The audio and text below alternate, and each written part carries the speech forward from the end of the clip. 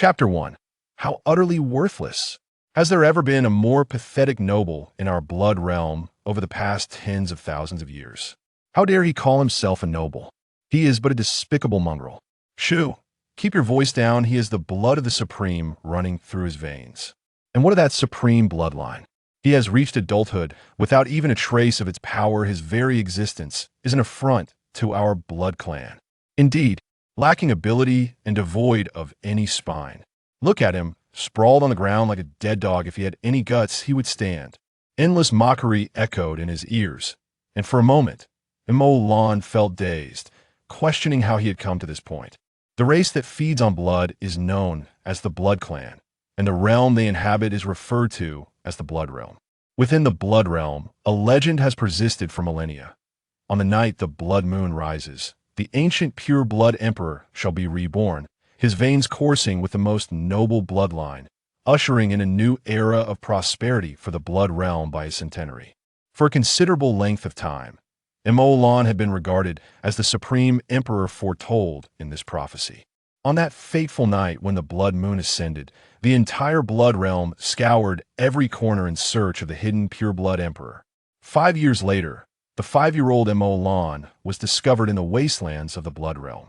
He bore the most esteemed black gold bloodline, born on the very night the blood moon rose, aligning perfectly with the legend.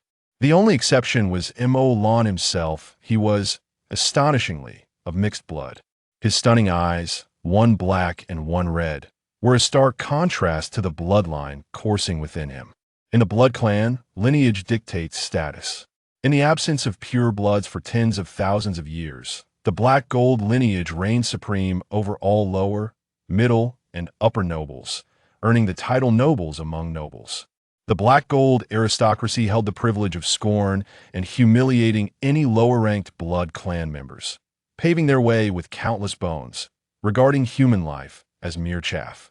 Yet now, the black gold lineage had been reduced to a solitary figure, the ruler of the blood realm, Emo Yuan. And this last remnant of black gold refused to acknowledge any ties to humanity. However, bloodlines cannot be disguised. Little Emolan indeed bore the blood of the black gold lineage, a dark liquid as thick as ink, exuding a pungent aroma. No matter how one looked at it, he fit the description of the most noble bloodline from the legend. Thus, despite the doubts surrounding him, Emolan ultimately remained in the black gold estate. After all, he was the child of prophecy, the bearer of black gold blood, even as the most derided half-blood in the blood realm. If he proved strong enough, he could earn the respect of many. The Blood Clan is a straightforward and unpretentious race, where strength reigns supreme, and that is all. And then, the fabled centenary finally arrived. Upon reaching the age of 100, every noble scion participates in a Kamingafage assessment as long as they can wield 10% of their bloodline power. Achieving mastery at the 10% threshold, they pass the examination. Emolan was the embodiment of countless blood clan members' aspirations for eternal prosperity, and many yearn for the return of pure bloods to lead them down the path of renewed glory. Yet Emolan failed. Not only could he not achieve the 10% threshold, but when the centenary assessment arrived, he could not even harness a shred of bloodline power. At the very first hurdle of the assessment, he collapsed, drenched in blood before the trial's gate. And then he heard those initial taunts. Ha, stand up. Did he not wish to rise? Was he willing to endure this daily humiliation and restraint? Did he desire to be mocked by those whom he should not even regard? Did he not possess the pride and arrogance of the black gold lineage buried deep within his blood? But what could he do? Emolan lay before the first trial of the centenary assessment, the cacophony of ridicule and derision roaring around him, even his father furrowing his brow in disappointment. The chief examiner, selected by the exalted council, questioned him with a tone of scornful derision. Can you stand? He heard countless voices shouting at him in frustration. Stand up. Yet those voices had once been his supporters. But Emolan could not offer them the results they longed for. The black gold bloodline, known as Emo Shui, was once manageable. When unformed, it enveloped him like a silken mist. When formed, it became a sharp blade, capable of slaying all in its path. Emolan's father, the supreme ruler of the vampires, Emo Yuan, was rumored to have transformed blood into a rain of swords to vanquish foes from miles away by the age of 10. As the sole heir of the Blood Realm's unyielding ruler, Mo Lan, now an adult, could not even summon the ability to retract the blood flowing from his body. Mo Lan's existence was a disgrace to the Black Gold lineage and to the entire Blood Clan.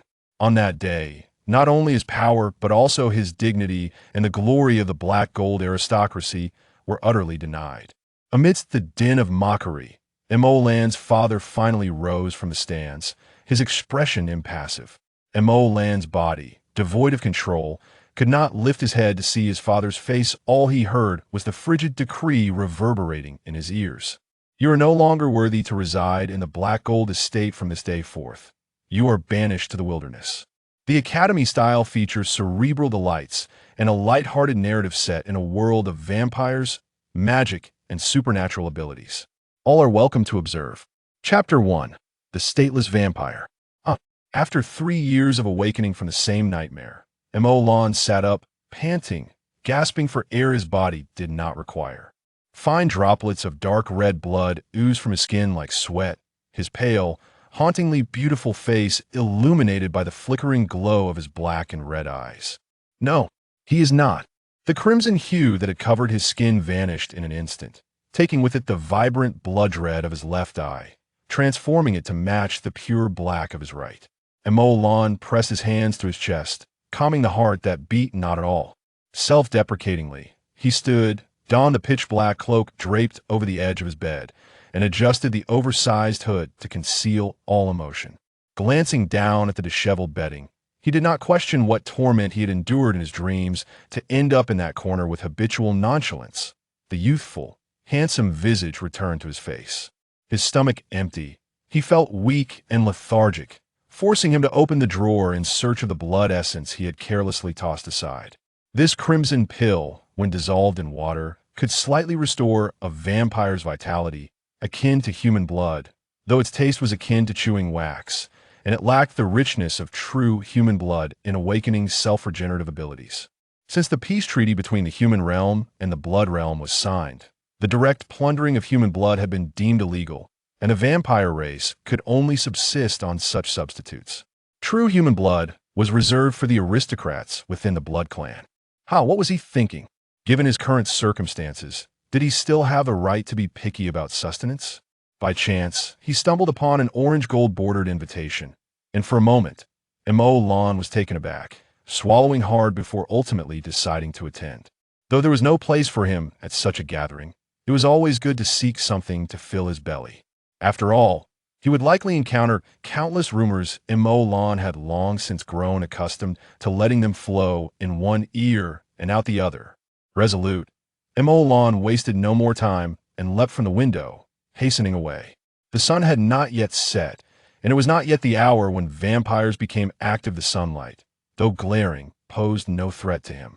After all, he was a proud scion of the Black Gold lineage. A few leaps brought him to the vicinity of the Yulai Manor on the outskirts of the city, where he tightened his hood. This manor, situated in the suburbs of Lu City, served as the human estate of the Blood Clan's upper orange-gold nobility. The celebration for the centenary of the young Master Lu Sun was being held here, inviting guests from the human realm. Having grown up in the Black Gold estate, Mo Lan was well acquainted with the grandeur of such gatherings. A celebration of an upper noble would hardly intimidate him. Striding forward, Mo Lan kept his head down, wishing to avoid drawing too much attention. He merely sought to scavenge for food, hoping no one would cause him trouble. Yet, with such thoughts, how could a favorable outcome be expected? Hey, who's this lowly peasant? Can't you see you're blocking a noble's path? Mo Lan had kept his head lowered, but inadvertently, someone bumped into him. Although he was the one simply walking, the Blood Clan's world lacked rules and order, governed solely by the hierarchy of bloodlines. These two individuals were also nobles attending the celebration for the young Master Lu Sun, yet they were merely ordinary lower nobles. Seeing Mo Lan dressed so modestly and sensing no trace of noble aura, they naturally regarded him as a contemptible commoner. A glimmer of cold light flickered in the depths of Mo Lan's pupils, his left eye transforming into a crystalline blood red. Why had even two lower nobles dared to act so imperiously toward him? No matter how destitute he was, a withered camel was still larger than a horse. As he prepared to retaliate, Emolan was suddenly halted by a distant yet powerful presence. How could this be? An ordinary human realm banquet. And he had come in person. Though Emolan's abilities were lacking, his perception was worthy of his black gold heritage. The powerful aura from afar was unmistakable. It belonged to his father, the ruler of the Blood Realm, Emo Yuan. From the very beginning, he was unrecognized as a descendant of the Black Gold lineage. It was only through a public display of bloodletting orchestrated by his political adversaries that Emolan proved his heritage. Since that fateful moment, he has been unable to confront the one individual who might be his father. When he reached adulthood, he faced a dismal failure during the assessment, culminating in his father's own proclamation of his expulsion from the Black Gold estate. Thus began Emolan's 3-year odyssey through the wilderness, during which the sight of that man became his greatest terror. No longer able to engage in a futile debate with a noble of lower rank before him, Emolan hastily retreated to the corner, anxiously suppressing his presence. His once vibrant red and black irises faded to a uniform black, and his already pallid visage appeared even more ghostly. After enduring countless hardships to escape the wilderness and reach the human realm, how could he possibly be discovered by him? Hey, you wretched commoner! How dare you flee without offering an apology? Are you tired of living? The lower noble could not abide Emolan's blatant disregard and immediately pursued him. You insolent commoner! How dare you ignore me? Are your ears merely for decoration? With a malicious sneer, the noble raised a foot to kick Emolan. Instinctively, he brought up his arm to shield himself. However, having suppressed his aura, he was ill-equipped to withstand the might of a noble's bloodline. The kick landed squarely on his arm, sending him sprawling to the ground. With the audacity to walk in front of a noble, do you believe that no one would notice if you were to vanish today? As the lower noble continued his tirade, Emolan merely curled up, cradling his head in his arms. Why, oh why, had his father come here? Why did the mere scent of him instill such paralyzing fear in Emolan? After a flurry of punches and kicks, the noble seemed to have vented his ire and was finally pulled away by a companion. Wretched commoner, consider yourself fortunate. If it weren't for this banquet today, I would have ensured you experienced a fate worse than death. As the two departed, cursing under their breath, Emolan lay numbly on the ground. At this proximity, should he inadvertently reveal even a hint of his bloodline, his father would undoubtedly sense it. And then what? Would he be dragged back to the wilderness for further exile? He could never return, not even in death. Hey, which district are you from? Startled by a sudden hand on his shoulder, Emolan realized his tension had spiraled out of control due to that presence. He could not help but engage in self-deprecating humor, questioning what about him could possibly merit association with such a lineage. Surely you lack proper registration as well. Otherwise, how could you be here, scraping by on the wall's edge? The speaker, a girl dressed in an eclectic fashion, was bundled tightly in a large hat and scarf, with only her eyes visible behind oversized sunglasses. In the Blood Realm, the various clans were born from darkness and forever severed from light. The bloodline of the vampire clans, tainted after the demise of their progenitor Cain, could no longer withstand the sun's embrace. Only the nobility could walk beneath the sunlight. The lesser clans, diluted in their bloodlines, found it increasingly difficult to endure its rays. As for the common-blooded and mixed-blood vampires, they faced the peril of disintegration upon exposure to even the slightest sunlight, relegating them to the shadows. Scraping by on the wall is futile. The orange-gold nobility is one of the 8 prestigious gilded families, and it takes millennia to produce a single scion of pure blood. This banquet is strictly for nobility. How could we, the unregistered wildlings, ever receive an invitation? Now, Xiao, we are all fellow wanderers in this world. Perhaps you should be a bit more courteous. The man accompanying her, also donning a large hat and sunglasses, was less tightly wrapped than the girl. Brother, the sun has yet to set. It would be wise for you to take care, lest you suffer sunburn. As the conversation unfolded, the man raised his hand to help Emolan adjust his disheveled cloak. However, Emolan dismissively swatted the man's hand away, exclaiming, "I am no commoner. I am a noble, a high-ranking noble. Do you understand?" A chuckle escaped the lips of those present. How could they possibly believe Emolan's claim? Dressed so shabbily and concealing himself so thoroughly, he had just narrowly escaped death at the hands of two lower nobles. A high-ranking noble, indeed?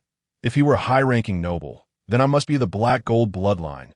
A nonconformist girl couldn't help but burst into laughter, clutching her stomach in jest. "Shao shao," another man interjected. A hint of alarm in his voice. Not just about the black gold lineage. Are you courting death? In a world of bloodlines, where status is determined by one's heritage, such hierarchical distinctions are strictly observed. Even a commoner, if they dared to reference the exalted black gold bloodline in conversation, could find themselves facing execution. Xiao Xiao merely stuck out her tongue, retorting, "I won't say a word." The man sighed in relief. Clearly not taking Emolan's earlier words seriously, yet he remained amicable, saying, "Brother, is this your first time here? Tonight, we have a gathering at Finwan Alley, all fellow wanderers like us. Come, let me take you along for some fun." Those who dwell at the bottom of society often find it easier to accept one another. Following the establishment of the Blood Realm and Human Realm Treaty, bloodkin living in the human realm must possess legal registered residency. Common bloodkin are no longer permitted to enter the human realm. However, those of mixed bloodlines struggle within the blood realm, and many commoners still sneak into the human realm, choosing to live illegally. Hey, don't just stand there like a blockhead. My brother's being so kind as to take you along, so why do you always have that icy demeanor? Look at you, devoid of any trace of bloodkin aura. It's truly pathetic. Do you think anyone besides us would take you in? The young girl's words were unabashedly sharp, yet she couldn't resist reaching out with her gloved hand to tuck Emolan's pale hand, which was exposed outside the cloak. Back-eye Emolan buried his face deeper into his collar, refusing to engage. Pathetic, perhaps. In the blood realm, isn't anything related to humanity the utmost form of degradation? Yet it wasn't that Emolan lacked the aura of bloodkin. Rather, his ability to conceal, it was exceptional. As long as he wished to remain undetected, even his father would not sense the slightest trace of his lineage. Enough. What are you pretending to be so cold for? When I tell you to go, you go. No more chatter.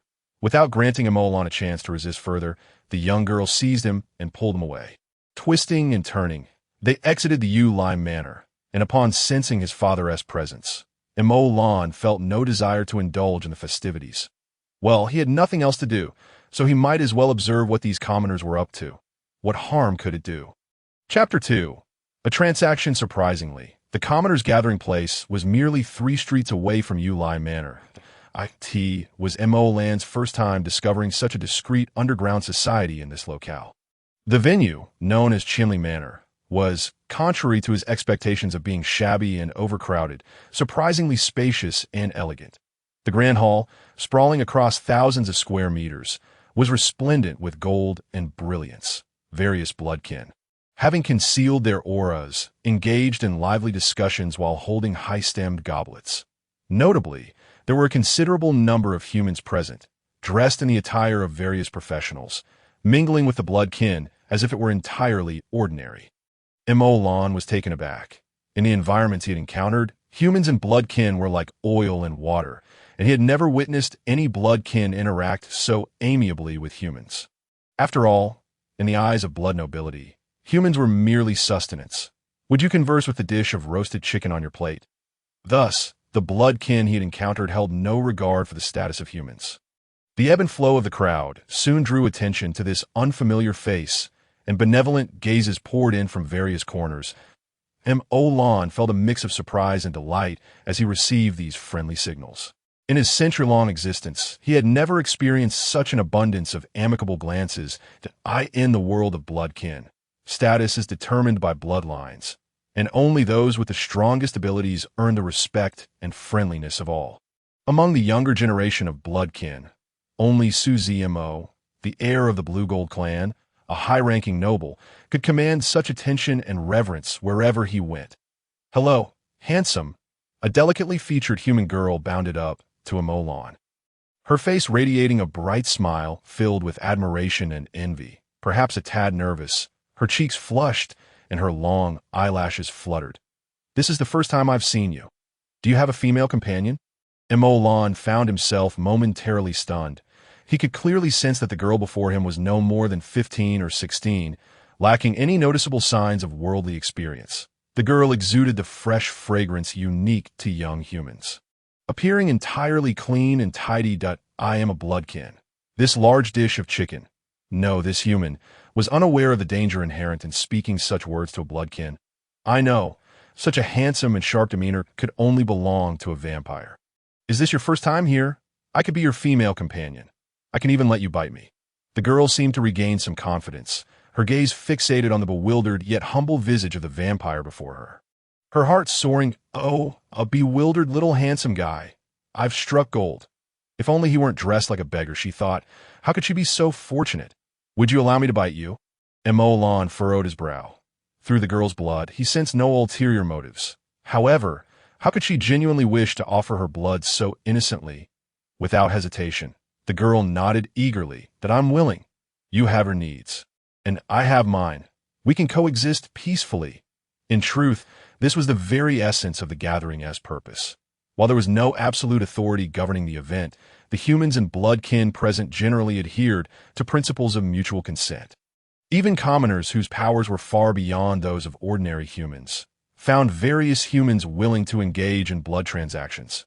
You may not know, but the Friendly Assistance Association has special task rings. You can help humans fulfill their wishes in exchange for their blood, benefiting both parties, and no outsiders will be aware of it. Just like how I want to be your companion, so I'm willing to let you bite me. It's that simple. Who's to blame for your good looks? The girl's cheeks were flushed, her face radiating a uniquely sunny smile. That it was impossible. This little infatuated girl had never encountered such a striking vampire. Theoretically, a vampire's appearance should correlate with their lineage. And those who attended this gathering to serve humans in exchange for blood were typically of a lower status. Hence, such handsome individuals were rare. Yet this newcomer, even from a distance, emanated an unparalleled charm that penetrated through his heavy cloak. This enchanting aura was something she had never experienced before, and her heart raced as she dashed over. "You haven't received a task ring yet, have you? I'll go get one for you." Her heart racing, the girl sought an excuse to momentarily escape and compose herself. This opportunity was too precious to miss. She had to seize this fresh, handsome vampire.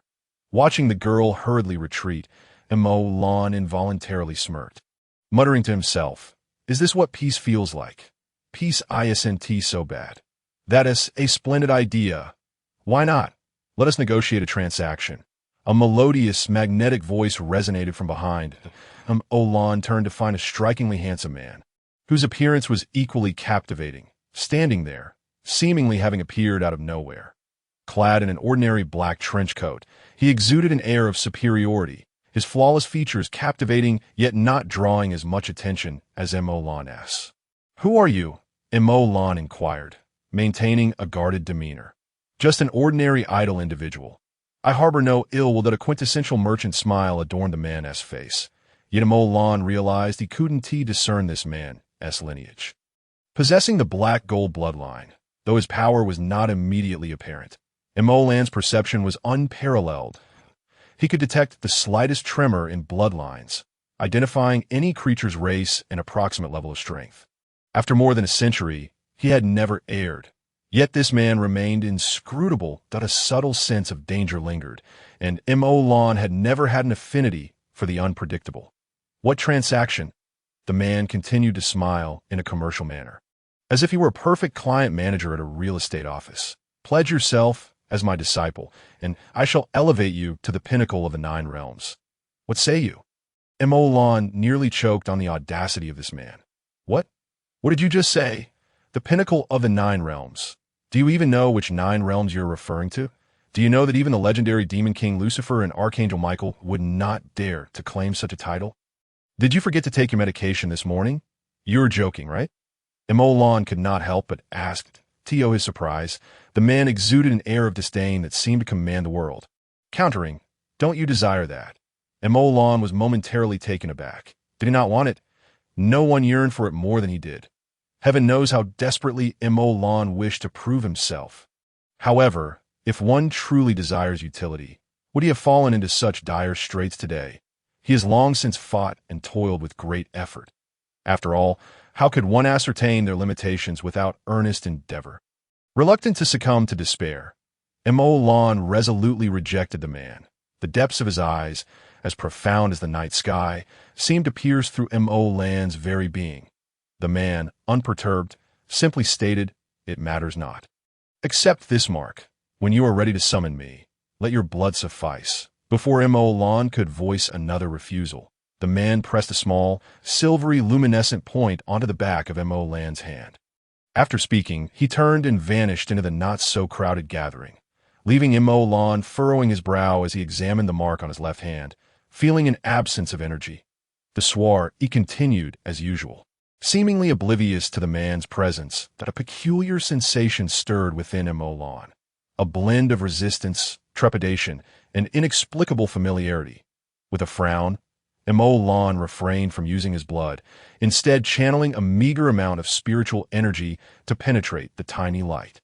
The noble bloodline bestowed upon the aristocracy innate abilities derived from their lineage, whether elemental or species-based, enabling them to wield spiritual energy akin to humans.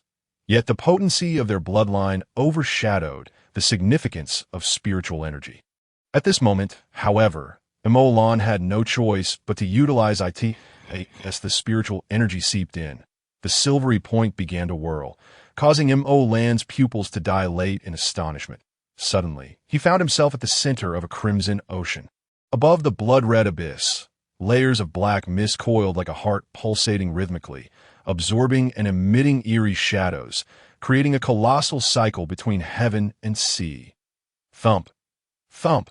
The resounding heartbeat echoed in his mind, bringing with it ancient sorrow and despair. "I have returned. Let me assist you in registering your ring. You shall be able to accept tasks henceforth." A clear, youthful voice interrupted Mo Lan's momentary bewilderment. The girl appeared oblivious to the merchant's earlier arrival, joyfully darting back to him. Gazing at the girl beside him, Mo Lan momentarily felt disoriented. Was that terrifying illusion connected to that man? How many secrets did he harbor? Just as he hesitated, the girl unceremoniously placed the task ring upon Mo Lan's left index finger, declaring, "With just a drop of your blood, your rank can be determined for task acceptance. The star rating corresponds to the bloodline tier." While the magnitude is based on task completion points, seizing Mo Lan's right hand, she pricked it with a needle before he could refuse, allowing a single drop of blood to fall. Ordinary bloodlines typically attain a 1-star or 2-star rank. 3 to 8 stars are reserved for the nobility. Before she could finish, the glowing screen above the ring registered Mo Lan's identity. ID, LC0517. Rank, 9-star level 1. Weight 0.9 stars? How is that possible? This must be a malfunction. The girl blushed with embarrassment. Even the highest-ranking nobles rarely exceeded 7 or 8 stars. A 9-star rating was inconceivable. Yet Mo Lan's pupils silently constricted, just as a sudden sense of danger surged in his heart.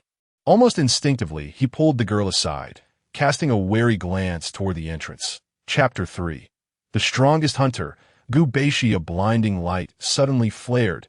Countless screams shattered the tranquility of the gathering, as the radiance at the entrance was not merely an ordinary illumination, but rather the angelic light infused with divine power. This luminescence posed a greater threat to the bloodline than the noonday sun.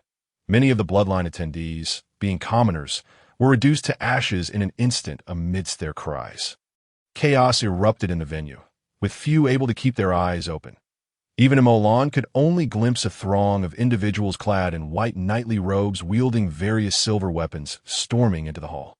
Silver chains swirled around them, their ends tipped with sharp points, aimed directly at the remaining bloodlines.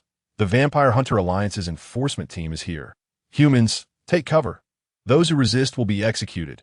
A commanding voice rang out, as a cold youth in silver armor brandished a dazzling silver chain, emanating an imposing aura that dazzled all in attendance. The Hunter Alliance? Mo Lan's heart sank. In the human realm, he possessed no legitimate identity. And according to the treaty between the two races, The Vampire Hunter Alliance held absolute power over any bloodlines intruding into the human domain in the mere seconds it took for M.O. Lan to process this situation. Countless bloodlines had already perished at the hands of the Hunters. The common siblings who had guided him had turned to ash before they could even register the Hunter's commands. That M.O. Lan's nerves tightened. The angelic light and swirling chains were clearly not ordinary silver weapons, that if he lingered, death was inevitable. Go! With the crowd in disarray, M.O. Lan gritted his teeth and dragged the girl toward an escape route. Though indifferent to others, he was never indecisive. These hunters, equipped with such formidable weaponry, could easily decimate the area, yet capturing him would prove to be no simple task.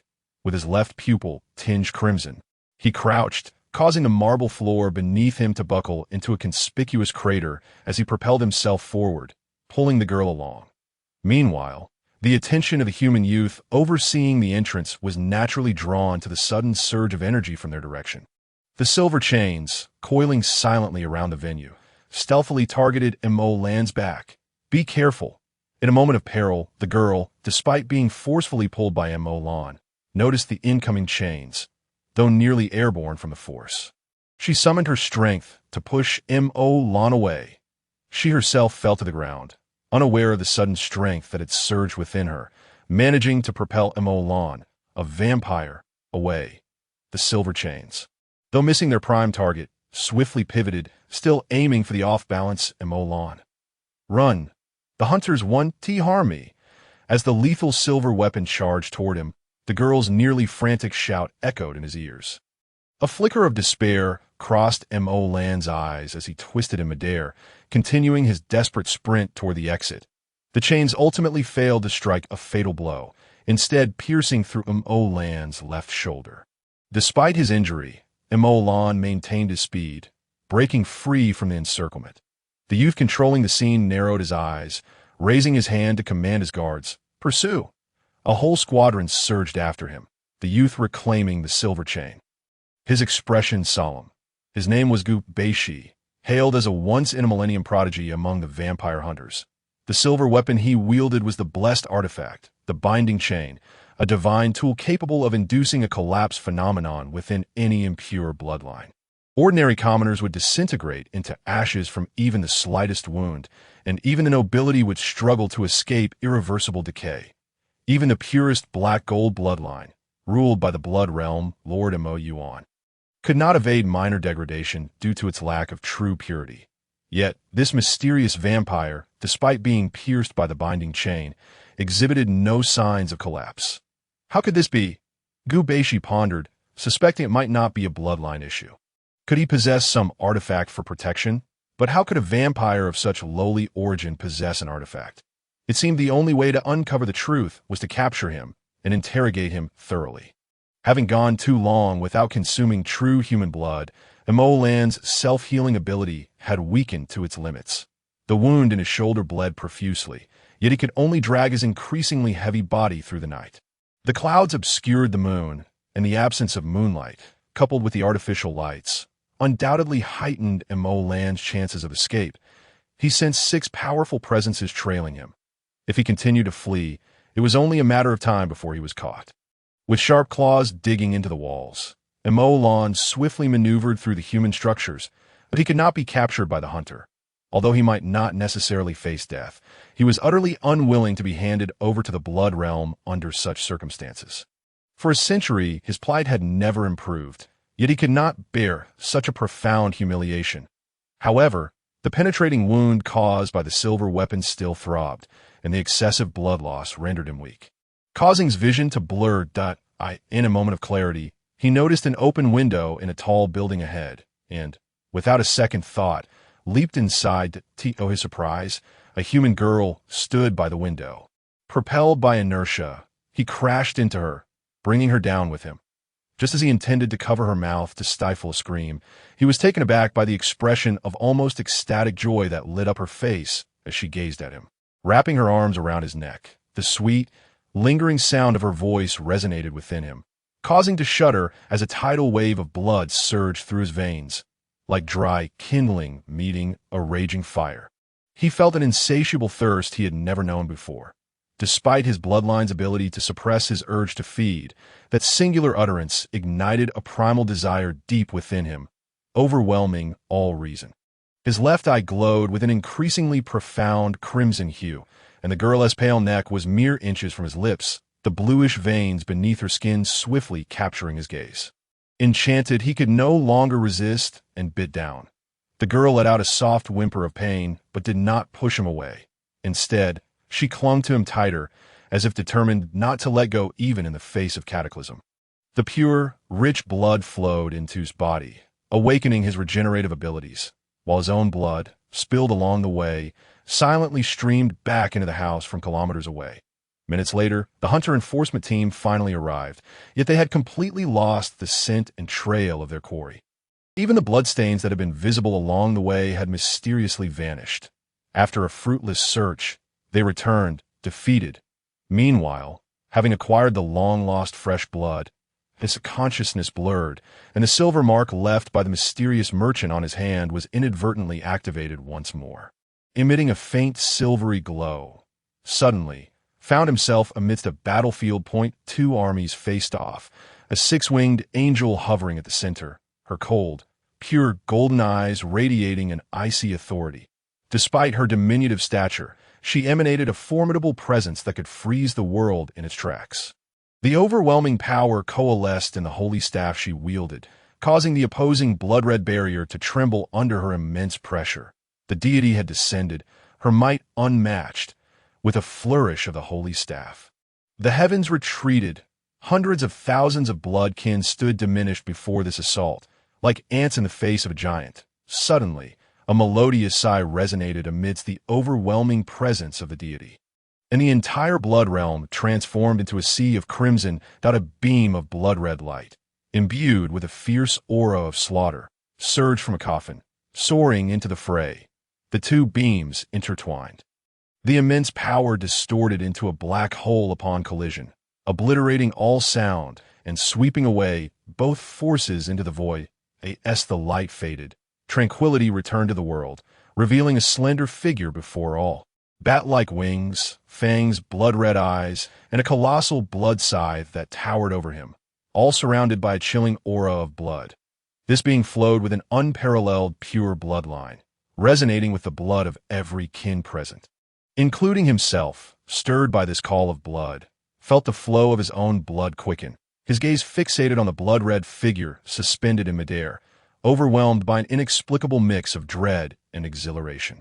This pure blood in the air was the man he had encountered not long ago.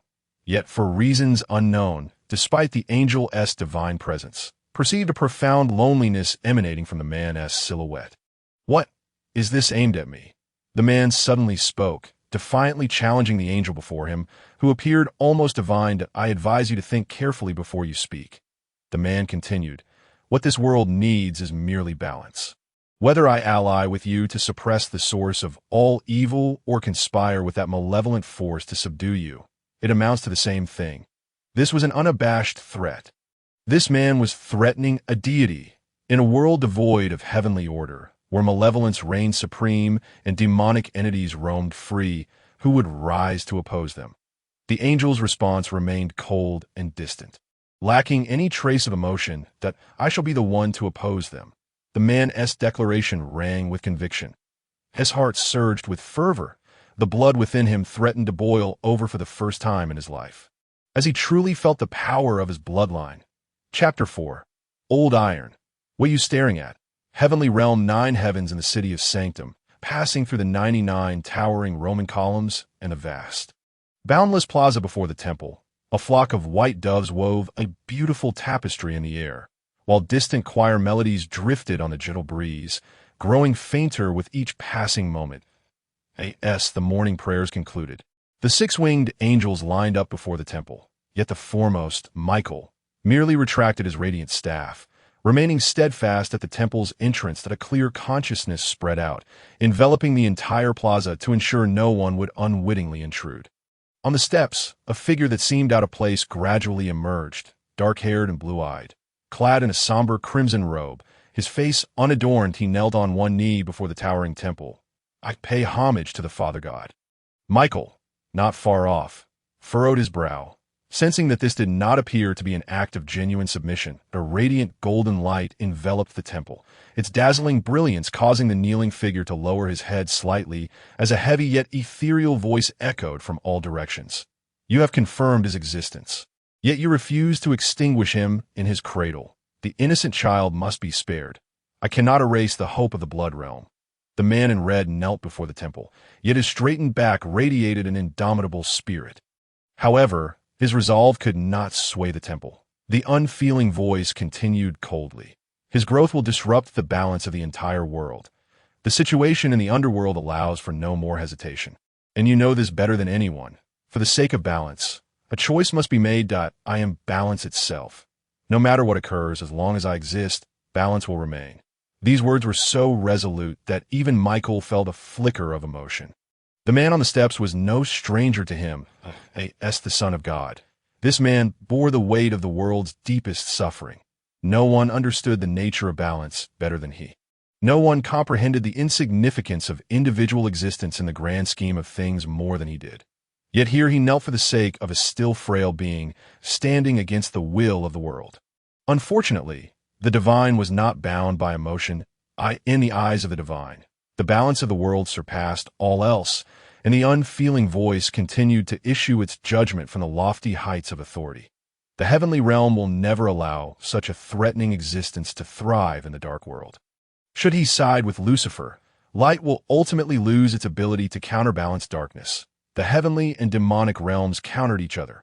Beneath Michael and Lucifer, the forces of light and darkness stood in opposition. With 7 archangels matched against 7 Satans, the balance precarious. Once the pure blood emperor of the blood realm awakened, he would undoubtedly belong to the forces of darkness, shattering the balance between light and dark. Moreover, this pure blood emperor had become the host of the source of all evil, heralding its revival, disrupting the balance of heaven and earth, and threatening the annihilation of all 9 realms. This was the reason the divine forbade from growing. A perfectly valid reason. Yet even so, the man on the steps showed no sign of retreat, lifting his head to gaze unwaveringly at the radiant temple, his magnetic voice leaving no room for doubt. What if I could persuade him to stand on the side of the divine? Time seemed to freeze at that moment. All sound vanished, and even the divine light appeared to halt its flow. Have a race born of darkness believe in the divine. Such a notion was utterly absurd. Yet spoken by this man, it was beyond reproach. After a prolonged silence, the solemn and unyielding voice seemed to release a sigh. The divine could not press the man on the steps too harshly. After all, as he had stated, that fledgling was merely a threat to the balance, while the man himself embodied balance. The song of the divine child, he was the only one capable of suppressing the source of all evil at this stage. The divine felt a pang of helplessness. Long ago, when the song of the divine was cast into the blood realm, he had been nurtured by the then pure blood emperor for 100,000 years. The song had protected the blood realm. Who could stand in his way? Very well, before the source of all evil awakens, if he can choose to believe in you and me, the world shall accept his existence. The man on the steps finally smiled. He slowly closed his eyes, which had been pierced by the divine light, and bowed reverently in a gesture of worship. Then he rose to his feet upon the steps. This temple did not permit any form of impurity to approach. Standing there, he exerted tremendous effort with every passing moment. Turning around, he smiled and nodded at the distant figure of Mitsai, then retracted the divine contract bestowed upon him, transforming into a starry brilliance that vanished from sight. Micah, as the man departed, the solemn and unyielding voice resonated once more. Mitsai bowed his head in response, and also turned towards the temple. Kneeling down, as the archangel of the entire celestial realm and the chief administrator of heaven, all of his actions were guided by divine will, and all his strength was transformed into the sword of the divine. There was no need to inform the other angels of the contract's contents. He was to closely monitor the dynamics between the blood realm and the human realm, and should anything spiral out of control, he was to annihilate it at all costs. Hey, a tender and adorable voice rang out, jolting Mo-Lan back to consciousness, his heart still racing with anxiety. Unaccustomed, he squinted his eyes. The enormous floor-to-ceiling windows and pink curtains came into view, and Mo-Lan felt somewhat disoriented, unable to recall where he was. "Get off me!" A strange voice echoed beneath him, and Mo Lan almost instantly sprang up, shocked to see a young girl in pajamas beside him. "What are you staring at? Haven't you ever seen a loli before?" The girl had long hair cascading like a waterfall, her figure slender, with a palm-sized face that appeared somewhat pale, her pair of pitch-black, clear eyes nearly dominated her small visage, exuding an overwhelming cuteness, yet her words belied a certain toughness. Nevertheless, despite his internal musings, Mo Lan noticed the girl's pale lips and the two tiny bite marks on her delicate neck. Instantly recalling the events of the previous night, upon remembering what had transpired, Mo Lan finally realized that everything he had just experienced was merely a dream. He had been injured by a hunter, fled to this room, and in a daze had bitten the girl, leading to a bizarre dream. The ethereal taste lingered on his lips, and he found himself surprisingly anxious. The girl's essence was so distinct. Not the simple clarity one might expect, but rather a complex and nuanced flavor imbued with a hint of sanctity that left him yearning for more. That, of course, it's you. You wouldn't want a free meal, would you? Don't you remember who saved you last night? Gratitude demands reciprocity, with no restraint whatsoever. You're putting me in a weak position. You must take responsibility for me. Hurry up and show me the way. You know my identity? Mo Lan was taken aback. This human girl seemed aware of his vampiric nature, comprehending his actions from the previous night, and yet she remained remarkably composed in their interaction. She still looked like a loli. "Aren't you afraid?" The girl with twin ponytails appeared utterly unconcerned. "Afraid? What is there to fear? You're a noble. If you truly wanted me dead, I wouldn't have made it this far. Since you don't wish to kill me, why should I be afraid? How do you know I'm a noble?" Mo Lan felt a sense of numbness wash over him. What more could this human girl possibly know? Unexpectedly, she looked at him with an expression of utter exasperation, as if pitying him for his ignorance. "Big brother, is this your first time in the human world? The sun is shining on your face, and you're still hopping around like that. Of course, you're a vampire noble, probably a high-ranking golden noble.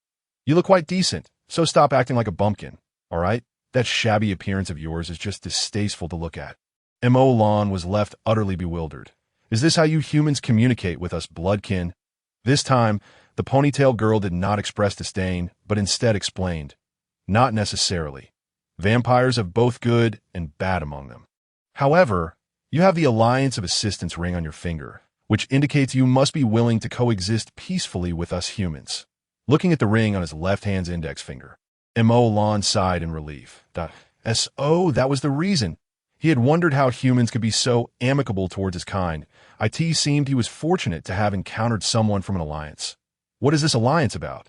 The girl rolled her eyes again, leaping onto Mo Lan's back and wrapping her arms around his neck. The Alliance of Assistance, a cooperative alliance between vampires and humans for mutual benefit. Now, enough of my endless questions. Let us hurry up before you're truly late. "You silly goose." Mo Lan remained dazed, yet he did not refuse her request and complied, carrying her as he swiftly soared towards her school. The girl introduced herself as Yin Tianling, mentioning she was heading to take her high school entrance exam and requested Mo Lan to pick her up after school. However, Mo Lan hardly absorbed any of this information. His mind was a whirlwind. After encountering the mysterious man, he had experienced two strange dreams in quick succession. He was uncertain of the connection between these dreams and himself, nor did he understand why the man sought him out. All right, let me down. We can't just fly into the school. It's too conspicuous." Yin Tianling tugged at Mo Lan's hair, prompting him to frown and halt. It was then that he noticed the illustrious name of the school where Yin Tianling was registering, the Vampire Hunter Academy. Chapter 5. The hero who saves the fair maiden is not me. What the hell? Are you trying to get me killed? Mo Lan was infuriated. Yin Tianling looked innocent. "Didn't I tell you to stop here?" "Don't worry. This is just a registration point, a small branch in the southern district. No one will notice you." With her bag secured, the little girl skipped towards the school that Mo Lan, on the other hand, was completely baffled as to how he had been tricked into the Hunter Academy by this exuberant girl, that if several hunters suddenly emerged from within, he would have no means of escape. Suddenly, Yin Tianling halted and turned around, and Mo Lan thought she was finally having an epiphany to warn him to escape, but instead she silently mouthed, "Remember to pick me up at noon. I'll pick you up." My foot. Mo Lan was exasperated by this overly familiar little girl. He was of noble lineage, a black gold noble. Yet here he was being commanded by this little girl. Had he not bitten her the previous night, he would have tossed her onto the rooftop by now. Just as he was about to storm off in anger, he noticed Yin Tianling being blocked by two human boys not far ahead. "Hey, let me see who this is. What are you doing here? You can't possibly be here to register for the hunter exam, can you?" The other boy chimed in with a mocking tone. "You can't have much longer to live, can you? What are you doing here? Are you trying to flaunt your status as a sinner?" Their voices were far from quiet, quickly drawing the attention of the throngs of young boys and girls lining up at the entrance. Yin Tianling's identity was not a well-kept secret, and soon the titles of disaster and sinner echoed among the crowd. Yin Tianling pouted defiantly, showing no fear as she proclaimed, "Why can't I come? Even if I die, I shall do so as a hunter." The surrounding humans began to murmur and gossip about Yin Tianling, while Mo Lan felt a twinge of discomfort. This girl was a hunter? He had bitten a hunter yesterday, but what did all those incessant accusations of her being a sinner mean? Yin Tianling attempted to maneuver around the two boys, blocking her path to join the queue. But they stepped in front of her, blocking her way once more. "You thought you could leave without finishing your words. You are the sinner of all humanity, and you still have the audacity to register for the Hunter Academy?" A wave of anger surged within Mo Lan. That was his little girl. Even if someone were to bully her, it shouldn't be those insignificant brats. Seeing Yin Tianling surrounded and isolated, Mo Lan felt that if he did not step in to rescue her now, it would be quite indefensible. As long as he concealed his aura, no one would detect his true identity, and he would not need to reveal anything to deal with a group of human boys. "Silence!" A sharp command cut through the air, plunging the crowd into silence. The hero who would save the fair maiden had arrived, but it was not Mo Lan. Just as Mo Lan had lifted his foot to intervene, he retracted it at the last moment, that he was unafraid of ordinary young hunters. But the one speaking was Gu Beishi, the youth captain who had led the enforcement team to sweep through the entire Qianli club last night. Wielding a legendary artifact, having barely escaped his grasp, Mo Lan did not believe that Gu Beishi could forget him so easily. Gu Beishi remained clad in white attire, but the badge on his chest was not an examination permit. It was that of a proctor from the Southern District. Despite being merely in his early teens, he commanded the attention of the entire assembly with a single utterance. The eligibility for the assessment is determined by the Vampire Hunter Alliance. Any of you who feel aggrieved may certainly appeal to the Alliance. Those hunters who have not had their qualifications revoked are your comrades. Should I witness anyone troubling their own peers again, I shall immediately rescind their examination privileges. With this declaration, a hush fell over the gathered youth. The authority of the examiner was unmistakable, and judging by his attire, he was undoubtedly a student from the prestigious Hunter Academy. Gaining admission to the Hunter Academy is a dream pursued by countless hunters throughout their lives. At that moment, Yin Tianling was utterly enraptured by happiness. Her bright, large eyes had transformed into rosy hearts. For which young girl does not yearn for romance? This unexpected Prince Charming had pierced straight through her heart. Gu Beishi's image was nothing short of perfection, exquisite, dashing, and radiating an angelic purity.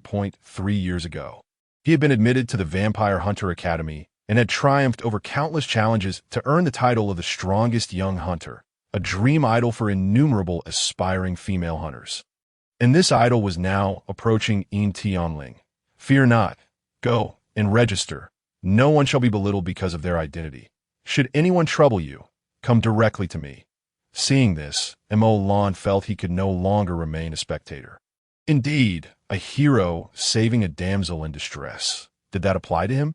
He was merely a destitute half-blood vampire, without even a household registration. How could he possibly compare to the mightiest of hunters?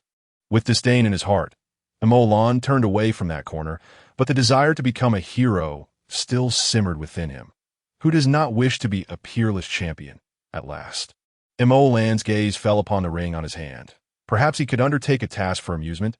With a thought, he tapped the ring, activating the projection screen above. The screen was no larger than a palm, emitting a dim glow that was not overly harsh even at night. Once activated, bold letters appeared. Welcome to LC0517. Your current level is 9-star level 1. Upon seeing this welcome page, Mo Lan could not help but grin. The ability to ascertain his 9-star bloodline indicated the ring's remarkable origin. Were it not for the involvement of true vampire elites, he would never believe that mere riffraff could discern his lineage. Yet, having long been unrecognized, he felt a flicker of pride upon seeing this small 9-star. With this pride in mind, he opened the task list, only to be met with disappointment. What in the world were these tasks? Task 1. Help Wang Dama locate her missing husky. Reward: 1,000 yuan. Task 2. Assist Xiaoming in retrieving a shuttlecock from the treetops. Reward: 100 cubic centimeters of blood. Task 3. Aid student Li in passing the university physical fitness test of a 1,000-meter run. Reward: 200 cubic centimeters of blood bags. Task 4. Flipping through several pages, he found nothing but trivial errands. Was this truly a task designed for a 9-star bloodline? It felt like a mere novice village. Mo Lan, a noble scion, could not possibly engage in such menial work. Frustrated, he scrolled through the task list until a new urgent task suddenly caught his eye. Emergency rescue task: assist Zhao Xiaoqian in escaping from 3 assailants. Reward: 5,000 yuan. Mo Lan's eyes lit up. The opportunity to be a hero had arrived. Checking the task location, he noted it was not too far away. This ring was indeed impressive, complete with map navigation. He accepted the task and followed the directions, soon arriving at a narrow alley where 3 unsavory-looking individuals had someone cornered. However, instead of a petite damsel in distress, there stood a disheveled man. Mo Lan's heart sank. Was this truly a rescue? Yet he found himself standing before the 3, quickly drawing their attention. Where did this beggar come from? Get lost! He had not even opened his mouth before Mo Lan was tempted to turn and leave. But upon hearing their words, he could not remain silent. Who are you calling a beggar? I'm a hero who saves people. Do you understand? Realizing that Mo Lan was indeed the one summoned for assistance. The trio brandished their weapons and advanced menacingly. To be a hero, one must possess the abilities to back it up. With that, one of them swung a baton down upon him. Such a feeble tactic was hardly worth noting in Mo Lan's eyes. Though he could not summon his bloodline powers, he still possessed the strength and speed of a noble vampire, making him top tier even among his K. As the thug swung the baton, Mo Lan deftly seized it, wrenching it from the assailant's grasp and snapping it in two with a resounding crack. How is that possible? The man, who had wielded the baton, was drenched in cold sweat, stumbling back in panic. Did not do anything rash. We are vampire hunters. In that instant, the assailant had already begun to suspect Mo Lan was not human. However, Mo Lan himself was no true hunter.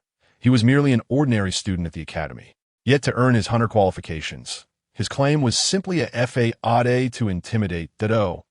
Hunters. Mo Lan chuckled lightly. Is Gu Baishi nearby? Even the most ignorant of the trio had heard of the strongest young hunter. Gu Baishi, however, the illustrious student from the main academy, would never come to their aid. No, he's not here. But I can tell you, he's the examiner for this year's hunter examination, right here in Lu City. If you know what's good for you. Mo Lan did not grant him the chance to finish. He kicked the man away. If he is not here, then spare me your nonsense. Get lost. With 3 thugs dispatched, Mo Lan felt quite pleased. This was not him seeking trouble. He was merely aiding in the peace between the 2 clans. However, turning around, he cast a disdainful glance at the disheveled man in the corner. Are you Zhao Xiaoqian? The scruffy man seemed taken aback by his sudden rescue, exclaiming, Yes, I am Zhao Xiaoqian, the one who posted the task. Thank you for saving me. Mo Lan took 2 steps back, avoiding any contact, and extended his palm. Less chatter. Pay up. Of course. Zhao Xiaoqian hurriedly retrieved a wallet from his pocket, timidly handing it over. He was acutely aware that the man before him was a vampire, capable of devouring him at any moment. Mo Lan, however, showed little interest. Such a person was not worth his time, even if offered for free. He opened the wallet, counted out 5,000 yuan, and without taking an extra bill, he disdainfully departed. Chapter 6. Sponsorship is no problem having walked only a short distance. a man suddenly materialized before Emolan, startling him. This man, with black hair and blue eyes, was none other than the one who had spoken to him at the club the previous night. If he might have missed him amidst the crowd then, today, this man had appeared out of nowhere in the desolate alley. How does it feel to be a hero? The man began with his trademark commercial smile. Emolan sensed ill intentions and immediately retorted, I don't understand what you're saying. The man seemed to see through him. If you didn't want to be a hero, why would you take on such childish tasks? Short on cash. Come to me. I can sponsor you to him. Olanis left. I turned blood red. Though he was down on his luck, it did not mean anyone could insult him. In the blink of an eye, Emolan lunged forward. The gravel beneath him flew in all directions from the force of his movement as he struck at the man. Yet, the man simply raised his hand, effortlessly catching Emolan's punch, as if he were merely confronting a weak human. That I told you. Follow me, and I'll ensure you stand tall above all. Did you think I was joking? Emolan retracted his fist. Remaining silent, he accepted his inferiority. Over the years, he had learned one crucial lesson. When you cannot win, don't complain. Boasting only worsens your predicament. Yet, that did not prevent him from cursing the man in his mind 1,000 times. How about it? Consider my offer. I sincerely wish to take you on as my disciple. I can guarantee you will be revered as a hero. Not interested, not impressed. Don't need ITM, Olan coldly shot back. Turning away without a glance, he had expected the man to block his path and continue persuading him. But in truth, Emolan was beginning to waver. Was that man in the illusion, the one who saved 100,000 soldiers of the Blood Realm, truly him? If so, what harm could there be in becoming his disciple?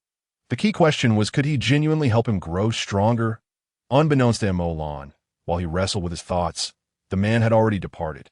By the time Emolan could no longer suppress his curiosity and turned around, the alley was empty, with a few leaves drifting gently to the ground. Damn, does this guy have no patience at all? As Emolan was about to unleash a furious reprimand, the ring on her hand unexpectedly emitted a series of urgent beeps. The sound was so insistent that it instilled in her a sense of foreboding. Upon activating the ring, a projection screen materialized, revealing a bold inscription. Life in danger. Friend requests assistance to a friend. Indeed, Emolan had possessed this ring for merely one night. Her only acquaintance thus far was the human girl she had met the previous evening. The designated location for the task remained the Chinley Club from the night before. However, one would expect that vampire hunters would not harass humans. Sensing something amiss, Emolan could not shake the vivid image of the lively face from the soir. Despite recognizing the numerous inconsistencies surrounding the situation, her heroic instincts compelled her to heed the coordinates in the distress signal. They were merely innocent humans, devoid of any threat. They should not suffer due to her entanglement. After a few leaps, she found herself back at the entrance of the venue from the previous evening's gathering. Eager to rescue, she paid little heed to concealing her presence in the daylight. Having sensed her father's proximity at Uli Manor the day before, Emolan maintained a low profile as she stealthily approached the sole entrance, hoping to assess the situation within. Seize her. A chilling voice echoed just as a silvery net descended upon Emolan, pinning her firmly to the ground. Without the chance to react, an overwhelming force bore down on her back, rendering her utterly immobile. It was a trap, as she had anticipated. However, she had not expected that the ones orchestrating it would be her own kin, members of the Blood Clan's military patrol. Is it you? The young man who held Emolan down furrowed his brow, disdain evident in his expression. All this trouble for such a useless catch. Emolan was a taboo within the Blood Realm. Though he was loathed by many, he was not the type whose capture would grant them glory. Striking at the face of the noble elite was no trivial matter. Is this the last one in her contact list? Indeed, young Master Luo, we couldn't extract any information beyond this contact. I refuse to believe it. The young man in the lavish red and black military uniform glanced at the nearly lifeless human girl pinned to the ground nearby, his brow arching in contempt. Wake her up, then beat her again that we need her to divulge a few names. They were a military patrol. If they were to act, they must capture a few fleeing traitors from their kind, lest they return empty-handed. Luo Yu, how can you do this? Emolan, still pinned to the ground, questioned in shock. The sudden surge of power allowed her to slightly lift her body, but the weight on her back pressed down with an unforgiving force. Pinning her once more, she's just a lowly human that I can do as I please. What? Do you have a problem with that? The sharp claws tore into the delicate skin of the tortured girl, who cried out in anguish as she struggled. Under normal circumstances, they would not have been in danger when the hunter enforcement team arrived. Yet, who could have anticipated that after the hunters departed, the Blood Clan patrol would follow, capturing all humans who had not managed to escape? After spending an entire night in the clutches of vampires, she had nearly been drained of her blood.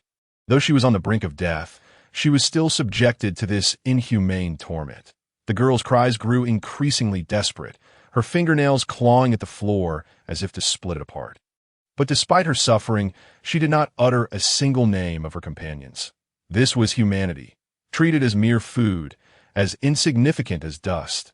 The proximity of the slaughter stung M.O. Land's eyes, and she could hardly fathom how the so-called noble vampires could inflict such cruelty upon a being so frail. With her left eye stained crimson, M.O. Land struggled with all her might. Yet her efforts were insignificant against the strength of her captors. Do not presume that your status grants you the liberty to act without consequence. If I anger you, I shall leave you half dead. After all, you're merely a powerless hybrid. Despairing, M.O. Land lay on the ground, weakly questioning, is being a hybrid a sin? Do I deserve to be discriminated against and bullied? I bear the most esteemed black gold bloodline.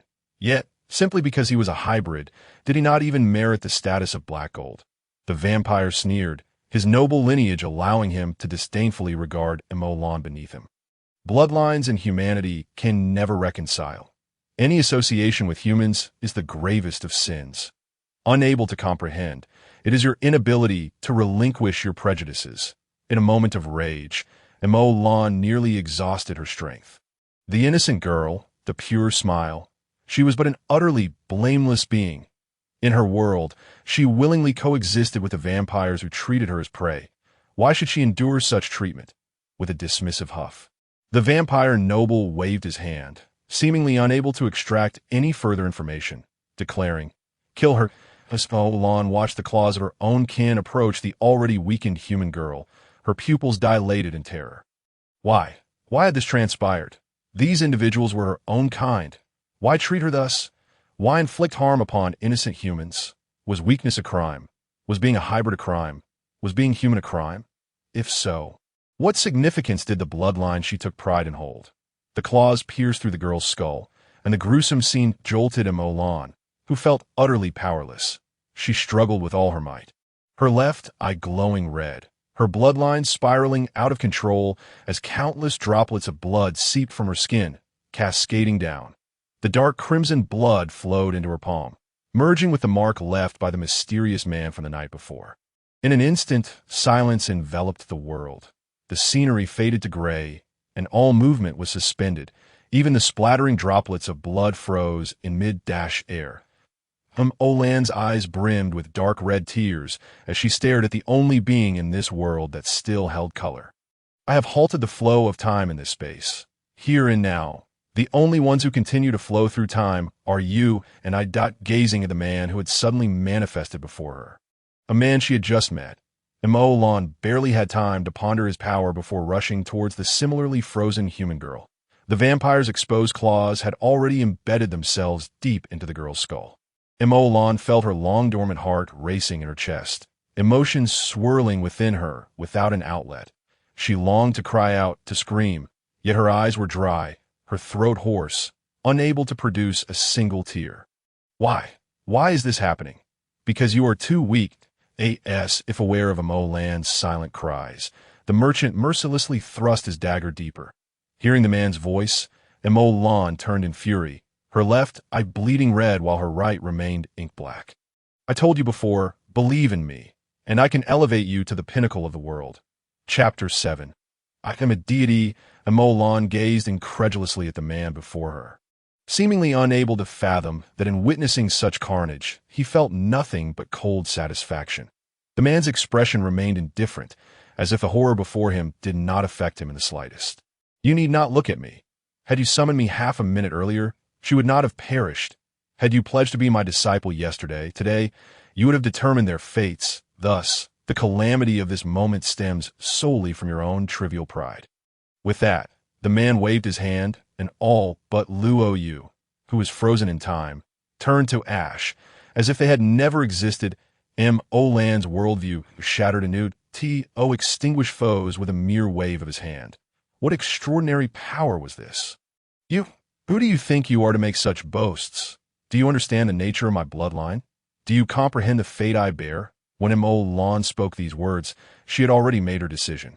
If this man truly was the legendary pureblood, but how could that be? The man's voice rang out coldly, devoid of emotion. My name is Sango. I am a deity, and I know everything that I in this world. Only I can save you. The deity had promised a pact with Sango, yet it was evident that he would not simply abandon her. His time was limited, and there was no opportunity for gradual nurturing. Thus, even if it meant coercion, Sango would ensure that M.O. Lan grew stronger at the swiftest pace possible. M.O. Lan was taken aback. This man had just claimed he was a deity? M.O. Lan finally burst into laughter, a torrent of pent-up frustration transforming into blood tears. It was utterly astonishing that someone who claimed to be a god would come so close to him. And yet, he had truly contemplated submitting to him. A deep-seated disdain rooted in his very blood surged forth. Despite being a mere half-blood, and despite the disgrace he had brought upon the entire blood realm, he still possessed a lineage of the Blood Clan. We, the Blood Clan, are independent of the world, untroubled by the heavens, existing above all, born of darkness, and forever severed from the light. How could we ever bow before a deity? Gods protect the living. The power of a god is born of guardianship. Ignoring M.O. Lan's rebellion, Sango had no genuine intention of resolving any racial disputes at that moment. If you seek the strength of protection, you should walk the path alongside the gods. M.O. Lan's emotions had somewhat calmed, perceiving the self-proclaimed god before him as exceedingly naive to persuade a Blood Clan member to submit to a deity. How ludicrous! Gods protect the living. If a god truly possessed compassion, why would the Blood Clan suffer under a curse? Why would the Blood Realm endure divine retribution? Millions of Blood Clan members cannot even endure the sunlight. Whose fault is that? Cain's fratricide and patricide birthed the Blood Clan, marking the inception of evil, and the subsequent generations bear the curse for a reason. Almost with a guilty conscience, the merchant continued to persuade. The protection of the gods is the protection of all living things, not merely for the benefit of a single race. Each race has its rationale and cause for existence. The matter of right and wrong has long lost its significance in discussion. Enough that M.O. Lan had no desire to listen to his prattle any longer. You might as well give up on that notion. Regardless, I shall not walk the path of the gods, nor will I take you as my master.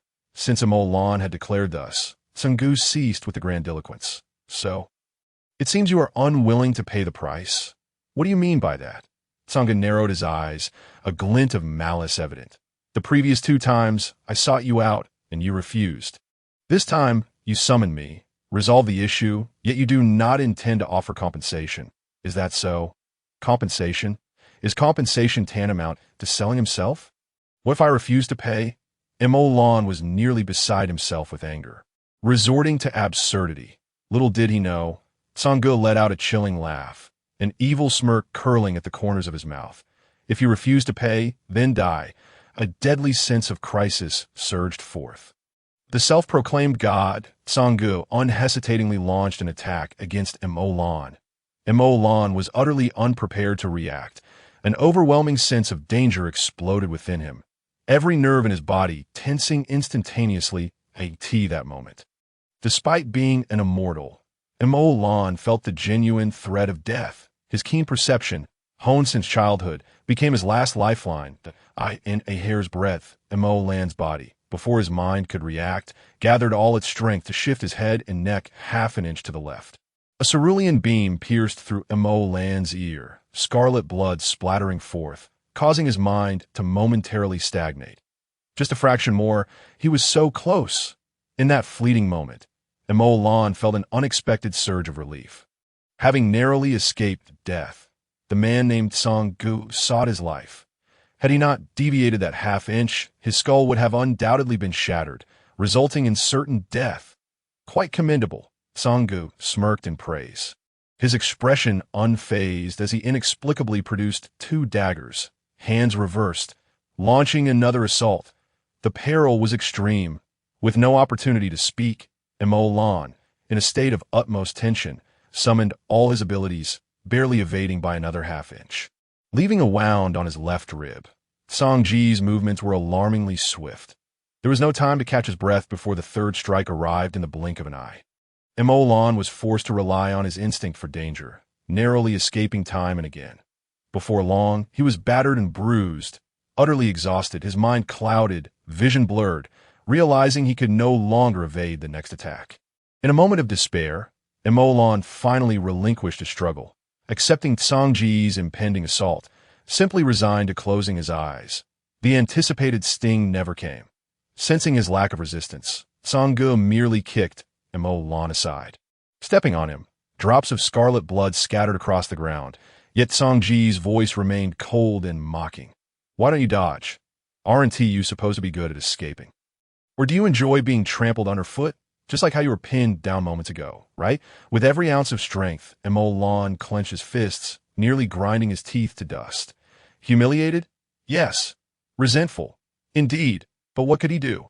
He was merely a weakling with no ability to change his fate. Was this truly his destiny? The already dim surroundings ebbed away like a receding tide, the opulent hall transforming into a desolate wasteland. The sky darkened, yellow, sands swirling, distant echoes of the Gobi resonating. Mo Lan gazed in shock at the scene before him out on the vast battlefield. Countless Blood Clan members were embroiled in a bloody struggle. With each passing second claiming lives, the battle stalemated. Upon a high tower, a slender figure cloaked in ink stood against the wind. Eyes like blood, garments billowing, solitary yet exuding an overwhelming presence that suppressed thousands. Mo Lan's gaze remained locked on that solitary figure, feeling as if he had lost something dear, an emptiness difficult to fill. Countless Blood Clan members fell one after another, their blood staining the barren earth. Cries of agony reverberating endlessly, Mo Lan felt an unbearable sense of despair resonating within him, empathizing with the gruesome reality of the battlefield. Suddenly, a bold thought struck him. He felt that his current state of mind mirrored that of the figure on the tower. The person on the tower raised his right hand, the wrist breaking open, inky blood cascading through the air. As before Mo Lan's widened eyes, it dissipated into a cloud of blood mist. The Black Gold Aristocrats. The supreme lineage of the Blood Realm, renowned for wielding ink blood. Ink blood is the ultimate weapon of the Black Gold clan. When formless, it swirls like ribbons of mist, yet when formed, it is unmatched in sharpness. A deadly force. The Blood Realm's lord, Mo Yuan, though not a pure blood, still commanded the ink blood to dominate the 9 realms, firmly securing a place within the top 10 of their combat rankings. However, Mo Yuan's mastery over ink blood had always revolved around its condensation into form, never once attempting to disperse it. Yet the figure atop the tower allowed the ink blood to flow forth. Dense as ink, its bloodline pressure overwhelming, only to disintegrate into countless blood mists in the next moment, with each cell scattering away. This was the legendary progenitor, Cain, whose purest bloodline had long vanished from the current blood realm. As the ink blood transformed into mist and dissipated into the heavens and earth, Mo Lan felt an unprecedented clarity in his soul, his vision sharpening 100-fold, witnessing the chaotic trails of countless ink-colored droplets. The figure on the tower lowered his raised right hand, yet the overwhelming pressure lingered. In the high skies, innumerable minuscule blood droplets trembled ceaselessly, air currents disturbed, swirling clouds gathering, the heavens changing color, thunder and lightning crashing. With a single effort, the atmosphere of an entire domain was altered. On the battlefield, enemies soared into the air, launching an assault. The progenitor Cain remained motionless, yet the blood mist enveloped the entire expanse. Ink-colored cells ensnared the moving air molecules, stripping away the floating power, causing numerous foes to plummet to the ground. With a single effort, an entire domain was subdued. The slaughter continued, as ink-colored cells infiltrated the bodies of countless Blood Clan members, igniting their primal bloodline powers in an instant. An unending surge of strength pouring forth, propelling countless Blood Clan members into a fierce counterattack. With a single effort, the might of a race was bolstered. This was the true essence of pure blood.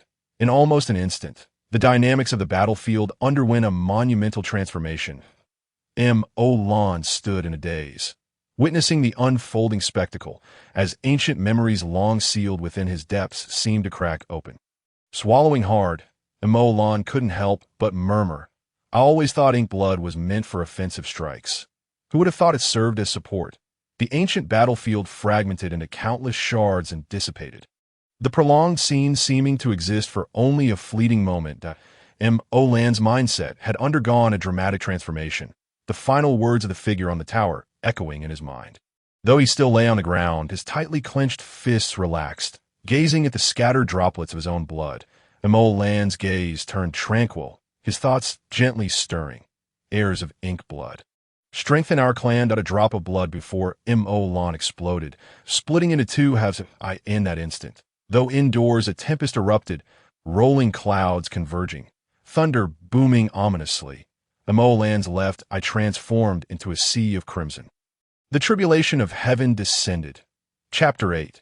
The source of all evil, Sanggu, withdrew his foot from Mo-Lan's body, a barely perceptible smile flickering across his face, extending his hand to hover above Mo-Lan's head. The void trembled, tendrils of chaotic energy coalescing into thunder, hurtling down with immense force. Yet just before it could reach Mo-Lan, Sangji's outstretched arm intercepted it. The raging thunder was drawn in, exploding upon contact with Sangji's slender arm, which soon cracked, yet it did not emit the scent of charred flesh, nor did it harm Mo-Lan below. Mo-Lan rose, barely regaining his senses, muttering, "Am I at the four-tenths realm of the tribulation?" The Blood Clan, burdened by a curse, faces tribulation each time their bloodline control reaches 40%. Yet Mo-Lan had always been at 0. What a dream! Sanggu remained unperturbed despite being struck by 2 bolts of lightning and did not retract his outstretched arm. Instead, he kindly elucidated, the tribulation of the Blood Clan does not stem from the ratio of power control, but rather from the potential threat that possessing such power poses to the world at large. For nearly all Blood Clans, it is only during a qualitative leap at the threshold of 40% that the divine perceives a threat to existence, thereby summoning the heavenly tribulation. As he spoke, several more thunderous strikes descended, the thunder rolling in a relentless fury. Sanggu received them all without exception, his outstretched arms split open, crimson gold blood flowing forth. Yet it did not catch his attention. It was merely almost, after all, merely almost. His gaze fell upon Mo-Lan, and Sanggu seemed somewhat disdainful. At your level, you possess at most 1% control. 1% indeed. Mo-Lan trembled as he spread his hands, feeling the meager power coursing through him. 1% control, and he found himself overwhelmed with emotion.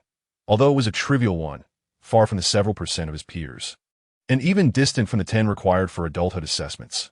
Mo-Lan was finally no longer at 0, a full century. No matter how fiercely Mo-Lan practiced, he had never managed to take what others deemed an infinitesimal step. He had never been able to harness even a fraction of the power of his bloodline.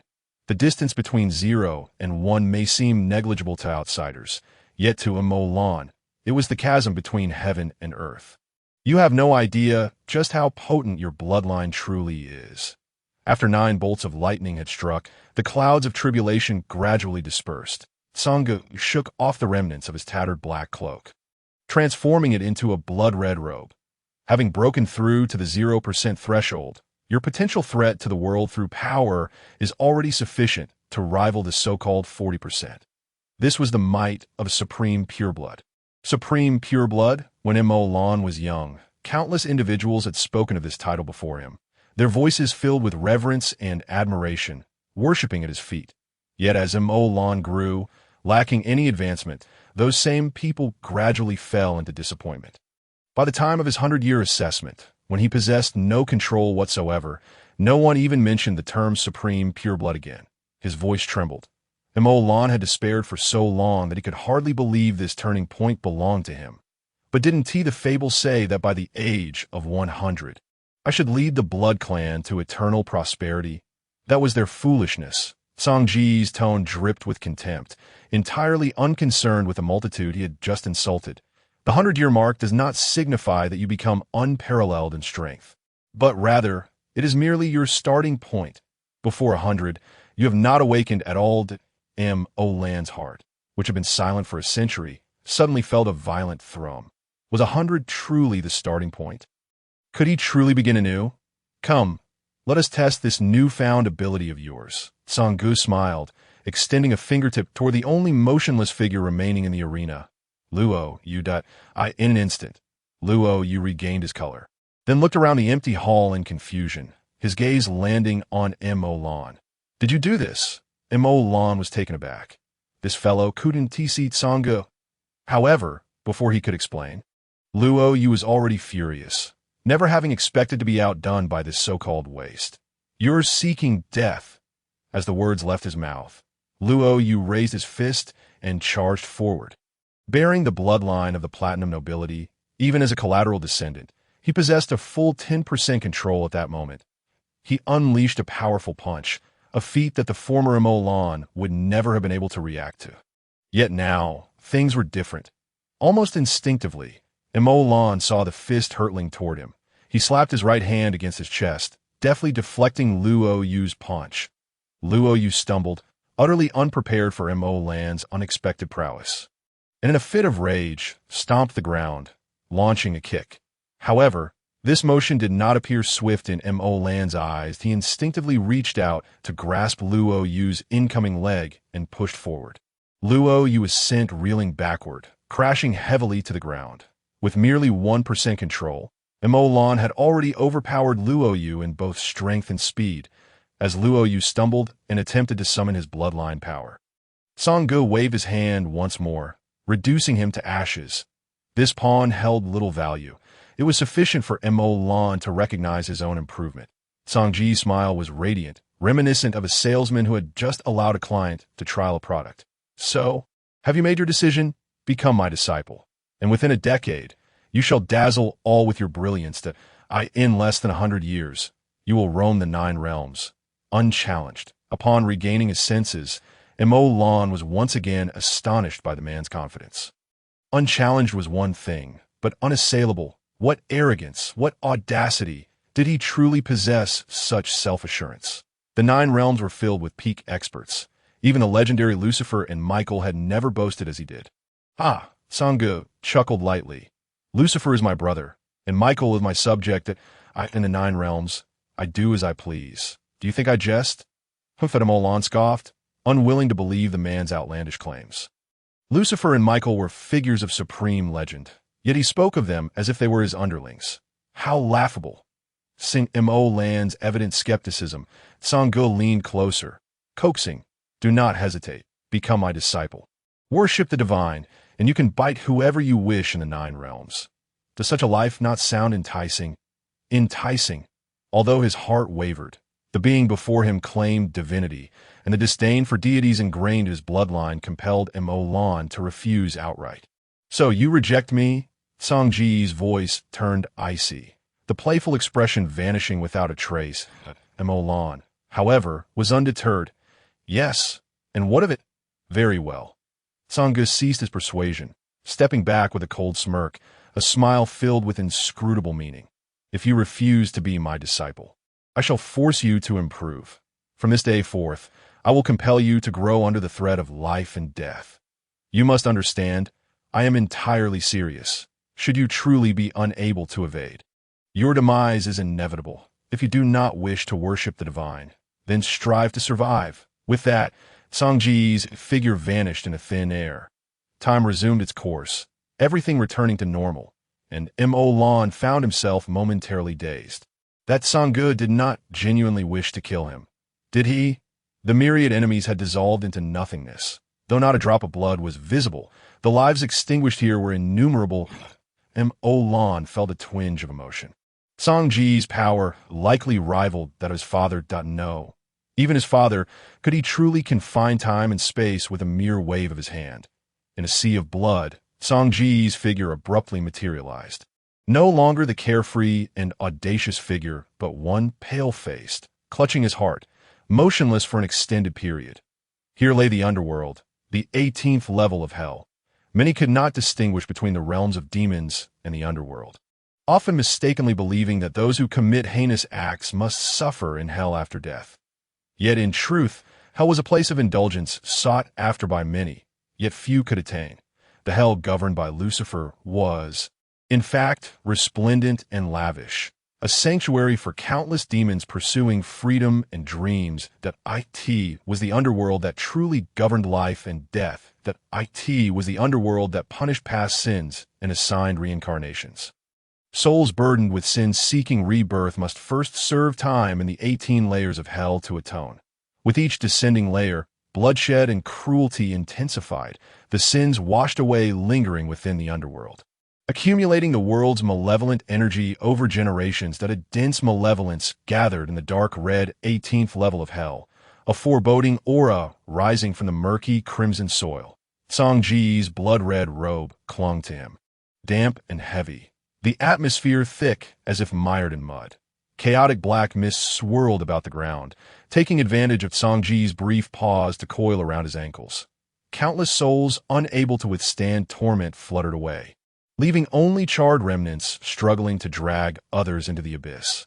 Yet they had chosen the wrong person. Casting his gaze down at the vengeful spirits coiling around his ankles, Song Ji's expression remained impassive as he coldly uttered, "Begone," his voice more lifeless than the realm itself. The vengeful spirit, as though confronted with something utterly terrifying, released its grip and retreated into the ground. The wails of the entire 18th layer of hell ceased in an instant. All vengeful spirits retreating several feet from Tsang-gu, ensnared in a silence heavier than iron. The condensation of resentment had transformed into a sea of rain, and the scythe of punishment no longer flew recklessly. In midair, a black sun spun and burned, continuously dissolving and oozing a viscous, ink-like liquid, flowing into the equally thick and murky sea of resentment. The blood-red canopy of the sky was riddled with tiny cracks. Resembling a trembling honeycomb, countless chains hung down from the void, binding themselves to the slender figure that floated in the center of the sea of resentment. That figure bore an identical visage to Tsang-gu. A sharp pain pierced through his heart as Tsang-gu mustered his strength.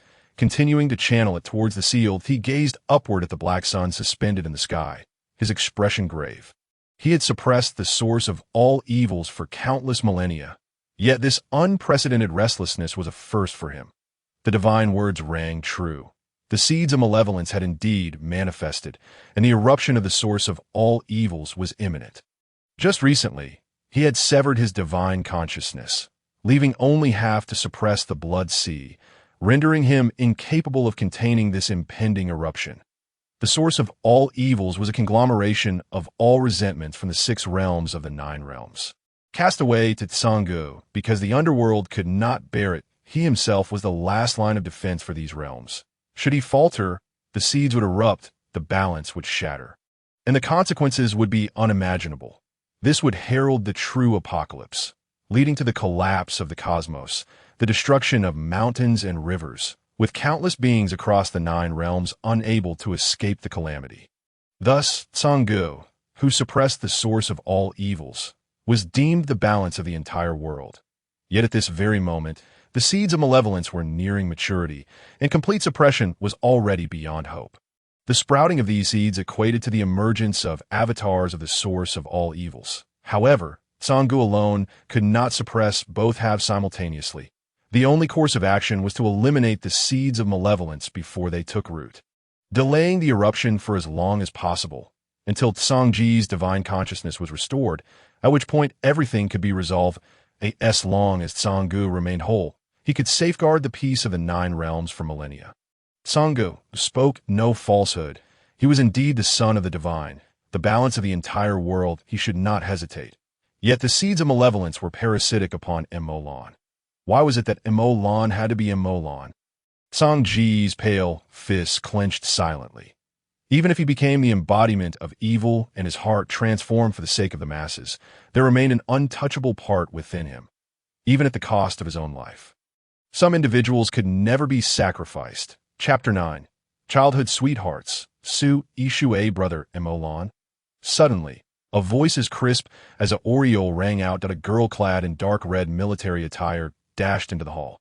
Her gaze filled with uncertainty as she looked at the still-dazed Emolan.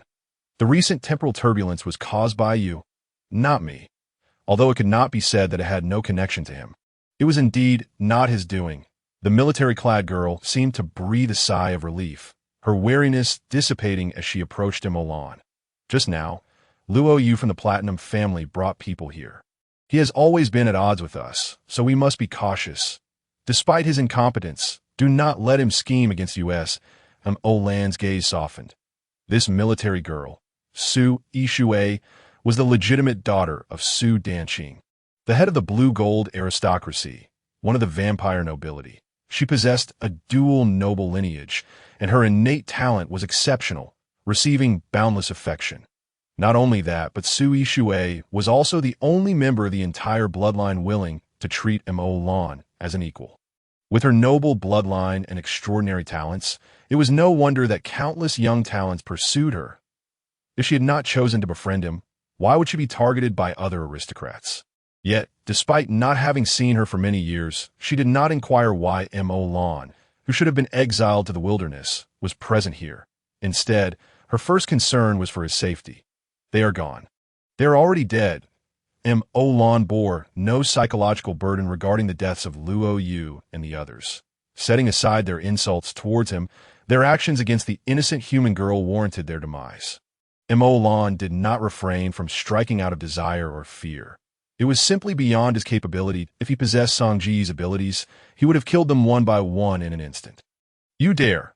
Another bloodline aristocrat approached, seemingly incensed by Emolan's words, drawing his sword and launching an attack that a crystalline path of ice unfurled, and with a cold snort, Su Ishue drew her own sword, unleashing a burst of azure lightning that shattered the ice path. You're the one with audacity. Luo Tianhao, do you even know who you are attacking? Su Ishue was somewhat taken aback by Emolan's claim that Luo Yu was dead. After all, Luo Yu was a prominent figure among the younger generation of the Platinum family, having passed the coming-of-age assessment with a certain level of achievement and leading the Bloodline Patrol team. It would be hard to find anyone in this vast city who could threaten him. However, Luo Tianhao was no mere side branch. He was the legitimate young master of the Platinum family. With a formidable enemy ahead and her brother Molan behind her, the young girl did not hesitate to engage in battle. The 8 major upper-tier aristocratic families of the bloodline each inherited part of the pure blood progenitor's lineage. With their blood containing unique powers, the ice powers of the Platinum family and the lightning powers of the Blue Gold family were both exceptionally powerful. However, Su Ishue, being only in her 80s, was akin to a human of 15 or 16 years of age, making it somewhat challenging for her to contend against the legitimate young master of the Platinum family. The long-standing animosity between the Platinum and Blue Gold families could no longer be concealed. Though Luo Yu was merely a side branch, he was a product of the countless resources of the Platinum family. Having recently failed to make contact with the entire patrol team while luring unregistered individuals, the appearance of Emolan, who should not have been in the human realm, raised suspicions in Luo Tianhao. Why the name of pure blood? Do you dare claim you did not engage with Luo Yu? Emolan regarded Luo Tianhao with a blank expression, offering no response. His encounter with Luo Yu did not imply that he had taken action against him. He simply saw no need to explain himself to Luo Tianhao. The temperature in the room plummeted suddenly, and the white light on Luo Tianhao's sword receded, his body becoming enveloped in countless ice crystals. Silence means acquiescence. The young master of the Platinum family would not be intimidated by the waste standing before him. Luo Tianhao, you are mad. The recent temporal turbulence was not caused by my brother Emolan. Su Ishue tightened her grip on the sword hilt, admonishing him. Luo Tianhao had trained for over 500 years.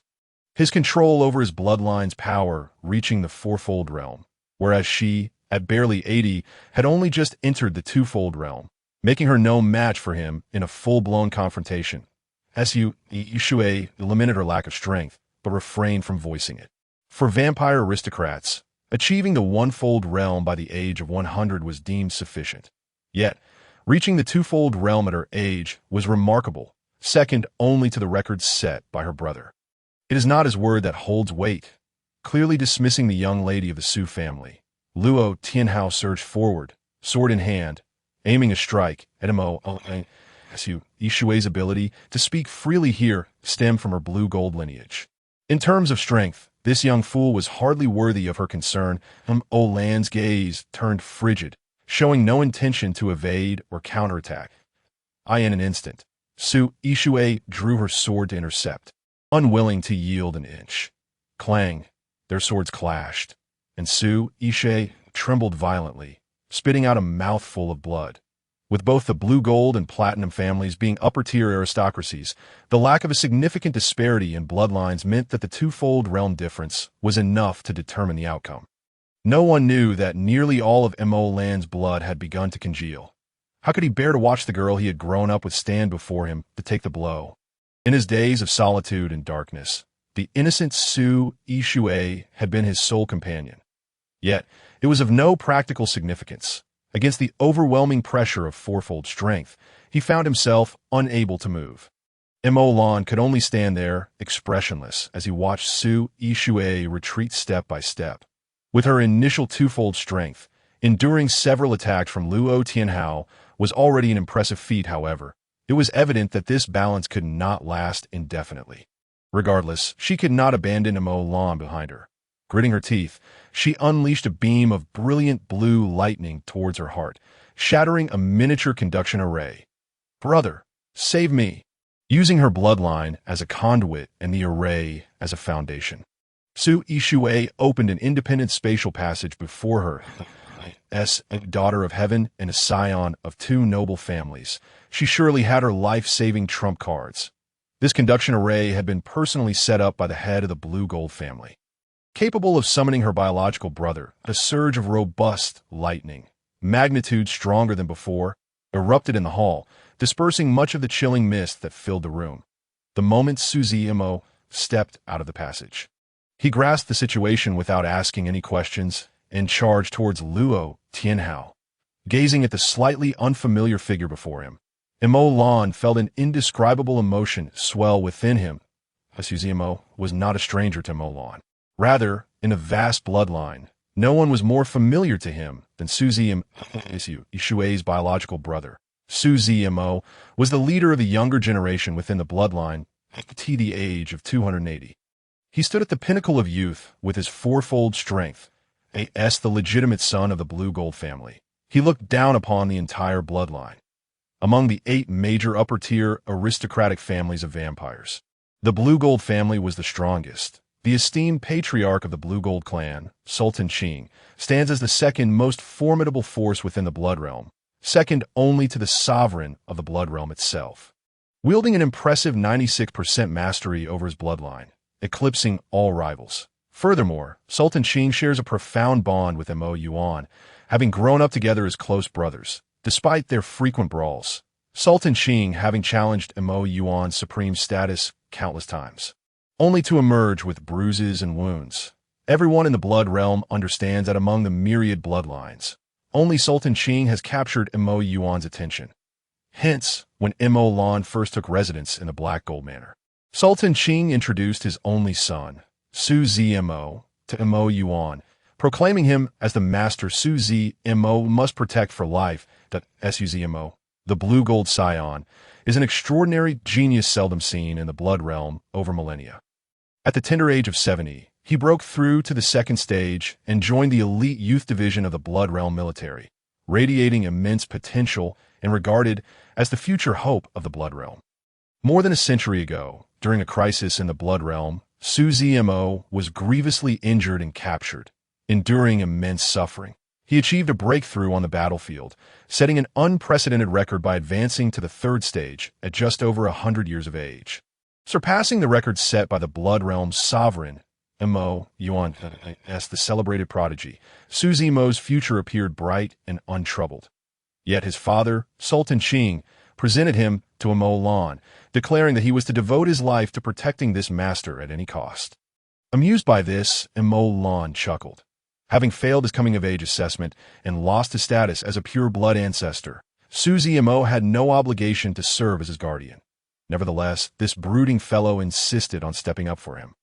Despite being younger, Su Zimo's strength at the fourth stage was comparable to Luo Tianhao's. However, Luo Tianhao had already been recognized as the young patriarch of the Platinum Clan. Wielding the esteemed divine weapon, the Ice Dance Sword, even without a master, it significantly enhanced his ice abilities that, in contrast, Su Zimo wielded nothing more than an ordinary sword, lacking even a spiritual weapon, rendering him unable to contend effectively in an instant. The two engaged in a fierce clash, lightning flashing and ice shattering. The ice's spatial corruption capabilities far surpassed that of thunder, yet the speed of thunder was exponentially greater than that of frozen ice, resulting in a stalemate where both were evenly matched. On one side, Lan contemplated Su Zimo. On the other, Su Zimo reflected on Lan. Adored by the masses, surrounded by admirers, Su Zimo was not without his own pride. However, when his father abruptly informed him that he was to become a guardian, Su Zimo was indignant. Thus, during their first encounter, as soon as his father departed, Su Zimo confronted the seemingly shy little Lan. "Are you truly a pure-blood ancestor?" Little Lan, unaware of the complexities, could only shake his head truthfully. "I don't know." Su Zimo felt a surge of irritation. How could such a timid creature expect him to serve as his guardian? What right did he have to be his master? Lan hastily apologized. "I'm sorry. I don't need you as my guardian." Little did he know that this response only fueled Su Zimo's dissatisfaction. "You say you don't need me? I am already your guardian. What gives you the right to dismiss me?" Chapter 10. A loyal hound bought with blood. Little Lan was left utterly bewildered by Su Zimo's relentless questioning and could only innocently inquire, "What do you want?" Su Zimo was momentarily taken aback. He, too, was unsure of what he desired. Yet, having reached this impasse, he reluctantly proposed a seemingly impossible request. "It's not out of the question for me to be your guardian, but only if you let me bite you." As fellow bloodlines, they could drink each other's blood. Although the blood of the bloodline was not as delectable as that of humans, it could grant far greater power. However, in the blood realm, drinking from one's kin was considered a profound disgrace. Even a noble biting down on a lower noble was seen as a humiliating act of enslavement. Thus, such occurrences were exceedingly rare in the blood realm. Moreover, given that Su Zimo's bloodline was inferior to Lan's, the very notion of a guardian desiring to bite his master was enough to lead Su Zimo to ruin. Yet, astonishingly, Lan agreed. Stepping forward, little Lan caught Su Zimo off guard, who feared the boy might finally be provoked to teach him a lesson. Instead, Lan gently wrapped his arms around him, presenting his neck to Su Zimo's lips. "Just be gentle." Su Zimo was taken aback. He was not the Na'vi wild Lan. He understood the implications of such a disrespectful act in the hierarchically structured blood realm. However, the allure of a higher noble's blood was overwhelmingly potent, and as Lan drew closer to Su Zimo's fangs, he lost all rational thought. He bit Lan. After drinking several mouthfuls of blood, Su Zimo snapped back to reality, realizing the gravity of his actions that could bring devastation to his entire clan. Yet, as Lan stepped back, the bite mark on his neck began to heal. As if nothing had transpired at that moment, fate intervened, and Yuan arrived. Su Zimo, having consumed the blood of the Black Gold clan, could deceive others. But could he conceal it from the supreme patriarch of the Black Gold clan? "What happened?" Yuan's tone was icy. Though he refrained from unleashing his fury, he felt conflicted regarding the sudden appearance of his son, yet it did not imply that anyone could deceive him or exploit his ignorance for their own gain. Su Zimo's mind was a blank slate. He felt doomed. If Lan revealed the truth, not only would Su Zimo face dire consequences, but the entire Blue Gold clan would likely suffer immense repercussions. Moreover, Lan genuinely did not understand the shocking nature of a lower noble biting a higher noble. However, he underestimated Lan. Little Lan, indeed unaware of these customs, recognized Su Zimo's fear. Did Su Zimo not want his father to know what had just transpired? So, with a downcast gaze, little Mo Lan murmured, I just accidentally fell and got hurt. Su Zimo was once again astonished. He had deceived Mo Lan and committed an act of grave disrespect. Yet Mo Lan, trembling with fear, lied in front of his father to protect him. Mo Yuan furrowed his brow slightly. He would not believe Mo Lan's fabricated tale. However, he understood that Mo Lan was not deceived by Su Zimo, but rather willingly offered his blood to him. Not wishing to intervene excessively in the children's affairs, Mo Yuan merely advised Suzy, Mo, to be more cautious in the future, ensuring that Mo Lan would not fall and injure himself again. Only after Mo Yuan departed did Simo realize he was drenched in sweat, having narrowly escaped a perilous situation. He knew the Realm Master must have discerned his actions. Had Mo Lan shown even a hint of reluctance, he would have been reduced to ashes. Yet, Mo Lan had defended him. However, the Realm Master had also issued a warning to Su Zimo, the essence of which was clear. This time he would overlook the transgression, but there would be no second chance. Unbeknownst to Mo Lan, it was at that moment that Su Zimo's heart had irrevocably belonged to him. Even when Mo Lan's powers waned and he fell from grace, ultimately becoming the laughingstock of the entire Blood Clan and even being exiled from the Black Gold Clan, in Su Zimo's heart, he would always remain Mo Lan's guardian, forever.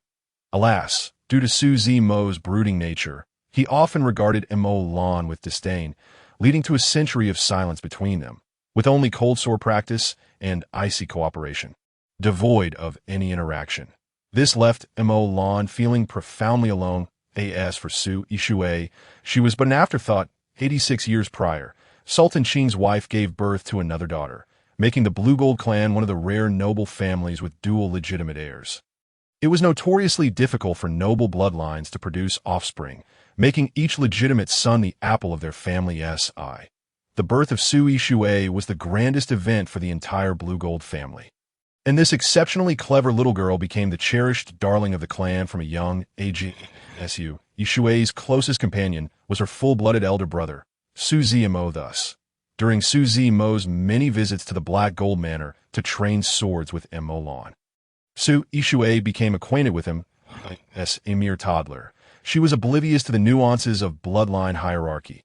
Since her brother was close with Lan Gu, she too sought to befriend him. Regardless of how others mocked her, Su Yixue insisted on spending her days at the Black Gold Manor, clinging to the busy Mo Lan, swinging from his arm. She ignored the advances of countless young talents, preferring only to be in the company of her Lan Gu. Decades passed, yet Mo Lan's abilities showed no sign of improvement. His courtyard had transformed from a bustling thoroughfare into a desolate wasteland. An increasing number of individuals had come to the realization that Mo Lan could no longer be the legendary pureblood, nor could he possibly inherit the title of Patriarch of the Black Gold Clan. His status had plummeted dramatically. The adoration and flattery he once received had morphed entirely into mockery and derision. The only constant, however, was Su Yixue, who continued to visit him daily. When he was exalted, Su Yixue felt no reverence for him. Now that he had fallen into despair, she had not forsaken him. Following Mo Lan's failure at the century-old coming-of-age assessment, he was expelled from the Black Gold residence. Su Yixue even stormed into the office of Mo Lan's father, the ruler of the Blood Realm, to berate Mo Yuan for his irresponsibility. Such blatant acts of disrespect were not to be encouraged. Su Yixue, who had been doted upon and had never suffered a grievance, was struck by Su Danxing 3 times, to the point where she could scarcely rise from bed, yet she refused to apologize to Mo Yuan.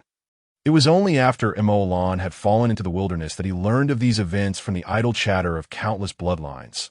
The once celebrated Su Yixue, despite being reduced to a source of amusement for others, harbored not an ounce of resentment towards Mo Lan at this moment.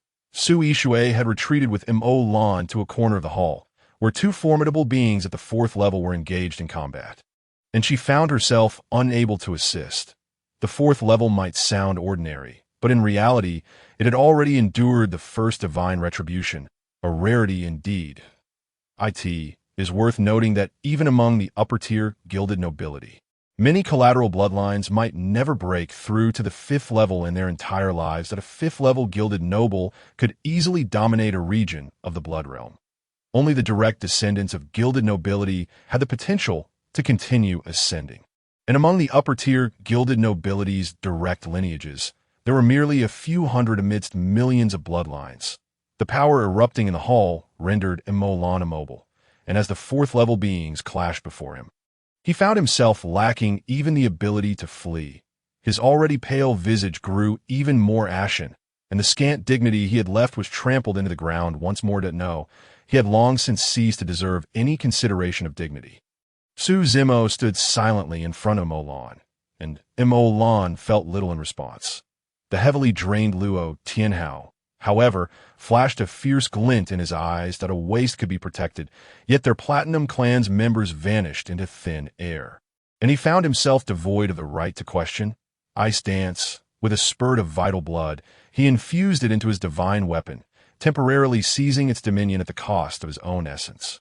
This battle was not merely a playful duel between him and Su Zimo, but a confrontation between the Platinum and Blue Gold clans. The power of the divine weapons surged suddenly, causing the previously evenly matched forces in midair to lose their balance in an instant. Endless icy mist enveloped the entire hall. Luo Tianhao's eyes turned a chilling white as he struck fiercely. Su Zimo attempted to parry with his sword, only to have his blade cleaved in an instant. A brilliant icy path followed, sending Su Zimo staggering back several steps. You wish to fight to the death? Su Zimo steadied himself, gritting his teeth as he inquired.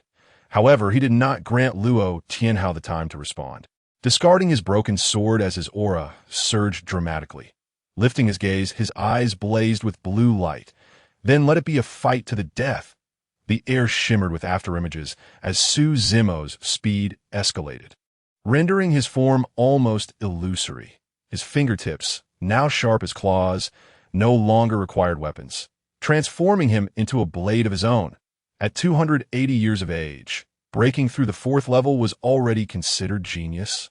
No, Su Zimo was breaking through to the fifth, releasing the constraints on his own power. Su Zimo almost instantly ascended to the pinnacle of the fourth level, and the formidable barrier of the fifth level that had stymied countless bloodlines seemed inconsequential. The divine retribution was imminent. Had it not been for the fact that the time-space transmission array could only traverse 3 levels of realms, Su Zimo had suppressed his bloodline control at the fourth level to protect his first-level sister. Now that Su Yixue had already broken through to the second level, there was no need for Su Zimo to hide any longer. Yixue, take him away! Thunderclouds gathered, and the space trembled. Luo Tianhao, at the fourth level, was already overwhelmed by the turmoil. Su Yixue, unwilling to let her brother face divine retribution alone, also understood that her meager strength was insufficient to assist either him or Brother Lan. With a pout, she turned and grasped Emolan's hand, fleeing toward the exit. Thunder rumbled. Su Zimo laughed heartily, drawing the lightning towards himself.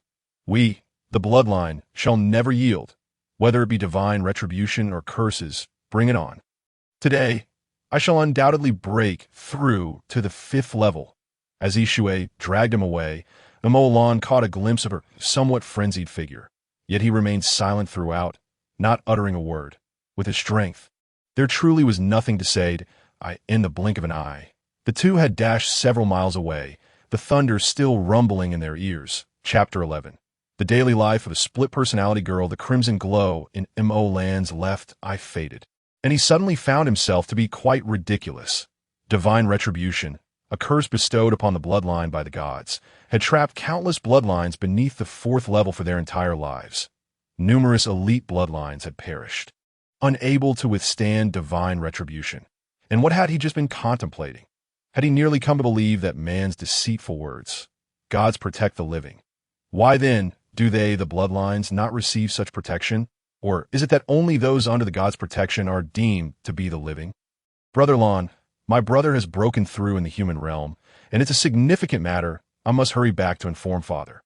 Will you come with me? Or Su Yixue, feeling a tinge of urgency, still sought Emolan's agreement first. No need. Before Su Yixue could finish, Lan interrupted, saying, "You go back. There's no need to concern yourself with me." He was no longer the black gold Lan. He should not be too deeply entangled with the Su family. In truth, as a mere waste, he was unworthy of association with anyone. Sensing Lan's detachment, Su Yixue felt a pang of disappointment. "Brother Lan, you needn't take it to heart. You were just—" Lan smiled gently, cutting off Su Yixue's forthcoming words. "I'm fine. Don't worry, I end the human realm. I will conceal my aura. No one will discover me. As for you, it would be best to return home early." Su Yixue pouted, feeling somewhat aggrieved. Though her smile appeared unchanged, she sensed that Brother Lan was different from before. When she was very young, Brother Lan would warmly stroke her head and affectionately hold her in his arms. At that time, his eyes often held a hint of melancholy and sadness, yet he never exuded the feeling of keeping others at a distance. Now, however, the smile on Brother Lan's handsome face remained flawless. But she could no longer find that initial intimacy. "Brother Lan, then I shall take my leave. Take care of yourself." Recognizing the urgency of the situation, Su Yixue did not press further. However, there were some things she would never relinquish.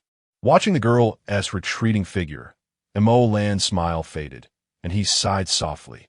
The once proud Su Zimo had once knelt before him as a guardian, yet now, even the residual force from his battles was something he could barely withstand. The might of a fifth-level gilded noble could obliterate hundreds with a mere wave of their hand. And what of Lan? Just moments ago, he had felt elation over his minuscule breakthrough. With a self-deprecating smile, Lan raised his head to gaze at the sun in the southern sky. Beneath the glaring midday sun, he felt not a hint of discomfort. Yet, this was not his glory. It was his shame, such a powerful bloodline, yet possessing such meager ability. Was this not a source of disgrace?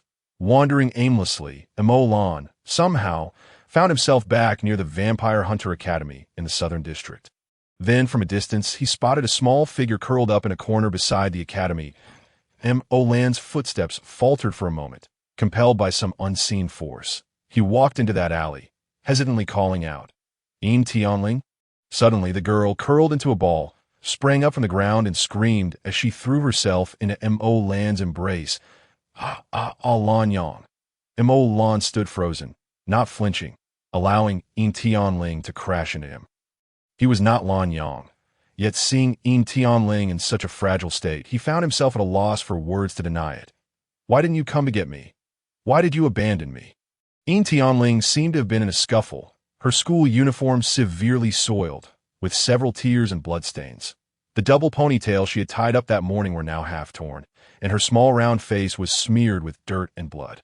Was it possible that she had anticipated such an outcome and had intended to come find him herself? Recalling the mockery directed at Tianling by the students at the entrance that morning, a tinge of guilt welled up within Lan.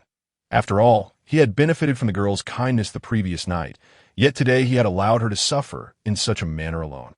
Tears soaked Lan's clothing as the petite girl buried her face in his chest. With a resigned sigh, Lan finally accepted his fate, cradling the little human girl in his arms, softly comforting her. "No more tears. I will take you home." Thankfully, he had not closed the window when he left in the morning. Lan, braving immense risk, climbed through the window into Tianling's room in broad daylight. At this moment, the girl in his arms had already fallen into a deep slumber, her eyes still glistening with unshed tears, originally intending to change her into a fresh set of clothes. Lan found that the sleeping Tianling had clung tightly to his neck. Fearing abandonment, Lan, in exasperation, collapsed onto Tianling's bed, allowing her to sleep soundly upon him. Tianling slumbered on, oblivious to the passage of an entire afternoon and the subsequent night. Lan maintained his position, remaining motionless for over 10 hours, however, with nothing else to occupy his mind and devoid of any inclination to sleep. He took a blade to his wrist, letting his blood flow freely. Seeking to rekindle a sensation he had experienced not long ago, he divided the pool of blood into halves, then quarters, until it transformed into countless tiny droplets. This was the first time in his life that Lan had taken control of his own bloodline. Though this control felt futile, he sensed that deep within his being, some ancient markings were slowly awakening. The following morning, a groggy Yin Tonling awoke with no recollection of her previous day's disarray. Upon seeing the slumbering Mo Lan, she slapped him awake. "Hey, big brother, the sun's already up and you're still sleeping." Startled, Mo Lan felt as if 1,000 alpacas had surged through his mind. "Are you kidding me, sister? It's the time for bloodsuckers to sleep when the sun rises." Yin Tianling dismissed him with a pout. Her cherubic face adorably rounded. "No way. Daddy's gonna starve. Hurry up and make breakfast." Mo Lan's irritation flared. "Do you really think of me as your maid? Would you like me to give you the whole world?" He was of noble blood, a member of the elite. How had he fallen to being treated in such a manner? It was utterly absurd. Yin Tianling, having already climbed off Mo Lan, carelessly replied, "Then you make it. If you dare, I'll eat it." Mo Lan finally chuckled, awakening from his drowsy state. Yesterday he had been thoroughly beaten by that Sange, and his own attire was in tatters, making it difficult to determine who appeared more disheveled. However, he had no clothes to change into. After tidying himself up, Yin Tianling cheerfully beckoned. "All right, let's go have some beef noodles." Mo Lan looked at her neat appearance with a hint of helplessness. "Don't you have a larger outfit for me to wear?" Yin Tianling shrugged nonchalantly. "Nope, that I'm an orphan living alone. So there's no spare clothing for you to. It doesn't matter. You look handsome in anything. Come on, let us go." Thus led by Yin Tianling to a small eatery. Mo Lan felt a peculiar sensation stirring within him, and no wonder Yin Tianling was so dramatically different before sleep and upon waking. It turned out she was also an orphan? That term felt somewhat inadequate. Mo Lan was not an orphan. His bloodline was unique in the world, though that individual did not acknowledge him as their son in the small eatery. Mo Lan faced a bowl of human food for the first time at such proximity. Finding it extraordinarily novel, as a bloodsucker, he could only derive sustenance from blood. Although as a high-ranking noble, he could expend energy from his own body to digest human food, he lacked the same taste perception as humans. Therefore, unless to conceal his identity, few nobles would willingly engage in such a thankless endeavor. Having only recently arrived in the human realm, Mo Lan had yet to try it. A steaming bowl of beef noodles lay before him, with noodles as fine as cow hair adorned with translucent white radishes and crisp cilantro. The broth, a murky yet inviting hue, shimmered with small droplets of oil, each element appearing fresh to Mo Lan. Before long, Yin Tianling had devoured most of her bowl, while Mo Lan remained unsure of how to use chopsticks. With a hint of amusement, Yin Tianling, opting not to further tease this sheltered noble, picked up a spoonful and offered it to him. "Come, open wide. There is nothing a bowl of beef noodles can't fix that if there is, just add 2 more servings of beef." A laugh escaped Mo Lan, unable to resist the temptation as he took his first bite of food beyond blood. The marvelous flavor entered his mouth, and while he could not appreciate the aroma Yin Tianling described, strangely, he found no discomfort in swallowing. Though it was his first experience chewing, it felt as if it awakened a long-forgotten instinct buried deep within his bloodline, as if he had once had such habits eons ago, despite being merely 103 years old. "How is it? Tasty?" Yin Tianling inquired, her large, round eyes sparkling with curiosity. In a playful mood, Mo Lan smiled, and when no one was watching, discreetly revealed his hidden fangs to taste a bit. "You're actually tastier." A single bite of beef noodles bridged the chasm between their races, leading to an animated exchange filled with laughter. More often than not, it was Yin Tianling who animatedly recounted amusing tales of humanity. And for the first time, Mo Lan began to ponder that perhaps remaining in the human realm wasn't such a bad idea. The brevity of human life, with its myriad aspirations to fulfill within limited time, contrasted sharply with his own lengthy existence as a bloodsucker, during which he had often tasted the bitterness of solitude. As the Academy's entrance exam approached next month, he needed to seize the final moments to sharpen his skills. "I am heading to school for training soon. Come pick me up tonight, and don't forget," Yin Tianling declared, satisfied after consuming her bowl and most of Mo Lan's. Chapter 12. The second assassination is your desire to be a hunter and slay vampires that strong? Yesterday, Yin Tianling had proclaimed that she would rather die as a hunter, and while Mo Lan refrained from probing further, he felt a sense of unease. After all, He was a bloodsucker, the natural enemy of vampire hunters. Yin Tianling, with an innocent expression, wiped her mouth. Becoming a hunter is simply to eliminate illegal vampires and protect the innocent. Our power exists to safeguard others. What is the difference? Waiter, the bill, though Mo Lan longed to assert that he was also an illegal vampire. He ultimately found it impossible to voice such truths to the pure-hearted girl before him. Hello, 2 small bowls of beef noodles with extra meat, totaling 48 yuan. The waitress cheerfully presented the bill. Yet, as Yin Tianling reached in her pocket, her hand suddenly froze. Oh no, I changed clothes this morning. I forgot my money. Seeing her face flush crimson, Mo Lan couldn't help but chuckle as he extracted a 100 yuan bill from his tattered pocket. Having accepted a 5,000 yuan task the previous day, he indeed felt somewhat affluent. Let me treat you. Yin Tianling stared wide-eyed at the unfamiliar vampire who had produced human currency. You have money and didn't pull out sooner. You let me embarrass myself. Mo Lan shrugged. You didn't ask. Yin Tianling shook her head defiantly. I don't care from now on. I'll support you. And you got to take care of me. The waitress, bewildered by the peculiar exchange between the high school student and the vagabond, quickly took the money and went to fetch the change. Yet, while she was oblivious, Mo Lan understood Yin Tianling's words. Yin Tianling fed him with her blood, and thus he would shoulder her daily expenses. Fine, I'll take care of you. Oh my heavens! Although he had bristled at being labeled a kept man by Song Ge, it felt undeniably exhilarating to utter such words himself. Yin Tianling, lacking Mo Lan's unwarranted pride, was elated by the promise. That's fantastic. From now on, every meal, Daddy gets 2 servings of meat. No, make it 10. After dropping Yin Tianling off at school, a smile lingered on Mo Lan's lips, a feeling he hadn't experienced in a long time. He wandered aimlessly down the road until, at a certain moment, he suddenly looked up and, with dawning realization, discovered he had strayed far from the bustling streets and had unknowingly fallen into a strange barrier. I thought you'd be too foolish to notice for another few minutes. The street was still the same spacious thoroughfare, yet the people had vanished without a trace. The sky had deepened from azure to pitch black, stretching infinitely into the distance. Song Ge, clad in black, sat upon a traffic light at the street corner, his complexion appearing even paler, yet still adorned with a confident smile. What do you want? Mo Lan suppressed his expression, staring blankly at Song Ge perched on the signal light. He bore the bloodsucker lineage.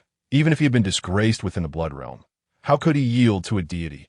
The audacious mockery of divine retribution by Su Zimo stirred the arrogance deep within Mo Lan's bloodline.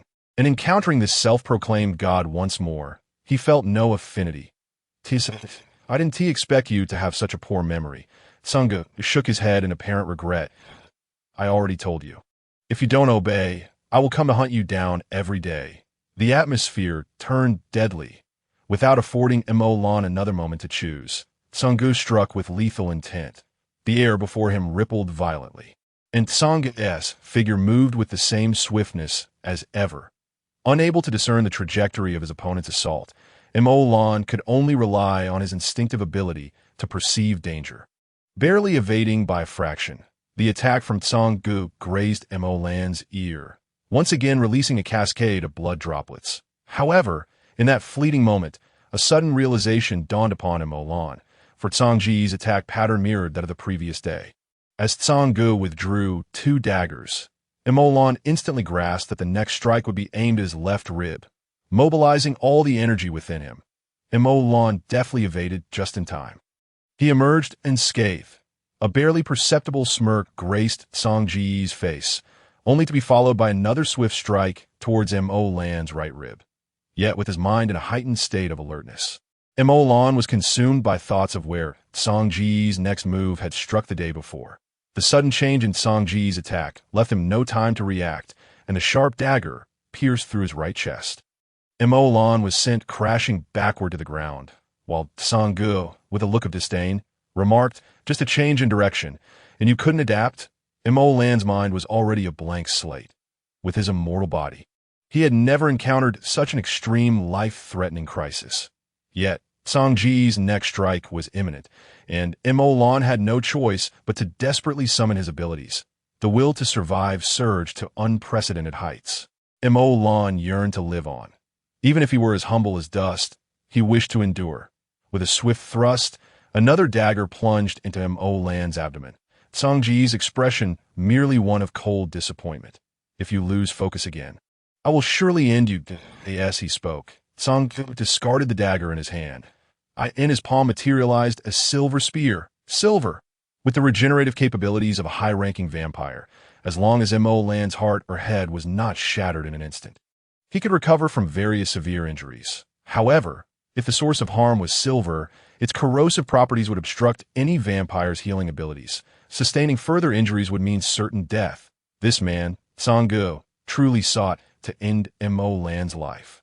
With every nerve in his body taut, as the silver tip of the spear surged toward his heart, Mo Lan's body, now excessively fatigued, found itself unable to react. There was no time left. No time left. What to do?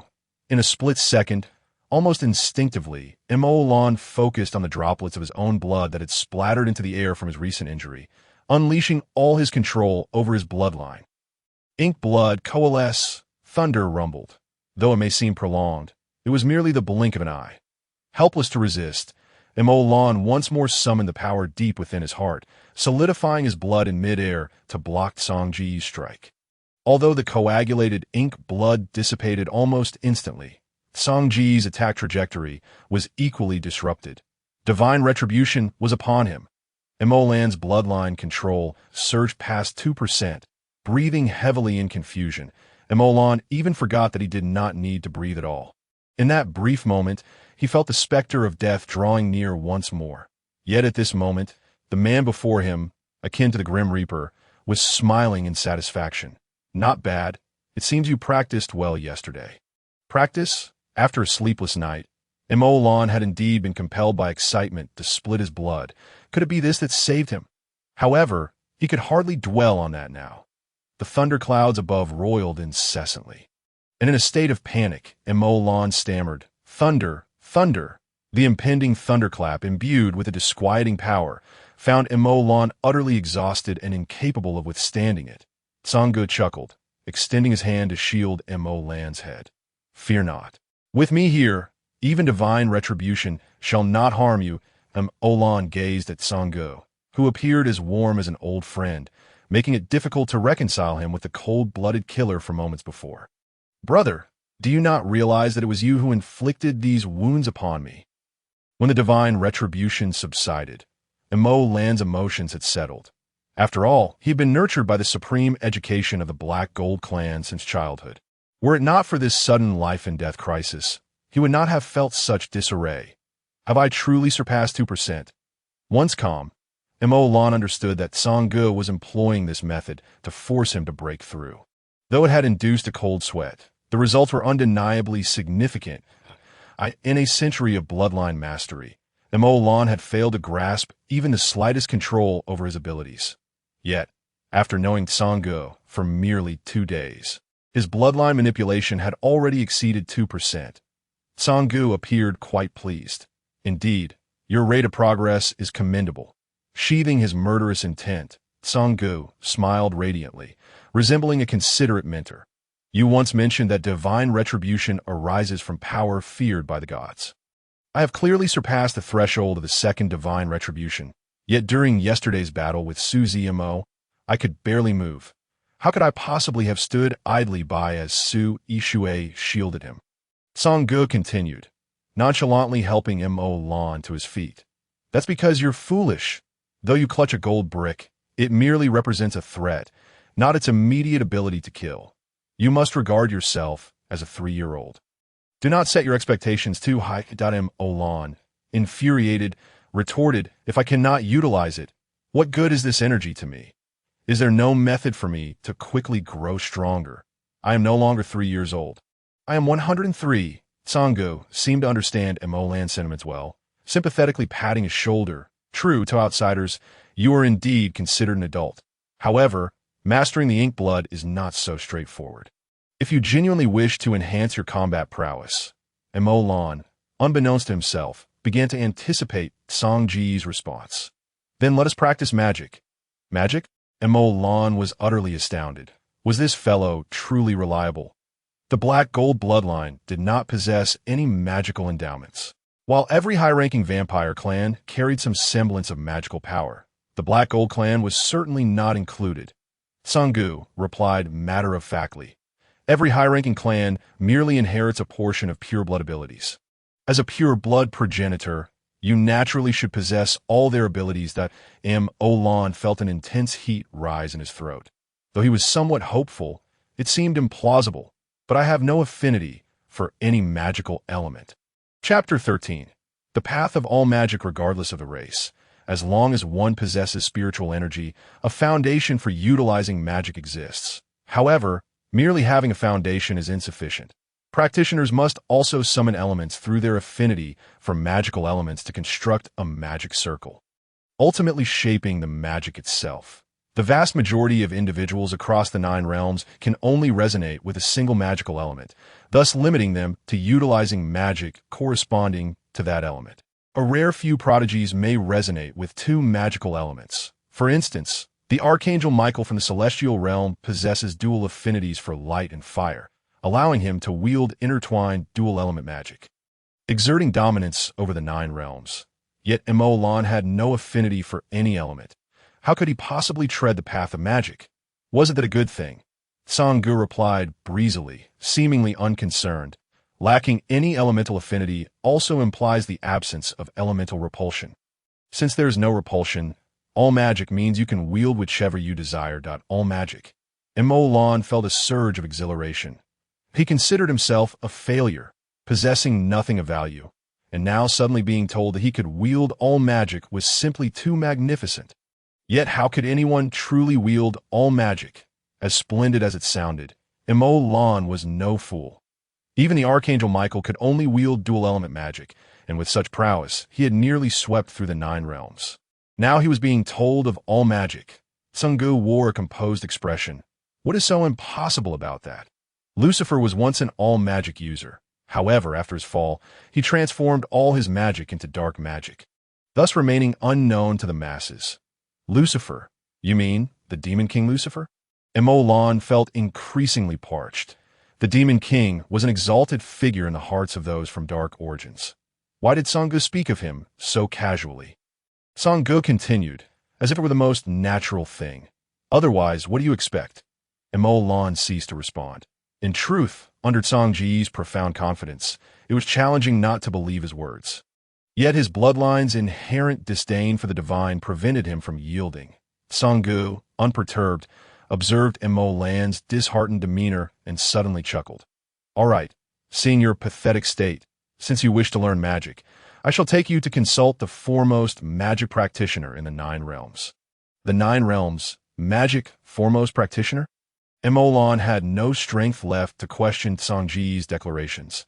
This fellow was indeed audacious to the point of recklessness. Where are we going? Mo Lan's voice was muffled. Yet Song Gu took his hand, completely unrecognizable from the earlier moment when he seemed intent on bringing about Mo Lan's demise. We're going to a banquet, but you must first change into a proper outfit. At that moment, Mo Lan was still clad in his tattered gray cloak, which was hardly suitable for any such gathering. It wasn't until Song Gu led him to a particular establishment and helped him don a lavish ensemble that Mo Lan gazed into the mirror, incredulously exclaiming, "You can't possibly expect me to attend a banquet dressed like this, can you?" At that instant, Mo Lan's disheveled hair had been meticulously styled, slicked back with wax. His already exquisite features were carefully accentuated, devoid of excessive embellishment, merely highlighting his inherent angles. However, this was not the crux of the matter. The focal point was that Mo Lan was now adorned in a deep crimson attire, while he could overlook the red shirt and tie. The red boots were an entirely different matter. Who would wear such striking red boots to a banquet? Song Gu, are you certain this is how I should dress? Mo Lan remained skeptical, questioning the aesthetics at play. Song Gu, with benevolent intent, explained, "We are attending the banquet of the 9 realms, and, as a member of the Blood Clan, it is only fitting that you were the clan's crimson. Mo Lan nodded thoughtfully, recognizing the rationale. However, Song Gu did not disclose to him that at this banquet, Only the supreme representative of each clan was permitted to don the pure colors of their lineage. Yet, was this not a tad ostentatious? Imolwan was not privy to Song Ji's plans and felt a twinge of anxiety. He had long grown accustomed to remaining inconspicuous in any setting. Now, clad in such attire, could he still remain unnoticed? Song Ge stood before him, earnestly adjusting his collar. What's wrong with being ostentatious? One should live boldly. If you lack the ability to protect your own flamboyance, then you are but a waste. Imolwan's heart sank. Indeed, he felt like a waste. However, little did he know, Song Ji's words were not yet finished. With me by your side, everyone before you is but a waste. After speaking, Song Ge turned to arrange other items, leaving Imolwan momentarily speechless, staring at his retreating figure. He found himself devoid of the energy to mock this man's unfounded confidence. Not only was he not permitted to be a waste, but he also had to endure the notion that everyone else was as well. Truly, this was excessively charming. Silently smirking, Imolwan followed Song Ji's lead. After all, as a scion of the Black Gold nobility, revered by many since childhood, did Imolwan not possess his own sense of pride? Perhaps he would indulge in this one gamble, revel in this moment. So be it. The venue for the Nine Realms banquet was not located in the human realm. Imolwan, lacking sufficient ability, was traversing the realms for the first time, unable to suppress a childlike sense of wonder. As he observed his surroundings, Song Ge, catching glimpses of Imolwan's rare demeanor from the corner of his eye, felt his heart soften inch by inch. Regardless of the circumstances, he would ensure Imolwan's safety. In the Zero Realm, before the Nine Realms office, the world was divided into 9 realms, with the Zero Realm serving as the nexus, not belonging to any single realm. From here, one could access any realm without being subject to its jurisdiction. Thus, the Nine Realms banquet could only be held within the Zero Realm. Entering the banquet hall, the space was bustling with activity, beings from various clans existing in human form. The area was not particularly vast, yet it enveloped Imolwan in a sense of profound oppression. The reason was simple. Every presence here exuded an aura of danger. Imolwan's perception was unparalleled. No one could disguise their level before him. Aside from Song Ge, he could assess the capabilities of anyone before him, and each individual at this banquet in the Blood Realm would likely be of noble status or clan leader caliber. Silently, Song Ge guided Imolwan to the dining area, and not a single person approached them for conversation. Ahead, a small group discussed the upcoming quarters tax points between the Immortal Realm and the Demon Realm with utmost seriousness, as if their dialogue were indeed of great consequence. Song Ge, these people aren't all your hired actors, are they? Imolwan found it hard to believe. Not only were those in front engaged in their discussions, but there were also conversations about the new policies in the Demon Realm behind them, and on the right, a dialogue regarding the new talents in the Elven Realm. Everything before him seemed surreal. Song Ge casually picked up a pastry, a look of delight crossing his face as he popped it in his mouth. What do you think someone who can afford to hire these actors is like? Surprisingly, Song Ge, who often projected an air of superiority, had a penchant for sweets, causing Imolwan's impression of his enigmatic persona to diminish considerably. Unable to restrain himself, he retorted, "Humph, even if they are real. So what? They are completely disregarding you." Imolwan admitted to feeling a tinge of jealousy. What if they ignored him? In a place of such caliber, merely being able to enter was already impressive. Wasn't it? However, was Song Ge someone who could be provoked without consequence? They ignore you because those people are unworthy to converse with me. With a slight smirk, Song Ge swallowed the pastry, casually picking up a wine glass and striding toward the small group of 3 to 5 individuals. Imolwan's heart raced as he pondered the consequences. Would this man, provoked by his words, seek confrontation? What would he do if a fight broke out? Should he pretend not to know Song Ge? As Imolwan wrestled with these thoughts, Song Ge boldly approached the group. To his astonishment, the individuals discussing matters of great significance parted slightly, bowing their heads in deference to Song Ge. Imolwan was stunned. What was happening? Did those overseeing affairs lack the qualification to even meet Song Ji's gaze? Are you the new ruler of the Blood Realm? Before Imolwan could recover from his shock, a sinister youth clad in dark green attire approached him, holding a tall wine glass and casually inquiring, Owan, somewhat bewildered, realized this was the first individual he encountered wearing the same pure-colored attire. Yet he had no idea who he was, so he simply replied, "I am not." The sinister youth, unfazed, seemed to find intrigue in Owan's response, his eyes lighting up. "You haven't ascended yet? A hidden expert? Care for a duel?" Owan looked utterly perplexed. What? A duel upon their first meeting? How brazen! Yet, this fellow likely bore strength comparable to his father. What? Feeling restless, Sangji's timely voice broke through, rescuing Owan from a state of confusion. The sinister youth chuckled amiably, entirely different from the earlier excitement. "Sangge, so you're the one who brought him to— I thought I hadn't seen you before. Care to introduce us?" Sangge pointed to the youth in green, saying, "This is the Demon Realm's ruler, Wolf King Qing Li, a veritable warmonger. Best to keep your distance." Turning his attention to Qing Li, he simply stated, "Owan." Just a name was enough for Qing Li to display an expression of realization, and he refrained from teasing Owan further, instead addressing Sangge. "Your injuries seem to be worsening lately. Can you still endure?" Sangji's demeanor darkened, clearly unwilling to discuss the matter. "I could easily handle you." As he spoke, he suddenly spotted someone ahead and made his way over. Chapter 14. "Isn't it charming to call me father?" Owan was left standing there, still in shock. The youth who had approached him with the intent to spar was, in fact, the ruler of the Demon Realm. No wonder he had been so eager to engage. The Demon Realm's ruler was renowned for his valor and competitiveness, known throughout the 9 realms. If it were him, the earlier events would indeed be easily explained. Yet, what had Sangge said? Easily handle. The Demon Realm's ruler ranked among the top 10 in combat prowess within the 9 realms, and Sangge had claimed he could manage him with ease. Who, exactly, was he? As these thoughts raced through his mind, Owan could not help but murmur to himself. You don't know? Qing Li, assuming Owan was inquiring about him, gladly took over the conversation. "Aren't you brought here by Sangge? He hasn't taken you as his disciple." Owan felt a bit awkward. "I haven't pledged." Qing Li, automatically filling in the gaps, nodded knowingly. "Ah, that makes sense. No need to bow to him. He wouldn't dare abandon you." Why is that? Although Qing Li was the ruler of the Demon Realm, he appeared far more approachable than Sangge. Owan found himself at a loss for words and continued to inquire. Eager to share, Qing Li, perceiving Owan's ignorance, couldn't conceal the gleam of triumph in his eyes. "It seems you don't know much about him. Come, let me enlighten you," pulling Owan to a nearby booth. The affable Qing Li began his tale. "Sangge, you see, is the son of a deity." As Qing Li spoke, he noted Owan's lack of exaggerated reaction, understanding that Sangge had not concealed his divine heritage. However, Owan internally scoffed. Wasn't he supposed to be a god? Why is he merely referred to as the son of a deity? That's a generational gap, when Sangge was but a child.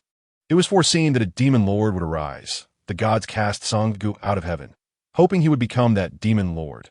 Little did they know, the archangel Lucifer, filled with compassion, intervened. Sangge, through a series of fortuitous misadventures, found himself adrift in the blood realm. And what followed? Owan sensed that he was on the verge of uncovering some immense secret, and a wave of anxiety washed over him. What came next? Naturally, he was graced by the blessings of the blood realm. As Sangge opened his eyes in the unfamiliar blood realm, he could no longer recall the splendor and sanctity he had witnessed the day before. Instead, he was met with an unending cycle of bloodshed and slaughter. He felt as though he were ensnared in a dream, yet he could not discern when he had truly awakened. Then he encountered the progenitor of the Blood Clan. Cain, to be precise. It was Cain who had discovered him. Only upon grasping the hand of the progenitor did Sangge finally plant his feet firmly on this land. That time, Sangge was still quite small, barely able to wrap his arms around Cain's waist even when standing on tiptoe.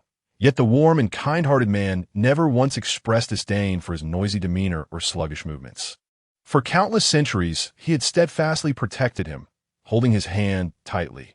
Sangge remained childlike in stature, never growing taller, and thus Cain continued to dote upon him as one would a child, nurturing him, teaching him gradually about the affairs and truths of the world, and instructing him on how to harness the powers of the Blood Clan. Although Sangge bore no fangs and could not drink blood, Cain assured him that as long as he possessed strength surpassing that of others, he would be the purest of the Blood Clan. Cain proclaimed that if the world were to forsake him, the Blood Clan would be his home, that he imparted strength to Tsang Gu, but never involved him in any conflicts, meticulously guiding him away from hatred and violence, instead teaching him kindness and warmth.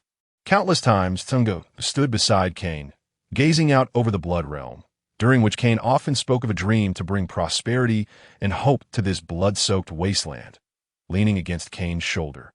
Tsang Gu listened as Cain painted vivid pictures of his aspirations, illustrating the future of the Blood Clan. In those moments, Tsang Gu believed that this would last forever. He wished to accompany Lord Cain for all eternity, looking up to him and crafting his own dreams. Yet eventually, Cain perished. His dreams remained unfulfilled, and the Blood Realm had yet to rise. The pure blood progenitor of the Blood Clan, Cain, fell beneath the wrath of heaven. Nevertheless, even in death, Cain implored Tsang Gu to conceal his identity and protect himself. Cain had long been aware of Tsang Ji's divine lineage, but had never sought to exploit it. He genuinely regarded Tsang Gu as a child deserving of protection. How could Tsang Gu repay such kindness? Thus, he ascended to become the Lord of the Blood Realm. The Lord of the Blood Realm. Mo Lan was utterly astonished. How could this be? Qing Li nodded, seemingly pleased with Mo Lan's astonishment. Indeed, he is the Lord of the Blood Realm. Tsang Gu is a god, possessing the spiritual essence of all races. He unified the entire Blood Realm with only the portion belonging to the Blood Clan, thereby naturally assuming the title of Lord of the Blood Realm. Mo Lan still found it hard to believe. All along, he had kept his distance from Tsang Gu due to his divine status. Yet Tsang Gu turned out to be the Lord of the Blood Realm. But why? To repay a debt of gratitude, of course. Qing Li explained matter-of-factly. He received the blessings of the Blood Realm and thus aided its expansion. The prosperity of the Blood Realm today can largely be attributed to Tsang Ji's efforts alone. With Cain's demise, the Blood Realm lacked any true pure bloods, and chaos ensued across the vast wasteland. With wars erupting and smoke rising incessantly, all burdens fell upon Tsang Ji's shoulders, having been sheltered in a haven. How could Tsang Gu remain indifferent? Overnight, he transitioned into adulthood, officially taking command of the Blood Realm. What followed was centuries of conflict and battle. Regardless of the hardships, Tsang Gu never took a single step back. And no matter how helpless he felt, he never displayed a hint of weakness. He was here to realize Cain's dream. He was here to safeguard Cain's Blood Realm, that be why declaring himself king, Tsang Gu, through his own strength, conquered all the tribes of the Blood Realm, establishing a new order, a brand new kingdom of blood. He resolutely suppressed the faction aligned with the gods, and during the nascent stage of the demon realm, when he was besieged on all sides, he firmly supported Lucifer, becoming the first ally of the demon realm. Over the subsequent millennia, the demon realm rose to prominence, and the Blood Realm solidified its position among the 9 realms.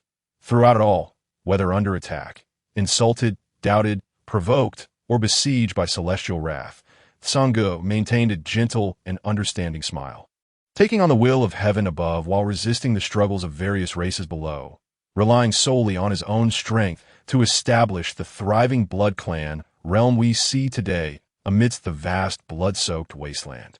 However, later on, some unknown issue arose within the Blood Realm, leading to a rift between Tsang Gu and the higher echelons, after which he no longer acknowledged his identity as a member of the Blood Clan. The title of Lord of the Blood Realm has since passed to the current Mo Yuan. Yet, upon seeing him, it is evident that Tsang Gu has not forgotten the debt of gratitude owed to the Blood Clan from years past. After listening to Qing Li's words, Mo Lan finally understood the sequence of events. It turned out that Tsang Ji's approach to him was indeed a form of assistance to be precise. He was helping through Mo Lan as a means of repaying the progenitor of the Blood Clan. Perhaps even Cain, at the time, had not anticipated that his unintentional guardianship would become the lifeline for the next generation of pure bloods. Tsang Gu, with his icy demeanor and seemingly aloof countenance, appeared perpetually cold, even willing to strike against Mo Lan. Yet, instead of succumbing to death, Mo Lan had rapidly grown stronger. Reflecting on this, he felt a warm sensation in the palms of his hands. The former Lord of the Blood Realm, He had bestowed a new lease of life upon the Blood Realm. Given that the entire Blood Realm had benefited from his grace, why should he concern himself with the insignificance of divine status? Just as he had previously declared, he would roam freely among the 9 realms, biting whoever he wished to have Lucifer as a brother and Michael as a subordinate. Wasn't that a delightful existence? Did he truly wish to languish here, starving and receiving disdain, in a life that no one respected? As long as it empowered Amon, he would not hesitate to acknowledge him as a master or even as a father. This was the mighty legacy left to him by the progenitor of the Blood Clan. What reason did he have not to embrace it? Have you perhaps spoken too much? Song Gu, having finally completed his own affairs, realized that the Wolf King, Qing Li, had been prattling on for quite a while. With a displeased expression, Song Gu took Mo Lan's hand, casting a frosty glance at Qing Li before turning away. Song Gu and Mo Lan held a complex array of emotions within that moment. Gazing at Song Gu, Mo Lan couldn't help but feel a hint of admiration, along with a palpable fervor. If only he would say it once more, perhaps he could just agree. Little did he know that Song Gu had no intention of using this opportunity to draw closer to Mo Lan. Nor did he wish to revisit the matter of taking him as a disciple. Instead, he led Mo Lan through a winding path into the inner chambers of the banquet, simultaneously casting a disdainful remark. Even if you were to beg me now, I would still kill you every day. Lan was momentarily speechless, unable to suppress his inner thoughts, labeling Song Gu as petty. However, Song Gu did not halt his steps, guiding him to the entrance of an opulent room. Only then did Mo Lan realize that they had departed from the bustling hall. The corridor was convoluted and dim, rendering the path they had taken nearly unrecognizable. Ordinary individuals, by mere happenstance, could not possibly arrive here. Could they? At the door, 2 guards stood expressionless, one on each side. Mo Lan sensed an unsettling aura emanating from them, causing his heart to skip a beat. Could they be angels?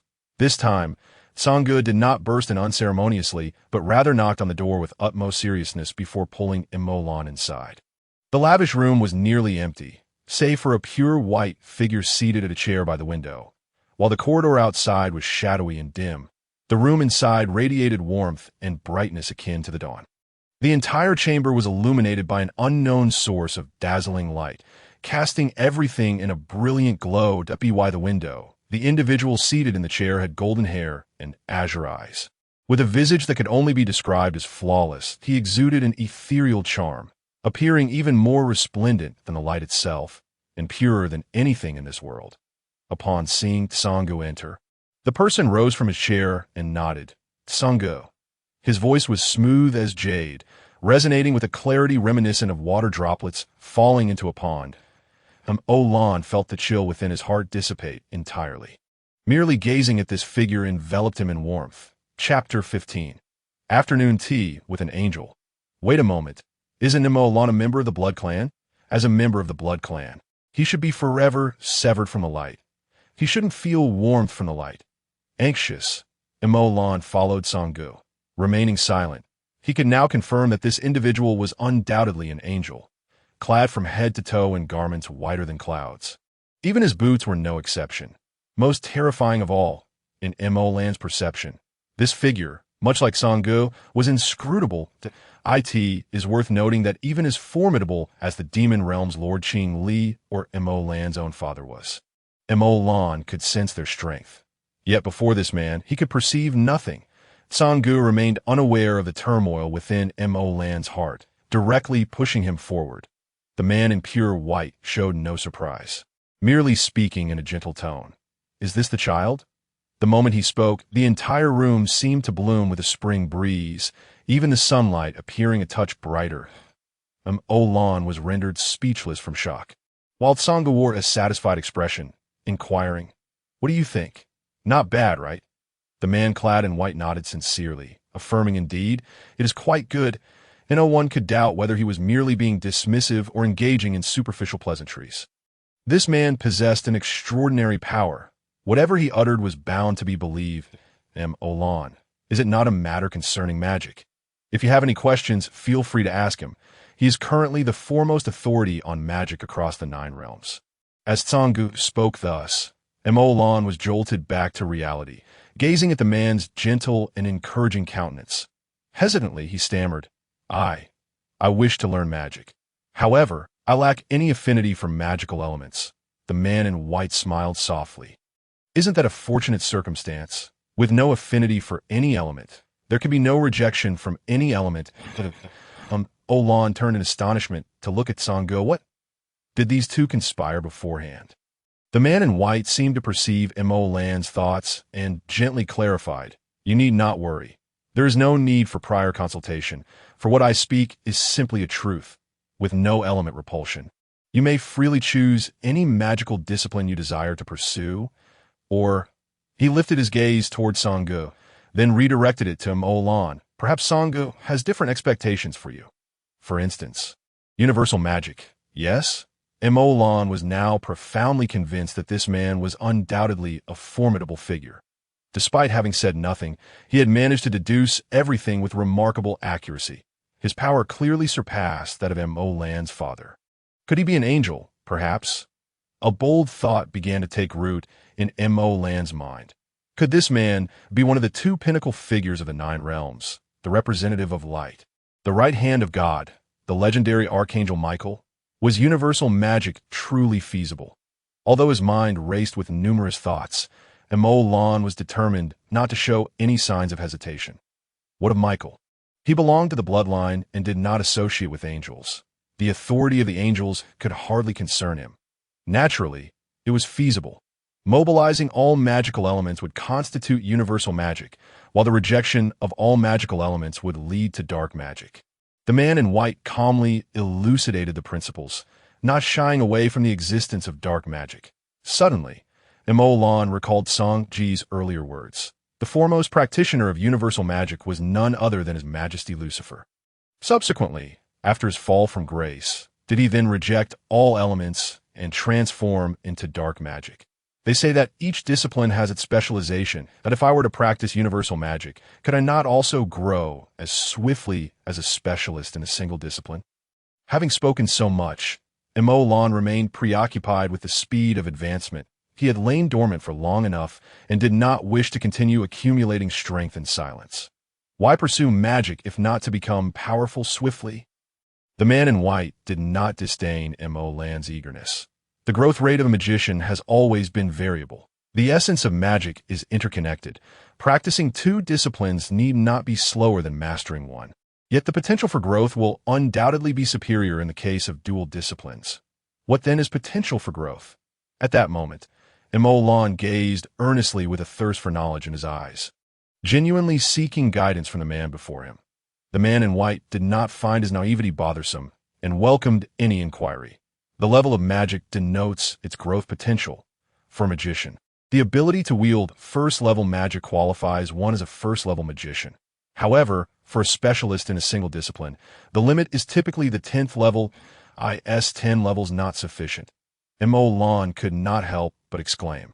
He had spent time in the human realm, where most magicians hovered around levels 2 or 3, while those at levels 5 or 6 were notable figures indeed. Even among the 8 noble bloodlines of the vampires, the elemental powers they could wield equated merely to levels 7 or 8 of magic. The man in white seemed unfazed. For an ordinary person, 10th level magic is probably adequate. However, Song Ji's expectations for you should extend beyond this. Mo Lan felt parched and dry-throated. Then what level of magic can you currently wield? The man in white replied calmly. If using a single discipline, 13th level, that if combining two disciplines, 15th level, 13th level. Mo Lan was utterly astonished. Was there truly a 13th level of magic? Yet, the man before him bore an expression of nonchalance, leaving Mo Lan unable to shake the feeling that he was not being deceived. Thus, he must indeed be Michael. The man in white seemed to disregard Mo Lan's astonishment, lost in thought. If you wish to learn magic, I do not recommend you go directly to the Nine Heavens Magic Academy. It is not suitable for beginners. Instead, once you have achieved at least 5th level qualifications, I can recommend you a recommendation to the Nine Heavens Magic Academy. Mo Lan was astounded, for that institution was the most renowned magic academy in the Nine Realms, even surpassing the Supreme Magic Academy of the Demon Realm. That can wait. Sanggu, who had remained silent until now, finally interjected. Going now would only lead to disaster. Let him first learn to wield magic. At this point, Emolan suddenly realized that the crucial issue of his inability to use magic remained unresolved. But if I cannot bond with the elements, how am I to construct a magic array? The use of a magic array to release spells was a shortcut designed for the weak. True magic has never relied on elements, but is founded upon imagination. Imagination. Emolan silently repeated. The man in white nodded. Precisely, imagination. The core of magic has always been imagination. If you believe that light exists in this world, then light shall exist. As he spoke, the man in white raised his hand, and a beam of light ascended into the air without the aid of any magic array. Though faint, it remained radiant. In truth, he understood well that such an explanation was rather abstract. The concept of imagination could be vast or minuscule. Those who comprehend it do not require further elaboration, while those who do not will find it futile to learn. It is precisely for this reason that magic has evolved into an existence reliant on magic arrays. However, before he could continue his explanation, Emolan had already raised his fingertip and softly uttered, "Fire!" A blaze erupted in Emolan's palm. He was taken aback. He had merely wished for a flicker of flame. Yet upon channeling some spiritual energy, he had conjured this instead. Fortunately, the element he summoned was fire, and with the man before him present, it was unlikely to spiral out of control. The man smiled as he subdued the flames in Emolan's hand, approvingly stating, "Not bad. This is indeed how it should be. It appears your sensitivity to fire is quite swift." Emolan, feeling a sense of pride, raised the corners of his mouth. "If you will let me take a bite. I'm certain I could believe in light as well." Emolan realized he was becoming somewhat brazen, desiring to bite this man, who was highly likely to be Michael. Yet, had not Sanggu told him that in the 9 realms, one could bite whomever they wished? The man in white seemed to lose some of his composure, casting a weary glance at Sanggu. "Isn't this a bit excessive?" Sanggu, looking innocent, retorted, "What? Do you not wish for him to believe in light?" The man in white was momentarily at a loss for words, unable to counter, and resigned himself to closing his eyes. Olan's heart raced. Did he just agree? In a flurry of excitement, he turned at Sanggu, seeking confirmation. Olan could hardly believe that his whimsical notion might actually come to fruition. To bite an angel, that was the dream of every vampire. Moreover, this man before him could very well be the strongest angel in existence. Sanggu, seeing the eager inquiry in Emolan's eyes, tilted his head in amusement as a sign of affirmation. Unable to contain himself any longer, Emolan's gaze fixated on the pulsating vein at the man in white's neck. And he stepped forward, sinking his teeth into the man's neck. Oh my heavens! This was simply too exquisite. In an instant, Emolan felt a wave of dizziness, as if, under the blazing sun in a parched desert, he had suddenly bitten into a chilled watermelon, experiencing a wave of refreshing relief from throat to stomach. After taking several hearty gulps, he was abruptly yanked up by Sanggu, who exclaimed, "Enough of that. Are you not afraid of overindulging?" At his words, Emolan realized that his entire body was aflame with energy, the powerful essence within him threatening to burst forth. Was a man's blood truly this potent? He had only consumed a few sips. The man in white opened his eyes, but chose not to say much, merely watching as Sanggu carried Emolan away to the door. However, Emolan suddenly struggled, calling out, "Wait, wait!" Once set down by Sanggu, he turned, his face still flushed, and ran back toward the man in white, extending his fingertip. Light? A dazzling beam of light illuminated the room. The man in white's lips curled into an extraordinarily pure smile. Slowly, he extended his fingertip and touched Emolan's brow. Emolan felt an invigorating sensation wash over him, completely unaware of anything amiss, contentedly following Sanggu as they departed. However, at that moment, he was unaware that the pure beam of light he had summoned would, in a few years' time, grant him the most significant assistance. Chapter 16. What a day it was! Olan followed Sanggu back to the banquet hall, his heart brimming with joy, under the influence of the blood of the man in white. His left eye could not help but redden. He had bitten an angel, an act of immense honor within the blood realm, something he could certainly boast about. Unfortunately, he had no friends in the blood realm to share his triumph with. Sanggu, who was that angel just now, in a good mood, Imo Lan felt no animosity towards Sanggu. Yet Sanggu showed no sign of warmth, replying, "You will know in due time. You are not worthy of him yet." Imo Lan pouted in disdain, asking, "Then what should I do now? Learn magic. Where should I learn?" "The human realm, at the Vampire Hunter Academy." Sanggu casually mentioned the name, causing Imo Lan to halt abruptly. "What? Did I hear that correctly? Were you saying Vampire Hunter Academy? Are you trying to set me up? A vampire going to the Hunter Stronghold?" Sanggu turned back, looking at Imo Lan with utmost seriousness. "Elemental magic is the most powerful outside the heavenly realm. Or would you prefer to attend the primary magic academy of the second heaven or the intermediate magic academy of the fifth heaven?" No. I don't want to go to the heavenly realm." "But why must it be the Hunter Academy?" Imo Lan quickly denied it. "Don't scare me. Going to the heavenly realm? The angel stronghold is far more terrifying than the hunters. The magic department of the Vampire Hunter Academy is already among the best in the human realm. And there's a remarkably talented magic instructor there who can provide you with assistance across all magical disciplines." Imo Lan was not so naive as to ignore this. He understood that the instructor at the Hunter Academy must be truly exceptional.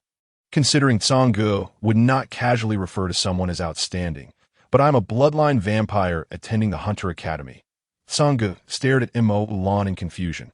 "Are you afraid of light?" Imo Lan shook his head, bewildered. Sanggu pressed further. "Are you afraid of silver?"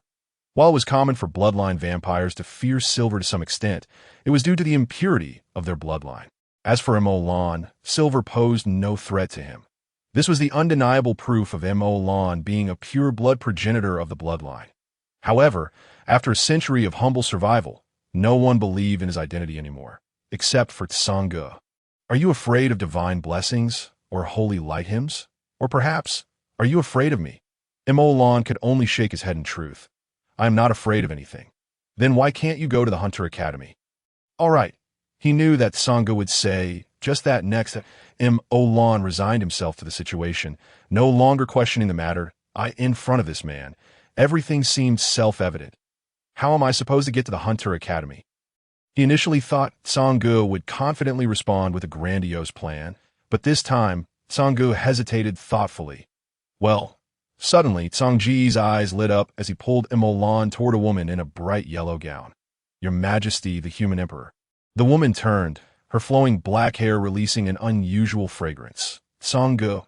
Imo Lan couldn't help but swallow hard. The girl before him was human. If he hadn't just bitten that angel, he would have likely made a fool of himself. Completely captivated, this human smelled incredibly fragrant. As if sensing Imo Lan's wandering thoughts, Sanggu disdainfully pulled him forward to introduce. "This is the lord of the human realm, the human emperor." Human emperor. Yet another powerful realm lord. Imo Lan had grown accustomed to such encounters and nodded at the human emperor. She returned the gesture, seemingly unfazed by Imo Lan's presence, and simply asked Sanggu, "What is it?" "A trivial matter. I wish to send him to the Hunter Academy for study, and I kindly request a recommendation letter from you in the name of the Human Realms Alliance of Extraordinary Abilities." Imo Lan was stunned. "What? To attend school, I need a recommendation letter from the Realm Lord of the Human Realm?" To his surprise, the girl known as the Human Emperor had no reaction of surprise. She naturally accepted the recommendation letter that Sanggu had pulled from seemingly nowhere, calmly inscribing the words Human Emperor before sealing it with the emblem of the human realm. "Just a small matter. You can handle the affairs of the Alliance of Extraordinary Abilities as you see fit." Imo Lan's heart could no longer be shocked. He had witnessed far too many astonishing events today. The Alliance of Extraordinary Abilities was the most authoritative organization among all extraordinary beings in the human realm. And as the leader of this alliance, the human emperor naturally became the realm lord. Yet this authoritative figure stated that Sanggu could take charge. What else could this guy not accomplish? Sanggu, completely oblivious to the monumental nature of his actions, exchanged pleasantries with the human emperor before leading Imo Lan away from the banquet. Upon returning to the human realm, they found themselves back at the spot they had departed from not long ago. The sky was darkening, Yet Mo Lan felt as though he had traversed through time. What an extraordinary day it had been. Sanggu, in a rather good mood, casually handed Mo Lan the recommendation letter sealed with the emblem of the human realm. The entrance examination at the Hunter Academy is approaching, and the selection for the Southern District will commence next month. You should sign up first. During these days, I will continue to help you improve, and before the selection begins, I will put in a good word for you here in Lu City. And Mo Lan was at a loss for words, silently accepting the recommendation letter. He truly wished to discuss the matter of becoming Tsangji's apprentice once more, but Sanggu did not bring it up again, vanishing as usual from sight. That rascal, Olan gazed at the silver seal in his hand, suddenly realizing how fortunate it was to maintain contact with Sanggu. With Sanggu around, his heart, which had lain dormant for a century, seemed to awaken, and for the first time, Olan began to have expectations for tomorrow. Unconsciously smiling, Olan headed towards the Hunter Academy, for he had not forgotten that he still needed to pick up Yin Tianling from school. A month passed in the blink of an eye. Tsangji's short dagger had been replaced with a silver spear, and as usual, he showed no mercy as he ruthlessly attacked Lan. However, Lan no longer tumbled in utter chaos. Instead, he could mobilize all his efforts to evade up. Middle, Sanggu once again pinpointed his attack route, while Lan summoned his blood to defend fiercely. Over the past month, Lan had finally begun to feel a flicker of familiarity in controlling his bloodline. To the moment of successful defense, 3 blood arrows shot forth from different angles. While he still could not achieve the rain of blood arrows, Lan had managed to condense 3 controllable blood arrows. Clang, clang, clang. Sanggu retracted his spear defensively, and the 3 blood arrows struck against the silver spear, producing a resonant sound. With a smile, Sanggu felt some satisfaction in Lan's progress, but he did not relent, thrusting the silver spear once more up, down, left. This was the first time Sanggu launched simultaneous attacks from 3 directions. Lan's bloodline tensed, twisting his body to evade the left side, channeling his blood to block the head, but he had only been accustomed to defending against 2 angles, rendering him powerless to respond to the lower attack. However, the positioning of Tsangji's thrust was particularly cunning. If it had been aimed at his limbs, Lan could have gritted his teeth and endured. Yet Sanggu, that sly fox, aimed low, directing a thrust towards a critical area. As if fearing Lan would not dodge, Lan felt an icy chill between his legs, his hair standing on end to know he could not take it head on. In an overwhelming state of tension, Lan split his focus, condensing a new blood arrow aimed at the lower attack. Clang. Tsangji's thrust was finally deflected, and Lan, bewildered, fell to the ground. Originally, 3 blood arrows had been his limit. But under Tsangji's relentless pressure, Lan finally condensed a 4th blood arrow. Boom. The thunder of divine retribution arrived as expected, and Lan collapsed to the ground, gasping for the unneeded oxygen. 10%, he had finally reached 10%. In just a month, Lan had progressed from the utterly humiliating 0 to achieving the 1st realm. This level of attainment was sufficient to pass the adult assessment. Thinking of this, Lan's eyes became misty, dark red tears of blood welling up. He was merely 103 years old this year, just 3 years shy of the blood realm's requirement for noble adulthood assessments.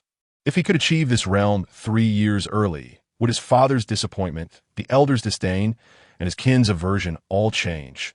Feeling distressed, do you think I arrived too late? Without changing his expression, Sanggu blocked the divine retribution for Lan. Kicking the limp figure as if it were a dead fish. No, Lan desperately blinked, swallowing his tears, not wanting to appear too fragile. Sanggu, observing his demeanor, softened slightly and crouched down. Do you know what it means to reach the 1st realm in just a month? What? Sanggu, with a smile, lifted Lan, saying, You must realize that the time when you will truly astonish them is yet to come. Just so you know, it was your rather unremarkable father, Mo Yuan, whom I personally guided, and it took him a full decade to reach the 1st realm. Lan, slightly incredulous, replied, My father? He was also taught by you. What do you think? When I took him under my wing, he was barely half your height, Though he certainly knew how to weep much more than you'd, he grew up in the isolation of the Black Gold Clan's annihilation. However, your tomorrow shines far more brilliantly than his today. Do you understand? Mo Lan gazed at the transformed Songu, the rays of the setting sun enveloping him, for the first time bringing warmth to Mo Lan's heart. Unable to suppress his tears any longer, he smiled and said, "This is the first time you've comforted me." Songu, seemingly caught off guard by Mo Lan's words, let out a resigned chuckle, then raised his hand to ruffle Mo Lan's hair. "All right, that's enough. The practice of bloodline control ends here. I will completely seal your first realm. You 1T need this for your studies in the human realm. So for now, you are still at 0. Understand? Completely sealed?" Mo Lan couldn't help but repeat, "Then how will I protect myself?" Songu resumed his lofty demeanor. The previous moment of tenderness vanished. "If you find yourself relying on bloodlines for protection among a group of humans, you might as well end it all. There's no need to embarrass yourself here." Mo Lan pouted, conceding, "Fine, you have a point." However, he had expected Songu to say something like, "I will protect you, but I've only just managed to grasp 10%. If I forget everything after you seal it, what then?" Songu looked at him as if he were simple-minded. The Black Gold Clan's control over bloodlines is instinctual, as natural as eating or drinking. Once learned, can one forget how to drink after a decade without water? Mo Lan's gaze drifted away, feeling sheepish, though he stubbornly retorted, "Our blood clan drinks blood, never water." Songu, exasperated, gave Mo Lan a light smack on the head. "Enough. Go to the recommendation officer in Lu City and finalize your identity. Prepare for your exam in a few days. Me. Go alone." After a month of Songu arranging everything for him, it was clear Songu had no intention of playing the caretaker. With a cold roll of his eyes, Songu vanished from sight. Mo Lan, unfazed, smirked, ultimately transforming his expression into a radiant smile. Rising from the ground, brushing off non-existent dust, he retrieved the recommendation letter personally signed by the realm's master and soared towards the recommendation officer's residence in Lu City. Songu had previously informed him that the Vampire Hunter Alliance's major examination was divided into 8 preliminary zones, each selecting 100 individuals to participate in the final assessment, which would determine entry into the Hunter Academy. Mo Lan was to partake in the same southern preliminary examination as Yin Tianling. However, his identity remained blank, necessitating prior contact with the recommendation officer in Lu City to arrange a suitable identity for him. After all, why would the recommendation officer not wish for a genius to emerge from his jurisdiction? With this thought in mind, Mo Lan landed atop the recommendation officer's house with his current agility. Even soaring over the city during daylight would hardly raise suspicion. As he hung upside down by the window, he felt a twinge of anxiety.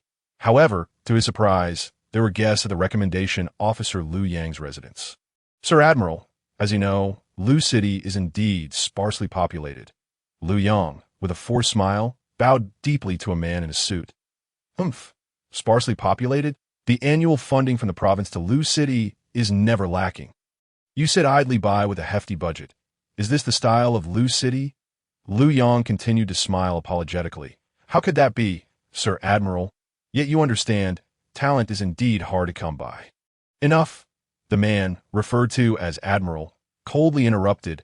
"No need for your useless explanations. That it has been 3 years since anyone from the 2 provinces has been selected for the academy. The Southern District Governor has given me a stern order. If this year we do not have 5 or more representatives in the Southern District team, I, as the Admiral of the 2 provinces, will be out of a job, and you, as the recommendation officer of Lu City, will not fare any better. Admiral, but at this point, how can you expect me to cultivate new talents? What? Do you think using the girl from the Yin family will save you from embarrassment? If she participates, will others think you're a capable mentor, or will they mock you for being desperate? I don't care what methods you use, whether stealing or robbing. I just want results. It's merely 5 team members. Is that so difficult for you? If you can find one who gets into the academy, even just one, that will suffice." The Admiral's furious tirade concluded, and he swept out of the room. Mo Lan, perched by the window, felt as if fortune favored him. Was this what they called serendipity? However, the girl from the Yin family they mentioned, was it Yin Tianling? What secrets did she possess that led to such continual turmoil? Although perplexed, Lan knew he could not derive any conclusions. Once the admiral had departed, he finally leaped down from the rooftop and knocked on the door with a serious demeanor. "Who is it?" Lu Yang, having just endured a bout of frustration, opened the door to find a strange young man, naturally feeling no warmth. "Where did this wild child come from? And what do you want?"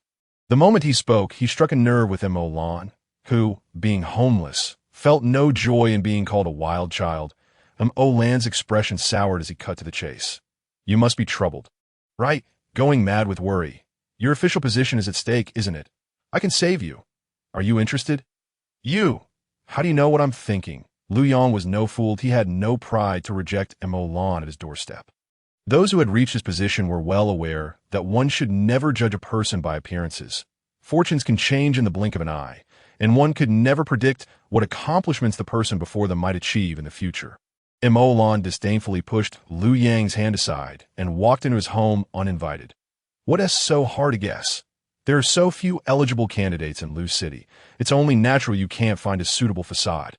Lan, full of bluster, certainly would not reveal that he had just overheard their conversation from the rooftop. Lu Yang nodded in agreement. Indeed, the current predicament of Lu City was common knowledge, and several recommendation officers from other cities mocked him daily, claiming Lu City had no talent. This was hardly a difficult conclusion to draw. So, do you have someone to recommend? At this point, Lu Yang was at his wit's end. He had to consider even this unknown individual as a last resort. Yes, Lan settled comfortably on Lu Yang's sofa, taking on an air of dominance. Lu Yang, now attentive, inquired eagerly.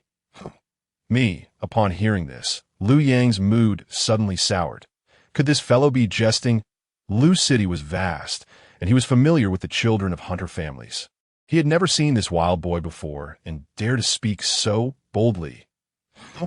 Lan deliberately misinterpreted his incredulous tone. "What?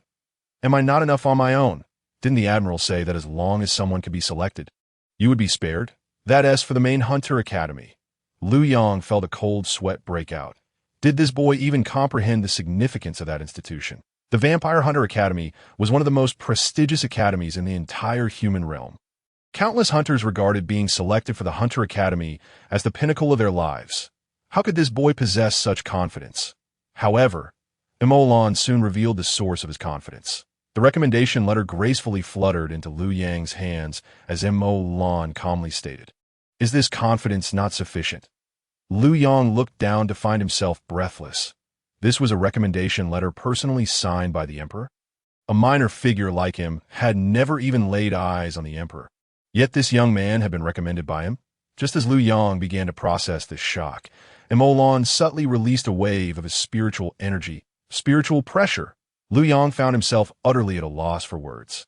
He was merely a recommendation officer in a remote city, barely qualifying as a second-tier mage. Yet, in front of these middle school students, he held a respectable position. However, the young man before him, with a mere flick of his spiritual energy, made him feel as if his blood was surging, rendering him speechless. The strength of this boy's spiritual energy surpassed his own. Seeing that the desired effect was achieved, Lan seized the moment to present his pre-prepared explanation. "I am an orphan, raised by the Ability Alliance. The Emperor believes I am more suited to be a hunter, thus allowing me to participate in the major examination of the Hunter Academy. That ITS as simple as that." "Then why did you come to Lu City to apply?" Lu Yang had completely come to trust Lan's identity, for the spirit seal of the Emperor of Humanity could not be forged. In the vast realm of humankind, no one would dare to usurp the name of His Majesty the Emperor. He was simply incredulous. How could it be that this insignificant border town of his would attract the favor of such a divine being? Shouldn't the Emperor's disciples remain in the imperial capital? This question had naturally crossed Lan's mind long ago, and at this moment he spoke without a trace of guilt. "Because my girlfriend is here. I do not wish to compete with the prominent families of the imperial capital." The four major families of vampire hunters encompassed nearly all the finest hunters. Their immense influence ensured that each year, disciples from these families would be selected to enter the Hunter Academy, and their main branches were, of course, located in the imperial capital By now. Lu Yang had regarded Lan as a veritable deity, and he cautiously inquired, "May I ask, who is your girlfriend?" Yin Tianling, Mo Lan replied without hesitation, confidently presenting Lingling's name. She was his trump card, and he felt no psychological burden in using her to deflect attention. Unbeknownst to Mo Lan, the mere utterance of Yin Tianling's name led Lu Yang to believe him utterly. Yin Tianling was a forbidden name known throughout the entire Hunter clan, and as a member of the Yin family. One of the four great families, she had been sent to be raised in this remote town of Lucheng. Rather than being raised, it was more akin to being imprisoned. Yin Tianling could only operate within the confines of surveillance, destined to tread the path of a hunter at the academy. Thus, if this young man's aim was indeed Yin Tianling, Lu Yang harbored no doubts about his decision to leave the imperial capital for Lucheng. "My lord, how may I address you?" Lu Yang, now convinced, completely altered his demeanor, still maintaining a subservient attitude. Mo Lan waved his hand dismissively, saying, "Just call me Lan Yang. I am merely a student." Lan Yang, what a splendid name. Lu Yang thought, oblivious to the fact that Mo Lan was using an alias. Having been called Lan Yang by Yin Tianling so often, he had grown accustomed to referring to himself as such. "Lan Yang, why not serve as the captain of our Lucheng representative team during the assessment? Rest assured, I will arrange all necessary credentials for you by tomorrow." Chapter 18, Captain of Lucheng. Lan Yang and Mo Lan had not anticipated such smooth sailing. Before he could voice his thoughts, Lu Yang seemed to know precisely what he needed. Yet, this led Mo Lan to wonder if he was perhaps conceding too much. With a look of disbelief, he gazed at Lu Yang and asked, "You do not think that this is sufficient to dismiss me, do you?" Lu Yang's heart skipped a beat. The crafty fellow understood exactly what Mo Lan meant. This cunning individual was waiting for him to propose terms. He had suspected that no such good fortune could simply fall into their laps, a prodigy descending from the heavens to help Lucheng turn its fortunes around. Chuckling inwardly, Lu Yang managed to maintain a smile on his face. Of course not. Lan Yang got a talent like you must certainly be supported by Lucheng. However, as you know, our town is quite small. No matter how small Lucheng may be, you can seek the Admiral for assistance. The blade of the district chief of the southern region hangs over his head. I believe he would be quite willing to invest some resources to retain talent. Lu Yang thought to himself that dealing with this fellow would yield no advantage. Nevertheless, he could not afford to dwell on that now. The weight of his official position took precedence over all else. Not to mention, with Lan Yang's spiritual energy exceeding that of a second-tier mage, Lu Yang was confident he would undoubtedly qualify for the Southern District representative team. For every year, the average level of new students at the Hunter Academy was merely first tier. You are correct. Although Lucheng is tight on resources, we will certainly not allow talent to go unnoticed. Lan Yang, here is what I propose. As long as you represent Lucheng in the Southern District team, we will cover all your equipment and expenses for the assessment. Furthermore, on behalf of the two provinces of South, I will provide you with a scholarship of 1 million yuan. What do you think? Mo Lan's heart leapt. In truth, he was unaware of the prevailing market conditions, but now that Lu Yang had made an offer, he had a scale for comparison. 0.2 million. I assure you I can pass the assessment and gain entry into the academy. Lu Yang's expression faltered. Lan Yang, you are aware that the cost for assessment equipment and expenses amount to a significant sum. Lucheng has faced economic difficulties in recent years and is truly constrained. Mo Lan remained unhurried.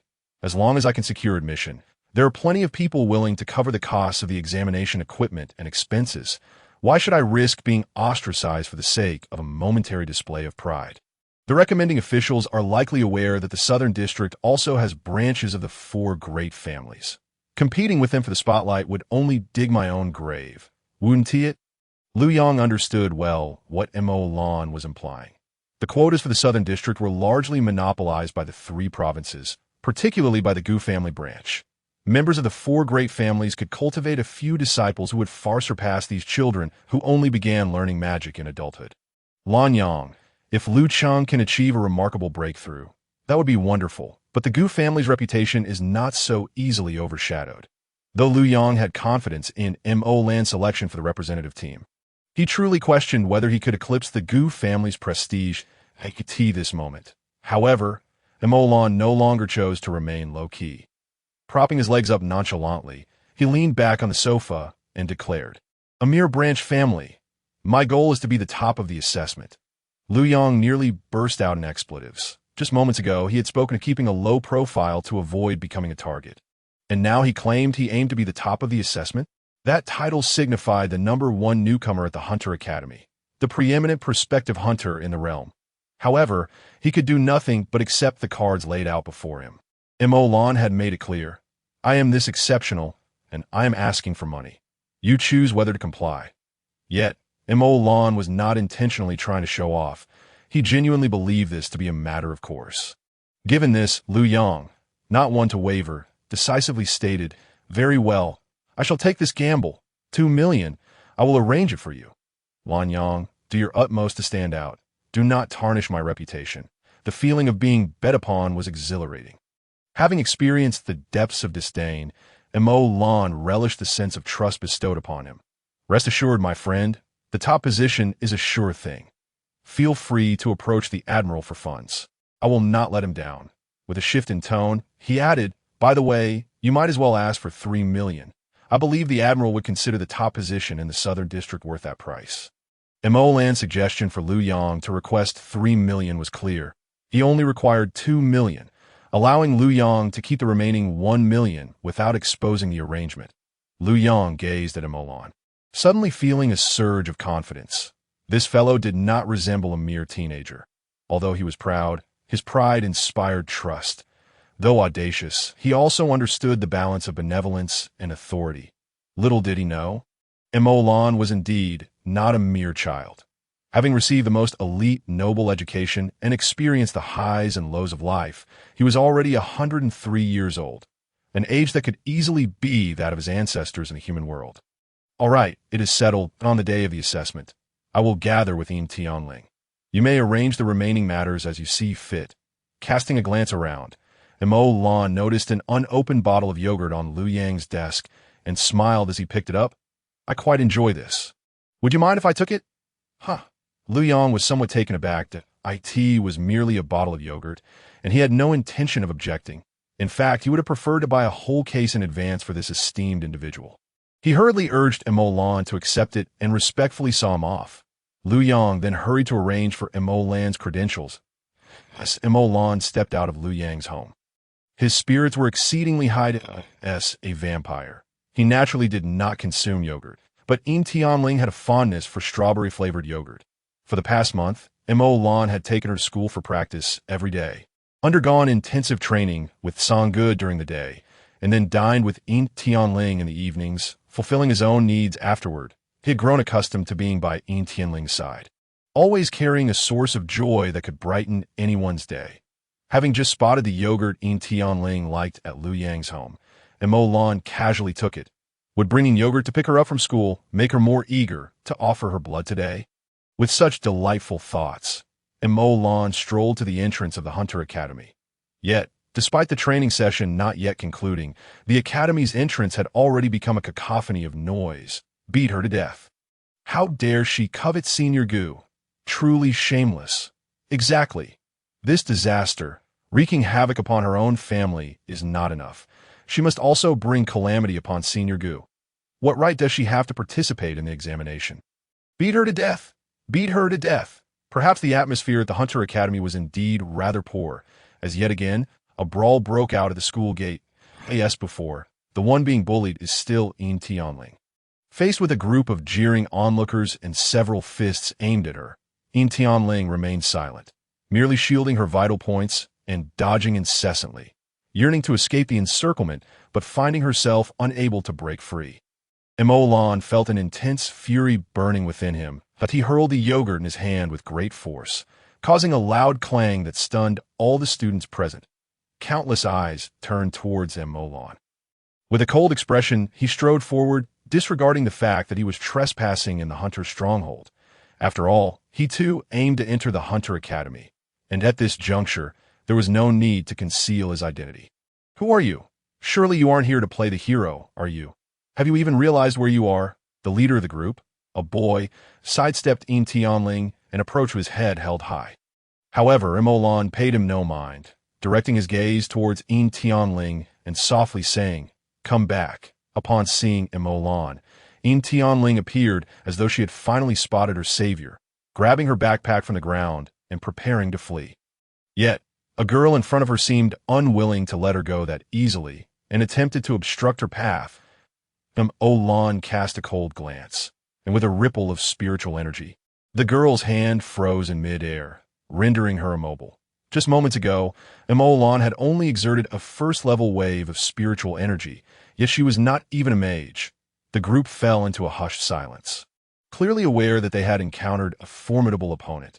However, after all these years, who had ever heard of this calamity being shielded by someone? Who on earth are you? Do you even comprehend who it is that you are protecting?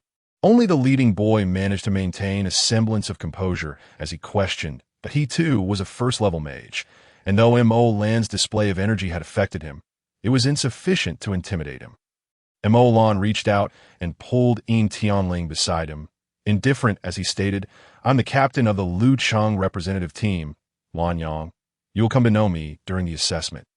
The captain of the Lucheng representative team? The group exchanged glances, bewildered.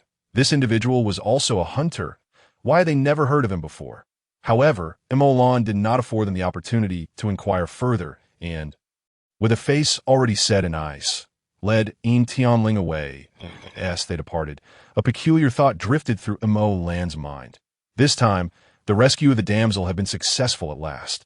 I wonder why they always trouble you. Lan genuinely could not fathom why campus bullying at the Hunter Academy was so severe, because I'm a source of trouble myself. What's wrong? Do you no longer wish to protect me? Yin Tianling, with a rather disgruntled expression, appeared somewhat disheveled and utterly beleaguered. How could that be? You are my prized chicken. I could never allow anyone to bully you. However, your school hours have changed too drastically, and I cannot possibly be by your side at all times. Yin Tianling lifted her small, round face. So? Lan squinted his eyes with a smile. I have decided to take the Hunter Academy entrance exam alongside you. To become your classmate. He had initially thought that Yin Tianling would be taken aback, but to his surprise, she wore an expression as if she had anticipated this all along. And then you went to find a recommending officer. Becoming the captain of the Lucheng representative team? Aren't you even a little surprised? A bit of joy would be nice. Yin Tianling rolled her eyes in disdain. Your attempts at cuteness won't work. You, a vampire undercover at the Hunter Academy, should really exercise some restraint. Otherwise, I will report you to the Hunter Alliance for espionage. Lingling, can't you be a little more endearing? What are you staring at? Keep looking, and I'll make you regret it. Chapter 19. A lesson in humility on Monday. The sun had just risen, casting a rosy glow across the entire Lucheng. This peripheral town was only bustling during the new year and these few days leading up to the entrance exam for the Hunter Academy. The Lucheng representative team gathered at the city gate, with townspeople flocking from every alley to cheer them on. Indeed, despite being a small town, most families in Lucheng were of hunter lineage. And for the children of hunters, the most significant event in their lives was participating in the grand examination of the Hunter Academy. Consequently, the send-off procession each year stretched for miles. Old Lu. Where is that ace you mentioned? You aren't trying to pull a fast one on me, are you? The governor of the two provinces, Feng Mahua, had personally come to Lucheng to witness this hopeful star. Yet the assembly time was fast approaching. And where was he? Lu Yang felt as though he were an ant on a hot pan, utterly clueless about what Lan Yang was up to. He should have secured a contact number. In his moment of excitement, he had forgotten such an important detail. Dear Governor, please don't fret. There is still a quarter of an hour left. Real experts always have a bit of flair. At this point, he could only pray that Lan Yang would not let him down and would appear swiftly. After all, Lan Yang's payment had yet to be received. I don't care about your flair. As long as you can get the job done, everything is negotiable. If you fail, you'll be sweeping the streets for the sanitation department next year. There's no need for you to get worked up. Governor, just as Feng Mahua finished speaking, Lan's voice rang out from afar. I was held up by a minor issue, but I'm here now, isn't that right? Today, Lan donned a complete white athletic outfit. A first for him as a member of the Blood Clan. There was no other choice. He felt somewhat guilty. He was genuinely heading to the Hunter stronghold, as if wearing white could shield him from suspicion. Upon seeing Lan arrive, still accompanied by Yin Tianling, Lu Yang's heart finally settled, and he hurriedly approached. Not late at all. Lan Yang, it's wonderful to see you here. Let me introduce you. This gentleman is our two provinces' governor, Fang Mahua. Lu Yang maintained a facade of politeness to Mo Lan nodded at Fang Mahua. Governor Fang, thank you for your patience. Fang Mahua instantly replaced his expression. Not at all. Not at all. Young people should have a bit of character. Lan Yang, how do you feel today? Do you have confidence for this exam? Mo Lan smiled and engaged in polite exchanges. I feel excellent and will not disappoint the hopes of the Lucheng citizens. Beside him, Yin Tianling watched in disbelief as the vampire, Mo Lan, adeptly navigated the complexities of human social niceties, rolling her eyes countless times in disdain. She had assumed he would struggle with such interactions. But instead, he seemed completely at ease, exhibiting grace and poise till last, the moment to depart arrived. Amidst the cheers from the citizens of Lucheng, the representatives boarded the bus, the captain, and Mo Lan took his place at the rear. Observing the eager faces of the townsfolk, suddenly he waved to the crowd and declared, "Rest assured, everyone, our Lucheng representative team will undoubtedly achieve great results this year. Lucheng shall prevail. Lucheng shall prevail. Lucheng shall prevail." The fervent parents quickly echoed Mo Lan's words, creating a thunderous chorus. The young team members on the bus were equally invigorated, each one clenching their fists, resolved to perform admirably. Lu Yang watched the scene with tears streaming down his face. After so many years, Lucheng had struggled for far too long, and their popularity had waned. He had never felt that retaining Lan Yang was such a wise decision. With morale like this, how could they not achieve good results? Little did he know, however, that when Mo Lan spoke, he infused his own spiritual energy into the atmosphere, forcefully stirring the crowd. Otherwise, it would have been difficult for him to rally such enthusiasm. Yet morale was indeed crucial, especially for an initial assessment primarily based on physical tests. The bus traveled for 8 continuous hours before finally reaching the capital of the Southern District, Wangbei City. The representatives from each city arrived in succession, and several recommending officers gathered together for pleasantries, showcasing their superficial camaraderie. This year, our Hangcheng is truly disappointing. Only 5 candidates have reached the level of first-level mage, and the Southern District standing relies on all of you. My friends, the recommending officer from Hangcheng spoke, prompting murmurs of disbelief from the others. You have a total of 50 candidates, and 1/10 of them are first-level mages, and you still call that disappointing? Have you no shame? Our Haching isn't doing too well either. Not only are there few first-level mages, but we have only 1 second-level mage. We simply cannot uphold the reputation of the Southern District. The others gasped in shock that second-level mage was practically guaranteed admission to the academy. How had Haching managed to snatch one away? A group of individuals exchanged pleasantries with hidden daggers, but Lu Yang remained silent. Old Lu, the roll call is about to begin. Does Lucheng have any preparations? Need us brothers to lend a hand. Today was merely a reporting day, with no actual assessments taking place. The representative teams would gather for roll call, and then the candidates would check into their accommodations. However, this roll call was not as simple as it seemed. It was typically the best opportunity for each representative team to showcase their skills and prowess. After all, the examiners from the Southern District would also be present, making this the candidates' first stage for showcasing themselves. Had it not been for Lan Yang's presence, Lu Yang would have surely put on a brave front, refusing to appear weak. However, he felt an unusual trust in Lan Yang, and thus chuckled lightly. Brother Wang makes a good point. In Lu City, there are hardly any promising candidates, and it seems we are destined to suffer significant losses soon. Thus, we must rely more on the support of several senior brothers. Observing Lu Yang's humble demeanor, the others found it challenging to discern his true capabilities. Yet upon reflection, it was likely he was aware that this year, Lu City harbored no genuine hope, perhaps hoping to secure the advancement of 1 or 2 children through this approach. After a prolonged period of commotion, the organizers finally commenced the process of lining up the candidates. The representatives from the 28 cities congregated on the playground, with each team captain positioned at the forefront. At this moment, Mo Lan understood that the roll call would involve the chairman calling out the names of the teams below, to which the respective captains would respond and enthusiastically shout their team slogans. Rather than a mere roll call, it resembled a display of strength, with the captains initiating the first round of competition. Those who could dominate the atmosphere would naturally attract greater attention. Lan felt disdain, questioning why the Hunter Academy, a supposed institution of higher learning, engaged in such childish antics. However, there was a silver lining. Despite Lan's current inability to wield any magic among the candidates, merely fluctuating his spiritual energy would set him apart. Perhaps it would be better to change the roll call format, since Lu Yang had mentioned providing assistance. It would be remiss not to honor that request, so why not let the Lu City representative team be the first to be called? Suddenly, an unexpected ploy from a recommendation officer of another city emerged. As a group passed right before Lan, making such a remark. Although the roll call from the podium had yet to begin, these individuals seemed eager to ensure Lu City did not suffer embarrassment. Indeed, Lu Yang, why don't you go first? This young captain appeared unfamiliar. Has he become a mage yet? Suddenly the center of attention, Lan found all the recommendation officers' gazes fixated upon him. He looked up, only to see the examiner at the podium regarding him with a smile, showing no inclination to intervene. What was going on? Was Lu City really faring so poorly? Lan had no desire to engage in their scheming. He simply stated innocently, I am not a child of any renowned hunter family, nor am I a mage. Lu Yang's brow twitched.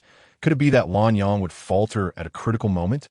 The other recommendation officers relished this scene, seeing the young captain's naive demeanor, their hearts swelling with pride. Don't be nervous, young student. It's perfectly normal not to be a mage before enrollment. Despite their words, they each rolled their eyes inwardly, as not being a mage meant he had already lost at the starting line. What prospects could he possibly have? Lu City had indeed fallen so low that they could not even find a mage to serve as captain. Little student, do you know the rules for roll call? Don't be afraid, just boldly declare your name and Lu City's slogan. No one will mock you, da-da. One should remain modest. This seems inappropriate. Doesn't it?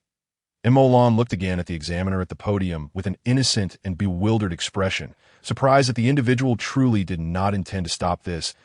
It seemed they were not of good character either. Several recommendation officers could barely contain their amusement. This fellow truly was oblivious. Speak up. Don't worry. Exert your spiritual energy to the fullest. This counts as your first assessment. Exert to the fullest? I'm quite strong. What if I affect others? I say, you lot, that's enough? I genuinely feel uncomfortable. Could you refrain from pressuring me? The recommendation officers burst into laughter. Not even a mage, yet he dared claim to be strong. Where did this country bumpkin come from? You needn't worry about others. The examiners encourage this behavior. A young man should have some courage. What is there to fear? The recommendation officers exchanged remarks, while Lu Yang could no longer bear to watch. What was Lan Yang truly up to? You could say he was playing the fool, yet every word he uttered was a proclamation of his strength. You might say he was overly showy, yet he maintained an appearance of someone unaccustomed to the world. Unbeknownst to them, Lan was merely trying to offer a kind reminder. Very well. After repeated refusals, Lan finally nodded in acceptance. In truth, he had no intention of pretending. He had clearly communicated his strength, and if they chose to perceive him as inexperienced, he had done all he could. Taking a deep breath amidst the crowd's gaze, he unleashed a surge of spiritual energy that rivaled that of a third-level mage, resonating throughout the playground. I am Lan Yang, the captain of the Lu City representative team, and our slogan is Lu City. Champions! Thousands of students immediately clutched their heads, and those with lesser abilities directly collapsed to the ground, blood oozing from their orifices. Chapter 20. Hope of the Southern District with a powerful shout. Lan finally felt at ease. Did you enjoy the spectacle I provided for so long? Behind him, Tianling burst into laughter, having anticipated that this fellow could not possibly be so good-natured as to allow them to jest at his expense. And thankfully he was prepared. Simultaneously, Tianling felt a surge of apprehension. The disparity in spiritual energy between each level of mage is enormous. A first-level mage can only manipulate 100 units of energy, while a second-level mage manages but 1,000. When mages manipulate their energy, there exists a usage rate indicator. A mage lacking talent or proficiency may struggle to manipulate even 50% of their own energy. Yet Mo Lan had just fluctuated thousands of units of energy with a single utterance. This indicated that he was at least of the caliber of a proper third-level mage, while others remained oblivious. Yin Tianling was acutely aware that Mo Lan was a Blood Clan member. Blood Clan members are known for their overwhelming strength, so when did even a Blood Clan member possess such a high level of energy? Did they not notice that even the recommendation officers were visibly shaken, their heads spinning? In truth, it was not entirely Mo Lan's fault. Had he been called last, he could have calibrated his energy fluctuations based on the others' levels. However, as he had been called first, surrounded by eager onlookers, he had no choice but to unleash his full energy, that he simply could not construct a magic array due to his lack of elemental affinity. Yet, should anyone truly regard him as a non-mage, Mo Lan guaranteed they would face dire consequences. Enough that a voice as deep and soothing as flowing water reverberated across the playground, gradually dissipating the tumultuous energy stirred by Mo Lan. Countless students now suffered from splitting headaches, barely able to maintain their footing. Were the exams to be held today, it seemed nearly all would be forced to withdraw. At the podium, a young man clad in the attire of the Hunter Academy stepped forward. Using his own energy to mitigate the effects on the candidates, Mo Lan's silent pupils narrowed. He recognized this young man from the podium. Gu Baishi, the foremost young hunter who had injured him a month prior with the Chains of Heaven. Gu Baishi, a distinguished fourth-level mage, served as the student council president of the Hunter Academy and was also one of the chief examiners for the Southern District's grand examination. This junior was indeed impulsive. He still had his fellow Lu City team members behind him. Mo Lan's energy did not discriminate between friend and foe, and those behind him from Lu City were equally afflicted, heads pounding and bodies collapsing. At that moment, the number of candidates on the playground still able to stand did not exceed 300 remarkably. Yin Tianling was among them. Gu Baishi wore an expression of displeasure, and Mo Lan had no choice but to feign ignorance of his presence. I genuinely wished to keep a low profile. Who would have anticipated that all the recommendation officers would insist I exert myself fully? Who could have imagined it would turn out this way? Mo Lan's voice sounded so innocent, as if he truly had no idea that these candidates were so fragile, and that he had been compelled to produce such results. In truth, he and Gu Baishi had crossed paths that night, but he had no certainty whether Gu Baishi recognized him to the front. Liu Yang was already in a daze, while the two provincial governors, Feng Mahua, was elatedly clapping his hands. He cared not for the representatives of the other teams. He was already convinced that Lan Yang would undoubtedly gain admission to the academy. As long as Lan Yang was present, his position as governor of the two provinces was secure. The 3 million spent was indeed worthwhile. However, what Feng Mahua did not know was that not only he, but even the hidden regional governor of the Southern District was filled with excitement. As the only fifth-level mage in the Southern District, he saw in Mo Lan a newfound hope. The hope for the resurgence of the Southern District. Among the 8 major regions of the human realm, the Southern District had once basked in glory and splendor. The 4 great hunter families, the Yin and Gu families, were originally inhabitants of the Southern District, bestowing upon it an unparalleled prominence. However, approximately a century ago, under the instigation of an angel, the Vampire Hunter Alliance initiated a cataclysmic war against the Blood Realm. Though they initially held the upper hand, they ultimately faced defeat due to the intervention of the former ruler of the Blood Realm. The former ruler's interference shattered the balance between the two sides that he even confronted the angel, who was possessed by a divine being from across the battlefield, threatening to oppose the heavens. The divine being questioned, "Without the heavens, who will contend against the evil and rampant demons?" The former ruler boldly declared, "I will contend." This proclamation became a topic of fascination across the 9 realms for an extended period. That battle, initiated by the Southern District, resulted in the loss of countless elite hunters, the Gu family. Having relocated northward to the imperial capital, suffered immense misfortune. While the Yin family was left utterly devastated, their descendants bearing the brunt of this calamity. With each generation, a child inheriting the aberrant powers of the Child of Sin would bear the mark of malevolence. The cataclysmic war of yore was ignited by the slaughter of countless bloodkin at the hands of the aberrant powers, rendering the existence of the Child of Sin a detriment to the harmony between realms. Thus, upon reaching the age of 20, Every child of Sin would be offered as a sacrificial tribute to the blood kin by the entire Hunter Alliance, serving as a testament to the peaceful coexistence of the two worlds.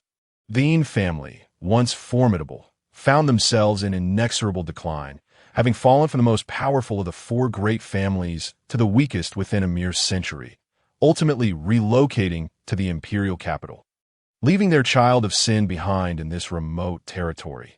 Consequently, the Southern District languished, never to regain its former splendor. A century ago, the venerable district chief of the southern region, a dignified 8th-level mage, could shake the very foundations of the human realm with a stamp of his foot. Yet now, the current district chief, Ji Mingli, stands as the sole 5th-level mage in the entire southern district. Ji Mingli's grandfather had witnessed firsthand the rise and fall of the southern district, a source of lifelong anguish. Revitalizing the southern district was his grandfather's dying wish. However, after 5 years in office, Ji Mingli had only just begun to glimpse a flicker of hope. The evening roll call had become unnecessary, as thousands of candidates, in a state of disarray, were left with no choice but to disperse. Indifferent, Imo Lan had barely taken a few steps when he was intercepted by both Lu Yang and Feng Mahua, who then escorted him to the presence of Ji Mingli, the district chief. "Young friend Lan Yang, your prowess is extraordinary. At your age, I was far inferior," Ji Mingli remarked, exuding an air of gravitas. Clearly impressed by Imo in his eyes, the young man, a 3rd-level mage at such a tender age, was destined for greatness beyond his own. Little did he know, Imo Lan had already rolled his eyes 108 times internally, thinking, "How old are you this year?" 50. Your grandfather might not even be older than me." Despite his inner musings, Imo Lan humbly replied, "Oh, not at all. Merely trifling tricks that I hope the esteemed district chief will forgive my clumsiness." Ji Mingli could not help but feel more satisfied. This youth appeared humble and courteous. A delight to behold. Truly, heroes emerge from youth. When did old Lu conceal such a treasure? Only for him to suddenly shine today. Ji Mingli suddenly inquired about Imo Lan's background, causing Lu Yang to feel a jolt of surprise. The situation had unfolded so hastily that he had yet to brief Imo Lan, fearing that the young man might inadvertently reveal the 200,000 he had received as a bribe. That would spell disaster. Imo Lan, maintaining his cheerful demeanor, responded, "How could I dare? I am but an orphan wandering the streets. It is Lord Lu Yang who recognized my potential in magic and suggested I serve humanity as a hunter. Without Lord Lu Yang's guidance, I would not be here today." Everyone believed that a prodigy ought to be arrogant and disdainful, shunning the need for pleasantries with their elders. Yet Imo Lan held a different view.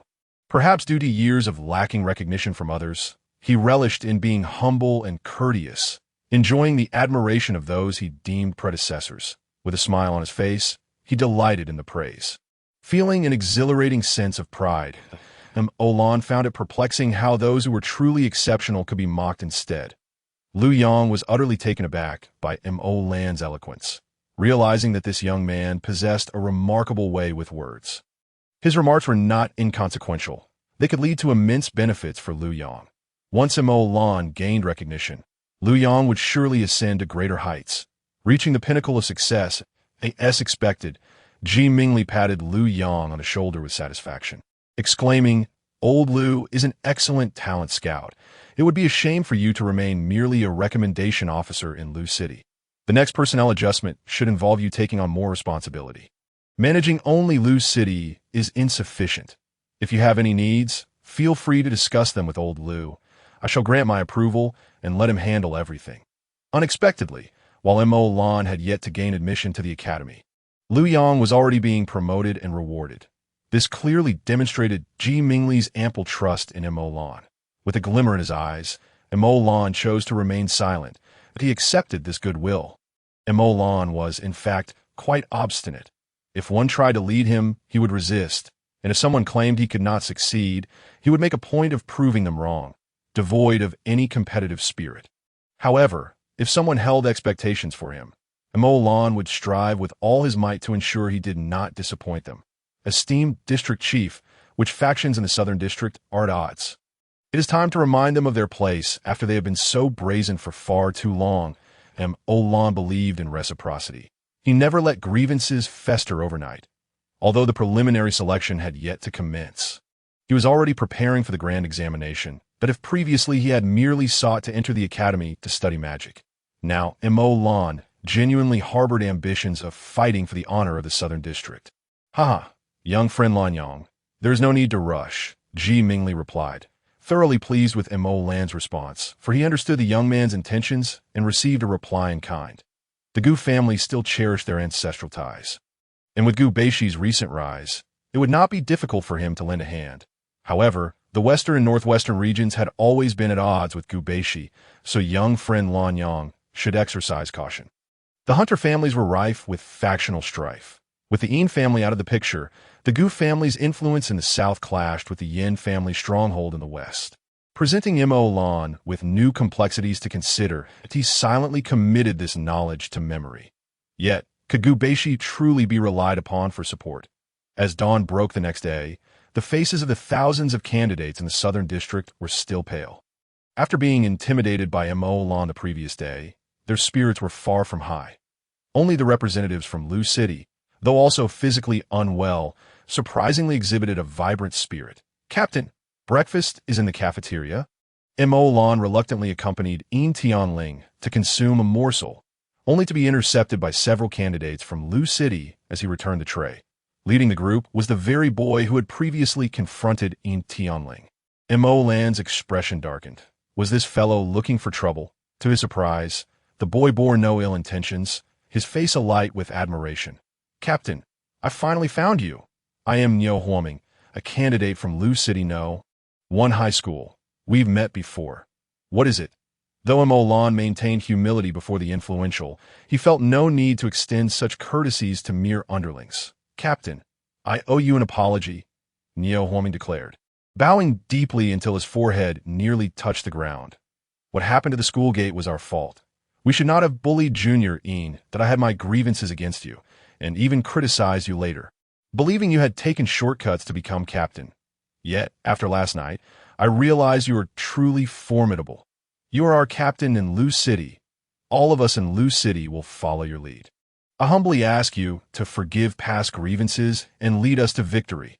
Niu Huoming was an exceptionally straightforward individual, a legitimate first-level mage with a modest reputation within Lu City. Under normal circumstances, had Lan not interfered, the captaincy would have rightfully belonged to him. However, now he bowed deeply, and his companions followed suit, leaving Lan feeling a bit awkward. All right, it's a trivial matter. I'm not too familiar with the team members. Please take care of them, if you need assistance. Just let me know. Yes, Captain, Niu Huoming beamed, grinning ear to ear as he addressed his teammates. See, I told you, our captain has a great heart and will surely forgive us. Lan extricated himself from the crowd and strolled toward the examination venue, while Yin Tianling expressed her dissatisfaction. You are quite magnanimous. I never agreed. Yet you forgave him on my behalf. Lan chuckled as he draped an arm around Yin Tianling's petite shoulders. Finding no fault in his actions, isn't it more satisfying to see others on their knees than to have them trampled beneath your feet? Don't cry, Lingling. If you still feel aggrieved, I can always give them another thrashing when we return. Stop with your nonsense. Mind your attitude. What is our relationship? Pushing Lan away. Yin Tianling's round face puffed up in irritation, making her appear even more adorable. The closest to relationships. You were not so cold to me last night. Lan teased, relishing the moment. Each time Yin Tianling offered her affection, she was always quite proactive. Although she had mistakenly taken him for Lanyang, he was now Lanyang. What was inappropriate about that? Get lost. Despite the previous day's commotion caused by Lan, the preliminary examination was set to proceed as scheduled. As the captain of Lu City, Lan was assigned number 3076, along with the remaining 109 numbers of Lu City S team, representing all candidates from the Southern District. Out of these over 3,000 candidates, only the top 100 would earn the right to represent the Southern District in the Hunter Academy S Grand Examination. At that time, from 800 candidates across 8 major districts, only 150 would be selected to join the academy, although there were other distinguished academies in the human realm. For a hunter, gaining admission to the Central Hunter Academy was the dream of every child. The preliminary examination essentially consisted of basic physical ability tests, as the candidates had never received specialized training tailored for hunters prior to this. In this regard, the offspring of the prominent hunter families possess an innate advantage, as children who have undergone hunter education since a young age naturally exhibit superior mastery over various skills. However, this does not apply to Emolan. The first assessment, a test of strength, is graded on a scale of 10 points, with each increment of 50 kilograms earning 1 point. Any weight below this threshold is disregarded. The examiners organize the assessment in front, with 10 lengthy lines of candidates taking turns to step forward and demonstrate their strength, that, in terms of physical prowess, the male candidates generally hold an advantage. However, the hunters do not discriminate by gender, and thus female students are not afforded any special privileges. Captain, the highest score so far is Gu Li Gu from the Gu family, who astonishingly scored 7 points. Likely with the aid of reinforcement magic or the like. Niu Huaming, upon receiving news from his peers, hurriedly reported this to Emolan, who stood at the front of the line. Only 7 points? Is humanity truly this weak? Emolan expressed his surprise. Although it is termed a strength test, there are no restrictions on magic or spiritual power, save for the prohibition of using props. How is it possible that the top score only represents 300 kilograms of punching power? Captain Niu Huaming's expression twitched. After all, 300 kilograms is no small feat. However, before he could voice his thoughts, a girl with an oval face and a pointed chin from the left line interjected. Clearly displeased. From what you say, you must be quite impressive, huh? Emolan turned his head, unable to recall having seen her before. We know each other. Not at all. The girl retorted haughtily. That is Gu Li Gu. He is my idol. No one can insult my idol. Underestimate him? Absolutely not. Not knowing him. Why should I care? Emolan provocatively scratched his ear. The girl, taken aback by Emolan's blatant disregard, found herself incensed. Make way, everyone. There's a great deity here who can't wait any longer. He is about to score full marks. Her shrill voice echoed throughout the venue, drawing everyone's attention to a full marks deity. Are you kidding? For this group of high school students, anyone surpassing 5 points in the strength test is considered an exceptional genius. Isn't that the captain from Lucheng, the one who released such an intimidating pressure yesterday? The girl, unacquainted with Emolan, was recognized by others. This stirred up a hornet's nest, as the crowd harbored no goodwill toward the captain from Lucheng, and sarcastic remarks began to arise. Oh dear. He truly is a character. Just look at him, aiming for full marks. Indeed, he is a deity. Do you understand what that means? We mere mortals should not obstruct his path. The examination in front came to a halt. And Emolan sighed in exasperation, casting a mildly discontented glance at the girl before suddenly feeling a surge of anger. Let me show you what real capability looks like. Initially, he had no intention of causing a scene. However, he could not tolerate being mocked. The taunts from the adult assessment lingered vividly in his mind as he disregarded the astonished looks of the examiners, striding confidently to the strength testing apparatus. Without channeling any spiritual power, he raised his fist and struck. Bang! The strength tester shattered with a resounding crash. Yin Tianling covered her face in disbelief. This guy, who appeared mature, was actually incredibly immature. He simply relished the feeling of showing off. The arena fell into a stunned silence, all eyes fixated on the wreckage of the testing device. The nearby examiner was drenched in cold sweat as large shards flew perilously close to him. This truly is a genuine deity. 3076, first item, 10 points. Olan lifted his gaze, his eyes landing on the girl who had just provoked him, devoid of any emotion. Yet the girl, suddenly electrified, exclaimed, "What is so impressive about that? Just brute strength. A person like you must be lacking in agility." Seeing her bluster, Emolan could not help but chuckle as he took a few steps closer, unable to resist engaging in a retort. "I apologize, but I can't claim to be a deity in strength. Speed is my forte. Of course. What is Emolan? A member of the Blood Clan, a true black gold aristocrat. For those of the Blood Clan, strength and speed lie inherently within their veins, requiring no formal training. Let us see how you fare in the next round." The girl, unwilling to yield, refused to back down. After all, she was a seed candidate from the Southern District, possessing a rare acceleration ability, making agility her strongest suit. Olan raised an eyebrow. All right, just don't cry later. The minor commotion came to a close, though the 10 lines of candidates were now reduced to 9. Yin Tianling, an ordinary girl, did not augment her abilities with spiritual power, and after waiting for a considerable time, she managed to score a mere 3 points. It is worth noting that the girl with the sharp voice had scored 5. I say, Ling Ling, your capabilities appear rather lacking, Lan teased. Yin Tianling, not to be outdone, retorted, Oh, and you're so capable. Aren't you? You can do everything, especially charming the ladies. Lan looked down at Ling Ling, unable to resist the urge to tease. What's wrong? Are you feeling jealous? Don't worry, she looks like a snake spirit. I'm not interested. I prefer your cute round-faced. As he said this, he playfully pinched Yin Tianling's cheek. Yin Tianling puffed out her cheeks, indignantly kicking him, that if she did not know that the individual before her was merely a vampire, and that he was only interested in her blood, she might have truly misunderstood. The second assessment was an agility test, featuring 5 long passages, each extending 50 meters across the playground. Once the candidates entered the passageways, they would be subjected to attacks from light and shadow. The trajectories of these attacks were entirely random, totaling 100 strikes, with every successful evasion of 10 counting as 1 point. This was the very project the girl with the oval face took pride in. Being an ability user, she could elevate her speed to double the normal flow of time that in such an environment. Dodging the light and shadow attacks would naturally increase her chances of success. As expected, the oval-faced girl emerged from the passage, and the examiner promptly assigned her a score. Successfully evaded 90 light and shadow attacks, awarded 9 points. She stood as the best in the entire venue.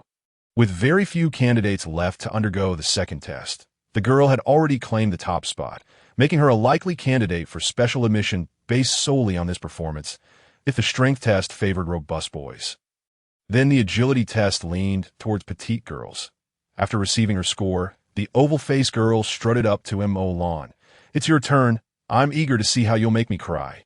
Today, she had excelled, achieving an impressive score of 90 points, reaching the pinnacle of 9 points. Dodging 90 and dodging 99 both counted as 9 points. As for evading all 100 attacks, such a feat with zero margin for error was no simple task. Did they not see that among the 3,000 candidates ahead, only a few hundred managed to achieve 6 points? Ling Ling, is this something you excel at? Ignoring the oval-faced girl's smugness, Lan kindly inquired of Yin Tianling beside him. However, Yin Tianling was no delicate bird. Rolling her eyes in disdain, she replied, Not my strong suit. You can handle it yourself. If you can't score full marks, don't bother coming back tonight. Lan found himself genuinely impressed by her boldness in a public setting. Sure enough, the onlookers began to whisper among themselves. It turned out that this dark horse captain from Lucheng was cohabiting with the infamous daughter of Sin, providing many with ammunition to attack him. But did Lan care? With a casual smile, he approached the examiner, handing over his initial assessment score sheet, then confidently stepped into the dark passage that left countless others in a state of nervous anticipation. Moments later, after approximately 10 seconds, Lan sauntered out from the exit, the green light atop the passage illuminating and shining brightly, signaling that he had successfully dodged all 100 attacks, earning a perfect 10 points. Dazzling everyone present. 9 points. The limit. After retrieving his score sheet and passing by the oval-faced girl, Lan could not resist a sarcastic remark. The subsequent candidates were thrown into disarray. Just moments ago, Lan had seemingly sprinted through those 50 meters at full speed. Was this the key to the assessment, relying on speed? A new realization dawned upon the next candidate, who gathered all their strength and charged forward at full speed. However, in a similar time frame of around 10 seconds, the result displayed on the electronic screen was a glaring red 0, marking them with 0 points. This is simply unreasonable. The first candidate to score 0 in the entire venue faced immediate disqualification from a single-item test. Could anyone casually mimic the examination methods of a deity? The plaintive laments of the subsequent candidates fell on deaf ears, as Lan had already taken Yin Tianling to the third assessment point. The oval-faced girl, clearly still dissatisfied, angrily chased after them. "Hey, stop right there." Mo Lan turned back. "What is it?" This guy still refused to admit defeat. Yet the oval-faced girl was not one to shy away from a challenge. She adjusted her hair and proudly declared, "I admit you won that last round. You truly are remarkable and deserving of knowing my name. I am Yang Shui. From Gucheng, as she spoke, the girl extended her hand. Mo Lan merely reported her registered name and had no intention of shaking hands with her. Yang Shui, unfazed, withdrew her hand and placed it on her delicate waist, declaring, "But don't get too complacent. In the next speed test, I will surely reclaim that point." "Oh, good luck," Mo Lan replied with a friendly smile, not bothering to counter her. Tea felt like a punch hitting cotton for Yang Shui. She was at a loss for words and felt her incessant boasting stuck in her throat, her mood growing increasingly gloomy. Just wait. As Yang Shui ground her teeth in frustration, Yin Tianling clicked her tongue in sympathy. What a splendid girl. But alas, she's fallen into a den of thieves. She is indeed quite exceptional.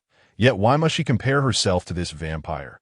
And Mo Lan, unfazed, retorted, "Who told her to choose the wrong opponent? With me as her target, she is destined for a miserable life." Unexpectedly, Yin Tianling was displeased by this remark. "You have no idea how terrifying human potential can be. If she truly had the guts to target you, it would be the wisest decision of her life. All right, you have a pretty face, so you get to decide." Aware that Mo Lan was jesting, Yin Tianling chose not to continue the argument. The queue ahead was quickly approaching them. The third assessment was a speed test, unrelated to reflexes, merely a straightforward dash forward. Such an evaluation could hardly pose a challenge for Mo Lan. He effortlessly secured another perfect score. He could hardly contain his smug expression. The advantages of race. What could one do? All the candidates watched this dark horse, seemingly pilfered from Lu City, achieve 3 perfect scores, leading the pack by a full 6 points. Was this even human? However, amidst the public attention, Mo Lan casually accepted his score sheet, glancing at the subsequent items. I'm furious. This time, Yang Shui refrained from seeking trouble with Mo Lan, but instead jumped in frustration with her own score of 9 points. With her acceleration ability, she had initially believed she could shine in these 2 assessments, perhaps even catch the attention of the most handsome of the handsome, Gu Beishi. Indeed, she had achieved a commendable 18 points across 2 assessments, enough to stand tall amongst the crowd. However, this year had brought forth the anomaly that was Mo Lan. That fellow appeared delicate and fragile, not having tapped into his spiritual energy throughout the assessments. How could he possibly achieve 3 perfect scores? "Miss, you called for us." Point 2 unremarkable young men approached the bustling playground and bowed to Yang Shui. She cast a cold gaze in the direction Mo Lan had departed, instructing, "Dig 3 feet deep and find out the origins of that fellow." I refuse to believe such a genius just sprang from a crack in the stone. Unbeknownst to Mo Lan, this little episode was unfolding as he arrived at the 4th assessment, where he encountered the Brotherhood of Lu City once more. "Old Neo, your scores are quite lacking. 3 assessments, 3 points. Selection is looking grim." Lan appeared relaxed, yet he internalized the situation before him. He had already assessed the competitive landscape of the evaluations. Due to his influence yesterday, everyone's scores were not particularly remarkable. 6 points served as a dividing line. Only those with an average above 6 points had a chance at competition. Yin Tianling, barely scraping by with 18 points, still had a shot. However, Niu Huaming's 9 points essentially marked the end of his hopes. Yet with just 9 points, Niu Huaming had become the highest scorer in Lu City. Aside from Mo Lan, the captain, Niu Huaming, hung his head in profound disappointment. He had not anticipated such a poor performance. Initially, he had aimed to push himself as a first-tier mage, confident in securing a place among the top 300 in the Southern Hunter Academy. Yet, with scores below 10 points across all 3 assessments, not only was advancement doubtful, but even placing within the top 300 seemed unlikely. How about it? Any confidence for the 4th endurance test? Mo Lan inquired, observing Niu Huaming and his companions, suddenly feeling a pang of sympathy. While he had succeeded as a dark horse, these loyal subordinates, who referred to him as captain, were not faring as well. "I can't afford to fail. Niu Huoming shook his head despondently. I have no hope. Captain, I'm even worse at endurance. Please don't waste time on me. Focus on recovering and achieve a good score for Lu City. Seeing his demeanor, Mo Lan understood their resignation. However, if they had given up, wasn't this precisely the moment for him, the savior, to step in? Cowardice is not an option that I promised old Lu I would lead the Lu City representative team to victory.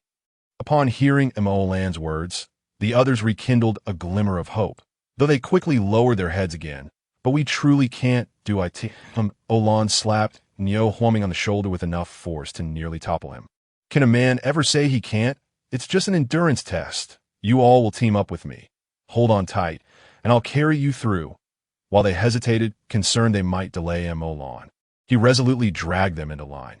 Yin Tianling, grasped by his other hand, felt that this seemingly vain fellow had a surprisingly soft heart.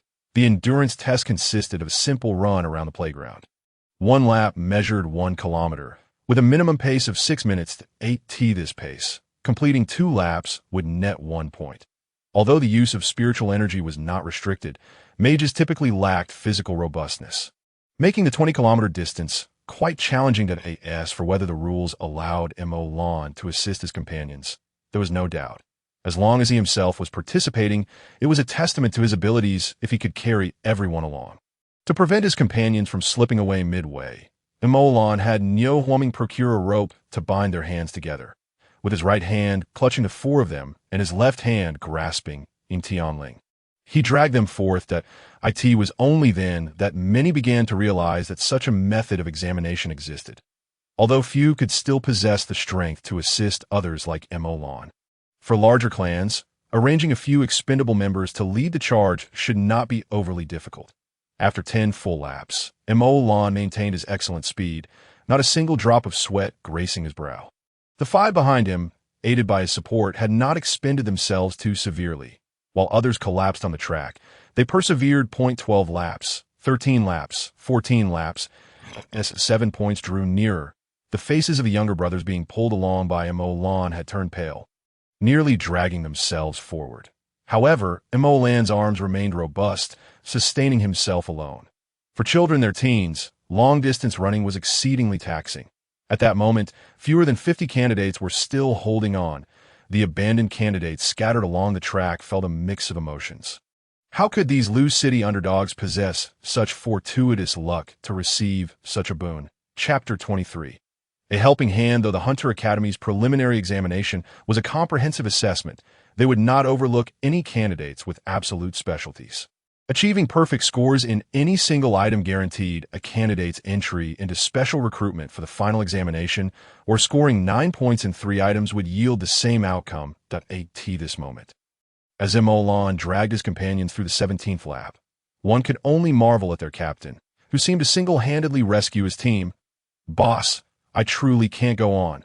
The young man trailing at the back was nearly incoherent, his legs trembling uncontrollably. His best practice score was merely 11 laps. Now he had exceeded by a full 7 kilometers.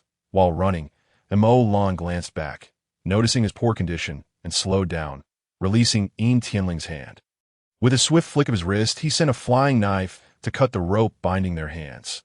Niu Huoming stared in astonishment at Mo Lan's skill to run while throwing a knife that precisely severed the rope without injuring their wrists. What incredible accuracy! Little did he know, after a month of practice with Mo Lan's blood arrows and flying knives, his technique had become flawless. Reclaiming Yin Tianling's hand, Mo Lan picked up speed and continued forward. As he ran, he suddenly spotted Yang Shui ahead, struggling to persist, her waist bent, nearly collapsing but refusing to give up. Ahead lay the finish line for the 18th lap. If Yang Shui could hold on until then, she would secure her third 9 points. In truth, she was among the few still running on the track, the only other girl aside from Yin Tianling. Known for her agility, Yang Shui's ability to endure until this point was nothing short of miraculous. However, her pace had significantly slowed, and the 6-minute mark for this lap was rapidly approaching. She might not make it through that last 100 meters. Why would a girl known for her agility place such importance on this point? Could it be that she anticipated projects ahead where she would lack the self-awareness to score, feeling the need to compensate with 3 nines? In the blink of an eye, as thoughts swirled like a tempest. Mo Lan found himself inexplicably seized by a gust of determination. As he approached Yang Shui, he exerted a powerful pull with his left hand, hoisting Yin Tianling onto his shoulder, then grasping Yang Shui's wrist. "Just 100 meters to go. Let me give you a boost." The nearly shattered spirit of Yang Shui jolted back to life. Her once unfocused gaze regained clarity as the finish line loomed ahead, fueled by the icy yet resolute strength emanating from her wrist. Inexplicably invigorated, she propelled her legs forward once more. The familiar scream echoed, and with Mo Lan's assistance, Yang Shui unleashed her final surge of energy. In the fleeting moment of crossing the finish line, she succumbed to unconsciousness, collapsing to the ground. However, Mo Lan paid her no further heed. Instead, he released his grip on Yin Tianling, accelerating once more. Just 2 laps left. He effortlessly carried Yin Tianling toward the finish, while the remaining 3 competitors, through a combination of dragging and urging, finally scraped together a score of 10 points. Meanwhile, Niu Huoming was nearby, desperately retching, while his 2 subordinates had long since collapsed. Rendered unconscious, although Mo Lan felt a hint of fatigue, it paled in comparison to the grueling limits imposed by Zhang Ji's rigorous training. Nevertheless, he put on a fa ade, leaning on his knees and feigning heavy breaths. Having drenched himself with most of a water bottle moments ago, he ensured that onlookers could not perceive his true condition. Apart from Mo Lan's group, not far away, the only other candidate to secure a score of 10 was Gu Ligu, a member of the Gu family's collateral branch. With a total score of 34 points across 4 assessments, Gu Ligu would have stood out in any year. Initially, he had intended to leverage his position as the top candidate from the southern region to gain entry into the main Gu family. But the emergence of Mo Lan altered everything. Observing the seemingly untroubled Mo Lan, Gu Ligu's internal alarm bells rang. This individual was certainly up to something. Gu Ligu refused to believe that such an unassuming genius could exist. Only revealing his brilliance at the age of 18, as the first day's 4 assessments came to a close, all candidates were utterly exhausted. The dining hall that evening was nearly deserted. Every long-distance run was a nightmare from their student days that Mo Lan, too, had no appetite for food, finding little allure in human sustenance. Seizing the opportunity presented by the collective disinterest in dinner, he relished the chance to revel in his own freedom. In the garden outside the hotel, candidates wandered about in scattered groups. With the second day of assessments looming, everyone needed to recover swiftly from the fatigue of the long Mo Lan strolled, not necessitating recovery. Yet his walk was genuine. Yin Tianling was not by his side, having retreated to her room for a deep slumber. Suddenly, a stir coursed through Mo Lan's heart. After a month of being pursued by Zhang Ge, his perceptive abilities had ascended to unfathomable heights. In that instant, he keenly sensed something was amiss that a furtive glance around quickly zeroed in on a suspicious man, whose lowered hat brim in the night seemed to announce his nefarious intent. Mo Lan's gaze locked onto the individual, who shockingly did not flinch. This man was human, and Mo Lan reasoned he likely bore no ill will toward him. His brief time in the human realm had afforded him scant interaction outside of Yin Tianling, so he harbored no enemies. Could it be that his exceptional performance had incited envy? Reluctant to engage in conflict in such a setting, adhering to the principle of avoiding unnecessary trouble, Mo Lan began to retreat toward the hotel. However, unbeknownst to him, as he withdrew, the man pursued him relentlessly, his right hand inching toward his waist, a movement unmistakably indicative of danger. Cursing under his breath, Mo Lan could no longer feign nonchalance. He pivoted and sprinted toward the hotel.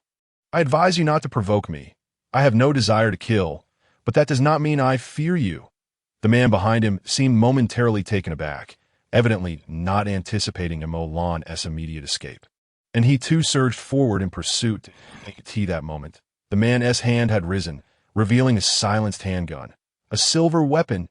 Damn, this man is a hunter. A tightening sensation gripped Mo Lan's chest.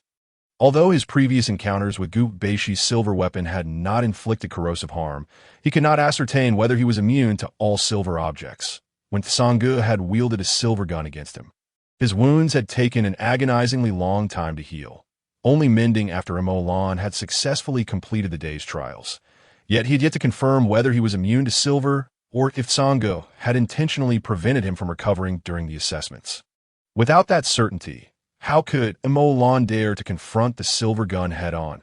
His speed surged, and he no longer cared about concealing his presence. He fled, with the hotel only about a kilometer away. He knew he could reach it swiftly. Just moments ago, he had hesitated. Now he was genuinely fleeing for his life. He did not believe that the silver gun could deliver a fatal blow, but if it caused him bodily corrosion, his identity as a vampire would be irretrievably exposed.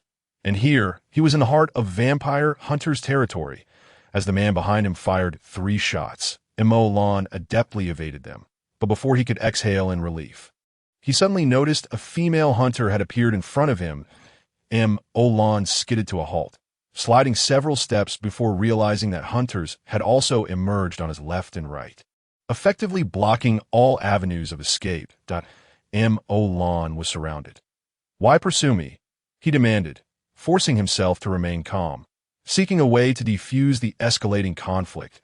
He was unaware of the hunter's levels, yet he understood all too well that, as someone who had only recently breached the first level and was still entirely sealed by Sango, he was little more than their prey. The space around him had been sealed off, and Lan could not discern whether he could still summon Sango. However, before he could ponder further, all 4 hunters sprang into action simultaneously, with a flicker of ferocity in his eyes. Lan felt a surge of anger. "How dare you treat me as prey? You'll have to be able to handle me first." He grasped a slender silver gun, the very weapon Sango had left for him as a means of self-defense. The blazing heaven gun. Sango had known that he would not be returning to train Lan during the assessment period, thus leaving the gun for his protection. Lan had not practiced any form of marksmanship and was oblivious to how to unleash the gun's power. However, having observed Sango wield the silver weapon against him repeatedly, he felt confident he could replicate at least a few moves. With a mighty sweep of the blazing heaven gun, it was not a thrust but a sweeping motion. Sango had utilized the silver gun as a staff for striking, employing horizontal attacks throughout their encounters. Clang! The blazing heaven gun collided with the long sword of the hunter before him. Lan, harnessing the strength of his vampire lineage, felt a tremor coursing through him. These seasoned hunters, accustomed to dealing with vampires, possessed methods to counter their strength in that fleeting moment of their engagement. The woman opposite him activated her solidified abilities. She appeared momentarily taken aback that Lan had withstood her strike, pausing just a heartbeat. However, her 3 companions showed no hesitation. The man behind her fired 3 shots, while another to the left slashed with his sword, and the right side coalesced into a radiant magical circle. They were a cohesive hunter squad. Fortuitously, thanks to Sango's relentless pursuits, Lan narrowly evaded the bullets aimed at him, dodging the magical assault from the right. Simultaneously, Lan's left leg surged with power as he launched a powerful kick toward the chest of the hunter on his left in close combat. Which race could rival the bloodline of vampires? The man on the left, caught unprepared, raised his arm to block, but the impact resonated like a bell, the sound of his armor reverberating as it absorbed the force of Lan's kick. The man staggered back, and a small emblem on his chest flickered momentarily. Lan's sharp eyes caught sight of the Vampire Hunter Alliance insignia, adorned with 3 gleaming stars, 3-star hunter. Lan pivoted, scanning the remaining trio. Aside from the gunman behind him, who bore a 2-star rank, the 2 others were also 3-star hunters. Once again, he evaded 3 bullets and dodged another magical attack. Wielding the long gun, he swept aside the 2 approaching swords, his thoughts racing. This was undoubtedly a standard hunter team, but judging by their earlier astonishment, Lan boldly surmised they were oblivious to his true identity. They appeared astonished by his strength. Had they known his vampire lineage, they would surely not have been so surprised. Thus, as humans, they must have harbored some hesitation about oppressing an innocent student, rolling to evade the mage's attack on his right. Lan gripped the silver gun tightly, feigning outrage as he shouted, "As fellow hunters, what right do you have to pursue me?" The woman across from him remained silent, yet could sense that her grip on the long sword had faltered slightly. Reluctant to engage in a direct confrontation, feigned a display of weakness. Merely evading in a confined space, he discerned that this female hunter was the most emotional among them, likely still harboring a trace of conscience within her heart. As a hunter, her duty was to uphold justice in the world and maintain peace among humans. How could you slaughter your own comrades in arms like this? Was clearly left with only the ability to dodge. And for a moment, even the four hunters appeared to hesitate. They had merely accepted this assassination mission from the underground system, which often facilitated quick revenge schemes. However, this boy was not just any human. He was a prospective hunter. Though young and weak, he possessed an aspiration to uphold justice. Even without formal schooling, he understood that a hunter's mission is to safeguard peace in the human realm. Well said.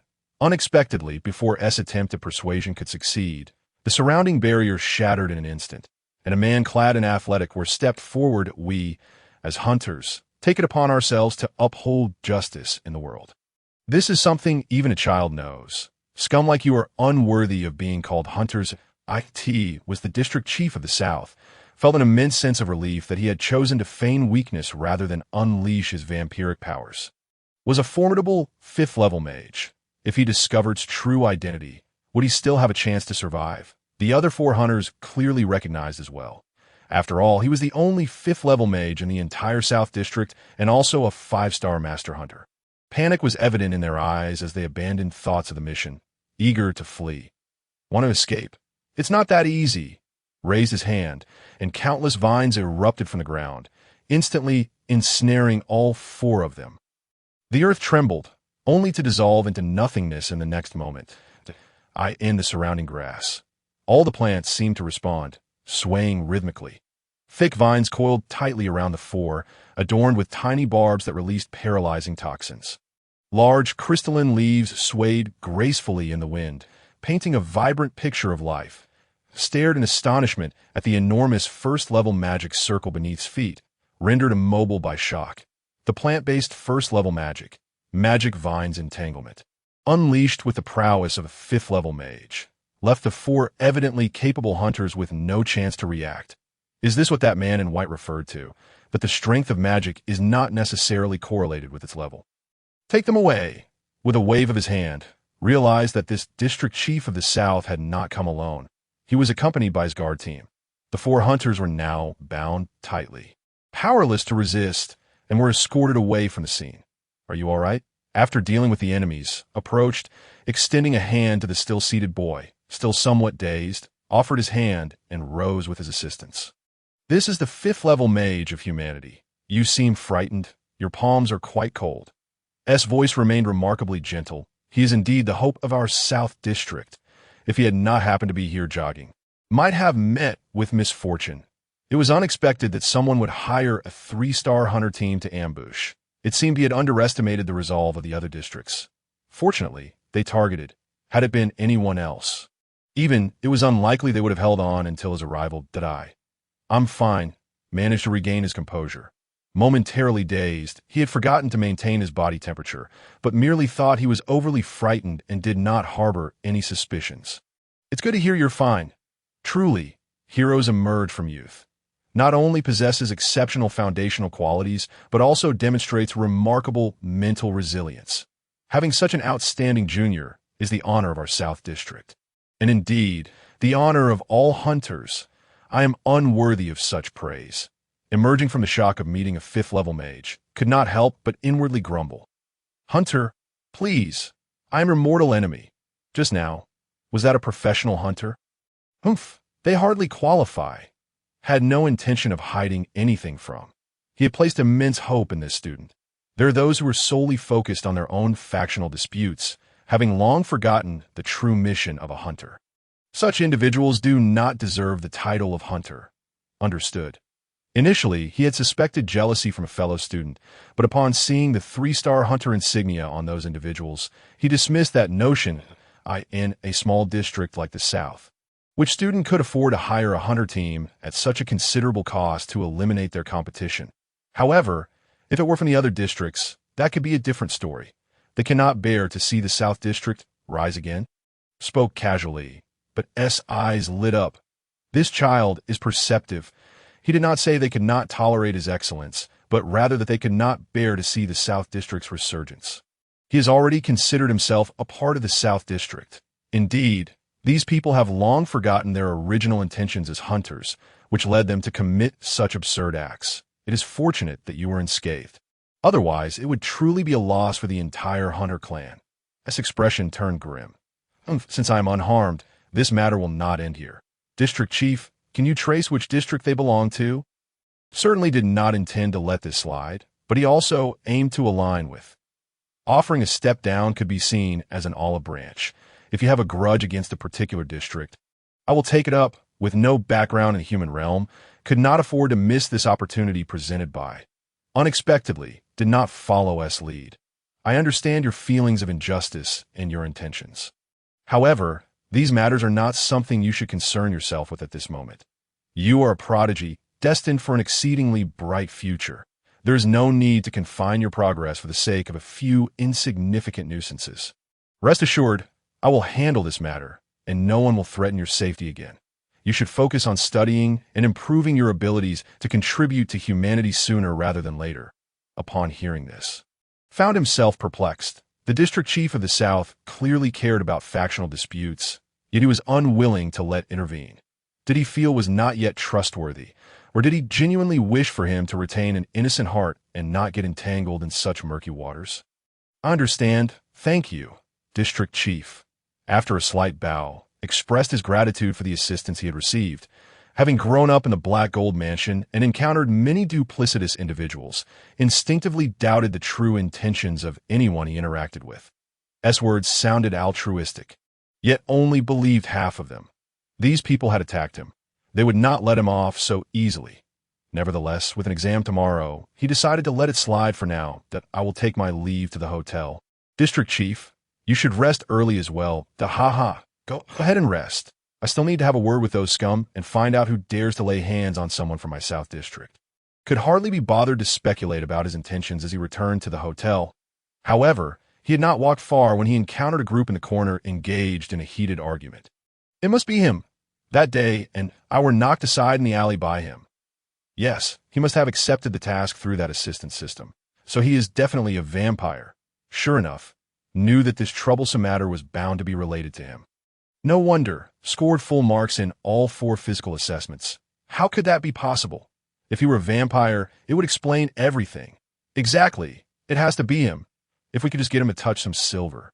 He will definitely expose himself. This group was composed of the younger generation from the family S collateral line that had summoned everyone to assess their examination results, leading to a discussion that inevitably turned to. It was not for any other reason. The first 2 who confidently affirmed S identity were the same individuals he had sent flying during his initial use of the assistance system to protect. Young master, please believe us. We would never lie about such a matter. This appeared out of nowhere. If he were not a vampire, how could he possibly be so strong? Tapped his finger on the dining table. Hesitant to draw any conclusions. Chapter 25. The blessing of angels after all. How could there be such a brazen vampire daring to intrude upon the hunter's stronghold to participate in the examination? Moreover, this did not fear sunlight. He was at least a nobleman. Vampire nobles are notoriously proud. How could they possibly lower themselves to this level? Rolled his eyes inwardly. Just a moment ago, several 3-star hunters could not discern his true identity. Who did they think they were to make such assumptions? Young master, if you say the word, I will fetch some silver right away. Such a matter, firmly established, cannot be evaded by him. Indeed, Lanyang must surely be a vampire. I speak nonsense. The 2 continued to exchange barbs when suddenly, a robust voice boomed from behind. I have never seen such sore losers as you. Unable to compete, you resort to slander behind their backs. Do you not have any shame? A displeased male retorted, Who are you to disrupt our Gu family's affairs? Are you courting death? Nyo Huoming, brimming with bravado, declared, Who I am is of no consequence. Slandering our leader is simply unacceptable. Following the endurance assessment, Emolan had undeniably ascended from their captain to their leader, for this was tantamount to guaranteeing their admission into the Hunter Academy, even if merely to a branch. It would irrevocably alter the course of their lives. I, as your leader, that vampire, Lanyang. You are the worthless one from Lucheng. Have you fallen so low as to recognize a thief as your leader? Neo Huaming stepped forward, shoving the man. Clean up your mouth. Who are you calling a vampire? The other party was equally unyielding, pushing back. Anyone can see he is not right. What is it that you dare not admit? Let me tell you, the Academy will not tolerate such nonsense. If a vampire dares to show up at the Hunter Academy, they shall meet a fate worse than death. Emo Lan could not help but cover his face. Could I possibly implore you, simpleton, not to speak up for me? He merely lent Neo Huaming a hand, and you've truly made him your little brother? You're talking nonsense. Neo Huaming was not skilled in verbal sparring, and he directly engaged in a scuffle with the other party in an instant. Tables and chairs were sent flying, and a crowd of people became embroiled in a brawl. Stop it. The onlookers multiplied. Eventually, alarming Gu Beishi, who was dining some distance away, being one of the examiner for the Southern District preliminary assessment, he naturally had to intervene. What are you doing? Are you already turning on each other during the examination? Gu Beishi's reputation was formidable, and the crowd quickly ceased their fighting. Only then did they realize that Neo Huaming was entangled with over a dozen individuals. Though bruised and battered, he was surprisingly holding his own.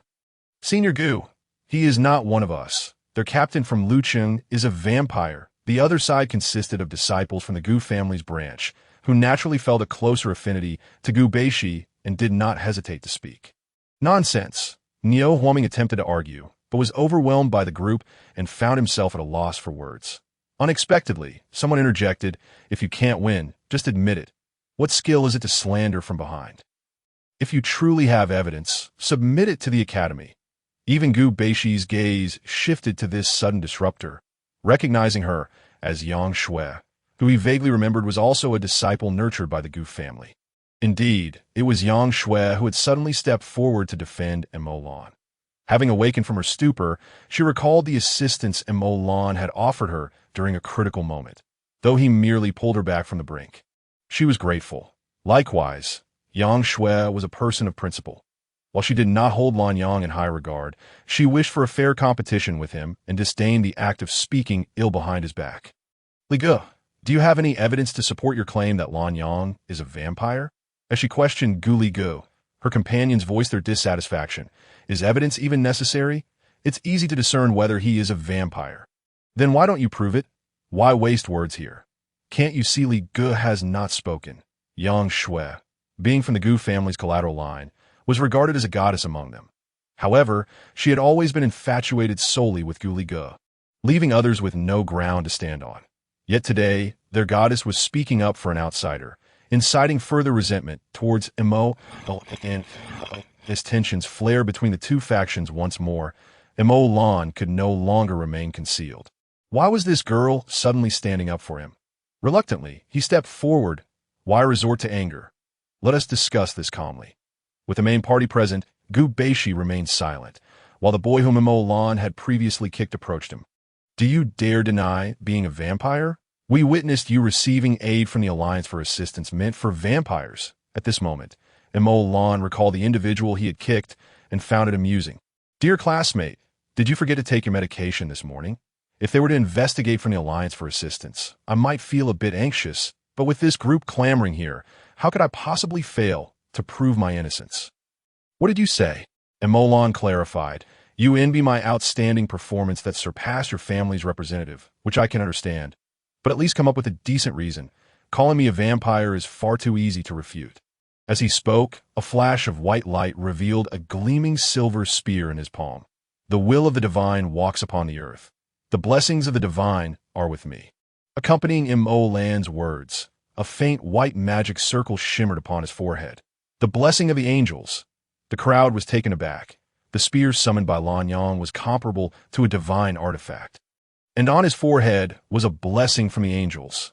Having heard Kanja's incessant prayers to the divine, Emo Lan had picked up a few phrases at this moment. He unwittingly echoed the blessing planted on his brow by the white-clad man. And as one under angelic protection, who would dare to question Emo Lan's identity? It is well known that vampires fear silver and are repelled by sacred hymns.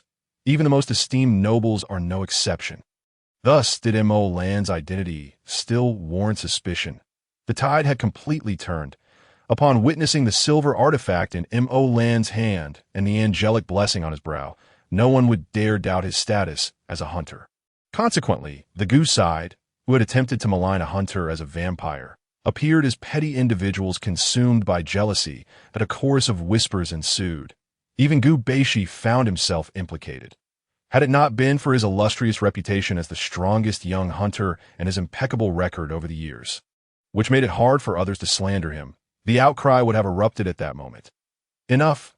Lanyang's registration carries no issues. This matter need not be discussed further. You should manage your own affairs. Finally, Gu Baishi spoke, aiming to put an end to the farce. However, could Mo Lan simply let it go? He had just uttered a prayer. Someone must take responsibility for this. That may not be entirely appropriate. Mo Lan interjected, stopping Gu Li Gu and the others from leaving. You wish to question me? You want to depart? I, Lanyang, may not be a person of great stature, but I will not allow you to malign me in such a manner. Gu Li Ji's expression changed. Though he had not spoken throughout the ordeal, he was nevertheless the leader among this group. With his cousin Gu Baishi present, he could not afford to show any weakness. What do you intend to do? Mo Lan found a measure of admiration for this side branch's young master, who displayed a bit of backbone. I am quite indifferent. The early bird gets the worm. Since I dare to take the lead, I am not afraid of being pursued. However, he shifted his focus, pulling the still nose-bleeding Niu Huaming to the forefront. My brother has unjustly suffered at your hands and has been bullied by your numbers. This grievance cannot simply be swallowed. Niu Huaming was taken aback. A leader, I never imagined you would stand up for me. Nevertheless, he reassured himself, but I am fine, really fine. The leader has said that the early bird gets the worm. I can endure this grievance. Silence. Mo Lan shot him a withering glare, exasperated that he did not know how to advocate for his own interest. Ji Xiong. During the examination, harmony is paramount. That I propose that you apologize to him and offer some compensation. If I take charge, this matter shall not be pursued any further. How does that sound? You want us to apologize? Gu Li Gu remained speechless, while his subordinates could no longer tolerate this indignation. We have all sustained injuries. Do you expect us to apologize to each of us? Mo Lan looked at Gu Li Gu with pity, pondering how such a cunning individual could have such inept subordinates. Indeed, it is unreasonable for one person to have beaten you all to such a state. Perhaps you should select someone new. I shall face you in single combat. How does that sound? He was actually suggesting a duel. Gu Li Gu felt a deep-seated trepidation at that moment, with Gu Baishi present. He had thought Lanyang would show some deference to the Gu family, considering that all the candidates in the upcoming examination would be comrades. However, this individual was honey-tongued yet treacherous, clearly showing no regard for the Gu family. Lanyang, you flatter us. Not allowing his subordinates another chance to speak, Gu Li Gu clasped his hands towards Mo Lan. We are not Lanyang's opponents and do not dare to act recklessly. I kindly ask that Lanyang show mercy. As the conversation unfolded, Gu Li Gu turned towards Niu Huaming, once again clasping his hands in a gesture of respect and bowing. We sincerely apologize for our impulsive actions, driven by undue concern over potential internal issues that inadvertently caused you harm. I am willing to personally offer you 100,000 yuan as a token of our regret. Please take good care of yourself and ensure you do not jeopardize your foundation. In a single statement, had he truly secured a sum of 100,000, Chapter 26. I spare you not. Niu Huaming gazed at his superior in bewilderment, astonished that the esteemed Gu family would apologize and offer compensation. His eyes sparkled with admiration, unable to contain his in this remote town. How many families struggled to earn even 10,000 in a year? Beside him, Mo Lan remained less than at ease. This individual was indeed formidable. While he framed his words as an apology, he merely cited a concern for the noble cause of the hunters. Though he presented compensation, he referred to it as nourishment fees rather than reparations, suggesting a cunning depth beneath his seemingly conciliatory demeanor. However, given the favorable disposition, Mo Lan chose not to create unnecessary conflict. Huaming, are you satisfied? Niu Huaming, still in shock, looked at Mo Lan, incredulous that his superior was asking for his opinion. Absolutely. I am especially satisfied, Mo Lan internally lamented. covering his face in disbelief at such an embarrassing display. In that case, let us prioritize harmony. We shall each rest and prepare for tomorrow's examination. Shall we? With that, the gathering finally dispersed. Olan managed to usher the awestruck Niu Huaming back to his room, ignoring Yang Shui, who had inexplicably stepped in to defend him.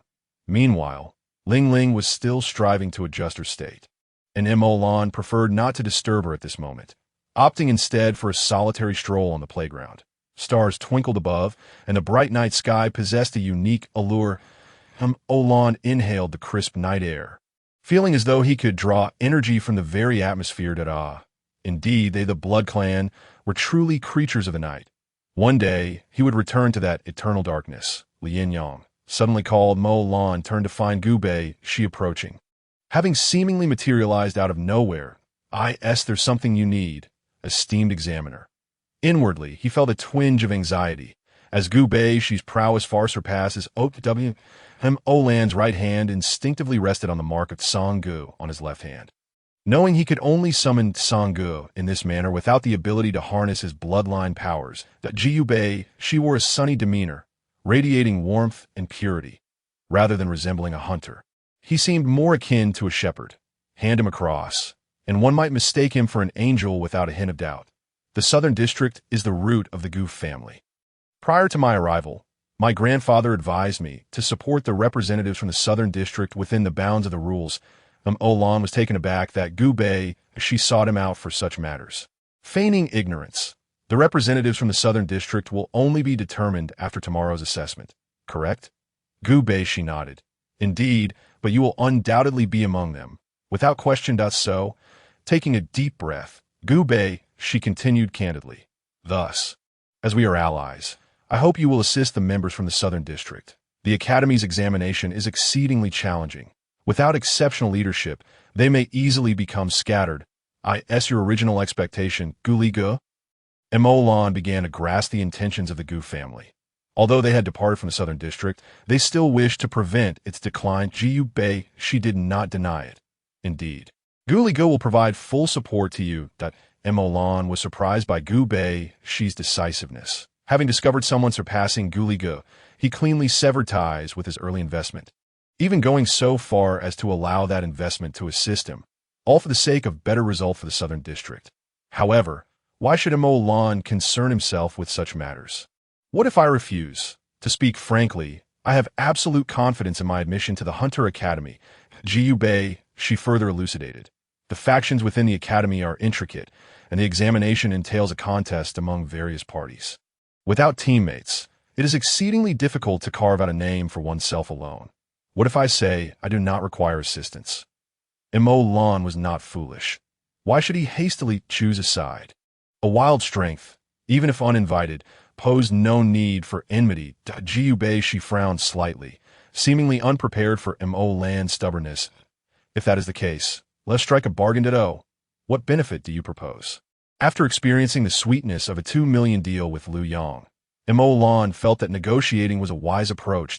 I spare you not. Olan halted abruptly. A chill night breeze swept by, dissipating the last vestiges of warmth from the day. What do you mean? At this juncture, Gu Bei Shi had no intention of concealing his thoughts any longer. You disguise yourself well, feigning breath, using mineral water to simulate sweat, and employing heating pads to maintain the temperature of key areas. However, you underestimate human society. Olan remained silent, merely observing Gu Bei Shi, his heart already stirring with murderous intent. Gu Bei Shi continued to lay bare the truth. Though you speak casually, the noble aura that permeates your every gesture is impossible to conceal. No ordinary human orphan could possess such an essence. Furthermore, no hunter would refer to the Academy as the Hunter Academy. Olan hadn't expected to be revealed on this point. He had indeed repeatedly mentioned the Hunter Academy, but had never realized that others simply referred to it as the Academy. I do not comprehend what Senior Gu is implying. Jiu Bei Shi shook his head, aware that Olan would not easily concede. After all, Olan had indeed produced silverware, possessed the blessing of angels, and spoken of sacred hymns. Perhaps I have misjudged you. Lin Yang, the Academy examination bears significant consequences for many lives. Even if you are unwilling to be the leader, I hope you will lend your aid when necessary. Considering we hail from the same district."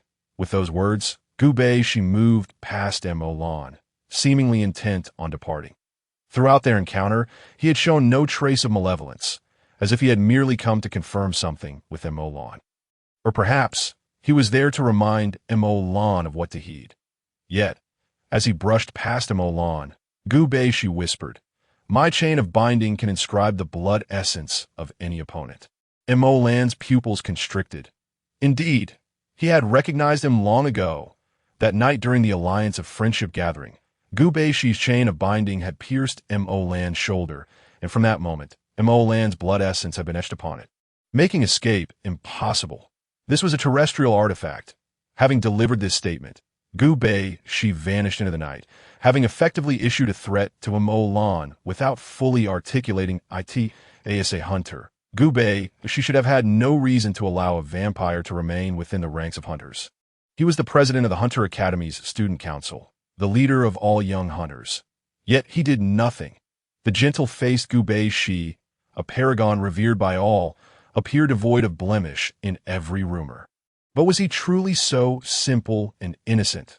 Gazing in the direction Gu Baishi had disappeared, Mo Lan found himself perplexed by Gu Baishi's actions. However, one thing was abundantly clear. He had numerous vulnerabilities to address if he wished to convincingly masquerade as a human. Before he truly set foot in the Hunter Academy, these issues must be resolved. Reflecting on the chain of binding, Mo Lan could not help but feel a twinge of fear. Had he been unable to clear his name just now, he might have lost the opportunity to summon Sangge for assistance. Unbeknownst to Mo Lan, within just a month's time, all discussions concerning his existence and survival had ultimately revolved around Sangge. Nevertheless, he would need to exercise extreme caution regarding the artifact. The chain of binding was a terrestrial artifact. The so-called terrestrial ranking, alongside the heavenly and human rankings, was not merely a list compiled by the human realm, but rather the artifact rankings of the entire 9 realms. There were 10 heavenly artifacts, with the first being the life and death ledger held by the Lord of the Underworld, the Grim Reaper, a true supreme artifact capable of severing life and death with a mere gesture. The second and third positions naturally belonged to Michael's Radiant Holy Sword and Lucifer's Abyssal Demon Sword, both peerless blades representing the pinnacle of power from the celestial and demonic realms. Respectively to as for the legendary fourth heavenly artifact, the Blood Scythe of Death, it originally belonged to the first progenitor of the Blood Realm, Cain. However, following Cain's death and the ensuing chaos in the Blood Realm, the Blood Scythe of Death vanished without a trace. The blazing heaven spear wielded by Sangge evidently possessed power exceeding that of the human ranking, yet it did not appear on the artifact rankings. The chain of binding heaven wielded by Gu Baishi is truly a legendary artifact, securing its place as the 19th among the 20 divine instruments of the terrestrial ranking. This artifact possesses a unique and catastrophic talent, capable of invoking the tainted bloodlines within all races, resulting in a phenomenon of ruin. Gu Baishi's bewilderment stems from the fact that Mo Lan, pierced by the chain of binding heaven, exhibited no signs of collapse. However, it is precisely due to this series of anomalies that the true identity of Mo Lan remains known only to him. It seems that matters of identity must be further discussed with Sangge. After pondering for considerable time, Mo Lan finally decided to shift the responsibility onto Sangge and contentedly returned to his quarters to sleep. The night is truly beautiful, the perfect time for slumber. The initial day's preliminary examination primarily focused on physical fitness assessments, while the second day finally delved into tasks pertinent to hunters. The fifth examination, dubbed the Courage Test, also carried a maximum score of 10. And the venue shifted to the comprehensive building. A long corridor lay ahead, adorned with 10 massive guillotines that fell at random intervals. This was a new addition to this year's assessment, and many candidates turned pale upon entering the examination hall. The preceding tests had merely been physical assessments, but this particular trial was life-threatening. The descending guillotines likely weighed 100 pounds. Should one be struck, survival would be improbable. This segment was a test of courage, evaluating one's resolve to face life and death. However, courage is not synonymous with recklessness. Mere brute strength is of little use to a hunter. Thus, I implore each candidate to carefully consider their abilities before deciding to participate in the examination. Gu Baishi stood personally on the podium to announce the rules of this challenge, underscoring the Academy's significant emphasis on the courage test that a group of teenagers, unaccustomed to the realities of life and death, found themselves in a state of panic, the atmosphere thick with trepidation. Chapter 27. Blood Must Be Shed. The fifth examination method. Using any means necessary, reach the end of the corridor, but a guillotine would descend every 10 meters, with a random frequency. Additionally, once it fell, it could be lifted immediately, so I urge everyone not to harbor any illusions of luck. Scoring for this round would commence only upon reaching the finish line. 10 minutes would yield 1 point, 9 minutes 2 points, and so forth. There would be no queuing. Those prepared could step forward at their discretion. Gu Baishi concluded. The vast examination hall fell into an eerie silence, broken only by the ominous clang of the falling guillotines. After a prolonged pause, someone finally shattered the stillness. "I'll go first." It was Gu Ligu. Indeed, the first to volunteer for the examination was not the high-profile Mo Lan from yesterday, but rather the original seed from the Southern District, Gu Ligu. Taking a deep breath, Gu Ligu presented his score sheet and positioned himself at the corridor's entrance. In his palm, a cerulean glow began to coalesce, signifying his surging spiritual energy. As a disciple of the Gu family, one of the 4 great hunter clans, even as a branch member, he bore the indomitable spirit of a hunter, while ordinary families remained oblivious. Children from the 4 great clans understood from a young age the arduous and perilous path of being a hunter. As a hunter, one upholds justice and maintains peace within the human realm. Facing life and death, what challenge is that? Begin, upon the examiner's command. Gu Ligu remained motionless for a moment before raising his hand to draw forth his staff, forming a cerulean magic circle. Second-level wind magic tornado. As the magic circle took shape, a whirlwind surged forth behind Gu Ligu, causing chaos among the candidates, many of whom clutched their skirts and restrained their flying hair. Yet, the tornado accurately enveloped Gu Ligu, propelling him into the corridor. Magic users can cast spells by constructing magic circles without necessarily needing a staff. However, a good staff can provide numerous supplementary effects. Gu Ligu, being a scion of the Gu family, was no ordinary individual. At that moment, his staff was a formidable 4th-level magic staff, capable of extending the duration of his magical effects. A 2nd-level wind mage. The enhanced duration allowed him to traverse the distance to the opposite end. Countless candidates held their breath, watching as Gu Ligu navigated through 6 guillotines with deft maneuvers.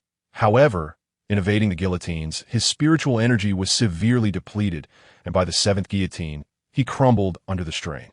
Yet in that instant, the 7th guillotine fell from the heavens. Clang! A chorus of terrified gasps echoed as many candidates shut their eyes in horror. But in a moment of desperation, Gu Ligu raised his staff high, blocking the descending blade. No one dared to breathe. The quality of Gu Ligu's staff was exceptional. Withstanding the blow from the guillotine, it did not shatter. However, both of his arms were now completely numb, and blood oozed from his palms, barely managing to withstand the impact.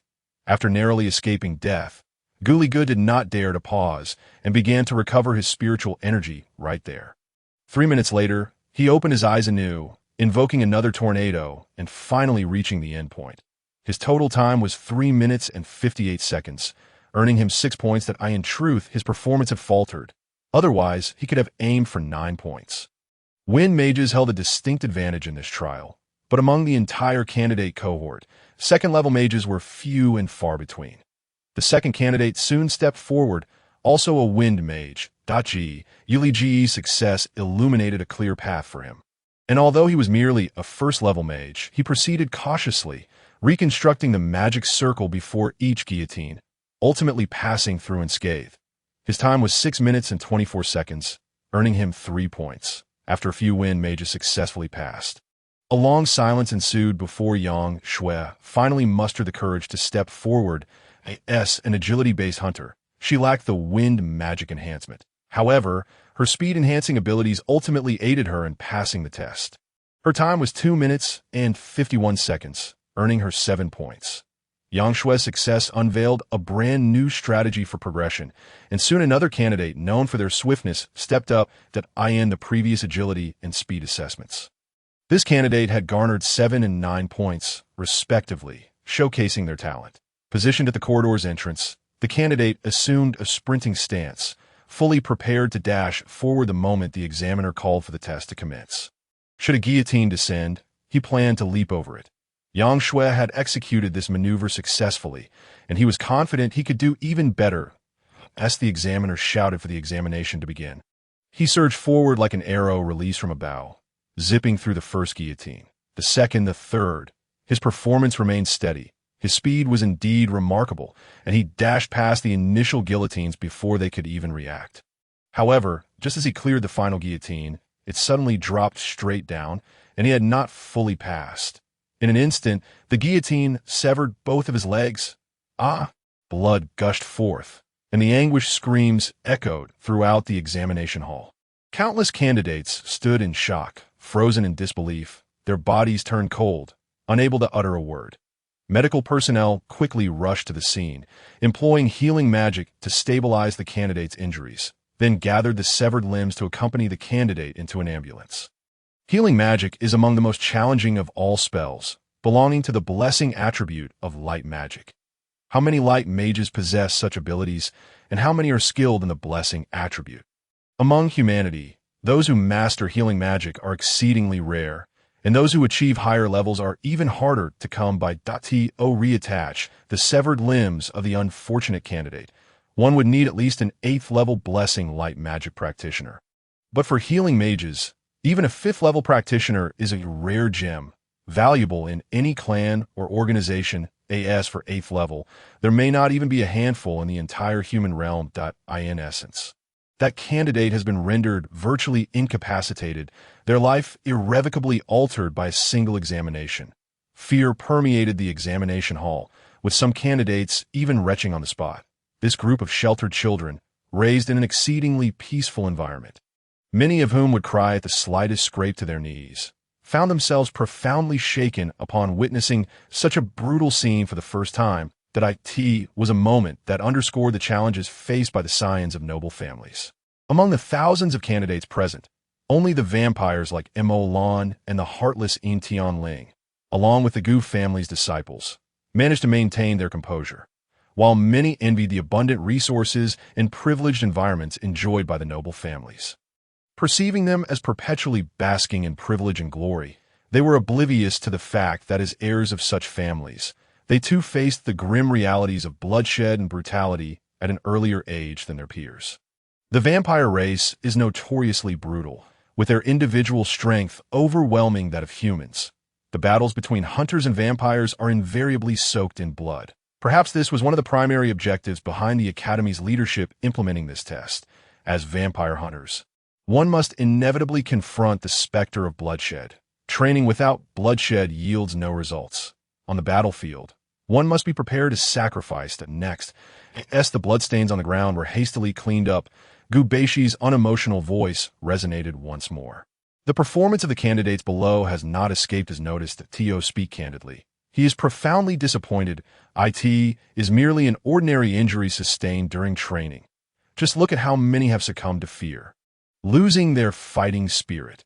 If they cannot withstand such a minor ordeal, can you truly entrust your back to them on the battlefield? At this moment, some candidates have already fled the examination hall. While those remaining linger indecisively, it seems they have sensed the dissatisfaction emanating from Gu Beishi at the podium. Several disciples of the Gu family can no longer hesitate. They are not true scions of the Gu family. They are merely disciples taken in for their modest talents, allowing them to enjoy a taste of noble treatment. Now, with the young master of the Gu family present, even if fear grips their hearts, they have no right to retreat. I shall go. A disciple of the Gu family stepped forward, resuming the interrupted assessment. His ability is penetration, which holds little significance in this particular examination. Yet he advances regardless. And through sheer bravery, he successfully navigates 10 guillotines, 0.5 minutes and 8 seconds, scoring 4 points. Several more Gu family disciples follow suit. their scores hovering around 5, but fortunately, they all emerge unscathed as disciples of a prominent family. They must strive harder than others, and the results bear witness to this truth. Next, the Gu family disciples assessment concluded, plunging the atmosphere into silence. Once more, Mo-Lan glanced around, feeling that she could now step forward without drawing undue attention, only to be unexpectedly pulled by Yin Tianling, who stepped ahead. "I shall go. Name, examination number, form." The examiner did not lift his gaze, simply extending a hand toward Yin Tianling. Yin Tianling, number 3077. Many eyes turned toward her. Yin Tianling's name is far more renowned than Mo-Lan's, and indeed, it is infamous, echoing across the lands. Those at the bottom of the cliff often yearn to trample others down further, as if that could elevate their own worth. Once again, whispers erupted, and the moniker of Calamity Star resurfaced. How can the spawn of evil participate in the hunter's assessment? Our current plight is all her doing. Finally, a meddler voiced their dissatisfaction. A stone cast into still waters stirred a great uproar. Soon, others began to echo the sentiment. However, Gu Baishi at the podium could no longer tolerate it, sharply interjecting, "Silence. If you lack the courage, do not mock others. Yin Tianling's status as a candidate is determined by the Academy. It is not for you to criticize." This was his first public display of anger, and it was for a Calamity Star he had never met. The murmurs below abruptly ceased, yet it was evident that not all were convinced. Yin Tianling could not help but glance in Gu Baishi's direction, her heart awash with indescribable emotions. Chapter 28. The four great hunter families. Yin Tianling was already accustomed to such occasions. Just days ago, Mo-Lan had stood up for her, and she had already shed blood for it. Yet, why would the idle Gu Baishi come to her aid? Let the assessment commence. Gu Baishi met Yin Tianling's gaze, offering a gentle reassurance without further words. Yin Tianling, too, diverted her attention, focusing on her assessment. Though she belonged to one of the four great families, Yin Tianling had always been relegated to this remote town. She had received no specialized education from any noble family. All her skills were forged through her own struggles. However, when it came to courage, Yin Tianling feared nothing but a person who has been trampled upon in ashes year after year, yet still strives to rise. One who knows their life is nearing its end but refuses to yield. Would she lack courage? Yin Tianling charged forth. With no technique, no magic, she surged forward like an ordinary person, using the most clumsy method to face the perilous guillotine. She had no better option but to leap just as the guillotine fell, gambling with her life. Yet, no one valued this life more than she did. 1, 2, 3. Each time she passed was fraught with danger, but she never faltered nor hesitated. Even in her struggles, even in her utmost disarray, Yin Tianling pressed on. The 6th, 7th, 8th guillotine. Must this Calamity Star pass the assessment through such foolish means? The previous dozens had passed, but their success did not resonate deeply. Each of them was a prodigy, possessing their own unique skills. Even if they succeeded, the others could comfort themselves with the thought, if I had their abilities, I too could have triumphed. Yet if Yin Tianling, with nothing to her name, succeeded, where would they hide their shame? Yin Tianling now stood before the 8th guillotine, and as it began to descend, she made no hesitation, preparing to leap, just as before, to seize the moment. But then, a twist of fate struck that instant. Someone nearby unleashed their spiritual energy, causing Yin Tianling's blood to run cold, her legs to weaken, and she failed to jump. The guillotine was about to fall, and Yin Tianling propelled herself forward. Boom! In the blink of an eye, the examination area erupted with an overwhelming wave of energy, a figure launched by the force.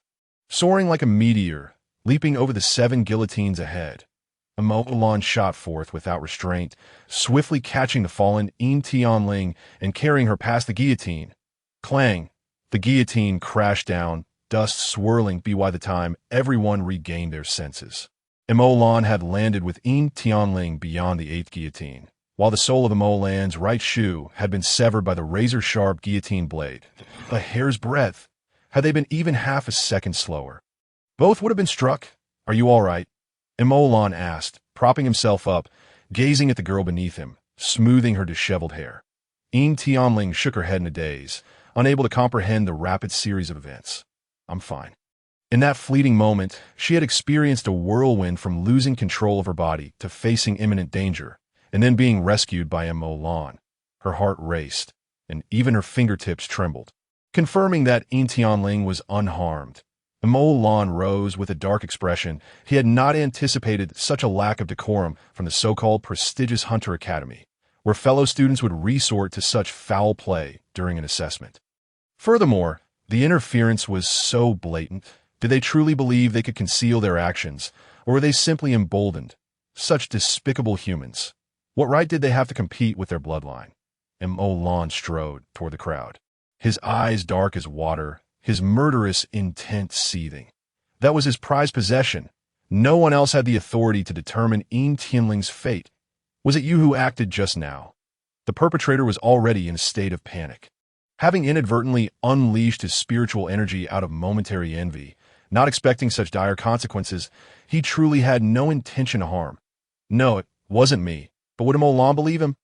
Lanyang, calm down. Do not act impulsively.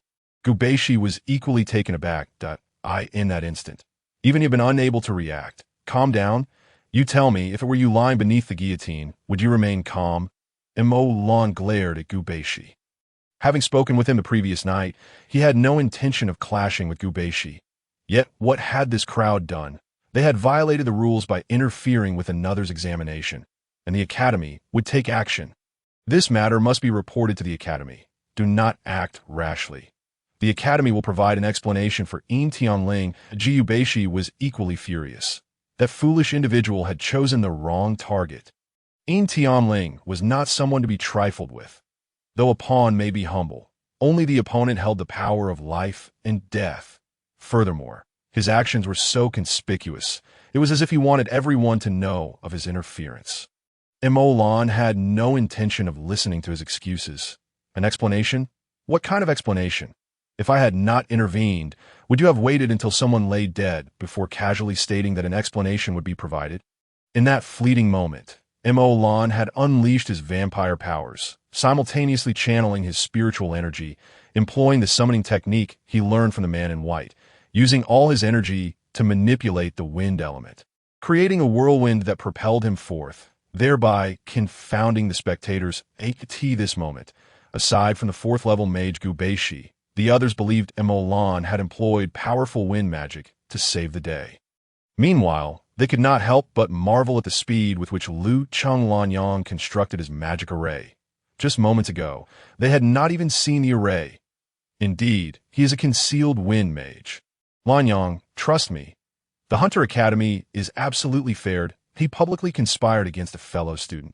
The evidence is irrefutable, and the Academy will certainly handle it just like Gu Baishi had already classified it as a conspiracy. Yet Lanyang remained dissatisfied. However, Yin Tianling, who had just risen, grasped his sleeve. Let it be. Lanyang, I do not mind. Yin Tianling's gaze, at once present and elusive, drifted towards Gu Baishi, with his presence commanding such gravity. It must weigh heavily on him that such incidents could transpire. After all, he had once extended a helping hand to her, and she did not wish to burden him further. Mo Lan glanced at Yin Tianling, ultimately choosing silence, gently pulling her away. We shall forego the remaining assessments. Both of us have achieved perfect scores in our respective disciplines, and we are directly recruited. It was only when they reached the playground that Mo Lan released Yin Tianling's wrist. His demeanor was far from cheerful, and he refrained from speaking much. Thus, Yin Tianling accompanied him in quietude across the vast, empty expanse of the playground, where all other examinees were gathered within the comprehensive building. Their shadows elongated on the ground, and as Yin Tianling raised her head to observe Mo Lan, who should have been repulsed by the sunlight, a sudden urge to smile overtook her. Thank you. You saved them. What? In truth, Mo Lan's fury had diminished. He found himself puzzled as to why he had been angry in the first place. Could a mere incident involving a group of large plates of chicken truly have such an effect on him? I saved them? Yin Tianling nodded earnestly. Indeed. I am, after all, a daughter of the Yin family. You can't possibly believe I lack any trump cards. Mo Lan continued to walk alongside Yin Tianling, unable to suppress his curiosity. The Yin family? What is their trump card?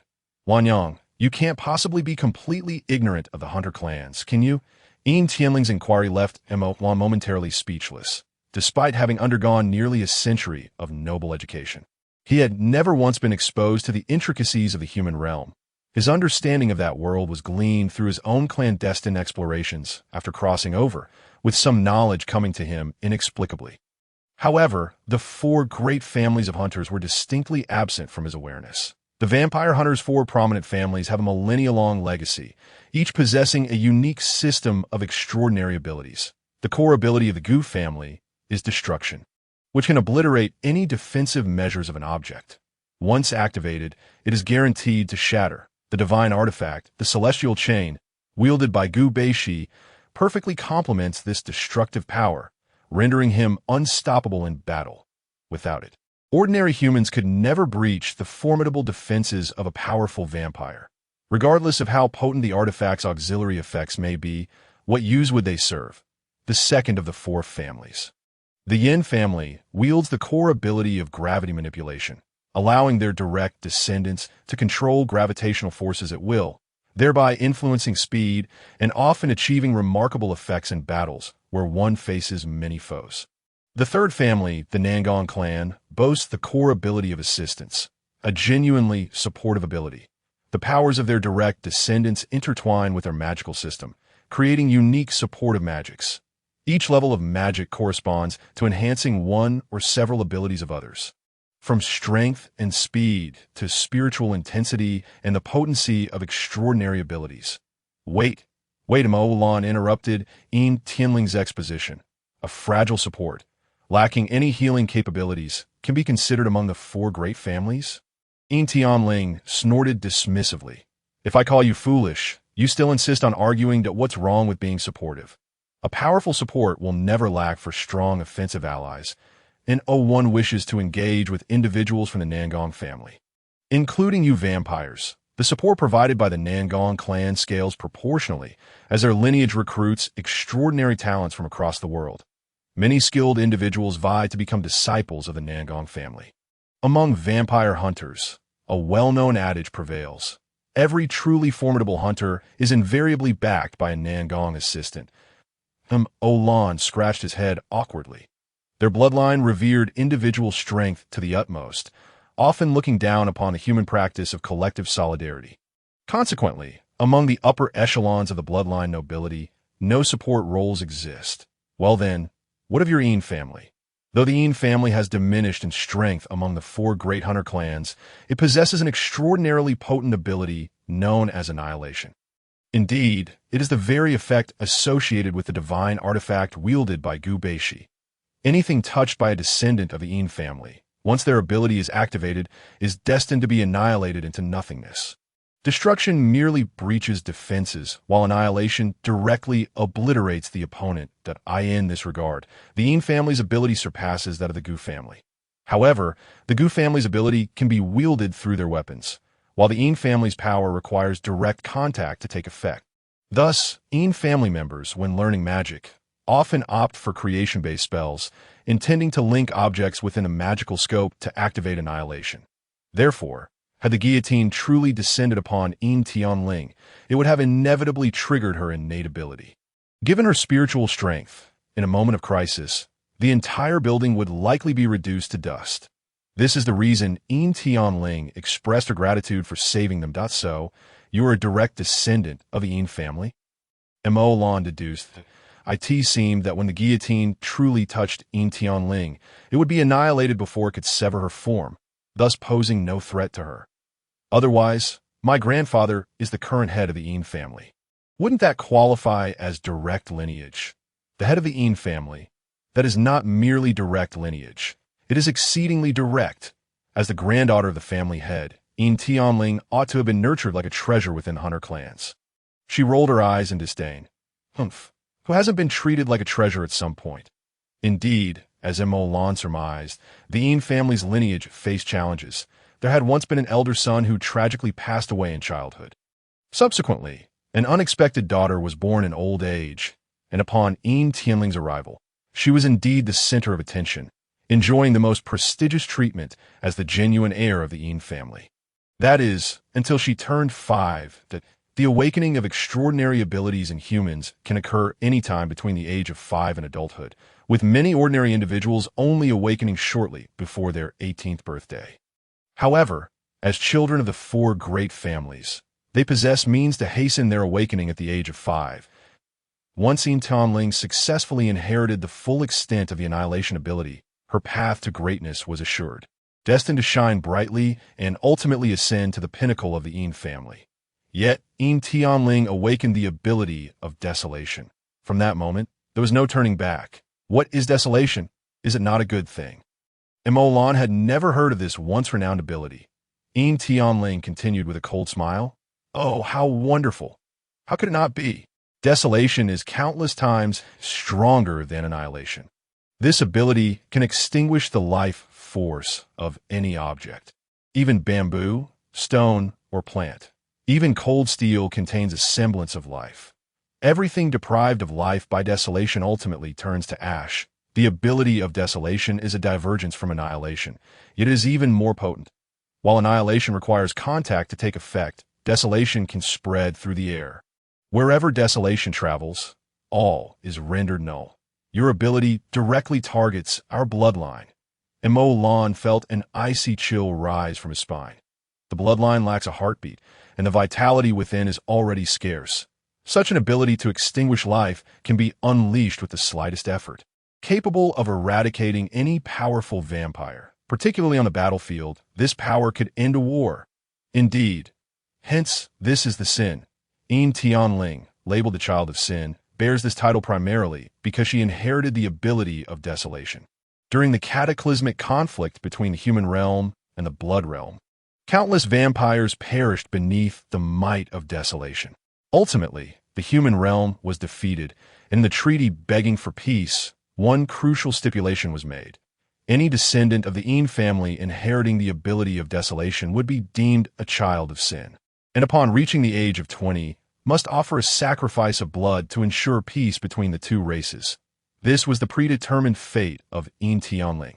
After hearing her explanation, Mo Lan found himself at a loss for words. No wonder those individuals shamelessly mocked her as a disaster, a sinner, and no wonder, as a daughter of the Yin family, she was left to fend for herself in this remote town. The sins of her ancestors, having been deemed the architects of war, led to the decline of the human realm, unable to reclaim its former glory.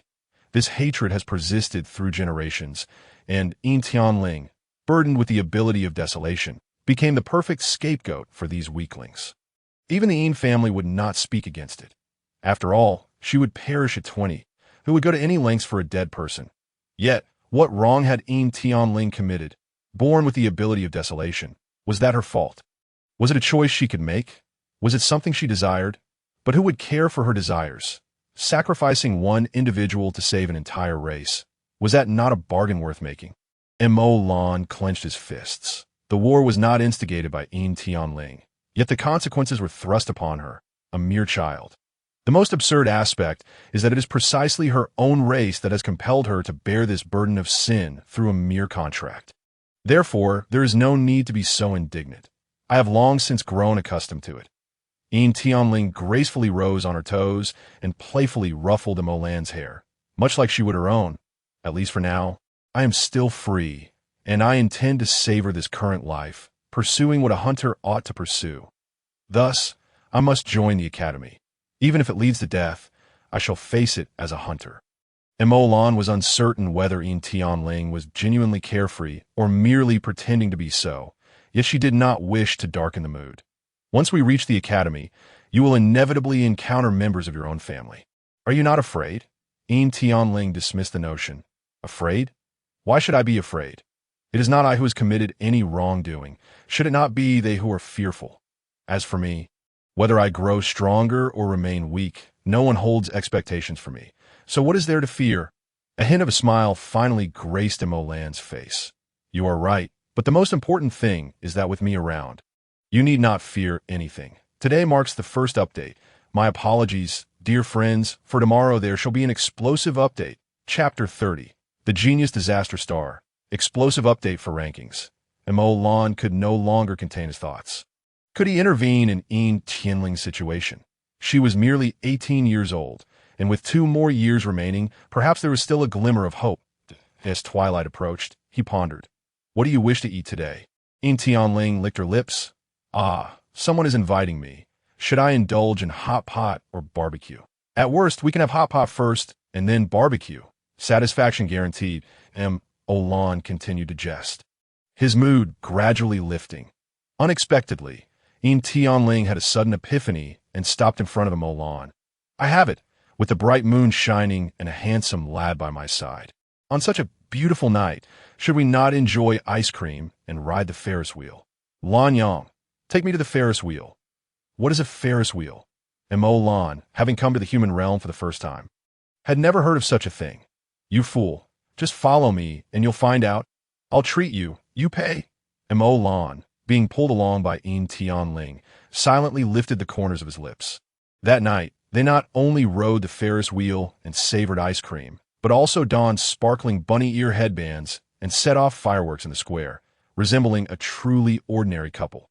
The view from a height was not unfamiliar to Lan, yet the presence of companionship made the experience, which he had often found lonely, bewildering for the illustrious I asked this what it means to live as a human.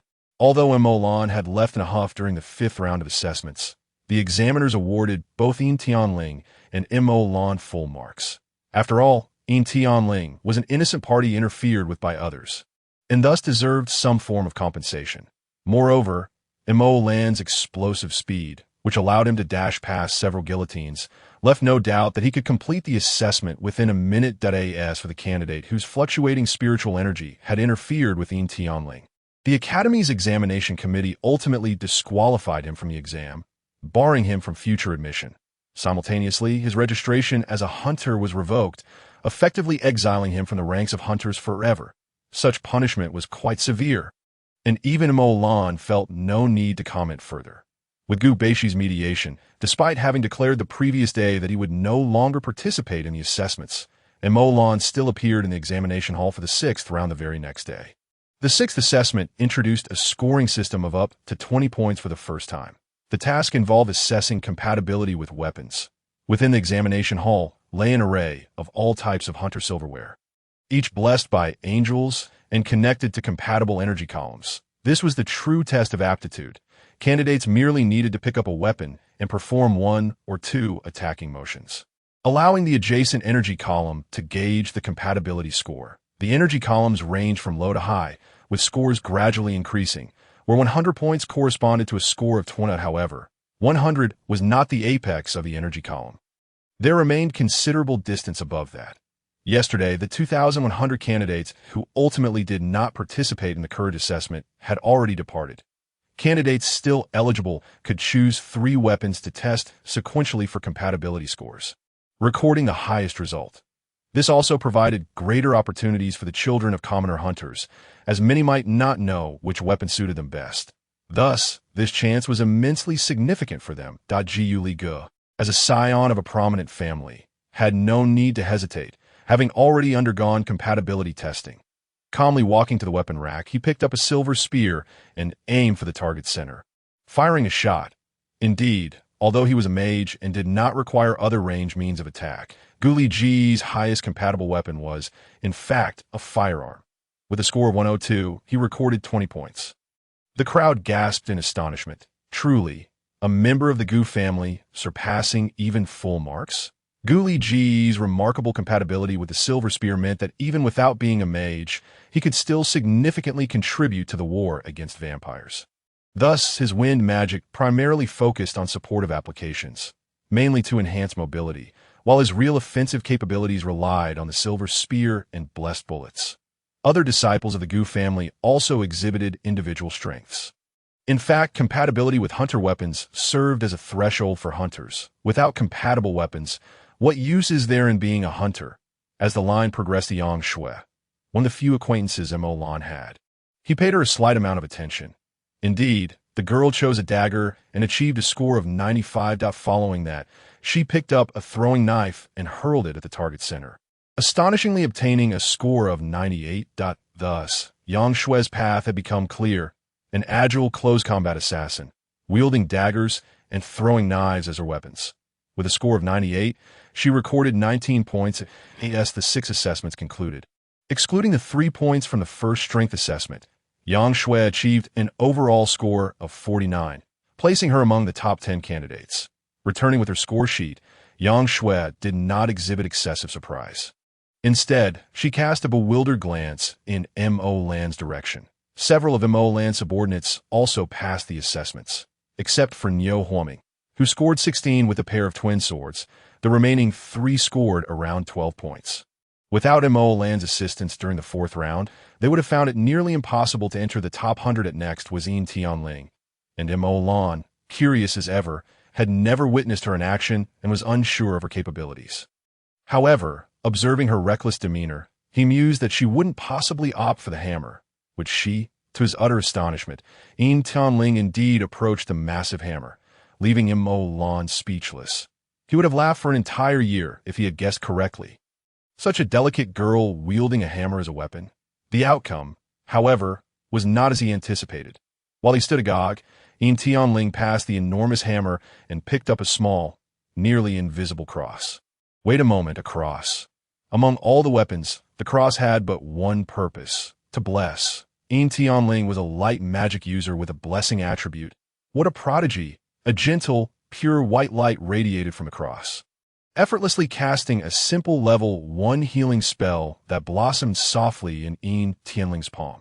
Yet this was a healing spell with a blessing attribute, a broken ability, a blessing light attribute, capable of both offense and defense. And supportive in nature, that if she were not the so-called child of sin, she would surely be the pinnacle sought after by the entire hunter race. With a score of 181, she recorded 20 points. Countless individuals swallowed hard. What did a compatibility score of 181 signify?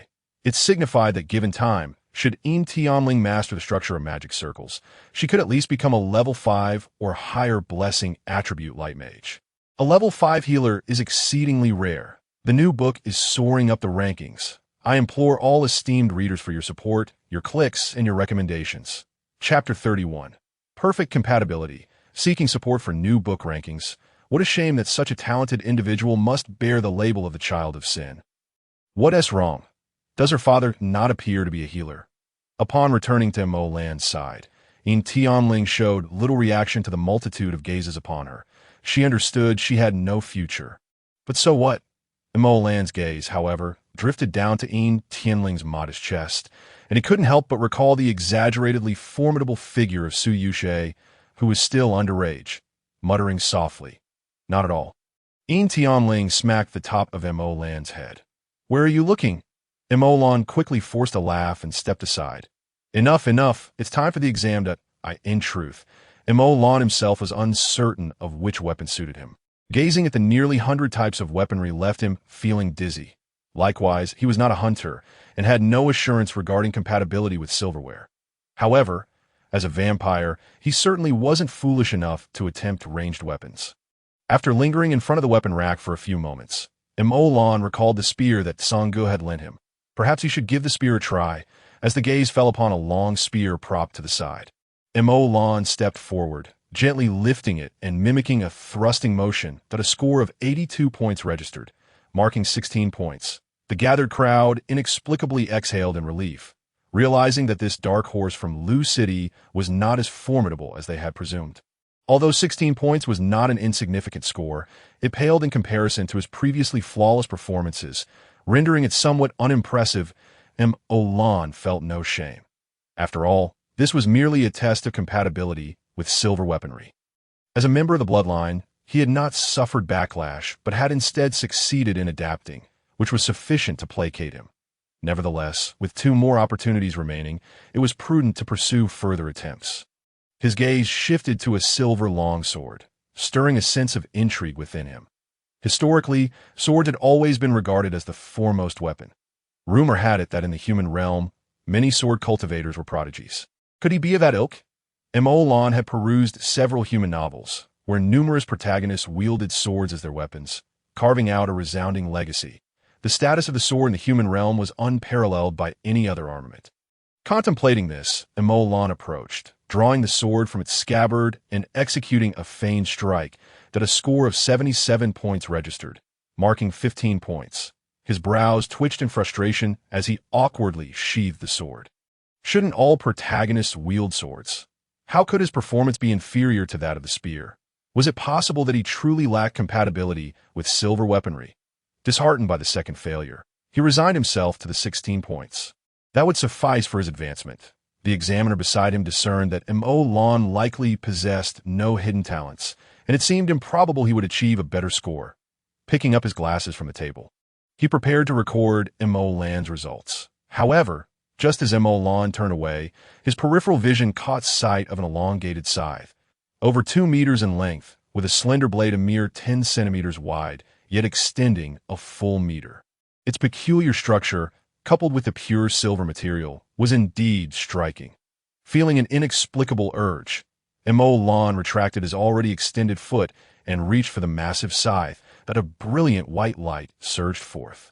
The sensation was incredibly cool and smooth as Emolan grasped the scythe, feeling an innate sense of compatibility. There was no need for training. Instinctively, he swung it lightly, casting a glimmer of silver light. A perfect adaptation. The examiner's eyes slipped from his palm, crashing to the ground with a clang. Perfect adaptation. The radiant beam of light indicated a maximum score of 200 points, yet 200 was not the pinnacle of the light column. Beyond 200, there was still a considerable distance to traverse before reaching a translucent crystal sphere. I could see that moment. The crystal sphere emanated an extraordinarily potent white glow, signifying that the test-taker's score far exceeded 200 points. What did this signify? The Hunter clan had not witnessed the emergence of perfect adaptation in countless years. The current candidates were oblivious to its true meaning. All they knew was that when the legendary Archangel Michael descended upon the human realm, liberating humanity from the dark era of vampire enslavement, he had achieved perfect adaptation upon touching the sword of the Covenant. That was the entirety of the legend surrounding perfect adaptation. Now, what role did this Emolan from Lu City play? Had he deliberately picked up 2 weapons he was incompatible with to mock them? Emolan gently caressed the massive silver scythe as its dazzling white light slowly faded, returning the scythe to its original place. He felt a tumult of emotions but nonetheless turned back to face the examiner. Examiner? He inquired. The examiner snapped back to reality, hurriedly recording Emolan's score of 20 points. Yet everyone understood that the 20 points of Lu City's Emolan held a vastly different significance than the 20 points of Gujia's Guli Gu. Emolan's groundbreaking achievement today would undoubtedly reach the ears of the Academy's higher-ups. With a total of 7 assessments, 6 had now been completed. The final assessment, accounting for a substantial 30 of the total score, was the Spirit Power Test. Prior to this, Emolan's total score had already secured him the top position, with a remarkable 70 points that left others unable to compete. The second-ranked Guli Gu had accumulated a total of 61 points across the 6 assessments, a performance that was commendable in any previous year. Upon completion of the final Spirit Power Test, Guli Gu achieved a perfect score of 30 points with a Spirit Power value of 1900, concluding with an impressive total score of 91 points. The Spirit Power Test did not require mastery or release of abilities. Mere possession sufficed, surpassing a Spirit Power value of 1,000 granted the qualification of a second-level mage, which was enough to secure full point AS for Emolan. Having already attained 70 points in the first 6 assessments, he needed only 22 points in the final assessment, equating to the standard of a first-level mage, to become the top candidate in the Southern District's preliminary examination. However, no one believed he could achieve merely 22 points. After all, on the very first day of assembly, this Emolan had demonstrated his spirit power, overwhelming all the other candidates. Not to mention, just the previous day, the spirit power he unleashed to save Yin Tianling had likely exceeded 4000. As Emolan stepped forward to prepare for the test, nearly everyone held their breath in anticipation. They were about to witness the birth of an unprecedented perfect score in the preliminary examination. Although this was merely the initial assessment for the students, a candidate achieving a perfect score would bring immense pride to everyone in the Southern District.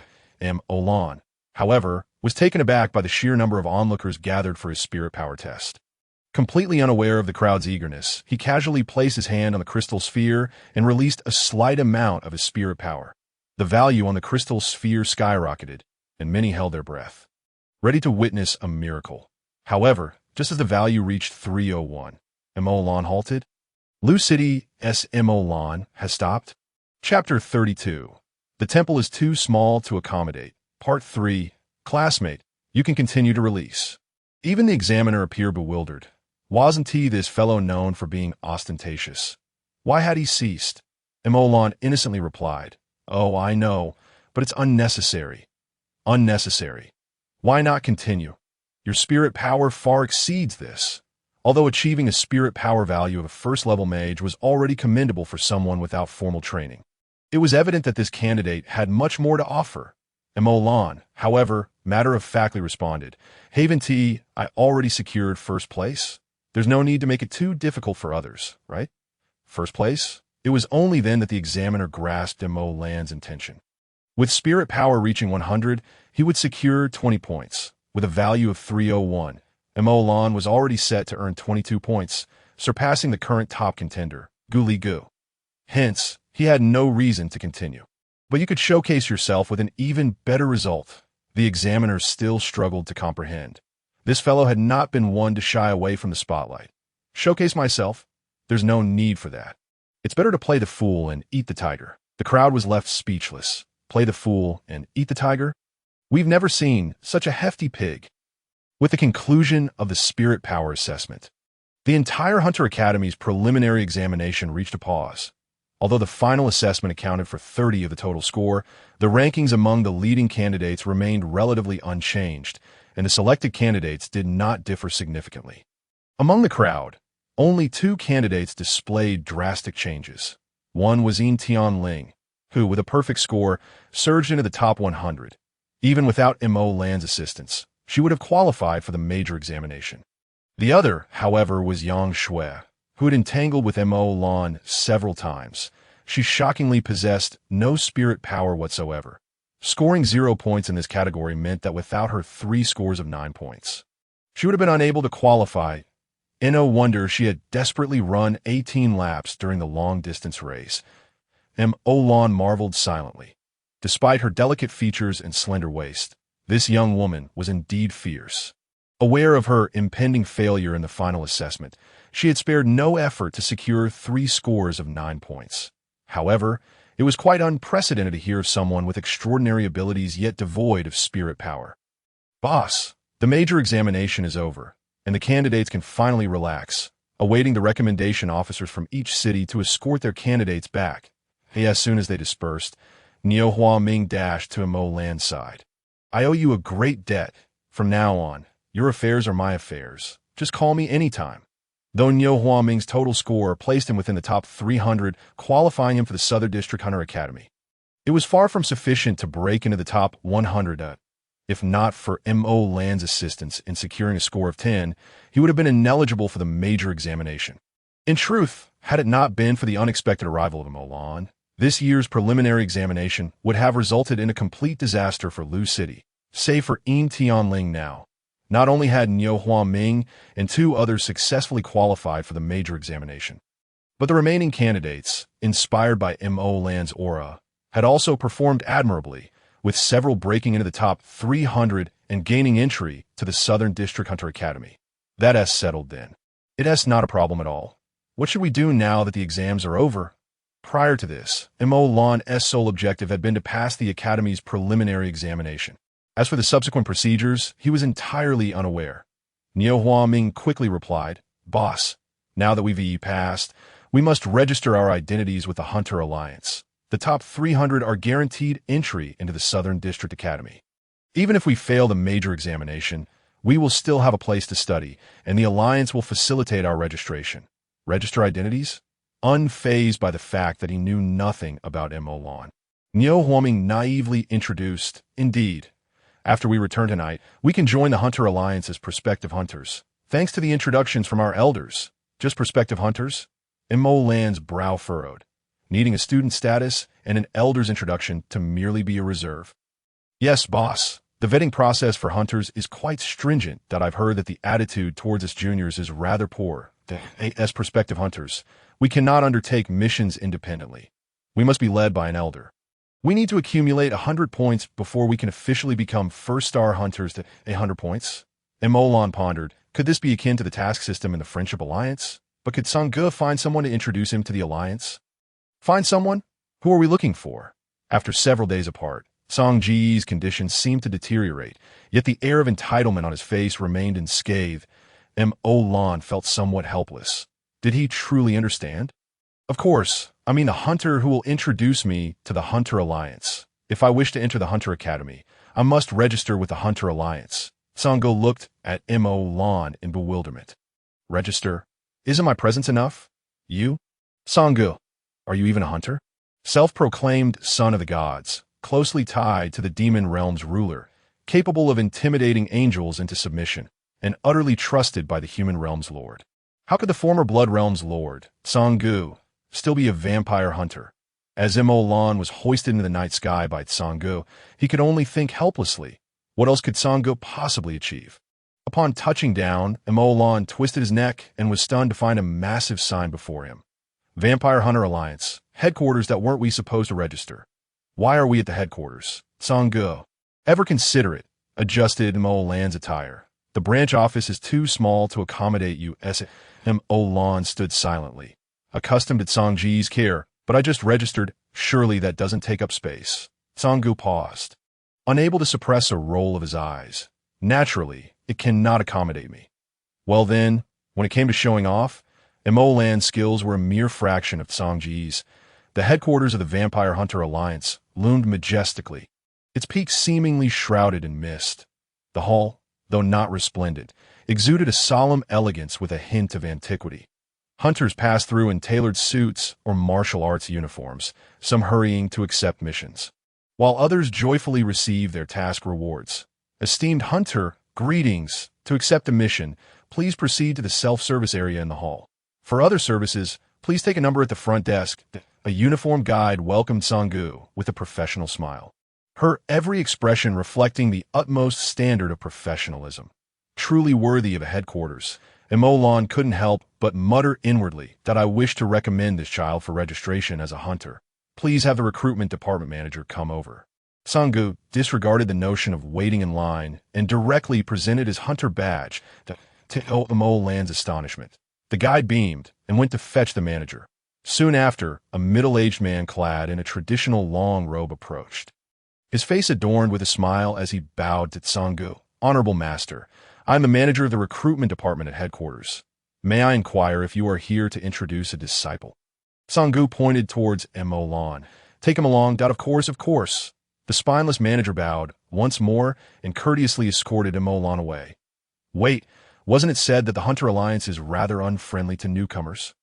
To Lan's surprise, it took hardly any time, and he didn't even undergo any assessments or tests. He merely submitted some personal information, and his hunter badge and equipment were promptly handed over. A piece of soft armor, a set of hunter martial arts attire, and a ring for accepting missions. First star hunter. Gazing at the glimmering star on the badge, Lan was puzzled. Wasn't it said that first-time registrants are all prospective hunters? The manager politely explained, you are a distinguished disciple and 9-star hunter. As your mentor, Master does not require you to be a reserve. The Alliance absolutely trusts your ability to handle tasks independently. A 9-star Master, the vampire hunters are divided into 9 ranks. The first 2 stars are for novice hunters, 3 and 4 stars for intermediate hunters, 5 stars for hunting masters, 7 stars for hunting grandmasters. And the highest, 9 stars, counts fewer than 10 in the human realm, known as hunting masters. Sangge is not just a hunter. He is the pinnacle among them. No wonder he claimed that the branch office is too small to contain such a grand figure.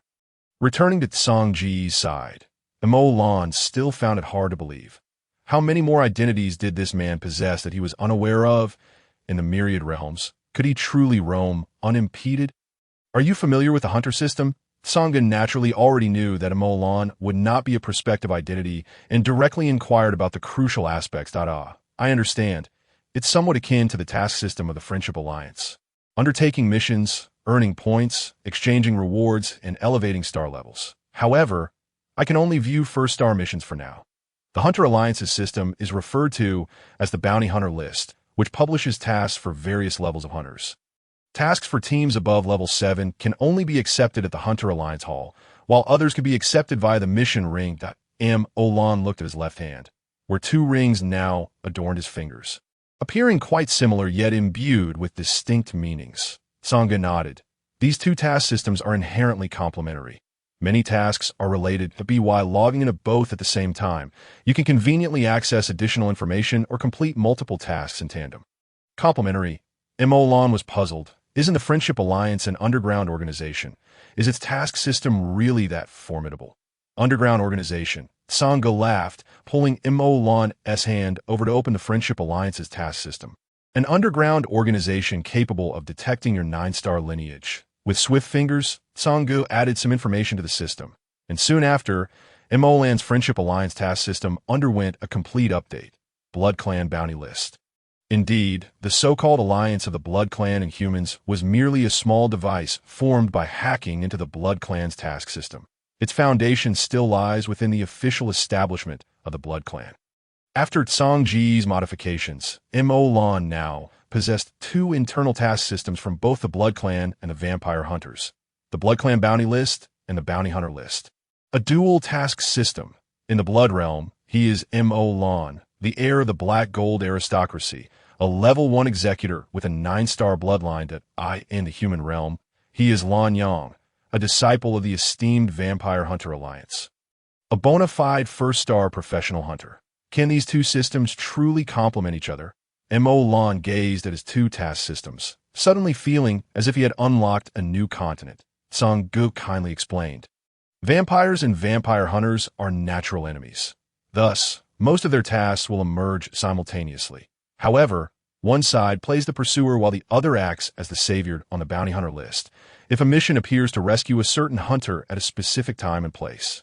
There is a high probability that a task will also surface on the Blood Clan bounty list to monitor that hunter and ambush the rescuers. Therefore, by accepting the hunter's mission, Olan would gain insight into the timing and participants of the hunter rescue operation, thus increasing his chances when completing Blood Clan tasks. Alternatively, if he were ruthless enough, Olan could first act as a hunter to rescue the target and then betray his teammates to complete the Blood Clan bounty, effectively doubling his rewards from a single task. How convenient. Shall I go accept a first-star hunter task for practice now?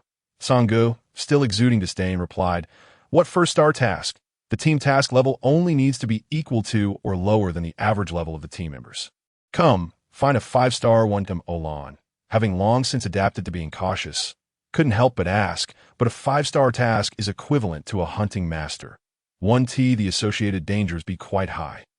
Sangha stood up, patting Olan's shoulder as if to impart strength. With me around, you can always act freely and will never be in danger. After much deliberation, Olan finally accepted a rescue mission, targeting Hunter Team 3543, which held a 3-star rating. This hunter team had been captured by the Blood Clan during a mission and was now trapped in the central stronghold of the southern district of the Blood Realm. Indeed, although he had registered his identity in the imperial capital, Sangha still took Olan back to the southern district to execute the mission. After all, it was Olan's first time accepting a hunter mission, and he felt a tinge of nervousness. This task is rated 5 stars due to the rescue location being situated within the stronghold of the upper echelon of the Blood Clan, where it is highly probable that a high-ranking noble of the Blood Clan is stationed. In the absence of a desire for large-scale conflict, it is implausible for hunters to forcibly breach the Blood Clan's stronghold. Hence, this rescue mission is limited to a team of no more than 3 individuals. Furthermore, this mission is accompanied by a derivative task, as the rescue target of Team 3543 is also within the stronghold. If both can be rescued simultaneously, one can receive the rewards for both tasks cumulatively. This 5-star mission offers a substantial reward of 5,000 points, while the preceding 3-star task provides 1,000 points. Sangha has no need for these points. They rightfully belong to MONTO. Ascend from a 1-star hunter to a 2-star hunter requires only 1,000 points, and by completing this task, Olan can achieve immediate elevation. This is the privilege of having a high-level companion to guide one through missions. Lan is no stranger to the Red Gold nobility. Su Zmo and Su Yishui both possess half-blood ties to them. In years past, the illustrious daughter of the Red Gold aristocracy, Yun Luo She, united in matrimony with Su Danqing, the patriarch of the Blue Gold clan, provoking the envy of countless offspring of the Blood clan. Contemplating this, Lan feels a surge of indignation. Why must he, a solitary individual, bear such burdens? Afterwards, the two gave birth to the remarkable Su Zmo and Su Yishui, further igniting the envy of innumerable nobles and even establishing a trend for internoble unions within the Blood clan. With these thoughts swirling in his mind, Lan arrived at the entrance of the southern district stronghold of the Red Gold clan. The night was shrouded in darkness, the prime time for vampires to be most active. Any serious hunter would refrain from undertaking action at such an hour.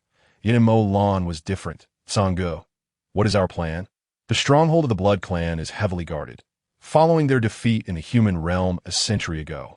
The 8 major regions established autonomous strongholds for the Blood clan, and hunters were originally unqualified to intervene. Sangge forcefully placed the flame-burning heaven spear back into Lan's hands, stating, "This is your mission, not ours, that I shall forcibly elevate your power to that befitting a 5-star hunter. I shall not interfere with any subsequent matters, even if you face life-threatening peril." Ordinary individuals believe that learning to master one's power must be a gradual process. But Sangge does not share this perspective. His philosophy is that when you possess 50,000 spiritual energy and can control it with clarity, managing it when reduced to only 5,000 becomes considerably simpler. Lan, somewhat incredulous, exclaimed, "Didn't you just tell me there wouldn't be any danger?" This was his inaugural mission. Should he really be left to fend for himself? What happened to the promise of being guided by a powerful ally? Sangge, unfazed by his protests, pressed his fingertip against Lan's heart, and Lan felt a sudden surge in his spiritual energy reserves. Then came Sangge's final words before vanishing. "If you cannot handle them at the same level, you might as well end it now." Once again, those words, gritting his teeth in frustration, Lan longed to unleash a torrent of curses upon Sangge. However, as he stood at the entrance of the stronghold, he thought better of it and suppressed his anger. He would manage on his own. The spiritual energy within him was indeed robust, and the seal on his bloodline had temporarily lifted at this moment. He felt a burgeoning eagerness. After revisiting the bounty hunter list to confirm the general location for the rescue, Lan adjusted his black cloak. He was not foolish enough to don a hunter's martial attire for this mission. After all, his identity as a member of the Blood clan served as the best disguise. Silently scaling the courtyard wall and landing softly on the ground, Lan required no cloaking devices and would not trigger any alarms. The mission system did not specify the exact location of the captives, yet Lan had a rough idea in his mind. The stronghold of the Red Gold clan naturally bore their distinctive style, and their cells were likely situated deep underground. Treading lightly towards the main structure, Lan pressed against the corner of the wall to peer ahead, observing 2 guards engaged in conversation about their late-night snacks, seemingly not very focused. "Hey, what are you doing?" Suddenly, a hand clapped down on Lan's shoulder, startling him and raising the hairs on his neck. "Who are you? Why are you sneaking around? Speak, what is your purpose in the Red Gold stronghold?" The patrol captain, a formidable subordinate noble of the Red Gold clan, did not immediately sound the alarm, but instead restrained Lan himself. Lan's face paled, instinctively releasing his Blood clan aura, his left eye tinged with crimson. I am an executor, having accepted the mission to ambush and rescue hunters." "Executor? Where is your ring?" Upon confirming the aura of a Blood clan member, the patrol captain eased his initial tension. The aura Lan emitted was limited, yet sufficient to prove he was not a mere civilian. Likely, he was of the same lower noble class, albeit a mixed blood. It was no wonder he was not held in high regard. Lan quickly raised his hand, displaying the Blood clan ring on his index finger. The emblem of the Assistance Alliance had been altered by Sangge, and what remained was indeed the genuine ring of a Blood clan executor. The patrol captain, convinced of his authenticity, knew that each executor had undergone real name identification. Thus, Lan could not fabricate a story da. So they have issued a bounty task? They could have at least informed me beforehand. Seeing the patrol captain's lack of suspicion, Lan felt a sense of relief. Our task is classified, ongoing for several days now, but no hunters have shown up, so we can only receive a meager daily salary of 10 points. Only 10 points? The patrol captain appeared somewhat sympathetic as he patted Lan's shoulder. You have it rough, brother. Not only are you stationed here on a lovely night, but your pay is so paltry. In truth, it's merely those folks being overly cautious. Hunters wouldn't dare approach. To storm the Red Gold stronghold for a few 3-star hunters would be tantamount to seeking death. Lan smiled humbly. For us unassigned ones, having any task is a cause for joy. We can't compare to your secure position. The patrol captain, feeling a sense of pride, feigned profundity. Working for the upper nobles isn't as easy as it seems. It's merely a fa of glamour. Well then, brother, I won't disturb you any longer. There are 2 entrances to the underground prison. You might want to keep watch in the middle to prevent someone from sneaking up from behind. 2 entrances? Thank you for the reminder, brother. I've only been watching this one for days. If something were to happen, it would be disastrous. Lan genuinely expressed gratitude. In the intricate web of social dynamics, the patrol captain, often overlooked as a lower noble, relished the unexpected flattery from a mixed blood, who, after all, was still of noble lineage. We are all brothers here. What is the big deal? Come, I'll take you to the middle passageway to save you the trouble of running around. Thus, Lan effortlessly entered the Red Gold stronghold. And not only that, he also ingratiated himself with the guards. Upon reaching the underground passageway, the patrol captain resumed his duties while Lan silently pressed against the wall once more, although he had now descended underground. The mission objective remained elusive, and how to extract the captive afterward posed a dilemma. However, after conversing with the patrol captain, Lan had confirmed that the captured hunters were unharmed, merely restrained by blood extraction collars in the dungeon. These collars could not be forcibly broken. Only the identity cards held by the Red Gold nobles could release them. Thus, there was no fear the hunters escaping stealthily. In light of this, Lan could not rush to rescue them. He first needed to steal an identity card. Navigating through the underground passage, Lan carefully passed several meeting rooms, daring not to enter recklessly. The above-ground structures of the Blood Clan were quite simple. Yet the underground was an expansive nocturnal paradise. Each of these revelrous chambers housed several nobles, making it exceedingly easy for Lan to be discovered. Suddenly, he sensed the presence of multiple nobles approaching, and with nowhere to conceal himself in the corridor, he hastily flung open a nearby door and slipped inside. You're here. This room. There's a ghost. He found himself unable to expose his identity, with no chance of escape. Before the formidable presence of an 8th-level Blood Clan member, he was utterly incapable of fleeing from this room. The decor of the Red Gold aristocracy predominantly featured shades of crimson, with sheer red drapes billowing gently, revealing glimpses of the grand red bed behind them. Lan stood before the flowing red fabric, appearing somewhat flustered. This is my first mission, a melodious laugh, alluring and enchanting, floated from the woman on the bed. It seems you are still just a young lad. How fortuitous for me. Come, don't be afraid. Step inside. Lan swallowed hard, his mind swirling in confusion regarding the situation before him. The woman on the bed was undoubtedly a powerful 8th-level warrior, yet her words struck him with an inexplicable sensation. What are you so tense about? The woman on the bed seemed unable to contain her impatience, unleashing a surge of spiritual energy that yanked the unsuspecting Lan towards her. The red fabric swirled over his head, and when Lan opened his eyes again, he found himself sprawled upon the vibrant red bed. I have encountered a senior, Lan stammered, hastily rising and lowering his head in embarrassment. If he had a heartbeat, it would surely be racing at this moment. Look at how nervous you are. Am I a devil? The woman on the bed, clad only in a sheer camisole, left little to the imagination of her exquisite form. You are indeed strikingly handsome, just as my task requires. No, that's not. Lan found himself inexplicably stuttering. The woman showed no concern for his anxiety. Rather, she seemed to revel in it as she extended her long, fair arm to lift his chin. If you don't look, how will you know? Under the gentle insistence of her fingertips, Emolan was compelled to meet the gaze of this eighth-level powerhouse. She could hardly be described as a devil. Instead, she was breathtakingly beautiful, with a figure that was both alluring and captivating, sure to stir the heart of anyone who beheld her. However, she was not someone who could be trifled with lightly. Olan recognized her. She was Yunya, a direct descendant of the Red Gold aristocracy and the current vice clan leader. Yunya must have seen Emolan before, back during his coming-of-age assessment, though he had quickly collapsed, bloodied and battered, and likely went unrecognized. Yunya seemed quite pleased with Emolan's appearance, twisting his chin to examine him from various angles, finding him extraordinarily perfect and devoid of any flaws. Mixed blood indeed has its advantages. Within the blood clan, appearance correlates with lineage. Beneath the upper nobility, I have yet to encounter such a handsome boy.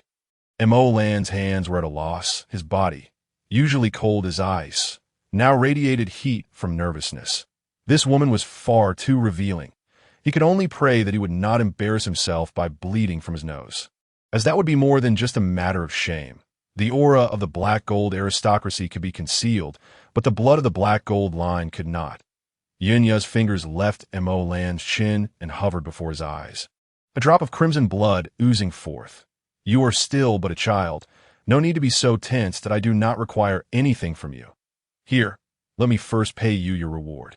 Indeed, the personal task issued by Yunya required a remarkably handsome male to come to her room for some amusement, with the reward being a single drop of red gold blood, and a drop of blood from an upper noble was enough to entice countless members of the blood clan. To say nothing of engaging in games with her, some might even consider selling themselves to her. However, Emolan was not among those countless blood clan members, suddenly incensed by Yunya's demeanor. The youthful lad was reluctant to show weakness in front of a mature woman. Though he still bore the physique of a youth, he was already 103 years old. As a member of the blood clan, he was considered an adult. At this moment, he had long forgotten what Sanggu had told him, that a century was merely his starting point, even among the blood clan. To call him a child was not entirely incorrect. A surge of impulsiveness overcame him. Emolan grasped Yunya's wrist, disregarding her blood, and instead, using the momentum to push her down and pin her to the bed. The smile in Yunya's eyes was unmistakable. She was neither angered by Emolan's audacious act nor taken aback.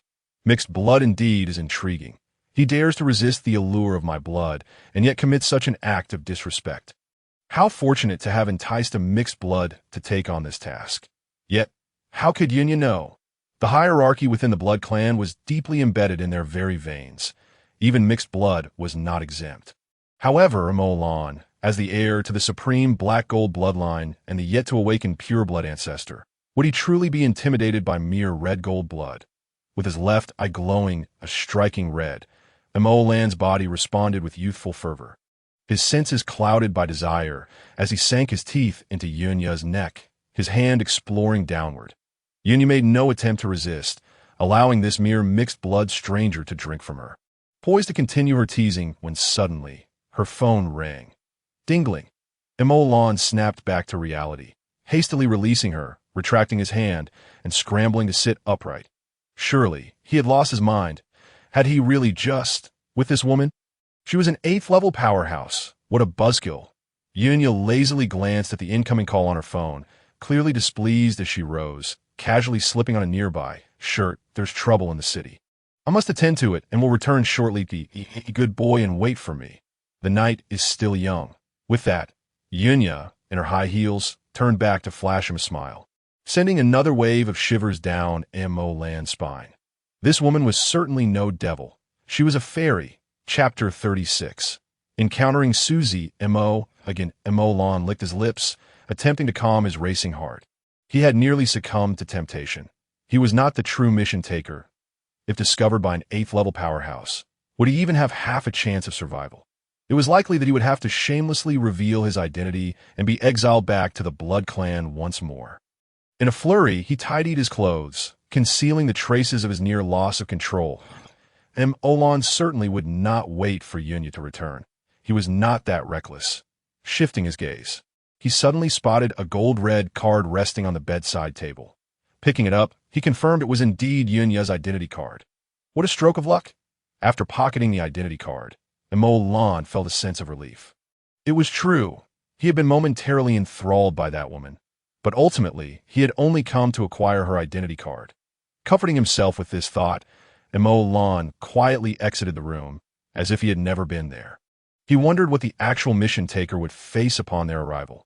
Armed with the identity card and having recently tasted Yunya's blood, which carried some of the red gold aristocracy's essence, Emo Lan made his way unhindered to the dungeon. Uncertain of the disturbances in the city, Yunya had not only left, but also taken many guards with her. The number of Blood Clan members within the base had dwindled significantly. Presenting a golden opportunity, Team 3543, arriving at the dungeon entrance, Emo Lan swiftly dismissed the guards and reported the team number. The previously motionless guards suddenly looked up. How do you know our number? Ever since their capture, they had undergone countless tortures, yet none had revealed their team number. Therefore, no one among the Blood Clan was privy to it. Olan displayed his hunter's badge, quickly earning their trust. My team has taken on a mission to rescue you. Our leaders are stalling outside, and I am here to lead you to safety. Upon seeing his badge, the guards had no doubts. The purity of the hunter's badge was unmistakable. The one-star hunter standing before them could only have a remarkably powerful team backing him. Perhaps even scions of noble families. Without a shred of suspicion, they inquired, "Do you have the identity card? We cannot forcibly remove the blood extraction devices around our necks." Olan presented Yunya's identity card and swiftly processed it on the equipment outside. Releasing the 4 captives? What about your mission target? The leader shook his head. He's been executed for offending the nobility. Olan's expression darkened. Executed? That meant he had lost 1,000 points. The man, mistaking Olan's dismay for grief over a comrade's demise, offered consolation. Before his death, he took a lower noble down with him. He lived like a true man.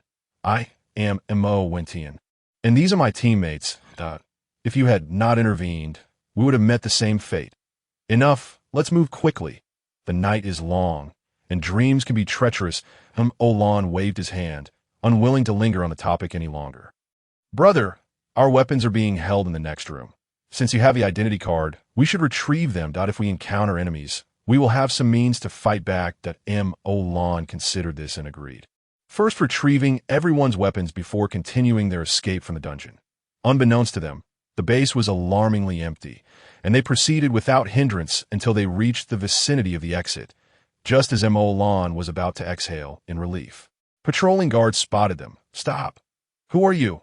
Olan could disguise himself as a Blood Clan member, but with 4 battered human hunters behind him, how could he avoid raising suspicions? As the guards cried out, a piercing alarm sounded.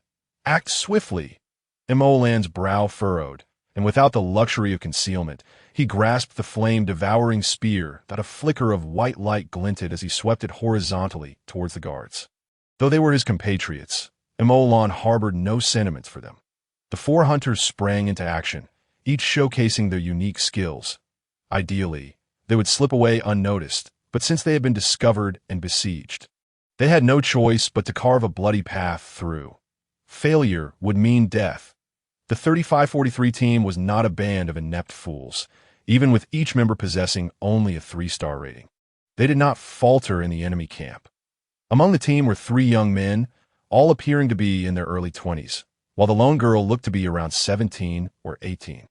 First-tier auxiliary magic frenzy, the girl exclaimed, a pale green magic circle unfurled beneath her feet. Olan felt a surge of vitality coursing through him, as if something within him was awakened. With a firm grip, he swung the flame-devouring spear with great force. The guards who had just surrounded them were sent flying in an instant.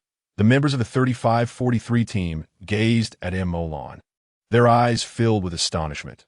They had not pinned their hopes on this 1-star hunter, yet they now realized that his prowess was far beyond that of a mere 1-star. With a single sweep of his spear, he seemed to unleash thousands of units of spiritual energy. It was no surprise. A hunter with a formidable ally could hardly remain nameless. With Olan's capabilities, their confidence surged. Xiaoxi, give him a single boost. The team leader, Mo Wentian, called out. The girl quickly retracted the magic circle beneath her, clasping a small pendant in her palm and gracefully pointing it towards Emolon, a second-tier auxiliary magic, Collective Rise. The pale green magic circle enveloped Emolon. And in an instant, he felt his speed, strength, and spiritual energy amplify. His confidence soared. Although he was still unfamiliar with the control of his newfound power, his high spiritual energy made up for it. With the energy lent by Tsangu, he needed only to wield it freely. The flame-devouring spear danced in his hands as he swiftly dispatched a dozen guards, kicking one enemy aside. He retracted the spear to pierce another, then twisted his body to strike the chest of a third enemy. In 3 moves, he broke through the encirclement, retreat. Never before had he felt such exhilarating liberation of power. Emolon felt as though all his past grievances were released in that moment. With the flame-devouring spear in hand, he charged out alongside the 35-43 team. Suddenly, a flash of lightning illuminated the surroundings, and the group came to an abrupt halt, a palpable killing intent looming over them. Emolon instinctively raised the flame-devouring spear in readiness, channeling his spiritual energy towards the impending threat. But in an instant, he froze. Before him stood the Blood Clan noble, Su Zimo, a high-ranking aristocrat. Behind him, the girl who had cast the auxiliary magic let out a scream, having sensed the immense energy emanating from Su Zimo's body. They were no match for him. Even Emolon, who had just showcased his incredible skills, felt the weight of the situation. With Song Ji's assistance, he could command a spiritual energy nearing 10,000.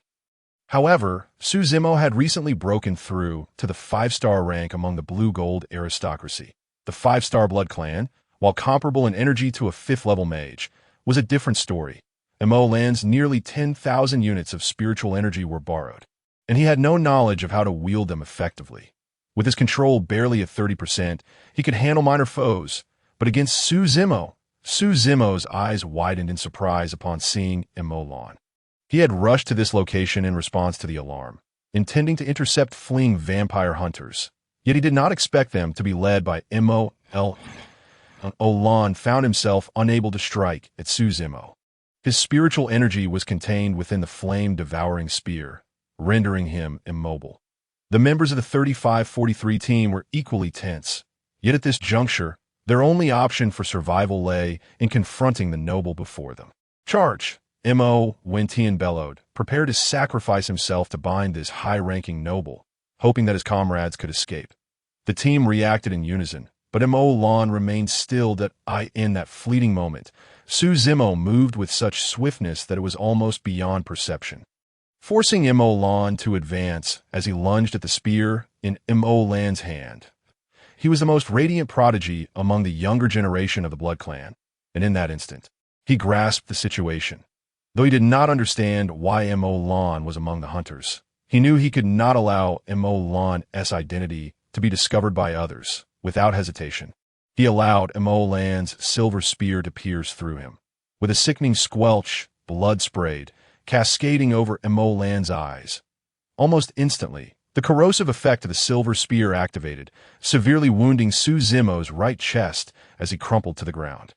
The hunters of the 35-43 team followed suit, unleashing 2 spells upon Su Zimo before seizing the bewildered Emolon and fleeing. "Let's go, brother!" In the hazy vision of the fallen Su Zimo, Emolon's silhouette flashed by, and with his final strength, he unleashed the blood aura of a blue-gold aristocrat, warning his fellow kin, "A formidable hunter is here. Request immediate assistance." Feeling the surge of energy from behind, Emolon's eyes brimmed with unshed tears.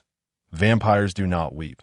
He could not allow his blood to flow, so he fought to contain his emotions. He understood that Su Zimo was not genuinely calling for help, but rather attempting to intimidate the Blood Clan, fabricating the presence of a powerful adversary to deter them from advancing. By the time real reinforcements arrived, Emolon and his companions would have long since escaped, thus avoiding danger. After a prolonged flight, they finally broke free from the influence of the Red Gold stronghold, panting heavily as they paused.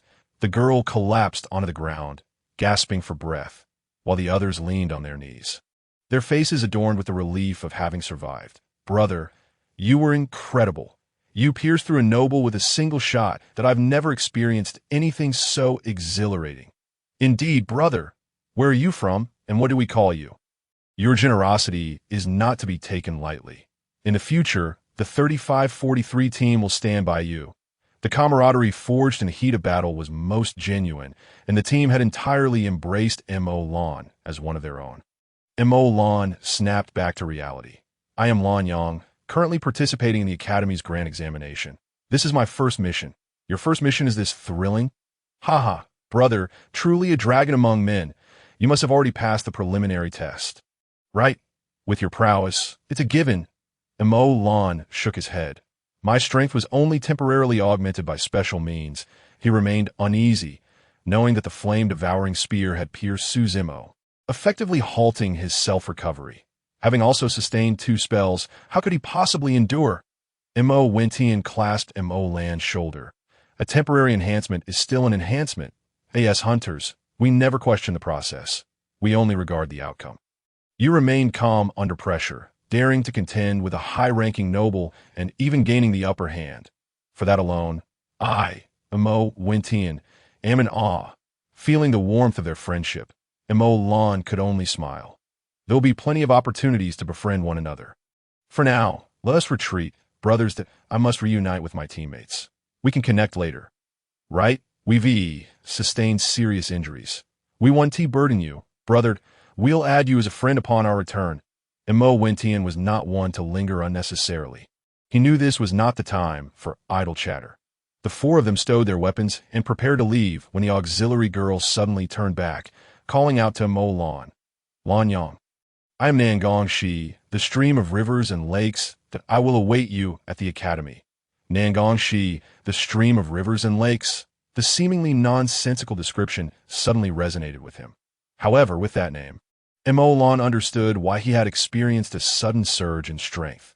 That girl was from the Nangong family, one of the 4 great hunter clans. Her auxiliary magic was renowned in the human realm. As described by Yin Tianling, the foremost auxiliary, the Nangong family's auxiliary magic enhances abilities proportionally. The 2 spells Nangong she had just cast. Frenzy was a wide-area spell, granting a 5% critical hit increase to all, while Collective Rise was a single-target spell, enhancing the designated target's strength, speed, and spiritual energy cap by 10%. The Nangong family truly lived up to its reputation. Without experiencing it firsthand, Mo Lan could scarcely imagine how terrifying such proportional enhancements could be. Beep, beep, beep. Urgent assistance request. The Blood Clan's task ring suddenly sounded, prompting Mo Lan to glance at it. He saw an emergency task being issued. Emergency assistance request directed at all 7-star and above executors. A formidable hunter has appeared at the Red Gold Noble Stronghold in the southern region of the human realm, suspected to be a 7-star hunter master, with an unknown number of accomplices. Executor Su Zimo is trapped within the stronghold and severely injured. Nearby high-ranking executors are urged to rush to his aid. Olan's hand clenched tightly as Su Zimo had yet to be rescued. He understood the severe implications of silver weapons on the Blood Clan. The flame-devouring spear had pierced Su Zimo's chest, and no one had come his aid. How could he possibly endure? Apart from the enchanting Yunya just now, it is utterly impossible for any vampire of a higher rank than 7 to exist in this vicinity. Without further contemplation, Mo Lan promptly accepted the task. Although he currently held only a rank 1, the strength of a vampire has always been determined by their bloodline. Thus, the individual who issued the mission merely opted for a high-star rating rather than a high level. Naturally, a 9-star Mo Lan could undertake this task. The bounty board for vampires swiftly projected a topographical map of the Red Gold Stronghold and explicitly marked the direction where Su Zimo was located. Mo Lan removed his cloak, donning only his athletic attire, and soared back towards the scene. Chapter 38. Assessing gains due to Su Zimo's final surge of power before losing consciousness. Everyone assumed that formidable hunters were encircling the interior of the stronghold, and no one dared to venture further in. The borrowed spiritual energy from Tsang-gu was dwindling, and Mo Lan's figure blurred, darting into the encirclement in the blink of an eye. Did someone just pass by? Inquired a mid-ranking noble to his companion. The other, bewildered, replied, No, right? The Red Gold personnel just returned to the Blood Realm, and there are no high-ranking nobles in the human realm at this time. True enough. After all, it was young Master Su's own warning that we might as well remain here and play it safe. After several swift movements, Mo Lan returned to the spot where Suzy Mo had collapsed. The blood on the ground had already pooled into a puddle, and Suzy Mo lay unconscious, teetering between life and death. Mo. Mo Lan crouched down and nudged the figure on the ground, but received no response. The magic from those two hunters had not only struck him, but also bore corrosive effects, and Suzy Mo's injuries were worsening. Could transporting him back to the vampires guarantee him the most effective and swift healing? Unless he could locate his father, Su Danqing, who could possibly go to such lengths to save him. Mo Lan clenched his fists. His association with Suzy Mo had already irked countless individuals. He could trust no one and could not leave Suzy Mo, who lay unconscious, in their hands. Resolutely, Mo Lan extended his nails and made a cut across his own wrist. He had no better means to aid Suzy Mo. But he must staunch his injuries. The ink-black blood spread, dispersing under Mo Lan's control and seeping into Suzy Mo's wounds. The corrosion of the injuries halted instantaneously, not only ceasing to worsen, but beginning to heal gradually. The power of the black gold blood was indeed formidable. Mo Lan could no longer afford to conceal himself. The flow of a high-ranking noble's blood would be sensed by vampires within several miles. The metallic scent of ink-black blood wafted through the air as Mo Lan forcefully poured a generous mouthful into Suzy Mo. Wake up already! Mo Lan exclaimed angrily, kicking Suzy Mo. This scoundrel, why did he have to charge at his spear just moments ago? Could he not discern that it was made of silver? Having absorbed the ink-black blood, Suzy Mo gradually regained consciousness. Although his injuries remained severe, they no longer posed a threat to his life. At this point, Mo Lan had already reached a 1/10th realm, and the ink-black blood had reclaimed much of its original power. Unlike the previous instance when he had fed it to Suzy Mo, a century AG's vision refocused. Suzy Mo spotted Mo Lan's face and suddenly grew anxious. Why did you spit out blood the moment you spoke? The two hunters' sacred magic was indeed infuriating, and he felt severe internal injuries. Stop talking. Keep your alarms to yourself. I need to leave. Observing Suzy Mo's bloodied state, Mo Lan felt a twinge of sympathy, unable to chastise him. Why had he willingly endured injury if not to help conceal Mo Lan's identity? With Suzy Mo's actions, who would doubt Mo Lan's status as a true hunter? Sensing the formidable presence drawing near, Mo Lan had no intention of lingering any longer. As he was not yet legal in the human realm, he could not and did not wish to be discovered by his kin. By the time the elder from a Longine family arrived hastily, Mo Lan had already vanished in the night. Mo sat nearby, binding his wounds, though his consciousness remained somewhat clouded. Mo, enemies, a group remained on guard, and Suzy Mo feebly shook his head, indicating that the enemies were no longer present. However, before they could inquire about the ink-black blood, he lost consciousness once more. Do not worry, the ink-black blood has been delivered. That lad will be fine. Mo Lan had just paused in a distant urban corner when he heard Song Ji's voice. Mo Lan sprang up almost instantaneously. You still know how to show up. Sanggu gently stroked Mo Lan's hair. Didn't you complete the task splendidly? The 8/10 realm posed no threat to you. Upon hearing Sanggu mention the 8/10 realm, Mo Lan realized that this fellow had been keeping a watchful eye on him all along. Thinking of his lackluster performance in front of Yunya, he felt a bit embarrassed. I completed the task entirely on my own. I'm not sharing the spoils with you. Sanggu chuckled. Seated atop a rooftop, basking in the starlit sky, I'm not trying to snatch anything from you. So rest assured, once the points are credited, you can see what you can exchange them for. The points on the Bounty Hunter leaderboard could be exchanged for rewards through regular and task-specific exchanges. Some items were only available for redemption upon completing specific tasks. Although Mo Lan felt somewhat resentful, he understood he had no grounds to be angry and sulked beside Sanggu. From this mission, Mo Lan's two systems had each amassed 5,000 points. Initially disappointed that the Vampire Bounty Board did not offer corresponding tasks, he was pleasantly surprised that Suzy Mo had created one for him. The bounty hunter leaderboard reflected that 5,000 points had been credited. Without hesitation, Mo Lan used 1,000 points to upgrade to a 2-star hunter. And the hunter's insignia in his pocket updated automatically to T.O. reached the 3rd rank. He would need 5,000 points, which he currently lacked. It would be wiser to exchange for other items instead. Mo Lan's starting point was rather high. In reality, the majority of 1-star tasks only yielded a mere 100 points each time. Upon opening the exchange system, the first options presented were exclusive to this task, given that it was a 5-star team mission. The rewards offered were exceedingly generous. Exclusive Exchange 1, Rebound Shield, 2,500 points. Activated directly by a ring, it absorbs the opponent's magical attacks to a certain extent and can release a double rebound effect once every 24 hours. Exclusive Exchange 2, Radiant Silver Bow for 1,000 points, the C-grade silver weapon, complete with 20 silver arrows. It boasts a Radiant Moon function, providing a 10% damage boost under moonlight. Exclusive Exchange 3, A-grade Origin Light. 500,000 points. Upon seeing this list, Mo Lan's hair stood on end. 500,000 points. Is this madness? Why would it assume that I, a 2-star hunter, could afford such a price? Naturally, it was due to my 9-star teammate. Song Gu was equally astonished. The system had an astute eye to offer Mo Lan an A-grade Origin Light for exchange. It must be, because Mo Lan had recently harnessed some of the light's power through the flame-burning Heaven Spear. But the system would likely be driven mad by Mo Lan. Overtime. 1 Origin Light was far from sufficient. Origin serves as the seed for elemental magic enhancement, nurtured by nature, and is not easily found even across the 9 realms.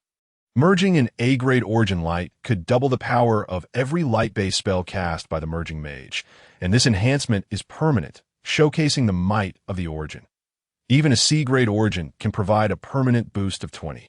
As for the peak of mages, the Archangel Michael, his Origin Light, and Origin Fire were naturally endowed, a historically unparalleled SSS grade, granting a 9-fold increase. Chapter 39. Who doesn't have a story? This means that the same simple level 1 magic flame, using an equivalent amount of spiritual energy to unleash, would yield a power 9 times greater in Michael's hands compared to an ordinary individual. However, the origins of each element are exceedingly precious. Hence, the exorbitant price of 500,000 points is not unreasonable. You probably want to be able to utilize the Origin Light, should you encounter the likes of Origin Fire or Origin Thunder. I can procure some for you today. As for weapons, they are of little use to you. Let us exchange for a Rebound Shield first. The Rebound Shield absorbs the intensity of the enemy's attacks for retaliation, making it a veritable artifact for those lacking in offensive power, truly the optimal choice for the outmatched. Mo Lan pouted, opting for the Rebound Shield. This fellow, could it be he was reluctant to part with 500,000 points? After the exclusive exchange concluded, Mo Lan opened the list for regular exchanges, which displayed 5 major categories: attack, defense, equipment, daily use, and enhancement, leaving him quite dazzled. The explanatory task naturally fell to Song Gu, the attack category. As the name implies, focuses on enhancing offensive capabilities, with most being one-time boosts. For instance, this 100-point explosive talisman can unleash an explosion with a might of up to 2,000 spiritual energy upon use. In contrast, the defense category offers a short-term armor that can be employed before a task, granting a protective shield with a defense of 1,000 spiritual energy for the subsequent 30 minutes, requiring 150 points as a reward. Such items hold immense significance for low-star hunters. If one were to complete a 1-star task, the short-term armor could essentially ensure that the hunter remains unscathed. However, the reward points for a 1-star mission amount to only a few dozen, making it impossible to afford the temporary armor. With those points, one could exchange for a piece of intermediate soft armor or some silverware. Both fall under the category of equipment. Song Gu kindly offered his suggestions. Mo Lan shook his head, saying, "Absolutely not. As a vampire, I heal quickly from injuries, so what need have I for soft armor? As for weapons, I shall use yours." Song Gu chuckled, not wishing to argue further. "In that case, I recommend you exchange for a daily storage space. Most of the enhancements pertain to magical training, such as the Origin, which is an enhancement type you won't need for the time being. Storage space? That does sound appealing." When Mo Lan exited, the hunter's martial attire had to be hidden in the roadside bushes, which was quite inconvenient. Were it not for Tsang Ji's silver spear, a divine artifact that could be stored within the body, he would have had to carry it in hand upon opening the daily category. The first option was indeed the storage space, which astonishingly required no additional equipment. It could be directly stored within the ring by releasing points. Every 100 points allowed for the release of 1 cubic meter. And Emolan promptly allocated points for 10 cubic meters. Beyond that, each additional cubic meter would require 500 points. With only 500 points remaining, Emolan refrained from further expanding the storage space and instead purchased 10 recovery potions. Spirit recovery pills, which could significantly restore the user's spiritual energy.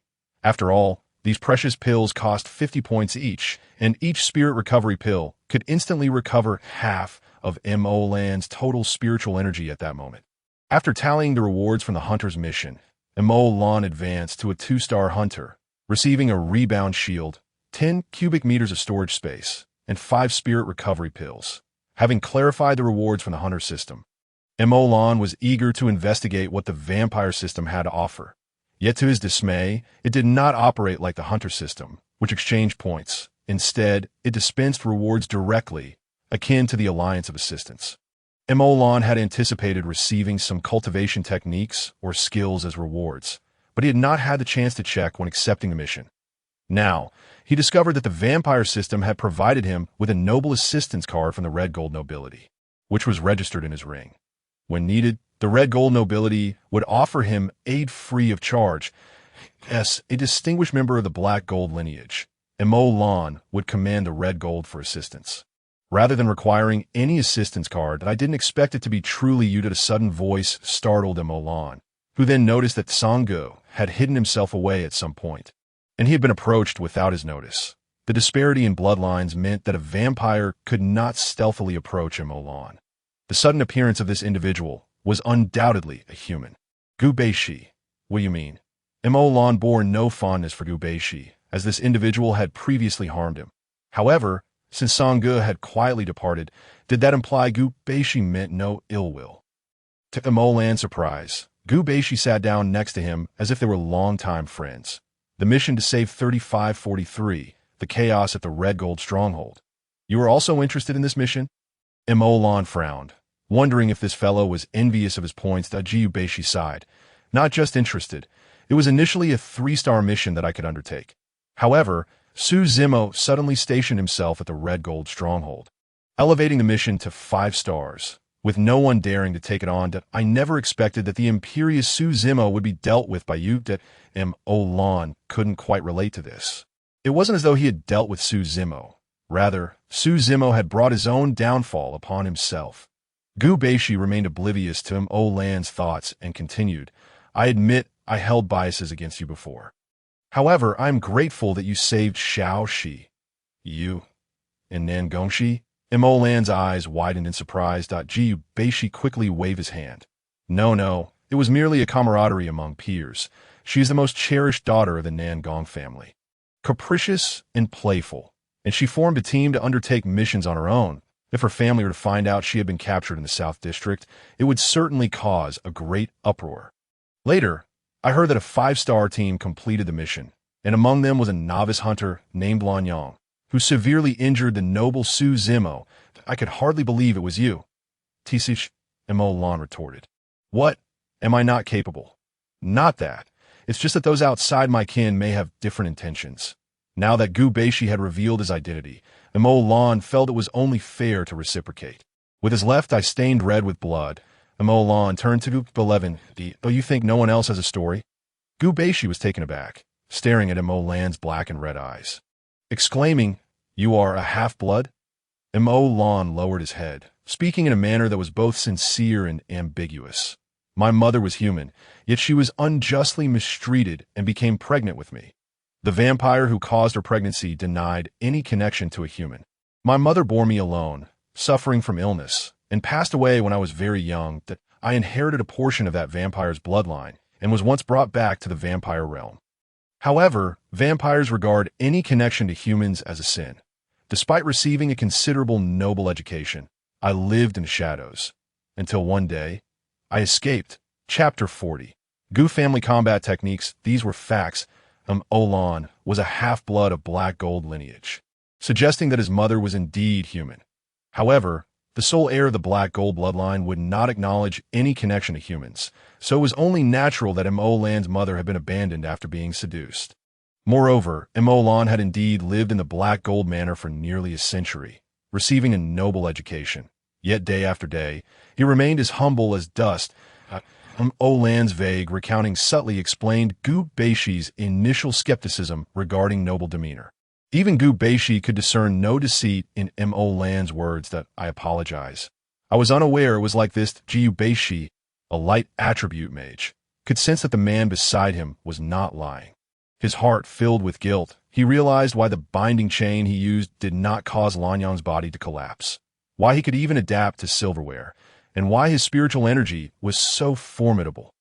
Everything stemmed from the fact that Lanyang possessed a part of humanity. I cannot choose my origins, but I can choose my path ahead, that I will not allow my mother's fate to repeat itself, which is why I am here. Olan's words resonated with genuine emotion, and Gu Beishi was nearly instantaneously moved. Indeed, being a half-blood of human and vampire descent was not his choice. He still stood with the hunters, risking his life for his fellow humans, even going so far as to clash with vampire nobility. Wasn't that sufficient proof of his character? I apologize, I was narrow-minded, and Olan had not anticipated that a few of his words could elicit such a sincere apology from Gu Bei11. It seemed that humans were far more open-minded than those vampires who clung stubbornly to their pride. Vampires would never easily admit their mistakes due to bloodline reasons. That's all right. I bear no grudge against you. And no hunter would believe a vampire. Gu Beishi, however, was unwilling to let the matter rest. Brother Lanyang, it was indeed my fault for failing to investigate thoroughly, and I owe you an apology. I see you have not received systematic magical education. Although your spiritual energy is extraordinary, you do not yet know how to wield it. I possess some family techniques on spiritual energy control that I would like to share with you. Olan was taken aback, thinking this fellow had come to provoke him, only to find he was offering assistance. Just moments ago, he had been pondering the lack of resources in the task exchange, and now here they were, since it was from the Gu family. Then Gu Beishi was exceptionally sincere. No worries. As long as Brother Lanyang does not divulge it, I am the young clan leader, and I can take responsibility for this matter. Olan felt a surge of joy within. Control of power. It was precisely what he needed to enhance. That fellow Tsangu only provided guidance on the broader direction, but never assisted him with specifics, leaving Olan at a loss. Then I shall not stand on ceremony with you. Senior, as an orphan, I truly have not learned. Gu Beishi addressed Olan as Brother Lanyang, signifying recognition, while Olan reciprocated with the term senior, demonstrating respect. Gu Beishi was pleased with Olan's response. Gently patting his shoulder, Junior, you are too courteous. After the great examination, we will all be alumni. Feel free to seek me out for any matters. I could see that moment. Gu Beishi had fully confirmed that Olan's worth far exceeded the seeds that the Gu family had originally planted in the South District, having long forgotten about that individual named Gu Ligay. However, Olan had always been one to understand the principle of reciprocity. Although he did not voice it, he had already resolved to assist the South District team during the great examination. Both individuals were in high spirits, and the injury sustained by Su Zimo had solidified Olan's identity in the human realm. Unbeknownst to Olan, Gu Beishi's visit was indeed motivated by personal reasons. Yet it was primarily for official business. He serves as a representative of the Hunter Alliance to ascertain the nature of Olan. Completing a 5-star mission may not seem particularly significant. Yet the tale of Olan piercing the heart of the Blood Clan's foremost young noble, Su Zimo, has already spread among the upper echelons of the Alliance. This candidate, known as Lanyang, astonishingly turns out to be the direct disciple of the enigmatic 9-star hunter, accompanied personally by his mentor, garnering the attention of the entire Alliance. Subsequently, Olan's impressive score of 92 in the preliminary examination swiftly reached the desks of the high-ranking officials.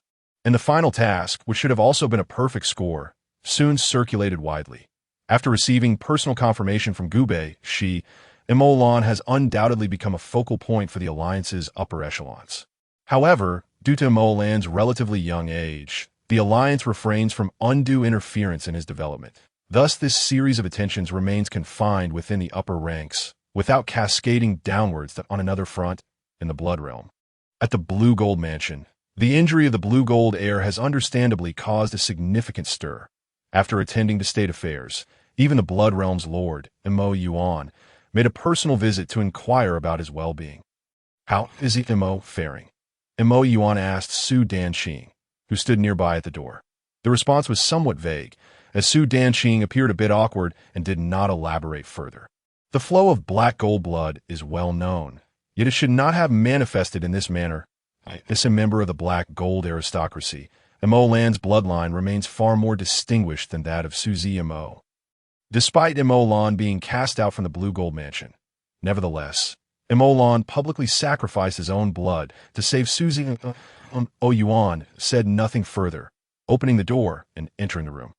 Su Zimo lay on the bed, wrapped in heavy bandages, while Su Yixue sat beside him, attending to his needs. Upon seeing the visitor, Su Yixue quickly stood, and Su Zimo struggled to rise, only to be halted by Mo Yuan's firm command. "There is no need for formalities.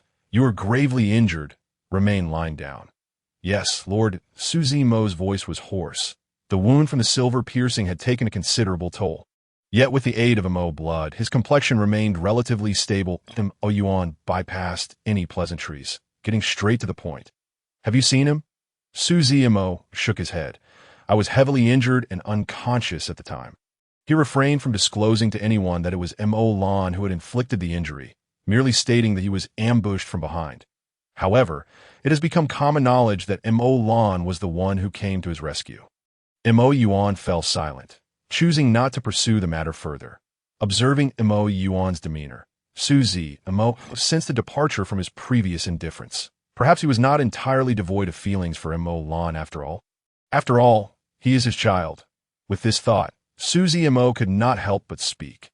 "Lord, the young master is no longer the same. He has begun to master his powers, the last time in the human realm.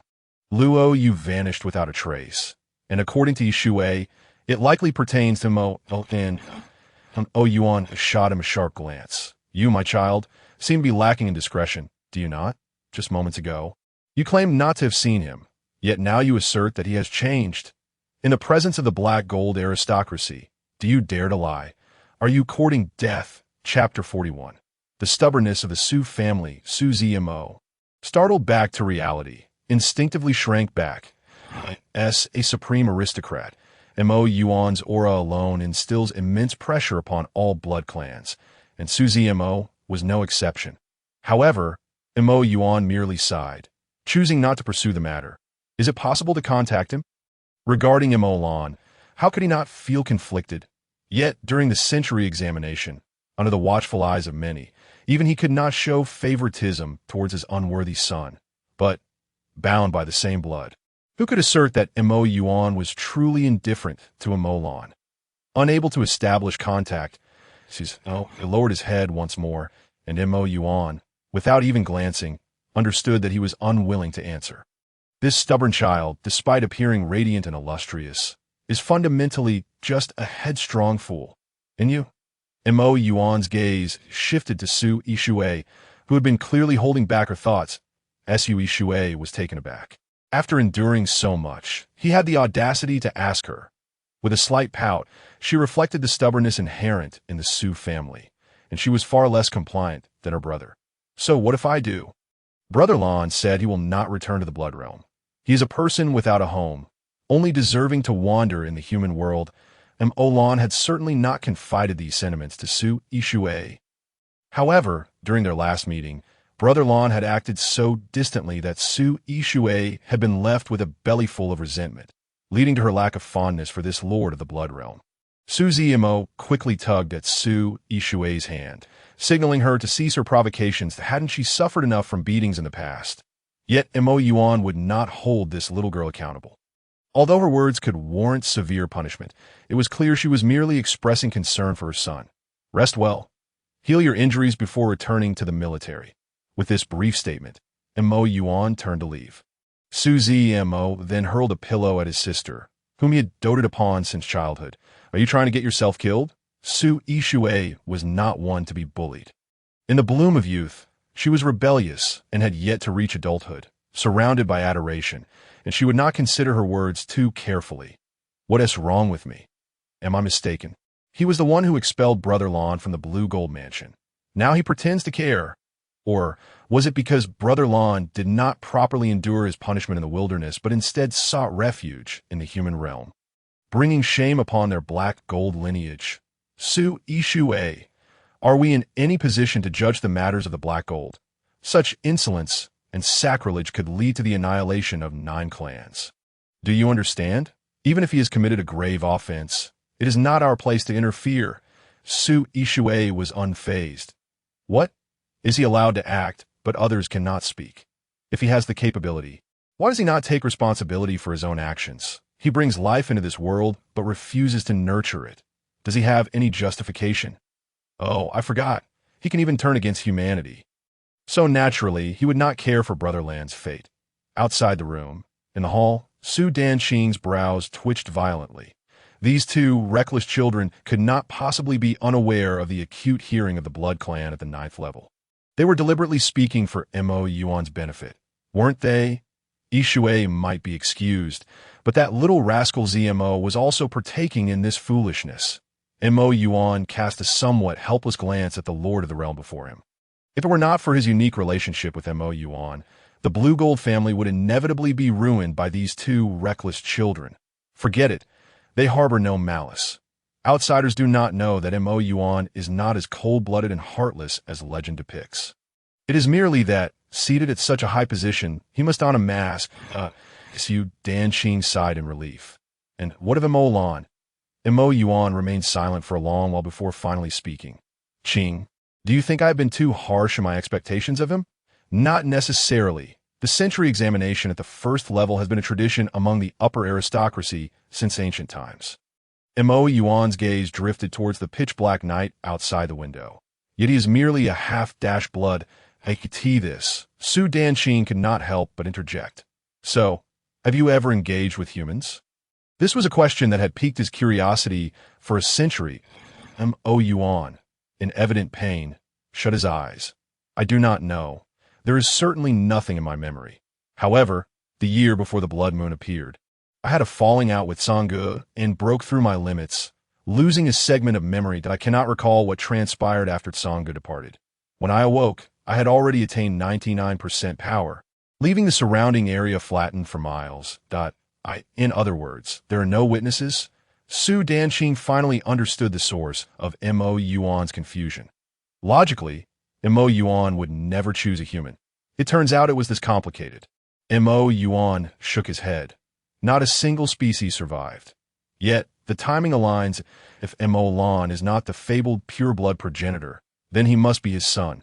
This implies that within the lost memories, he had once engaged with a human and subsequently departed without a trace. If Mo Lan were indeed the pure-blood progenitor, then he would not need to bear this responsibility. However, by the time Mo Lan turned a century old, the prophecy concerning the pure-blood progenitor had already been shattered. What of the promised everlasting prosperity? That child could not even control a drop of Mo blood. Perhaps you should afford him a bit more time. After all, the growth of a half-blood may be slower, as Su Danqing had begun to form his own suspicions. Since he was not a pure-blood, it must have been that this fellow had made a mess during a drunken bout after falling out with Sangge. The plight of Mo Lan was indeed pitiful. Su Danqing had witnessed his efforts and diligence. Yet ultimately, he could achieve nothing. How could one place blame upon him? Enough.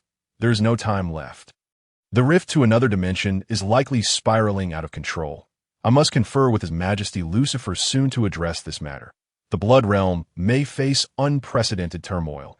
As for Mo Lan, perhaps the human realm is more suitable for him, but a month has swiftly passed, and the grand examination at the Academy looms near. During this time, Mo Lan has been relentlessly striving to enhance his control over his bloodline under the coercive allure of Sangge. Despite the initial 10% still remaining sealed, he has achieved a 3% improvement. This indicates that mastering the bloodline of the vampire clan becomes increasingly arduous as one progresses. Sanggu remains unwilling to impart to Mo Lan any techniques or combat skills, leaving him with only the opportunity to learn the human combat techniques provided by Gu Bei Shi. The martial arts of the Gu family are indeed effective. Mo Lan has improved his control over spiritual energy and has mastered the signature technique of the Gu clan, the spiritual energy cannon. As the name suggests, the spiritual energy cannon allows for direct attacks using spiritual energy without the need for a spiritual energy pistol or a magical array, making it a simple yet efficient method. Moreover, the greatest characteristic of the spiritual energy cannon is that it is not a low-tier combat skill. Its strength is entirely contingent upon the intensity of the spiritual energy released, concentrating the originally dispersed energy to inflict significant damage. This can be considered Mo Lan's first ranged attack method aside from manipulating the Mo blood. He was exhilarated when he truly mastered it, until he attempted a surprise attack on Sanggu, only to inflict no harm at all. Alas, regardless of the technique, facing a formidable opponent is futile. There is no need for such pessimism. Your spiritual energy level is considerable. It is merely the means of utilization that is lacking. Relying solely on fluctuating spiritual energy is akin to the wind blowing past. What impact could that possibly have? The spiritual energy cannon, at the very least, is a method that may prove effective against ordinary individuals. All right, you are correct in your assertions. Therefore, I shall depart for the imperial capital tomorrow for the examination. What is your solution for my heartbeat and body temperature? The last 3% of bloodline control that Sanggu has not sealed for Mo Lan can be considered a minor trump card. Although it is merely 3%, it is still the essence of the noble bloodline. Sanggu then extended his fingertip to press against Mo Lan's heart. Isn't this already prepared? Just as Mo Lan posed a counter-question. Suddenly, he felt a thump resonate within his chest.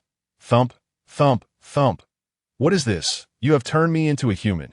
Mo Lan pressed against his chest, sensing a heartbeat that should not be possible. Sanggu, as ever, expressed disdain. What are you thinking? How could a vampire possibly become human? This is a seed.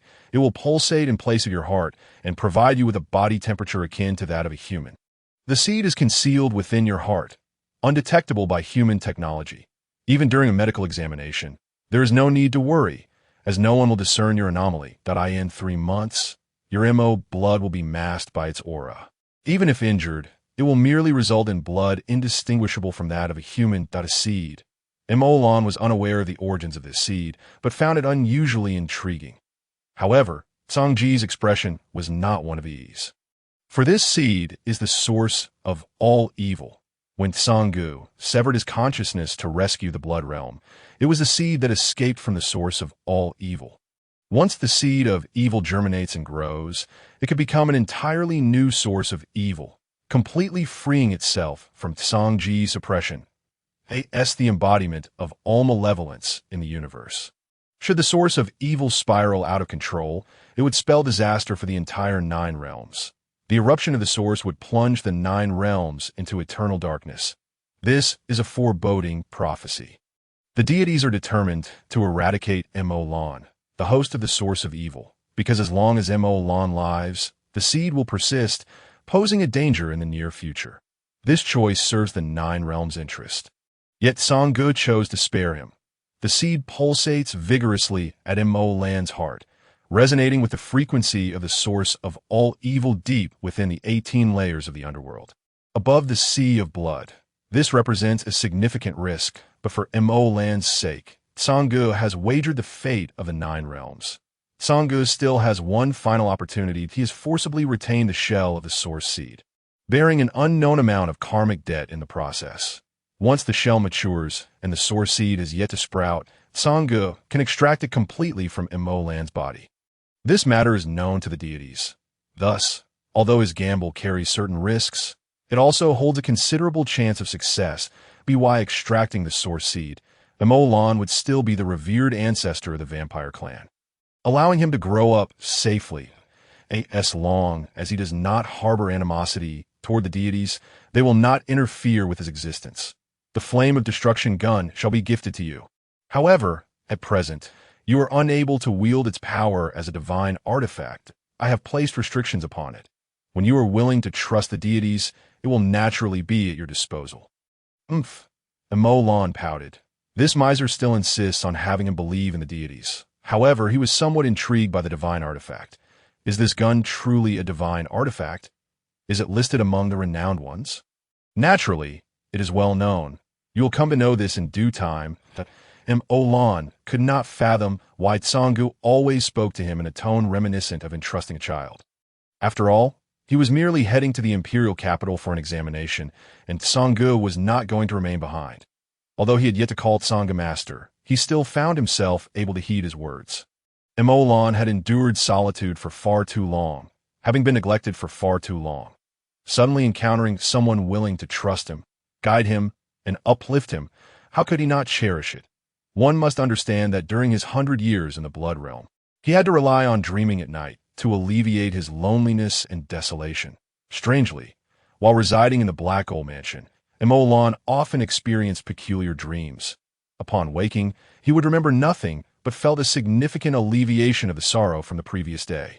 Moreover, shortly after arriving in the human realm, he discovered that he was inexplicably knowledgeable about many things, despite never having studied or heard of them before.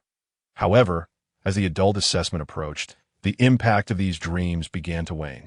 Emo Lan started to suffer from sleepless nights with mounting pressure. After failing the adult assessment and leaving the Blood Realm, he had not dreamed again. Unwilling to dwell on unpleasant matters, Emo Lan redirected the conversation. So, do you have any advice for my upcoming examination at the Hunter Academy? He was about to take the exam, yet Tsanggu seemed utterly unfazed. The excruciating pain of failing the adult assessment left Emo Lan filled with trepidation towards all examinations. Tsanggu, however, found Emo Lan's anxiety amusing. Life and death are trivial. If you refuse, just fight back. They are merely your peers. In peer competition, I shall not assist it. It all depends on your own capabilities. But they all have backing. The disciples of the 4 major hunter families have deep foundations, do they not? Tsanggu raised his index finger and shook it. Compare to backing in the 6 paths of the 9 realms. No one surpasses you, just based on you. Where does this guy derive his confidence? Tsanggu smiled and nodded. Just based on me. Humph. Why is the sky so dark? Because someone is boasting in the heavens. Tsanggu chuckled and ruffled Emo Lan's hair. If you truly do not believe, you may rely on Lucifer as your support. With Lucifer backing you, you will never find yourself in a hopeless situation. Heaven and earth, he will assist you. Oh, you trust him that much? Emo Lan was perplexed. What kind of power allows a person to place such unwavering trust in another? Tsangji's eyes sparkled with brilliance after Lord Kane's absence. In the 9 realms, I only trust him. Lan gazed at Tsanggu, whose expression bore a hint of yearning and trust, and suddenly found himself believing in his words. Perhaps the Demon King, His Majesty Lucifer, truly is his support. In other words, his very own support. The thought stirred a sense of excitement within him. Chapter 43. The examination begins meanwhile, across the bustling thoroughfare, on the other side of the city. Lies the Huai Sef, on the 30th floor. A gentle breeze flows through a meticulously crafted garden, adding a touch of vitality. In a private room by the window, 2 tall men sit facing each other on a luxurious, comfortable sofa. The man on the left has long hair cascading loosely, casually leaning against the sofa. His facial features exude a carefree charm, with his dark yet radiant eyes imbued with a strong sense of mischief. The man on the right, however, sits with his elbows neatly placed on the table, clad in a perfectly fitted red and black uniform. Though he does not exude humility, his gaze is lowered, and his blood-red pupils silently observe the warm coffee before him. Is that all? A few cracks can instill such fear in the most formidable bloodline of the 9 realms? The man on the left teased. With a deep sigh, Emo Yuan's gaze darkened, the threat of extermination. How can one not be vigilant? His posture remains disciplined, a long-standing habit as a soldier. Yet beneath the red and black uniform, his muscles are taut, and his bloodline is stifled. The eruption of the source of all evil would plunge the 9 realms into darkness. Who could maintain a cheerful disposition in the face of such a fissure appearing in the Blood Realm? The man on the left offered words of reassurance. It is not so dire. That fellow will never stand idly by while the Blood Realm is in peril. Yuan closed his eyes, striving to control the flow of his black golden bloodline, only to feel an overwhelming sense of weakness. He was the supreme ruler of the Blood Realm, the most pure-blooded among the existing vampire clans, and a figure renowned for his formidable combat prowess, ranking among the top 10 in the world. Yet now, with his race facing imminent peril, he could only rely on an outsider to guide the Blood Realm through this crisis. Not to mention, would Sangge truly take action? Your Majesty, the prophecies of fate have never been broken since ancient times. If it truly comes to that, the children of several families can only hope for your protection, to preserve a thread of lineage. Daha, what a far-fetched notion. The long-haired man chuckled derisively, lifting what remained of his coffee as if it were a goblet. The Demon Realm and the Blood Realm share a life-and-death alliance. Advancing and retreating together, be it a divine oracle or fate, we shall fight to the bitter end. Even the sunlight seemed to lose its luster. How could a man who stands at the pinnacle of the 9 realms, in all his arrogance, be merely a figure of empty renown? Mo Yuan shook his head, relinquishing his coffee cup and unable to suppress a smirk. Then let us take the plunge. The 2 coffee cups collided mid-air, casually sealing the fate of the clans of the 2 realms. As the coffee touched his lips, Mo Yuan found himself unable to discern any flavor, finally unable to restrain his frown as he inquired, Lucifer, have you been in this eastern land for too long? What is this barbaric way of drinking coffee? The man across from him merely smiled in silence, as if to say, what do you know? This is called elegance. The throngs of candidates from the 8 districts gathered in the capital, marking an annual grand event that in the southern district, Guligu ultimately took on the role of captain. While Mo Lan, being a lone wolf of considerable skill, was somewhat lacking in rallying his teammates. After all, this was the Academy's major examination, and nearly 900 candidates present had all passed rigorous preliminary tests. Thus, there was no need for the theatrics of rallying cries to boost morale this moment. In this inexplicable wilderness, they were about to receive the assessment details. Greetings, candidates. I am Huang Tao, the Vice President of the Academy, and I welcome you to the major examination of the Vampire Hunter Academy. After a lengthy 15-minute introduction, Mo Lan found himself growing lethargic as the vice president finally got to the crux of the matter. Now, I shall elucidate the examination content. This major examination is a comprehensive test, and this year's assessment will take place in a secret realm. Upon the commencement of the assessment, all participants will enter the secret realm, each receiving a treasure map. In designated locations on the treasure map, there are task items that carry assessment points. Once obtained, the points will be recorded on your identity badge. The duration of the assessment is 3 days, during which the assessment area will continuously shrink, ultimately reducing from a sprawling 10,000 square kilometers to the size of this playground for the final point tally. The top 150 on the leaderboard will be officially admitted. The points earned during the assessment can be equivalently exchanged for points once you become hunters. You will soon understand the importance of hunter points at the Academy. Without points, one can hardly move forward. Thus, this assessment also serves as a benefit for you newcomers, as there are numerous other methods to earn points within the examination grounds. It is up to you to discover them, that I must remind you. However, Huang Tao's voice rose, resonating throughout the venue. This is a true battlefield, fraught with genuine dangers. In this battlefield, life and death are your own responsibility. Even your families will say little about it. This is not a game. There is no option to withdraw at will. Every action you take during the assessment will be observed, yet no one will intervene. Therefore, conduct yourselves with utmost respect, rather than an introduction. It felt more like a warning. Mo Lan discerned a hint of unusual significance in the vice president's tone, that if the task items were truly as simple as he described, it would merely be a large-scale orienteering exercise. So why call it a battlefield? The other methods of earning points must be exceedingly dangerous, hence the battlefield designation. Nevertheless, Mo Lan was undaunted. It was not arrogance, if he merely sought to protect himself. The candidates within this realm should not pose a threat to him. Soon, the examination gear was distributed to each participant, including provisions for food and water for 1 day. Subsequently, the playground expanded into a vast secret realm, with a colossal countdown appearing in mid-air, marking the official commencement of the major examination. That a portion of the candidates quickly dispersed, immediately beginning their search for task items. Olan, however, remained unhurried, turning to stand beside Yin Tianling. "What is the plan?" Yin Tianling casually tossed her backpack to Olan. "Let us observe the developments. There are too many hidden agendas here, with 900 people present and only so few task items. There won't be enough for everyone to find one. How could we possibly rely on treasure hunting for the assessment?" Olan chuckled. This individual shared his sentiments. "Then let us find a place to admire the scenery and consider it a chance to familiarize ourselves with the map. An assessment that doesn't test absolute strength also carries certain risks for him." Olan hoped to learn magic at the academy and certainly didn't wish to stumble into misfortune. "Boss!" Just as he was speaking, Niu Huaming and his two companions dashed through the crowd. "Take us with you, boss. Aren't you guys following Guli Gu's lead?"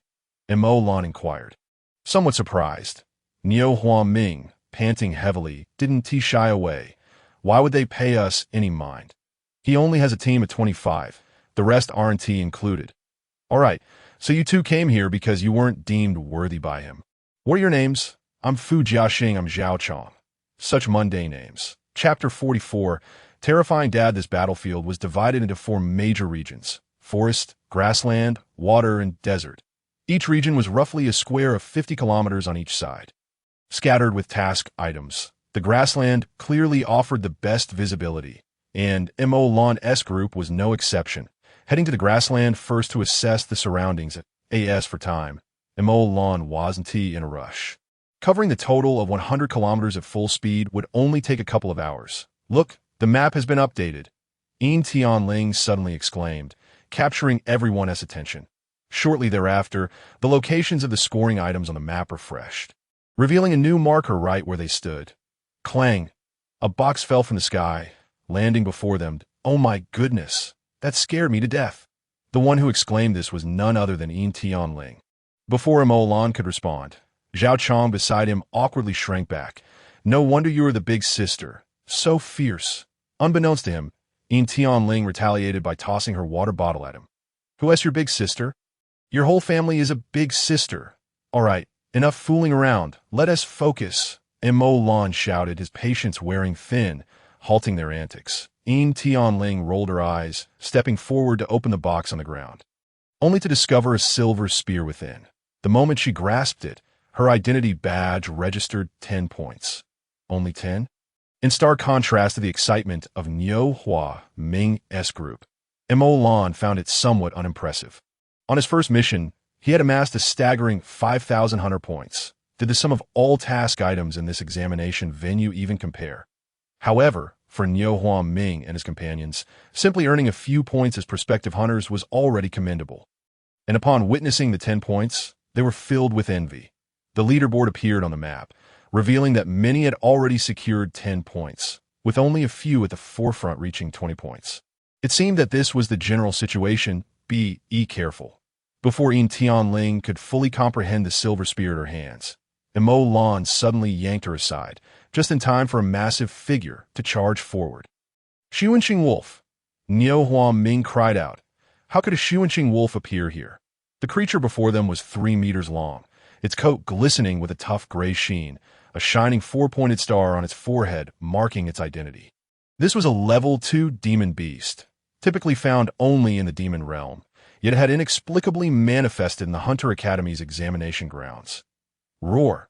The Xuanqing wolf showed no inclination for contemplation, letting out a roar and lunging forward once more. The immense demonic power swirled around the Xuanqing wolf, revealing a mouthful of sharp teeth within its gaping maw.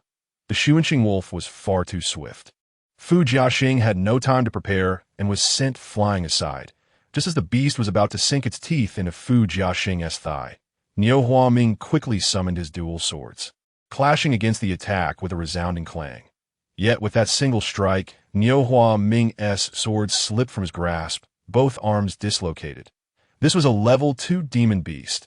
How could a mere level 1 mage, who was already poorly suited for close combat, withstand such an onslaught? The Xuanqing wolf let out a furious howl, its fur bristling, its bloody maw opening to the fullest extent.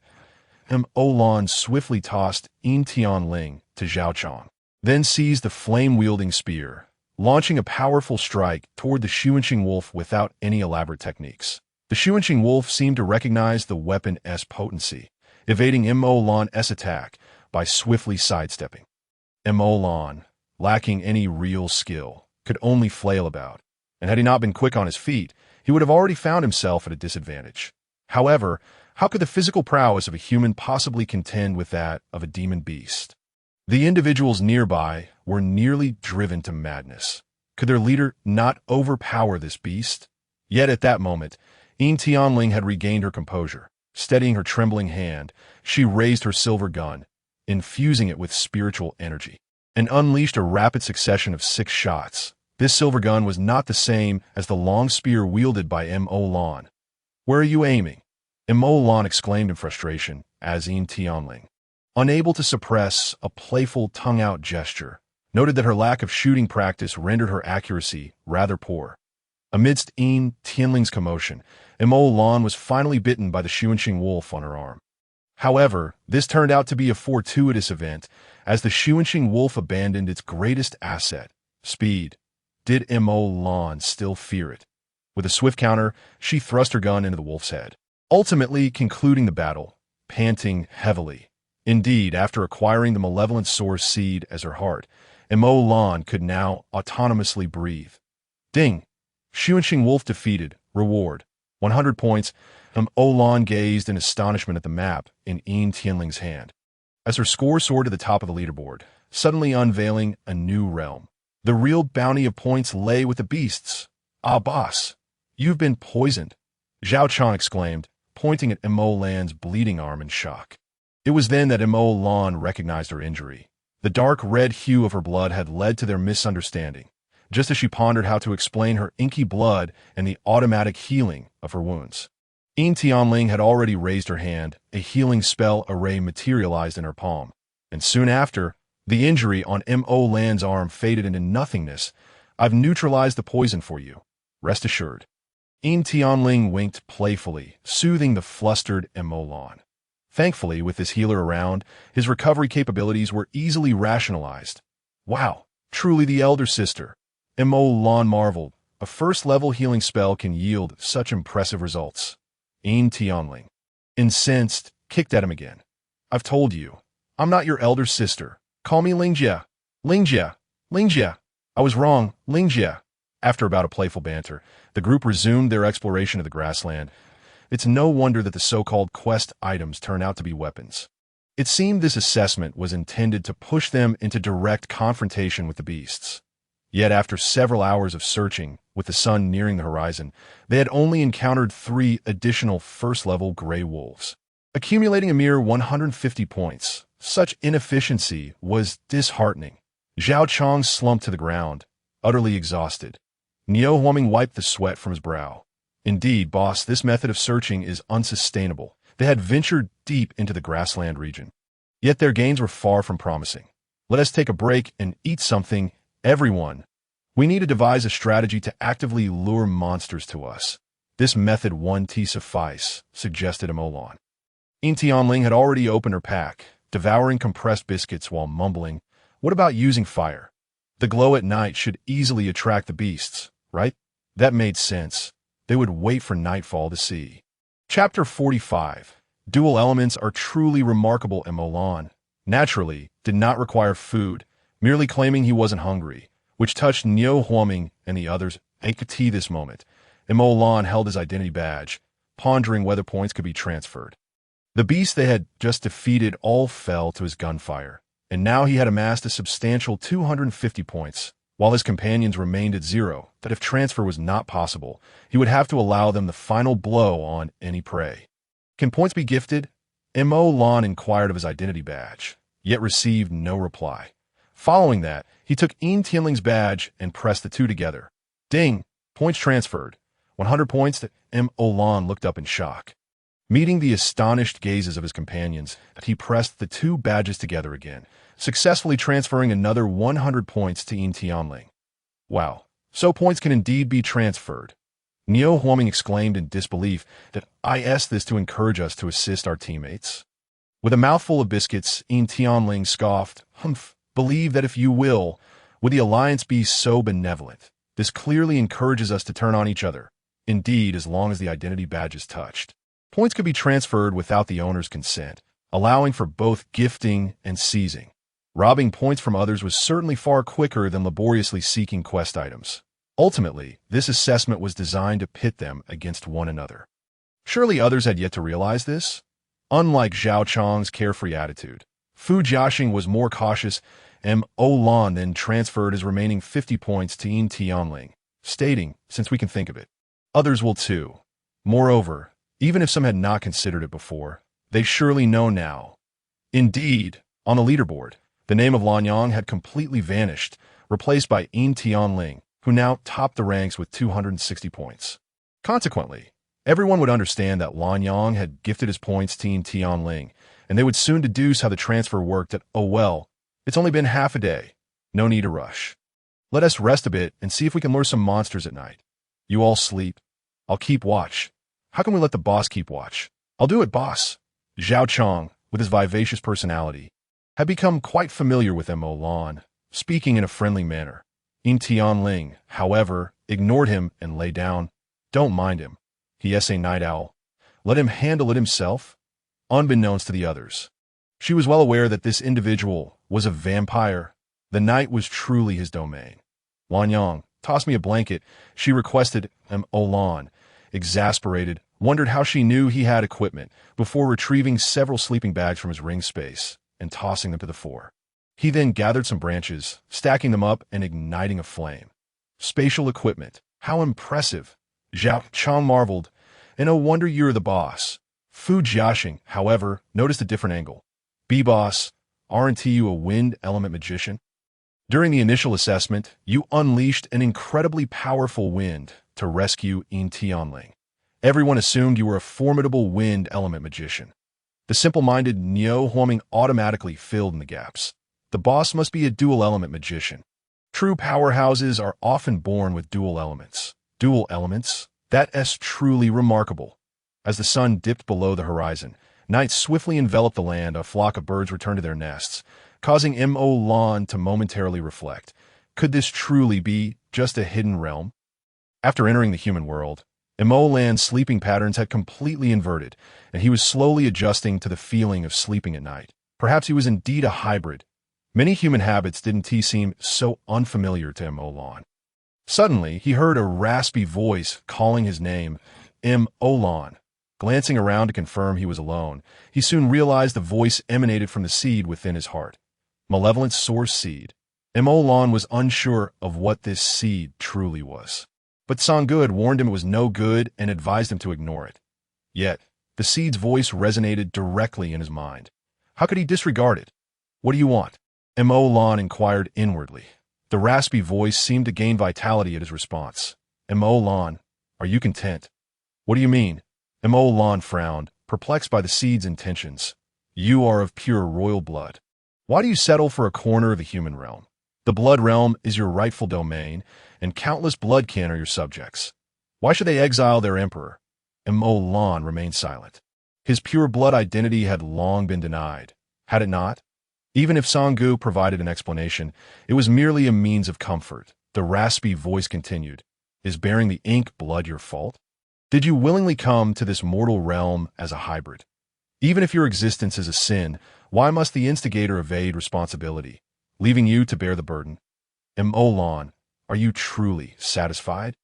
As the raspy voice echoed, Mo Lan suddenly found himself in an indistinct space. Snow, wind, and moonlight lingered, while the night remained unending. The towering spire was engulfed in swirling mists, the empty hall silent as iron. The richly embroidered crimson drapes hung silently from the ceiling, and the flickering blue candlelight danced in the shadows. The courtyard littered with corpses dissolved into a grayish glow, with bloodstains soaking the swaying grass. And the sound of delicate snowflakes falling resonated softly. A figure emerged from the night, frozen upon the vast black jade tiles, exuding an aura of lethal madness. The pristine white gloves had long since been stained with blood. And beneath the deeply buried visage, trembling azure fangs radiated a despair colder than snow. The moonlight was shrouded by the malevolent aura he exuded, and his hellish crimson pupils shimmered with a chilling brilliance. The violet lips uttered nightmarish words. Your sin is your very existence. S. heart tightened abruptly, only to be followed by a pure white radiance spreading from his brow, a soothing power caressing every inch of his being. It was the angelic blessing left by the man in white, that in an instant, S. eyes flew open, sitting up in terror. What had just transpired? A dream. Yet the sensations within that dream felt all too real. The icy words, akin to a decree, nearly froze him in place. However, there was no time for to linger in confusion. Regaining his senses, he realized that they were surrounded by countless pairs of glowing green eyes. They were encircled. Everyone, rise! Chapter 46. Carving a bloody path's roar echoed through the air, prompting to be the first to spring up. His talent was commendable, as he was a bona fide first-level mage. Ranking moderately among the examinees, groggily opened her eyes, only to be horrified by the multitude of eyes surrounding her. Have you lost your mind? Why wake us now? All around them were an uncountable number of wolf packs. Wolves, by nature, were vengeful, pack-hunting beasts. Beep, beep, beep. In the command room of the Vampire Hunter Academy, a piercing alarm blared, casting a dim red glow. Not good, Principal and instructor rushed to side, reporting anxiously for some unknown reason. Malevolent energy is fluctuating violently, and a massive horde of beasts is gathered in the grassland portion of the examination area, surrounding a group of students. Was instantly jolted awake from his drowsiness. What are we waiting for? Hurry and send help. Wait a moment. Just then, a man clad in a hunter's warrior attire approached. Chief Inspector, there are still numerous second-level beasts. These children won't withstand the onslaught. If we don't act quickly, it could spell disaster. S. voice was laced with urgency, but the Chief Inspector appeared unperturbed. That child, is it? He pointed at the screen showcasing a youth brandishing a silver spear in defense. The instructor, somewhat dazed, replied, Yes, it is. He did indeed slay several beasts earlier, currently holding the top rank. However, now that thousands of beasts have surrounded him in the grassland region, and he has yet to reveal his magical prowess, I fear. Not to worry. The Chief Inspector waved his hand dismissively. Let us wait a moment longer. The Alliance has different expectations of him. Who? Was taken aback, finally focusing on the rather pallid youth. This fellow was under the Alliance's close scrutiny. Meanwhile, had fully concentrated, realizing the consequences of his momentary distraction. In more useless chatter. I will lead the way. We shall fight our way out. Impossible, screamed again, without a source of light. We cannot see. It was only then that noticed the encroaching darkness. The clouds had engulfed the night sky, and the moonlight had vanished, leaving not a shred of illumination. A creature of the bloodline. He was unfazed, yet his four companions were all human. Light, without a second thought for concealing his dual affinity. As spiritual energy surged forth, radiating brilliant white light from his hand, where the flame of destruction's spear resided. Do not engage them. Prioritize self-preservation and stay close. The wolf pack had begun to stir, and without hesitation, charged forward, brandishing the spear. He swept away two gray wolves with one strike, followed by piercing the skull of a third. Move! Advanced swiftly, the spear dancing in his grip, slashing and stabbing, forging a path through the dense pack of wolves. Behind him, on the left, and on the right, encircled, hastening their steps in pursuit of, before long. They bore numerous bite marks, as first-level healing magic scarcely faltered as she desperately tended to her three companions. Suddenly, a swift star wolf charged towards, its second-level strength overpowering. He had barely triumphed in their earlier duel. And now, surrounded by the pack, a gap had formed. The swift star wolf clamped onto his weapon-wielding hand, causing the flame of destruction's spear to falter as a multitude of gray wolves lunged at him. Just as appeared on the verge of being overwhelmed, he unleashed a surge of spiritual energy. Wind. An immensely violent gust erupted, sending countless gray wolves flying. Incensed, thrust the spear repeatedly, piercing several nearby wolves. The second-level swift star wolf could not endure 3 breaths in his grasp and perished. Leaving a clear path through the tight encirclement, consumed a spirit elevation pill and pressed onward. In no time, He had carved through the throng. Wielding the spear with newfound finesse, It no longer felt unwieldy. In moments of life and death, a single failure to slay a beast could result in a fatal bite. Had it been just, even the swift Star Wolf would not have been able to corner him with his speed. However, he had teammates to protect, and since they were already vying for points, he would carve a bloody path. They had intended to gather the beasts, hadn't they? If the others knew thoughts at that moment, they would surely be infuriated. While they trembled in fear for their lives, was strategizing on how to gather more foes.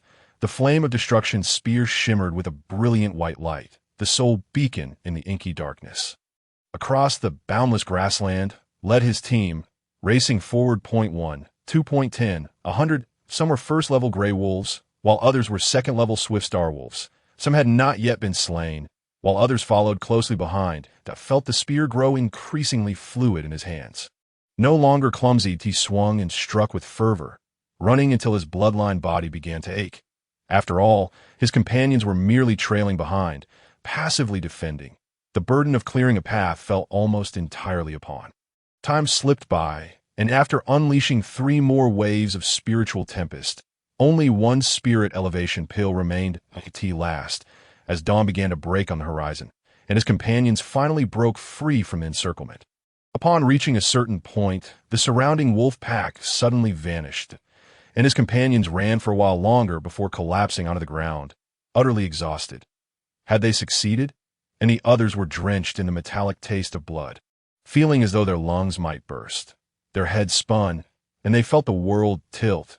They had never endured such a long run, suddenly realizing that the initial exam's marathon paled in comparison. With a pack of wolves chasing, anyone could score full marks.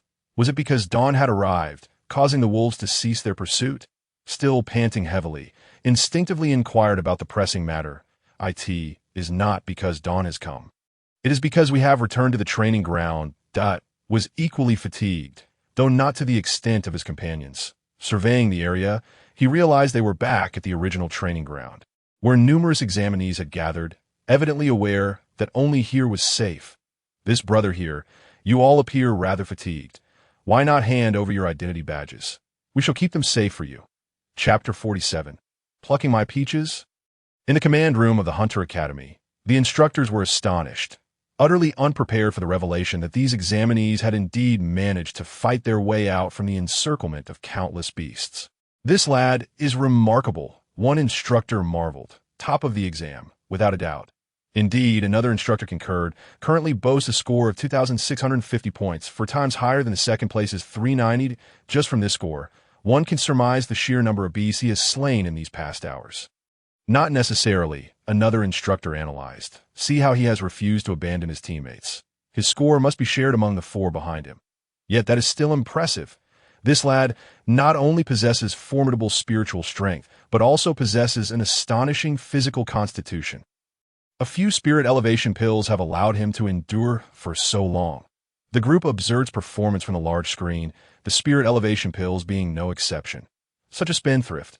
Those pills cost around 100,000 each. Yet he consumes them without a second thought. And that spear in his hand? Its rank is likely not low, piercing through second-level beasts with ease. That young lady is impressive as well. Healing magic is the most energy-consuming. Yet she, a first-level mage, managed to maintain the health of 4 individuals without deterioration. A keen observer interjected, how could he not be formidable? That is none other than Yin Tianling. Which Yin Tianling? Could it possibly be the one and only Yin Tianling? Indeed, it is that very Yin Tianling. Upon the utterance of these words, an unexpected silence enveloped the crowd. Even Huang Tao could not help but exclaim softly, alas, what a pity. The Yin family has always produced prodigies. After a prolonged silence, a mentor suddenly spoke. By the way, isn't that Lanyang a dual attribute mage? I noticed him unleashing bursts of wind energy, yet his weapon bore the magic of light. That my heavens. A dual attribute mage.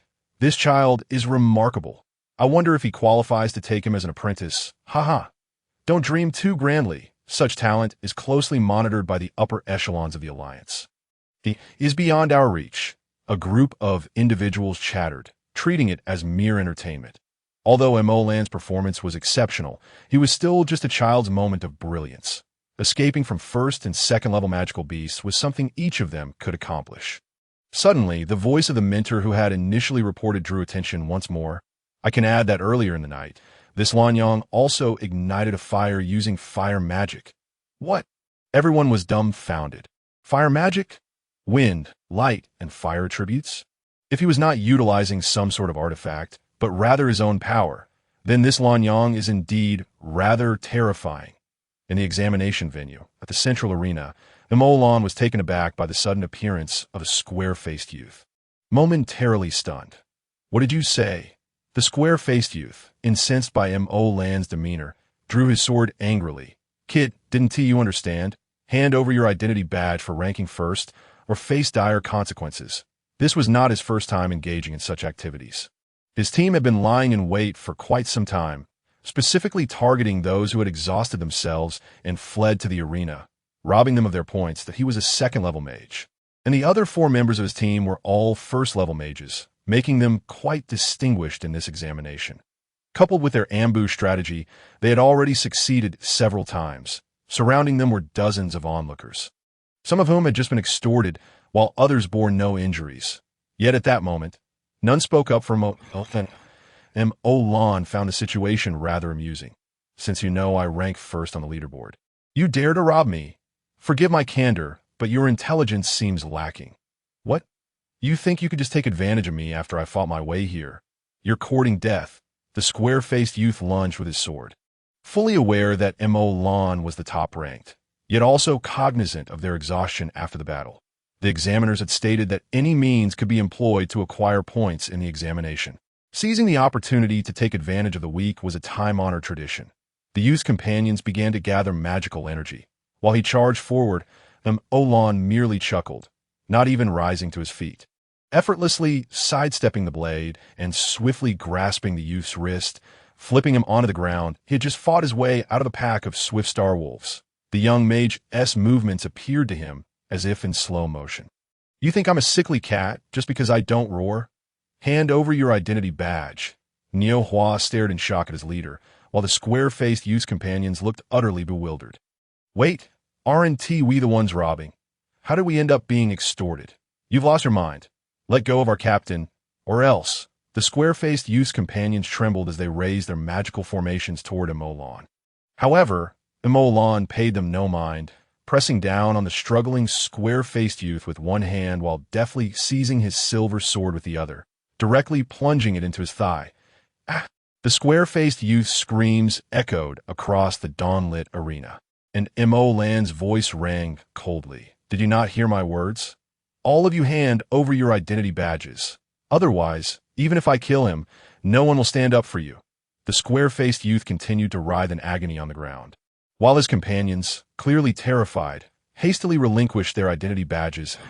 Mo Lan did not linger on the matter, casually tossing aside the square-faced youth and calmly adding their scores to his own identity badge. 2,980 points. You poor souls, is this all you've managed? What kind of robbery is this? He tossed their identity badges back, unable to restrain a mocking comment. I could see that moment. Tianling could no longer contain herself and burst into laughter. Ha ha, Lanyang, you've made me laugh so hard today. The best performance. The already awkward atmosphere reached a peak with Tianling's laughter, while the square-faced youth continued to wail in pain, clutching his bleeding thigh. And his companions dared not speak that a few onlookers finally could no longer bear it. I say, Lanyang, aren't you being a bit excessive? We are all comrades. How could you be so ruthless? A rather delicate-looking girl took the lead in speaking out. Mo Lan looked at the self-proclaimed righteous figure in confusion, rolling his eyes but saying nothing. Who is this fool seeking attention at such a moment? Characters like this rarely survive 3 chapters in a novel. The girl, seemingly unaccustomed to being ignored, retorted angrily, Are you deaf? Didn't you hear me? How can you rob their scores? Even if you're first, that is unacceptable. Naturally, matters concerning girls should be resolved by girls. Tianling, having laughed enough, propped herself up wearily and stood before the delicate girl. Chapter 48. Comparing identities with me? Yin, Qin Xian, put away your little princess temper. Understand this clearly. They were the ones attempting to rob our scores, which compelled us to demand their points that it was he who first drew his sword against Lan Yang, prompting Lan Yang to retaliate in kind. If you've done something shameful, don't fear the consequences. Understand? Who are you to speak to me like that? The delicate girl, hands on her hips, questioned. Indeed, she was Yin Qingxian, the little princess of the Yin family, one of the 4 great hunter clans. Yin Tianling was not one to be easily intimidated. I am Yin Tianling, and I am here to oversee matters. If you're dissatisfied, feel free to take it up with me. The name Yin Tianling was known throughout the hunter families, and soon whispers filled the air. The monikers of Calamity and Sinner echoed once more, reminiscent of her reputation in the southern district. Lan sighed in exasperation, covering his face. This girl thrived on chaos. Yin Tianling, you are being unreasonable. Regardless of their actions, you should not resort to such brutality. Soon, others joined Yin Qingxian's side. On one hand was the abandoned child of Sin, and on the other, the legitimate daughter of one of the 4 great hunter families. How should one choose? Was there even a choice? Are you blind? He was the one who drew his sword at Lan Yang first. Yin Tianling had grown up amidst adversity and was unfazed by the doubts of others. More bystanders stood up. Lan Yang isn't even injured, but now he is gravely wounded. If this bleeding doesn't stop, he may lose his leg. What? Is it wrong to not be injured? Must one wait until his sword pierces your chest to be considered retaliating? Whoever is weak is right. I assent it. Had Lan and his companions truly been exhausted and robbed by the square-faced youth, everyone would have surely lamented their misfortune. However, not only had Lan avoided being robbed, but he had also turned the tables, seizing the scores of the would-be robbers and injuring one in the process. The public opinion swiftly shifted, as if everything was Lan's fault, watching Yin Tianling argue single-handedly against the crowd. Lan couldn't help but chuckle. This girl, when they first met, was not so audacious. Did she believe she could handle it all? All right, enough chatter. Let us cut to the chase. Lan finally stood up, brushing off the dust from his hands. Why waste words? If anyone is unconvinced, step forward and let me see. When the square-faced youth and his companions had bullied him, no one had stood up. Would anyone do so now? What a joke. They were all astute individuals, only ever binding the good with moral obligations, while they dared not provoke true villains. However, Yin Qingxian, being from one of the 4 great families, was not intimidated by Lan's threat. You are far too domineering. She did not believe that this Lan Yang was aware of her identity and still dared to act against her. Little did she know, Lan unleashed a surge of spiritual power, staggering Yin Qingxian and leaving her dazed. Anyone else? Who is Yin Qingxian?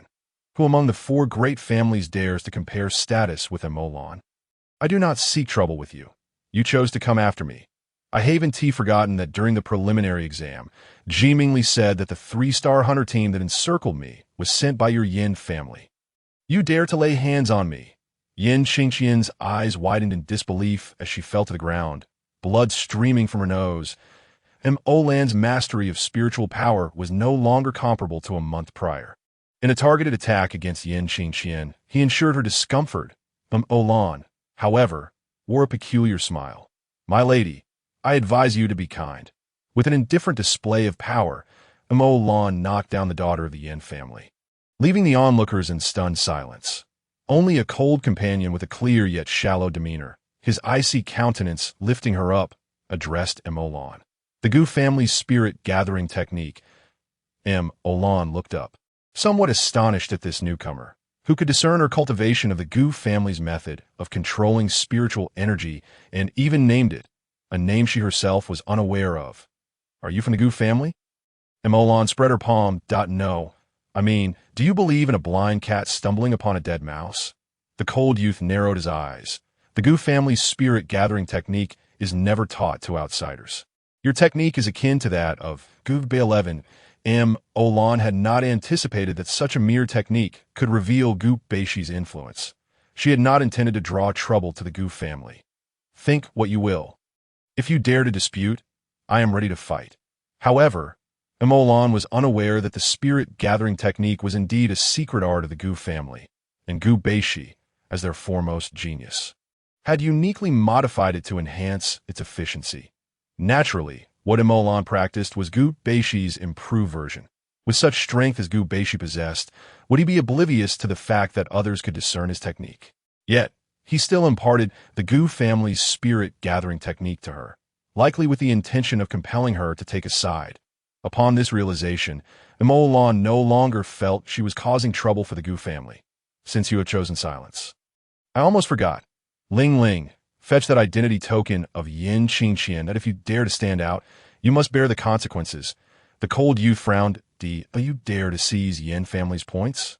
Imolan raised her right hand, the tip of the blazing flame spear directly pointing before the cold youth.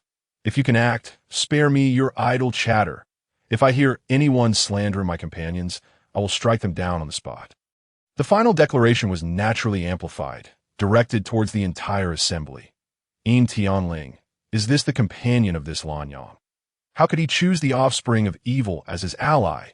Is he unaware of Yin Tianling's identity? The cold youth regarded Imolan, similarly choosing silence. He did not consider himself inferior to her, yet given his status, it made little sense to engage in combat during the examination. Lanyang was far too ostentatious. He might disrupt the equilibrium of the four great families. Whether the Gu family's recruitment of him would be a blessing or a curse remained uncertain. Imolan appeared entirely unfazed. What? Not fighting anymore. If not, I might as well continue to earn points. Is there anyone willing to join me? Let us form a team and hunt down the wolf pack, as Imolan prepared to depart. Yin Qingqian shouted angrily. Lanyang, just you wait. I will not let you off. The second place on the leaderboard was originally Yin Qingqian herself. With her 390 points accepted, Imolan's score had soared to a staggering 3370. However, after such a commotion, who would dare to team up with Imolan? She was merely going through the motions. Unexpectedly, just as she was about to turn away, someone in the distance suddenly called out, "Count me in." What? Who is so audacious? Imolan, disinterested in engaging with them, had merely issued a deterrent, yet someone actually desired to join her. Reluctantly turning back, Imolan spotted the tall, slender figure of Nangong, she bounding towards her. Jiang Hihu Hai? The girl giggled. Indeed, Nangong Shi of Jiang Hihu Hai. Lanyang, long time no see. Chapter 49. Unusual connections. As the two greeted each other, the onlookers were left in utter astonishment. The first-ranked Lanyang actually knew the young lady of the Nangong family. Given their manner of address, their relationship was undoubtedly extraordinary. Yin Tianling appeared somewhat displeased, discreetly kicking Imolan's calf from behind. Imolan hopped on the spot, hugging her leg. Comrade, don't think too much. Nangongshi smiled, resembling a pure lotus in water. Lanyang is the most reliable comrade on the battlefield, without exception. My two teams from the North District are willing to advance and retreat with Brother Lanyang. Countless individuals gasped in shock. Not only was their relationship significant, but the young lady of the Nangong family had also allied herself with Lanyang. And Lanyang, clearly part of the Gu family's team, had just made an enemy of the Yin family. Many had already sensed an unusual shift in the air. This year's new students were exceptional, including Yin Tianling. 3 of the 4 great families had direct descendants enrolled. The Gu family, lacking a direct descendant this year, had Gu Baishi, who entered 2 years prior and still held the title of the strongest young hunter, exerting pressure over the entire school as the student council president. Now, with the recruitment of a new first-ranked Lanyang, a fierce contest was bound to ensue. Little Shi, there's no need that I appreciate your intentions. Imolan had not intended to become embroiled in this chaos. Was the Nangong family girl too carefree? Nangong, she shook her head, revealing her teammates behind her. I'm not here merely to make up numbers. I have come to hunt beasts. My team consists of 4 support mages, 8 ranged elemental mages, 2 agile disruptive assassins, 2 defensive mages, and 1 knight. Currently, we lack a frontline attacker and a healer. What do you say? Lanyang, will you bring your crew along and annihilate that pack of wolves? Indeed, the Nangong family's team was formidable. As the foremost auxiliary family in the human realm, they never lacked any type of talent. Nangongshi's team was already quite well-rounded, boasting even a knight that IT is noteworthy that within the vampire hunter teams, knights are exceedingly rare, since almost no human can match a vampire's physical prowess. The knight profession is scarce among all hunters. Thus, the presence of a knight in Nangong Shi's team meant they were well-equipped overall, compared to the casual selection process in the South District. The candidates in the North District exhibited far greater organization. Ling Ling, what do you think? Even Mo Lan had to admit that teaming up with Nangong Shi's group would be considerably easier. Hence she inquired of Yin Tianling beside her. Yin Tianling, carefree, slung her backpack over her shoulder. Then let's join forces. If there's a ride, why not take it? Nangong Shi raised her confident smile. Lan Yang, allow me to show you the true essence of magical collaborative combat. Ignoring the gazes of onlookers, including those from the Yin family, Nangong Shi and Mo Lan led their teams back to the edge of the grassland. In truth, their team faced the same issue as Mo Lan did earlier, primarily struggling to lure monsters. With the wolf pack still present, it was a perfect opportunity to AS the support. I will control the battlefield. Lan Yang, can I leave the command to you? For this incredibly powerful and handsome savior. Nangong Shi remained polite. Otherwise, under normal circumstances, a member of the Nangong family would not need to seek consensus in a team. All right, I will follow your lead. Within the examination grounds, the candidates were tense, while in the command room, the academy's instructors were incessantly gossiping. Tisk Tisk TSK, a guest of the Gu family, has connections with the Nangong family. The academy is bound to undergo a transformation. Indeed, Yin family's Yin Qingqian, Yin Qingge, Nangong family's Nangong Shi, Yin family's Yin Tianling, all direct descendants of the four great families. And now this dark horse Lan Yang. This year's newcomers are truly the strongest cohort I have ever witnessed. That Lan Yang is indeed a dark horse of the darkest kind. However, it might be premature to say he has ties to the Nangong family. Yet it is clear that Nangong Shi trusts Lan Yang immensely. Absolutely, this sort of friendship could undoubtedly influence the relations between the two great families. It all hinges on how well the Gu family can integrate Lan Yang. Listening to the instructor's wild speculations, Huang Tao could not help but interject. I doubt he was simply recruited by the Gu family. What? The instructors were puzzled. The Gu family even entrusted him with their secret spirit gathering technique. Doesn't that count as recruitment? Huang Tao shook his head. This Lan Yang is clearly a wild card. He hasn't learned any magic, have you not noticed? In the examination area, Nangong Shi was equally dumbfounded. What? Lan Yang, say that again. You can't perform any magic? After a brief rest, observing that the wolf pack seemed to be retreating, Nangong Shi finally intended to take action. Before doing so, she naturally needed to assess the strength of Mo Lan and her companions. Mo Lan innocently shrugged. I haven't studied it. I can only unleash elemental energy, but I can't cast any magic circles that in the recent allocation of roles. The light attribute blessing Yin Tianling was assigned to the support group. The earth attribute Niu Huoming to the defense group. Zhao Chong and Fu Jiaxing, not being mages themselves, had to follow the assassins and look for opportunities. However, Nangong Shi had not anticipated that Mo Lan, capable of confronting noble vampires head-on, was not even a mage. Then, you will handle the monster luring, all right? Nangong Shi was somewhat taken aback. Teaming up with Lan Yang was motivated by both her absolute trust in him and her desire to closely observe his capabilities. She could ascertain that during the previous mission, Lan Yang had not yet mastered the Gu family's spirit gathering technique. So if he had been recruited by the Gu family, it must have been a recent development.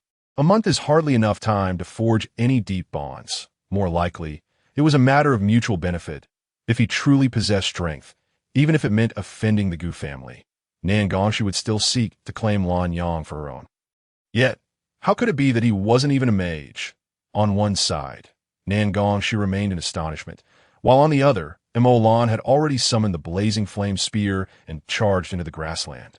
The periphery of the grassland was unsuitable for combat, yet Mo Lan plunged alone into a kilometer, penetrating the wolf pack. With a casual outburst of spiritual power, he summoned a gust of wind that instantaneously sent several gray wolves flying. Knights, advance. In truth, there was no need for Mo Lan to beckon. As a guest of the Nangong family, the knight naturally recognized his opportunity. Heavy armor materialized around him, and with his sword raised, he joined the fray. Nan Gongxi's eyes brightened, and no magic was employed. Indeed, no magic was needed. Yet with just that single gust, he had already proven himself worthy of entering the Nangong family. Emolan, with a mere wind blast, expended little spiritual energy. Without the aid of a magic circle, he simply summoned the wind elements, yet precisely blew away two beasts before him. What sheer strength this was! It is essential to note that in the common man's understanding, without the assistance of a magic circle, magical elements are utterly uncontrollable. Chapter 50. Cooperative Magic Combat. Prepare defenses. Stand by for ranged attacks. Nan Gongxi commanded, her subordinates unceasing in their movements, grasping her pendant. A level 2 auxiliary magic circle was swiftly cast upon Mo Lan once more. She genuinely wished to ascertain the true extent of this Lan Yang's capabilities. Mo Lan did not pause for breath. Charging ahead once more, the blazing flame spear quivered in his hand, piercing the skull of a swift star wolf directly ahead. After countless hours of practice the previous night, Mo Lan now faced the swift star wolf with newfound confidence. As long as he seized the initiative in a one-on-one scenario, he could effectively eliminate a level 2 swift star wolf with a surge of acceleration. The success of this strike bolstered Mo Lan as confidence. With a sweeping motion of the blazing flame spear, two gray wolves were sent tumbling backward. Defend! With this command from Nan Gongxi, two defensive magicians simultaneously activated their magic circles. Niu Huoming hesitated for quite some time before following suit. Level 1 Water Magic. Water Screen. Level 1 Earth Magic. Earth Wall. 3 defensive spells were erected before and to the sides of the knight, alleviating his burden while simultaneously preventing the prey from fleeing. Mo Lan continued to fight valiantly, observing a swift star wolf hurtling through the air. He leapt upward, thrusting his spear, striking firmly upon the wolf's head. Following this, he landed on the swift star wolf. The spear tip penetrating its skull and unleashed another gust of wind, sending 3 gray wolves soaring away. Thus, the first batch of over 30 wolves was either pierced, swept aside, or blasted away by Mo Lan, all tumbling toward the knight. Ranged units. Fire! Nan Gongxi was not merely a bystander. As the commander of the team, she was acutely aware that the optimal moment for attack had arrived. The 30-plus gray wolves were contained between Lan Yang and the knight. As auxiliary magic surged forth in rapid succession, while the magic circles behind them lit up one after another. Level 2 Water Magic. Ice Rain. Level 2 Fire Magic. Flame Explosion. Level 1 Fire Magic. Flame Impact. Level 1 Lightning Magic. Lightning Bolt. 8 ranged elemental magicians, consisting of 3 level 2 and 5 level 1 mages, unleashed a torrent of overwhelming attacks, battering the wolf pack mercilessly. Just as the magical bombardment ceased, 2 hidden assassin magicians surged forth from either side, their silver light flashing as they inflicted deadly wounds upon the more robust wolves. After a successful strike, the assassins swiftly retreated, and another barrage of magic ensued. Well done, Shi! At this moment, Mo Lan stood transfixed, gazing at the dazzling display of magical light, his heart racing with excitement. Was this what magic truly entailed? Mo Lan felt the seed within him pulsating fervently, yearning more than ever to become a genuine magician. After several rounds of assault, not a single gray wolf survived. Nan Gongxi and her teammates exchanged applause, celebrating this flawless execution. Lan Yang, I dare say, your skills could rival those of a knight. Nan Gongxi exclaimed with a bright smile, her voice ringing clear and melodious. Not at all. Mo Lan, however, was not swayed by Nan Gongxi's charm. His heart was wholly fixated on magic. I must become a magician. After a brief respite, they repeated their tactics, engaging in several more rounds of encirclement. The leaderboard showed the scores of several level 2 magicians skyrocketing, swiftly surpassing Mo Lan, who had originally held the top position. After all, the lethality of level 2 magic was far beyond that of merely 2 or 3 level 1 spells. In the blink of an eye, a day had passed, and they had already engaged in the 10th round of encirclement. The wolf pack continued to converge without any sign of fear, and Mo Lan remained steadfast on the front lines, exhibiting no sign of fatigue. The blazing flame spear became increasingly adept in his hands. and the number of wolves falling to him multiplied. Behind him, the companions of Nangong, she were left in awe, catching fleeting glimpses of Mo Lan amidst the throng of wolves, his figure momentarily soaring before vanishing back into the fray. Occasionally, the flash of his white attire would catch their eyes, radiating an almost blinding brilliance. In this moment, Mo Lan was in his prime. A century's worth of frustration seemed to be unleashed in these brief days.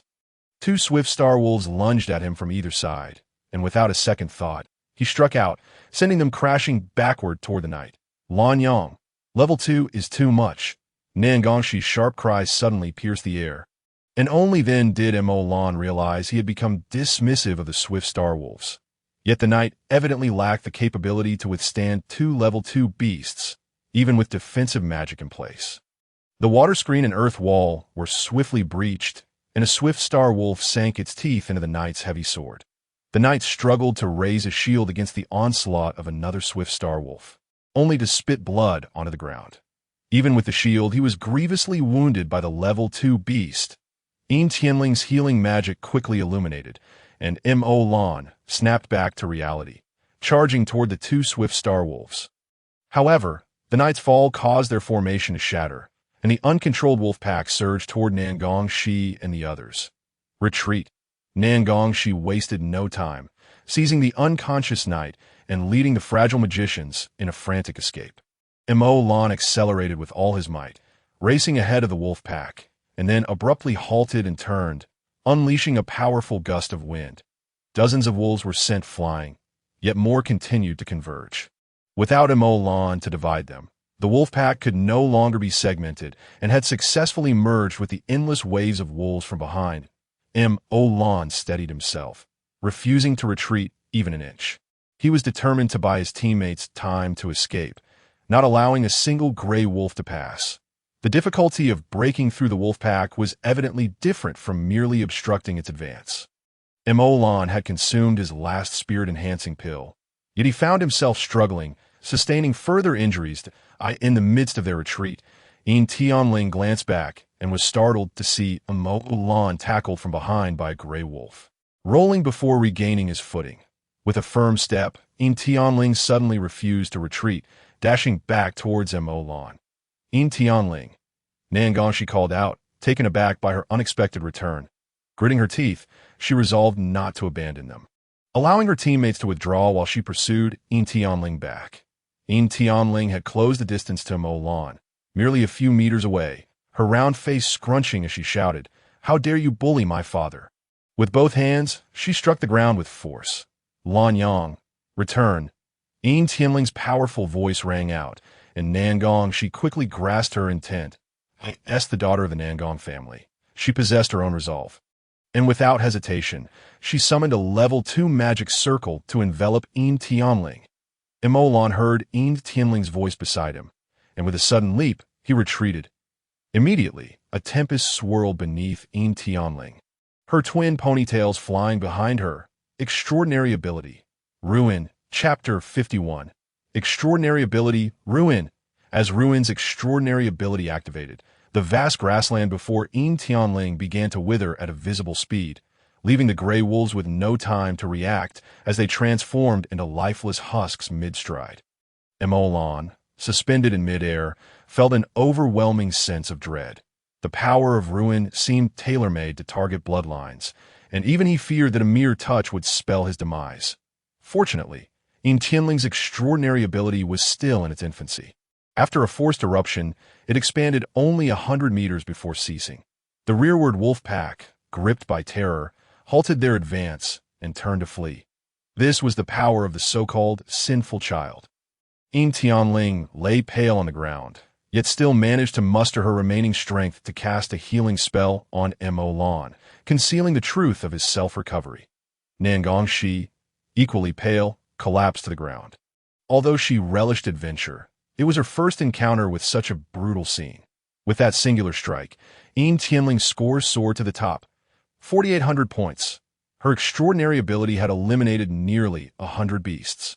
At this moment, they found themselves at the edge of the grassland, where a few scattered teams remained, including the team from the Southern District, led by Gu Li Gu. Everyone remained silent, their gazes fixed on Yin Tianling.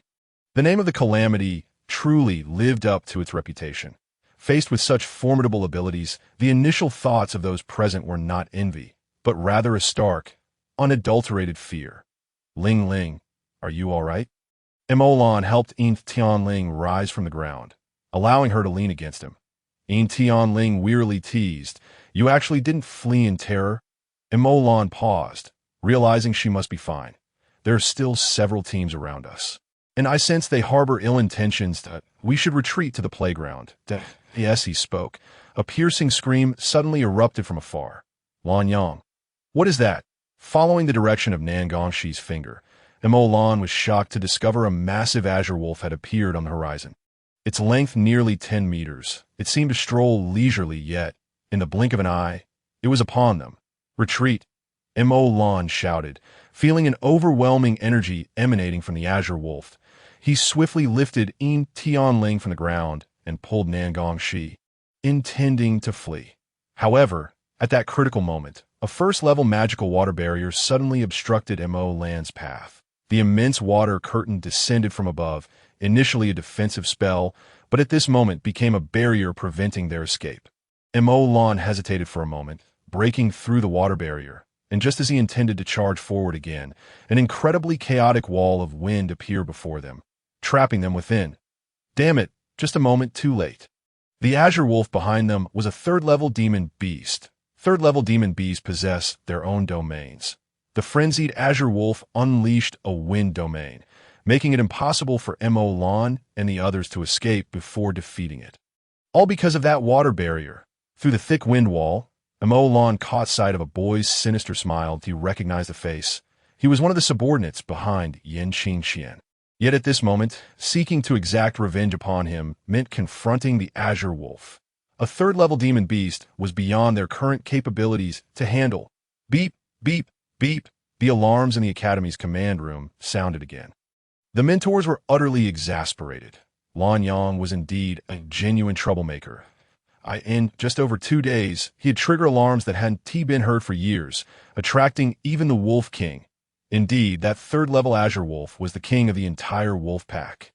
In each of the 4 examination zones, there was only one third-level demon beast, and, as the regional king, it was not supposed to participate in any conflicts. Chief Investigator, will you not provide assistance? That is a third-level demon beast, Huang Tao said anxiously. Both Lan Yang and Nangongxi were promising talents who must not fall here. Moreover, that Yin Tianling was particularly vulnerable. The chief investigator couldn't help but light a cigarette. Taking a deep drag, his hand trembling slightly. Let us wait and see. Keep the rescue team on standby. He knew it was somewhat excessive to have these teenagers face a third-level demon beast. But this Azure Wolf King was not merely drawn out by a few children killing wolves. It had been deliberately released by the higher-ups of the Alliance. Gazing at the message on his phone indicating that no rescue was to be provided. The chief investigator lit his cigarette 3 times before finally getting it to catch. This was not merely placing high hopes on Lan Yang. It was a trap set to ensnare him. Outside the massive wind domain barrier, Nangongxi's teammates rushed back in unison. They were all disciples of the Nangong family. Should their master Nangongxi perish here, none of them would fare well. Unfortunately, this barrier was created by a third-level demon beast, and none of them, being mere second-level mages, could hope to break through IT this moment. They could not even approach it by half a step. Not far away, Guli Gu seemed hesitant to venture forward. Gu Beishi had once advised him to befriend Lan Yang, but given the current situation, he likely could offer no assistance. Inside the barrier, Emolan had already regained his composure. He had memorized that detestable face. He could only hope that the boy would not survive to see another day, shoving the still languid Yin Tianling into Nangongxi's embrace. Emolan drew his flame-consuming spear and approached the Azure Wolf King. The latent bloodlust within him awakened, and in that moment, Emolan was remarkably calm. Since escape was not an option, then they would fight to the death. Lan Yang, Nangongxi had exhausted all her strength to maintain her composure. She was a child of a prominent family, fully aware of the immense power of a third-level demon beast, and she understood that the boy before her could not possibly rival the Wolf King. Yet Mo Lan merely smiled nonchalantly. After being taught by Tsang Gu for so long, this was his first encounter with a truly formidable foe. Fear. It was hardly applicable. Olan discovered that at this moment. The only emotion stirring within him was excitement. Don't be afraid. I am here. Olan charged forth. Good heavens! In the command room, Huang Tao gasped in astonishment. He was unsure whether to commend the boy's fearless audacity or lament his reckless bravado. Facing a third-level demon beast, he was actually taking the initiative to attack. Mo Lan could hardly afford to think about anything else. He was not adept at long-range magical attacks, and his blood magic was temporarily inaccessible.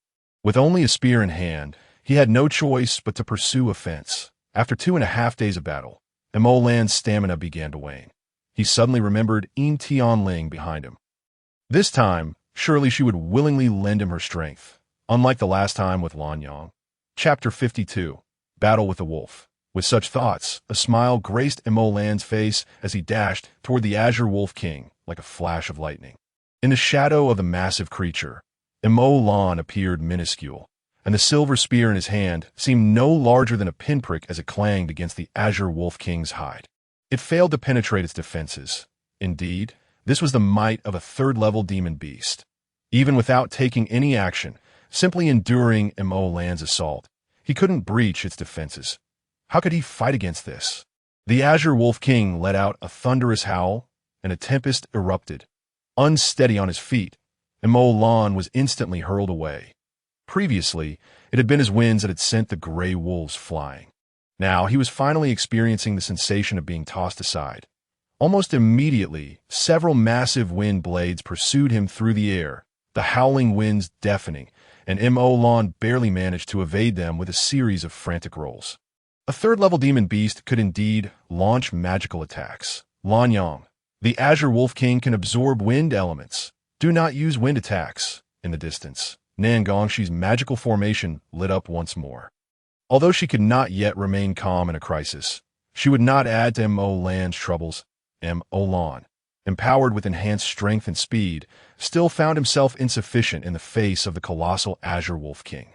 Currently, his abilities were only enough for him to dodge frantically, leaving him grateful for the training he had received from Tsang Gu.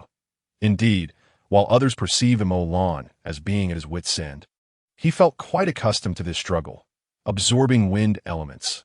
Is it? Then I shall use fire. Mo Lan unleashed all his magical energy in an instant. An endless inferno erupted around the Azure Wolf King, momentarily suppressing its azure winds, granting Mo Lan a brief respite as he shouted back, "Do we have any spirit-enhancing pills? I need support." "We do." Nan Gongshi shouted in response, tossing a vial of pills his way. As the daughter of the Nan Gong family, she had never been short of various medicinal pills.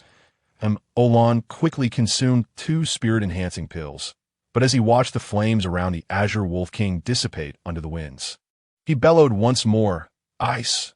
Summoning water elements typically required flowing water, which could only be transformed into ice through a magical formation. Yet Mo Lan, relying on his imagination, summoned magic. Why could he not conjure ice?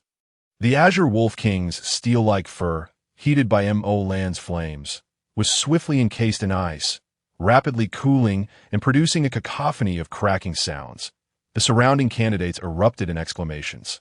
This Lan Yang could control both ice and fire magic. However, those who had been observing him longer knew that throughout this examination, he had already showcased abilities in ice, fire, light, and wind. The Azure Wolf King, angered by being wounded by such a tiny ant, erupted with a torrent of wind blades, hurtling towards Mo Lan. The sheer density of the wind blades left Mo Lan no chance to evade. In a panic, he recalled the rebound shield he had exchanged for previously and hastily activated it. The rebound shield could absorb a certain degree of magical attacks, and Mo Lan relied on the stamina from the pills to maintain the shield's required energy. As he danced and dodged, some wind blades skillfully evaded him, while others he managed to block with his shield. Yin Tianling adjusted her state at the side, while Nan Gongshi, who could only maintain her mass magic, felt a pang of discomfort. Why was it that the guy in front could evade some attacks while blocking others? Because she was behind him, right? The realm encircled by the hurricane was not particularly vast. Yet after a mere 10 minutes, Nangongshi and Im Tianling remained untouched by the tempestuous blades of wind. Olan bore countless wounds of varying severity, his once pristine white athletic attire now stained with dark crimson blood. Fortunately, the King of Blue Wolves was inherently venomous. Thus, the darkened blood required no further explanation. It was uncertain how long they had been at a stalemate, but the rebound shield in Mo Lan's grasp had grown unbearably hot. Calculating the passage of time, Mo Lan leaped into the air once more. Ling Ling, behind him, Im Tianling unleashed her formidable abilities. Her chaotic powers remained overwhelmingly potent, even managing to slow the movements of a third-tier beast. A significant amount of vitality dissipated, prompting another furious roar from the King of Blue Wolves, who unleashed a colossal whirlwind of wind. However, Mo Lan adeptly maneuvered in the air, evading the cyclone, and struck forcefully with his rebound shield. "Aim for the beast crystal at the back of the wolf's head," Nangongshi shouted, articulating the crucial point. The rebound shield in Mo Lan's hand unleashed a double rebound, accurately targeting the King of Blue Wolves' vulnerable spot. Indeed, his assault could not penetrate the defenses of a third-tier beast, but its own attack could. Boom! The energy column of the rebound shield collided violently with the back of the Wolf King's head, shattering a portion of its enormous skull. Mo Lan's keen eyes caught sight of the exposed azure beast crystal, and as he landed, he sprang upward once more, thrusting his flame-incinerating spear toward the beast crystal with ferocity. Victory seemed imminent, yet at that very moment, the King of Blue Wolves sensed the impending threat to its life, unable to fathom that a creature as formidable as itself could perish at the hands of an insignificant insect. It could not accept this. In an instant, the King of Blue Wolves detonated its own beast crystal, and Mo Lan was perilously close. Save him! In the command room, the chief inspector stood up and bellowed, as Huang Tao's figure simultaneously materialized in the examination area. However, it was too late. The distance between Mo Lan and the King of Blue Wolves was far too minimal. Huang Tao was suspended in mid-air, but the violent explosion was already upon him. Mo Lan once again felt the palpable threat of life and death. The beast crystal loomed before him, yet he found himself unable to advance an inch. An overwhelming surge of energy erupted, ready to engulf Mo Lan in an instant without so much as a blink. Was this the end?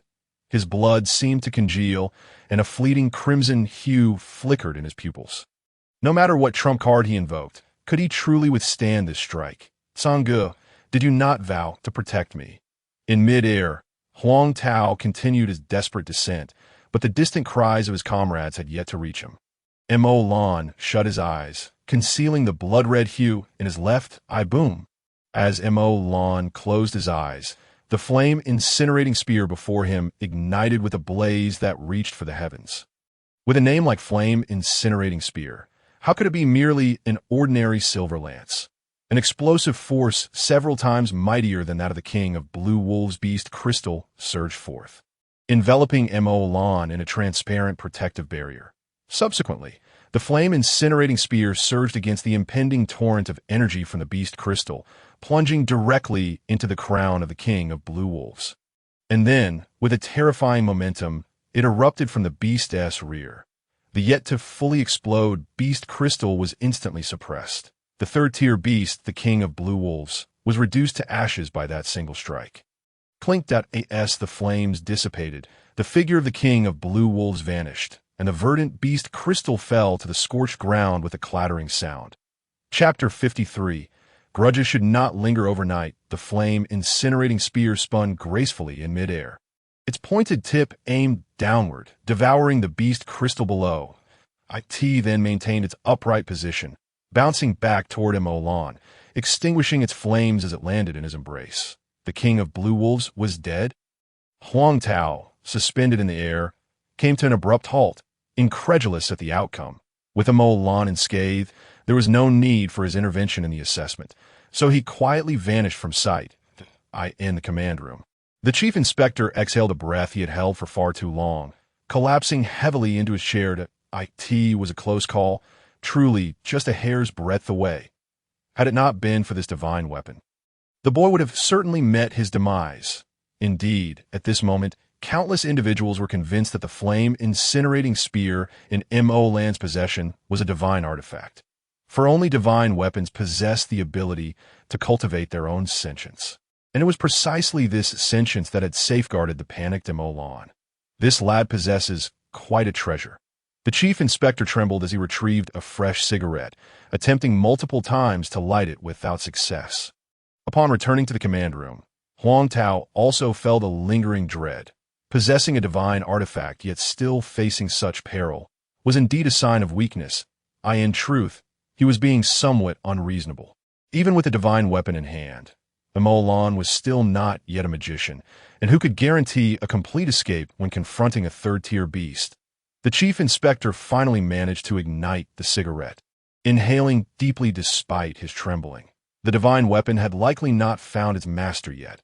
Had it not been for the life-and-death crisis, it might not have intervened that a divine weapon without a master indicates that this child's background is extraordinary. A still rational mentor inquired, "Since he is unharmed, should we not detain him?" It was all too easy to predict what would happen next. The chief inspector, exasperated, exhaled a plume of smoke. Let him be. A traitor who endangers his comrades is a disaster waiting to happen. The group of mentors trembled in fear, while the central figure, M.O. Lan, appeared pale-faced. The recent battle had been a near brush with death. And even he was unaware of the flame-incinerating spear's astounding capabilities. After devouring the beast crystal, the silver lance seemed to undergo a transformation, yet remained as indifferent as ever, showing no signs of life. M.O. Lan grasped the spear firmly, regaining his composure. Having experienced such grandiose events, he quickly returned to a state of calm. "Ling Ling, Xiao Shi, are you both unharmed?" M.O. Lan turned to the two equally pale-faced girls. Pulling them up, they too had felt the lethal peril moments prior, and were still struggling to regain their composure. Now that they were safe, it was time to settle the score. After assessing the girls' conditions, M.O. Lan raised his gaze toward the shadowy youth who had been watching from afar. M.O. Lan had not forgotten that the reason he had nearly fallen to the King of Blue Wolves was due to that first-tier spell. Watervale! The shadowy youth instantly sensed the murderous intent approaching him and fled without a second thought. As long as he could escape the examination area.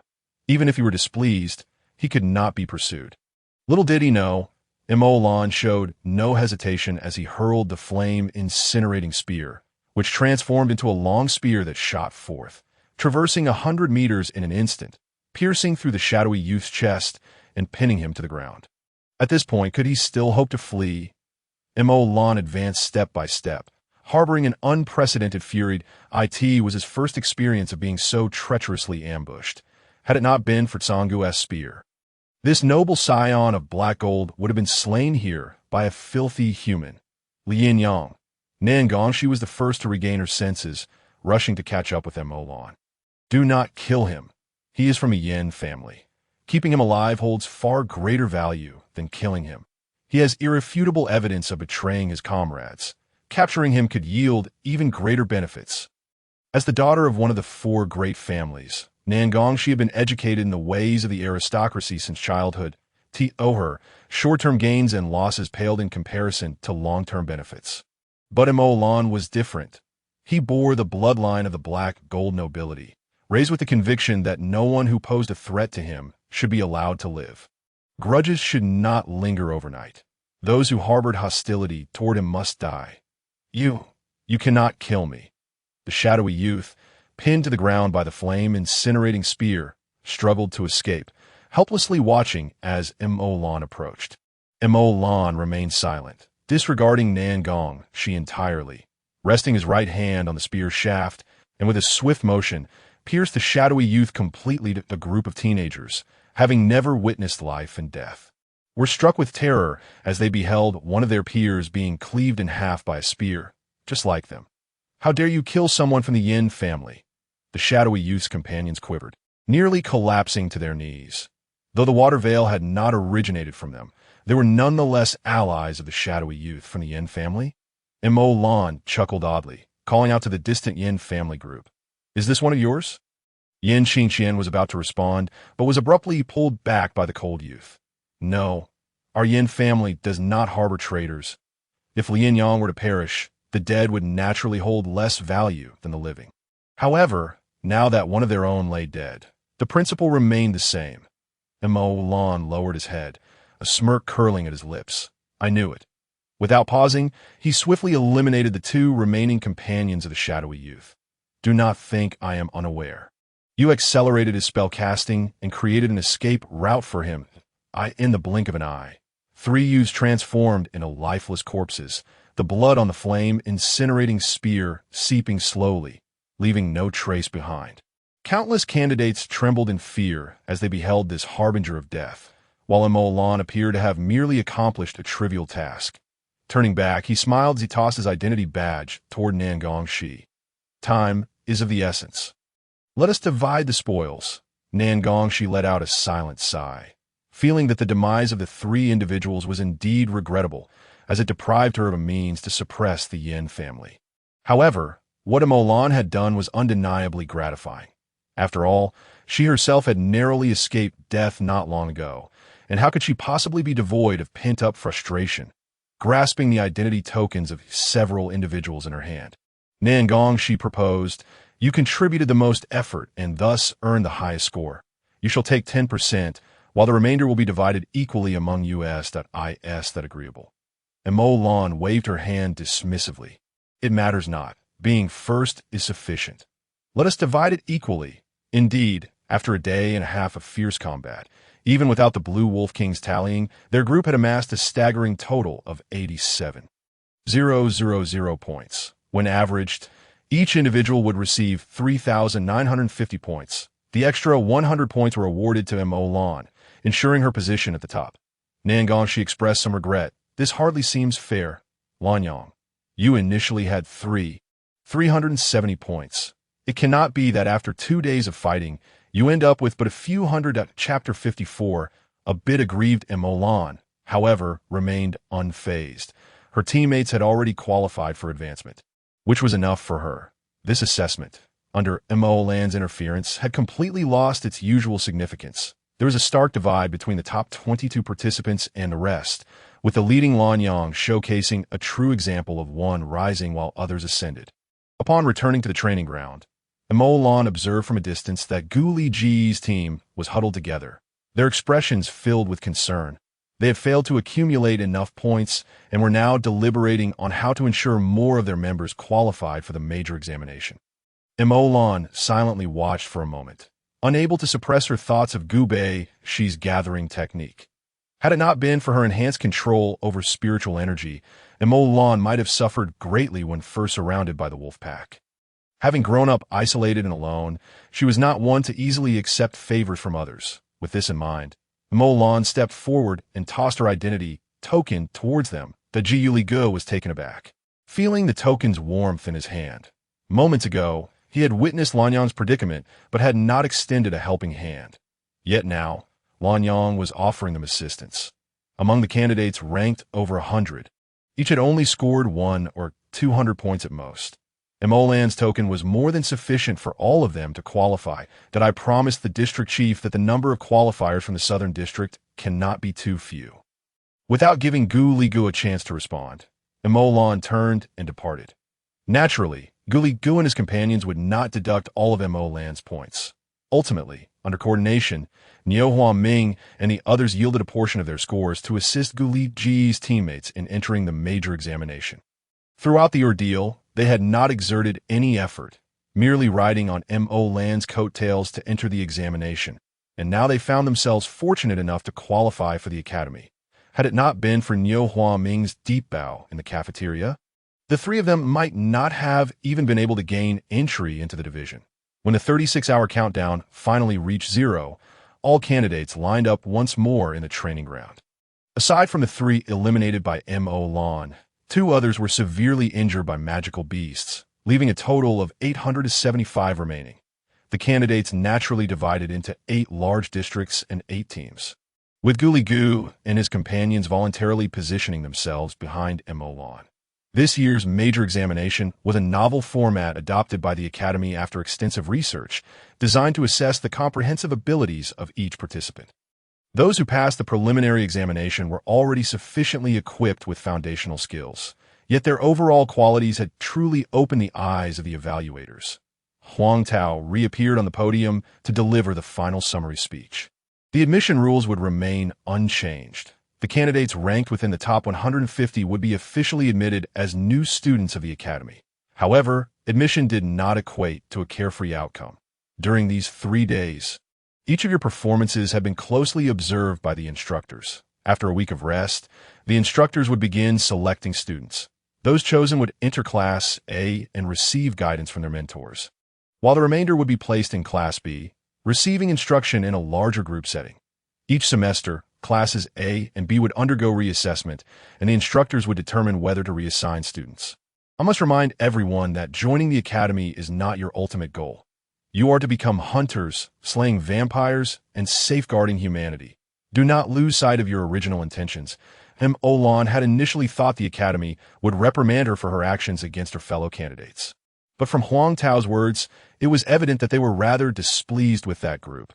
This significantly enhanced M.O. Lan's regard for the Academy. Even if they spoke of hunting vampires, she bore no resentment towards him. As the barrier dissipated, the major examination officially concluded, and countless candidates suddenly lost the resolve they had just moments ago. Many began to sob uncontrollably, while others collapsed onto the ground, unable to move. For countless candidates, this was their first experience leaving the safety of their families to confront danger alone. Having endured the pursuit of magical beasts and witnessed M.O. Lan's blood-soaked battles and merciless retaliation. The impact on these adolescents was profound. The top 150 candidates would remain in the imperial capital, waiting for their parents to arrive at hotels specially arranged by the Academy. The remaining candidates would gradually return to their hometowns. With their abilities, they were more than capable of joining the hunter divisions across various districts, though the quality of education there paled in comparison to that of the Central Academy. From this day forward, they would be entirely separated from the comrades they once fought alongside. Watching countless candidates recount their hardships to their families, M.O. Lan's gaze turned inscrutable, and she did not linger at the hotel. She was uncertain of her destination, merely wandering aimlessly away from the bustling reception area. The imperial capital was utterly foreign to M.O. Lan. Unlike the picturesque landscapes of Lu City, the imperial capital was rife with steel and concrete. Towering skyscrapers that seemed devoid of warmth as she walked along the unfamiliar streets. Ominous clouds obscured the sun's irritating glare, and fine raindrops began to fall in a gentle drizzle. The coldness of the city mirrored M.O. Lan's own icy demeanor. She continued onward until, before her, a figure appeared. M.O. Lan halted in her tracks, gazing at the polished black shoes of the individual, instinctively lifting her gaze, as expected. No matter where one went, one could always find their own. And only Tsang Gu stood before her. Tsang Gu was standing in the rain, seemingly impervious to the droplets that fell around him, a stark contrast to the disheveled M.O. Lan. Observing Tsang Ji's impeccably refined appearance, which appeared to be perpetually neat, M.O. Lan suddenly felt a surge of indignation. Did you not say you would shield me from any danger? Had it not been for that gun, she might have perished. Yet, in the next instant, M.O. Lan found herself enveloped in a tight embrace, and no more, never again. Dark crimson tears filled M.O. Lan's eyes. She was at a loss as to why. But upon hearing Tsang Ji's voice tremble slightly, she felt an overwhelming sense of grievance, akin to a fallen child who, despite being able to rise with resilience, collapses into tears at the mere expression of concern from others. In truth, Tsang Gu had indeed protected her. That flame-devouring gun was a gift from Tsang Gu, was it not? Yet, as Tsang Gu embraced M.O. Lan's frail form with such unrestrained fervor, she felt an unexpected vulnerability wash over her. Though she had endured for 100 years, a century without anyone to care for or cherish her, and had never experienced the warmth of an embrace, she had managed to hold it all in. Yet, Tsang Ji's single utterance shattered her resolve. Dark crimson tears streamed down her cheeks, staining Tsang Ji's clothing. Instinctively, M.O. Lan raised her hands, wrapping them around Tsang Ji's form. and no matter how strong or indifferent she tried to appear, she was still merely a child. Time seemed to stretch indefinitely, until the gentle rain finally ceased, and Mo Lan's tears gradually subsided. Sanggu slowly pulled Mo Lan from his embrace, the initial panic now replaced by calmness. "What's this? No more tears. I was not crying," Mo Lan retorted, frustration igniting her anger, the dark crimson fluid retracting in her body, even the stains on Sangji's clothing disappearing without exception. Sanggu chuckled. "Tousling Mo Lan's hair, since you're not crying anymore, shall we go release some pent-up frustration? Release frustration. To where? To the Yin family." Chapter 55. Venting frustration although they were heading to the Yin family. Sanggu naturally could not take the disheveled Mo Lan with him. First, he brought her to a villa, where he insisted she take a proper bath like a human. Then, he dressed her in his oversized clothing and led her to his studio. The young ladies in the studio gazed at Mo Lan with starry eyes.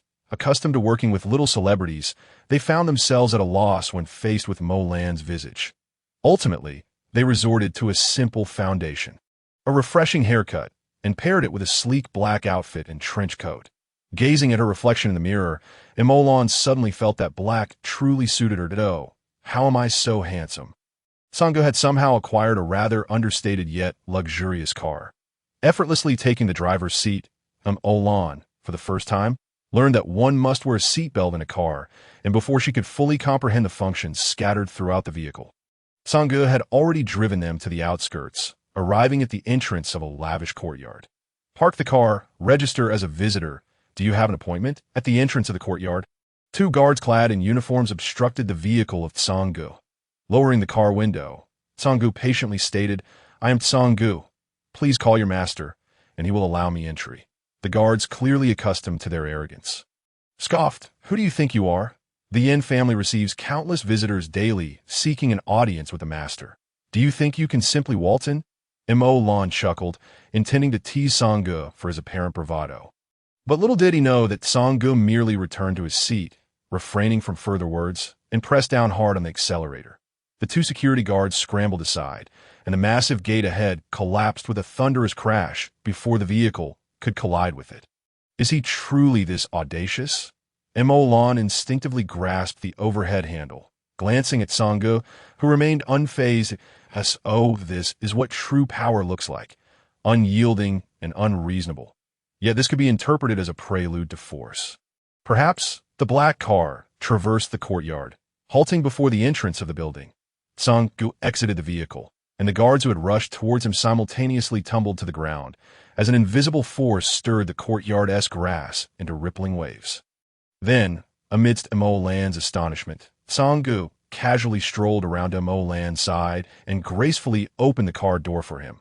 Stepped down, Mo Lan awkwardly disembarked, striving to maintain a composed expression, and followed Sanggu as they entered the building with an imposing presence.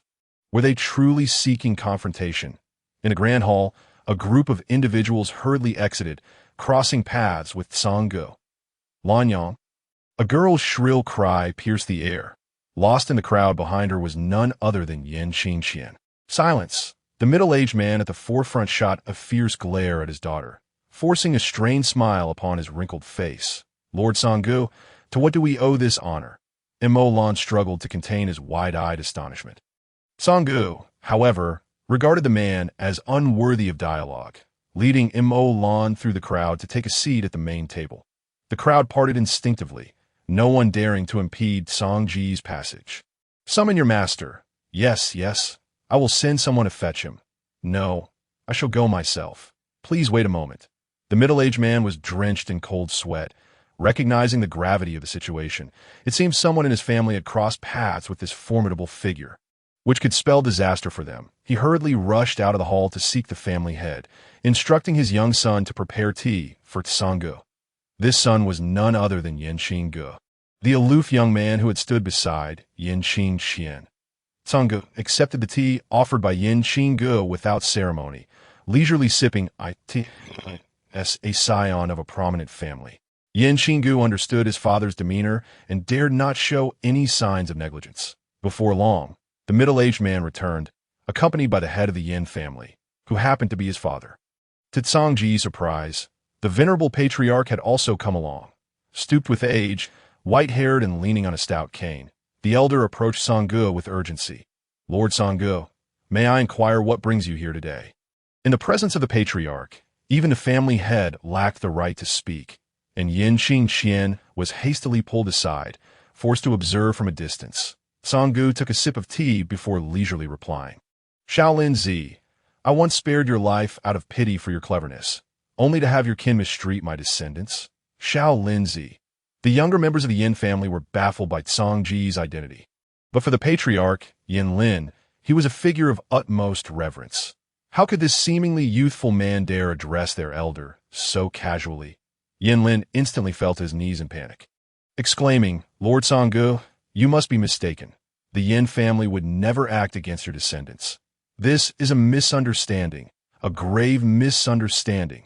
With the patriarch kneeling, the younger members of the Yin family had no choice but to follow suit, collapsing to the ground in a wave. Even Yin Qingqian found herself in disbelief as her father pressed her down. Olan couldn't help but swallow nervously, observing the scene of so many kneeling before him. He suddenly felt his own experiences were trivial. What does true intimidation look like? Songge had only uttered a few words, and yet he had reduced one of the 4 great hunting families to this state. Perhaps this was indeed the Yin family. Songge felt a sense of camaraderie and was inclined to offer assistance. Yin Lin, being a sensible elder, realized that had this been someone unfamiliar, the matter would have been settled without fanfare. It was evident this situation could not be brushed aside.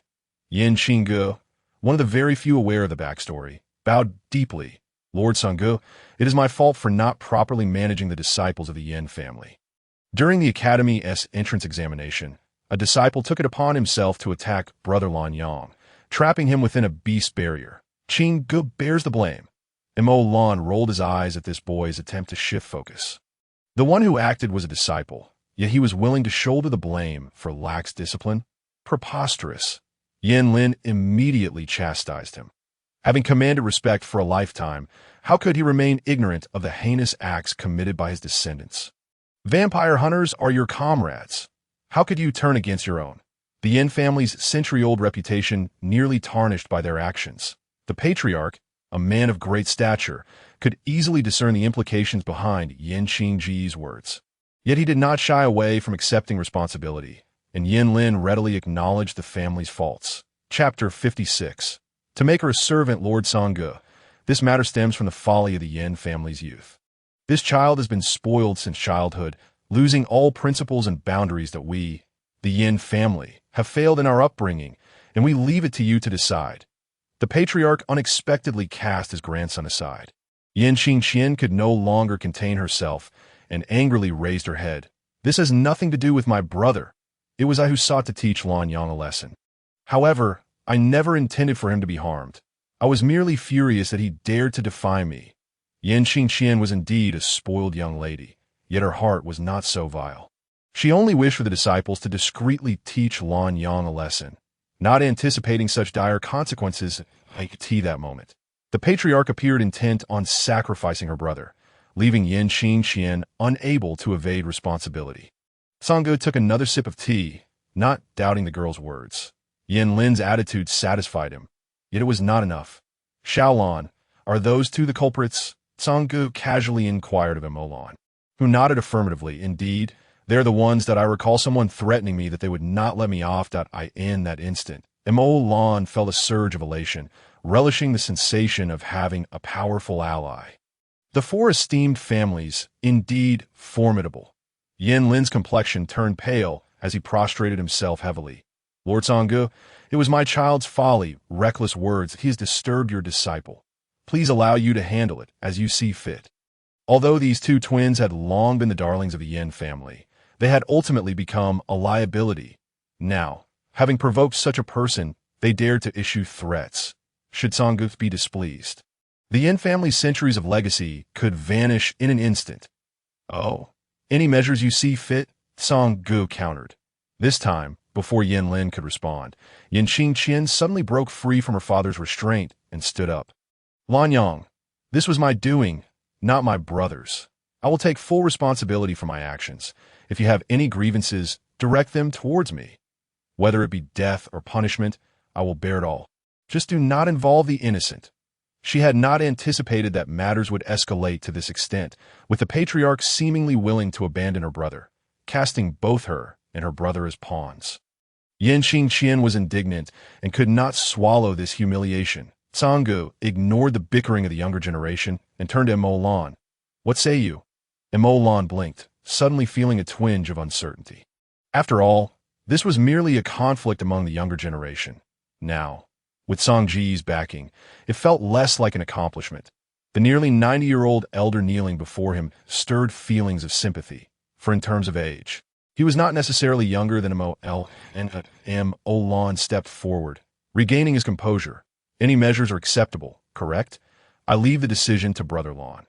Observing Yin Lin's humility, Mo Lan's anger dissipated significantly. However, he had no intention of letting this little firecracker off easily. "Very well. Sparing the Yin family is not out of the question, but the condition is that I require this girl."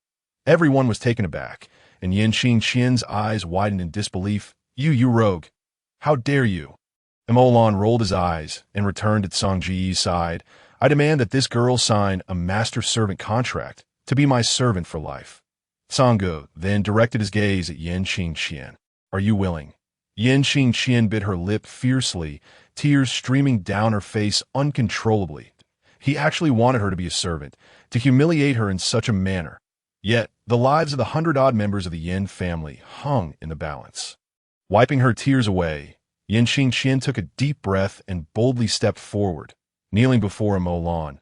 "I, Yan Qingqian, am willing to serve as a servant for life. Please spare the Yin family." Mo Lan suddenly felt a pang of compassion. Yet Sanggu had already conjured a spiritual contract, placing it before the two of them.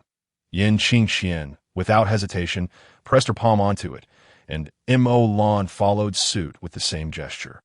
As their blood mingled, the spiritual contract was sealed, transforming into an exquisite collar that fastened around Yan Qingqian's neck before vanishing from sight. From this moment forth, Mo Lan held dominion over Yan Qingqian's every action, and her very life lay within his grasp. Let this matter conclude here. It is imperative to properly guide the younger generation. Not everyone is as amenable as I am. Sanggu rose, leading Mo Lan out of the hall. Yan Qingqian followed behind, sobbing quietly when Mo Lan suddenly turned back. "What are you following me for? Return to your own home." Yan Qingqian was taken aback. "Lan Yang, are you not taking her with you?" Until Song Ji's vehicle disappeared beyond the gates. The members of the Yin family stood, and Yan Qingqian still felt a bit dizzy. In the past, grandfather always indulged you, nearly leading you into great trouble. The head of the Yin family supported the elder to a nearby seat, unable to suppress a sigh directed at Yan Qingqian. Yet Yin Lin suddenly interjected, "It may not be entirely a bad thing that I believe Lan Yang does not harbor extreme hatred towards you. The love and hate between young men and women are often indistinguishable. If you could win his favor, it could ensure the Yin family's peace for a millennium." Yin Lin was once a renowned top hunter in the human realm. In the moment Mo Lan signed the contract, he sensed something. That child is a vampire, a noble vampire of the black gold lineage. However, since Sanggu chose to remain silent, he too would keep it to himself. In his heart, Lan Yang, as a disciple of Sanggu, held a different status. An exceptional hunter might bolster the Yin family for a century, but a supreme vampire could safeguard it for millennia. Great-grandfather. Yan Qingqian gazed in shock at the person she had revered since childhood. How could he possibly wish for her to engage in such enticement? Yet Yin Lin's expression turned cold. Foolish. Lan Yang is certainly no ordinary being. Having signed a master-servant contract, is it not far superior to be his woman rather than his slave? Yan Qingqian's father chimed in. Indeed, Qingqian, consider that Lord Sanggu would come personally for that young man. It speaks volumes of his importance. If you could marry him and bear a child or two, would you still worry about lacking support? Yan Qingqian was rendered speechless, unable to comprehend why her family, who had showered her with affection, had transformed into this. Overwhelmed with grievance, yet unable to retort, her eyes brimmed with tears as she stomped her foot in frustration and stormed out of the room. The remaining individuals felt a sense of having narrowly escaped death. Yin Qingqian's father inquired, "Grandfather, father, do you truly think Qingqian and that Lan Yang can succeed? After all, she is his daughter. How could he not feel for her?" Yin Lin let out a heavy sigh. Regardless of the outcome, at the very least, do not provoke him further. After all, he is a disciple of Lord Sangge. Chapter 57, A Drop of Divine Blood, Part 4, on the outskirts of the Imperial City. Song Ji's vehicle had been traveling for quite some time before finally returning to the original villa. After parking in the underground garage, Sangge led Imo Lan out. "How are you feeling? Is your mood all right?" Upon hearing Song Ji's inquiry, Imo Lan felt her cheeks flush. "I suppose I'm fine, but have I gone too far? After all, it was merely a matter between me and a junior. Was it unfair to call you to involve her family?" Sangge chuckled, playfully ruffling Imo Lan's hair. "What is fairness? When one is backing, why bother discussing fairness with them?" Imo Lan was rendered speechless. There was indeed some logic to that I'm hungry. No longer dwelling on the previous matter, Imo Lan, blushing, forcibly changed the subject. "Oh, who do you wish to bite today?" Imo Lan, irritated by Song Ji's unflappable demeanor, retorted, "Lucifer." Sangge finally halted, turning back to regard Imo Lan with an odd expression. "Have you lost your mind? Biting an angel might be considered a vampire's instinct, but why would you wish to bite Lucifer?" "To show off," Imo Lan, undeterred, declared. "So what? Did you not say that in the 9 realms one can bite whomever they wish?" "Fine, I did say that." Sangge laughed at the retort. "If you kneel before me and bow 3 times in respect, I will take you to bite Lucifer right now." "Humph." Imo Lan pouted, saying nothing further. Sangge, observing Imo Lan's rare display of childishness, felt a warmth in his heart. He extended a finger towards her. "Consider this compensation." "What are you doing? Do you think I would be interested in that? What is this? Biting your own finger?" Imo Lan was incensed, wondering why he assumed she would bite his finger. Even a peak-level Yunya would not elicit such a reaction from her. Just as she contemplated this, a drop of golden-red blood oozed from Song Ji's fingertip, and Imo Lan felt a sudden rush, her left eye transforming into a pool of crimson in the next instant. Before she could even process it, Imo Lan lunged forward, biting down hard on Song Ji's finger. "How animalistic!" Sangge, exasperated, pulled Imo Lan back into his embrace, freeing his finger from her grip. Yet Imo Lan had lost control, thrashing wildly in a frenzy. The bloodline of vampires was inherently infused with a propensity for madness. The lower the rank of the vampire, the more frequently they succumbed to this madness. However, as a top-tier member of the Black Gold nobility, Imo Lan was typically capable of maintaining her composure. This was her first experience of such uncontrollable behavior. Merely a drop of blood, and she had instantly succumbed to the primal instincts of a vampire. With no choice but to knock Imo Lan unconscious, Sangge carried her back to the bedroom upstairs. The bite mark left on his finger gradually healed, and Sangge silently regarded the sleeping Imo Lan, a myriad of unspoken emotions flickering in his eyes. The source of all evil was becoming increasingly difficult to manage, and the time for Imo Lan's growth was running short. Yet, the accounts of this betrayal had yet to be settled. Imo Lan remained in slumber for a full 7 days, only to be roused forcefully by Sangge on the morning she was due to attend school. Groggily, she was stripped of her clothes and dressed in the Hunter Academy uniform by Sangge. Still somewhat dazed, "Sangge, that blood of yours has such a lingering effect." At this point, how could he not understand? It was merely a drop of blood from Sangge that had caused his loss of control to such an extent. "What do you think? This is true divine blood.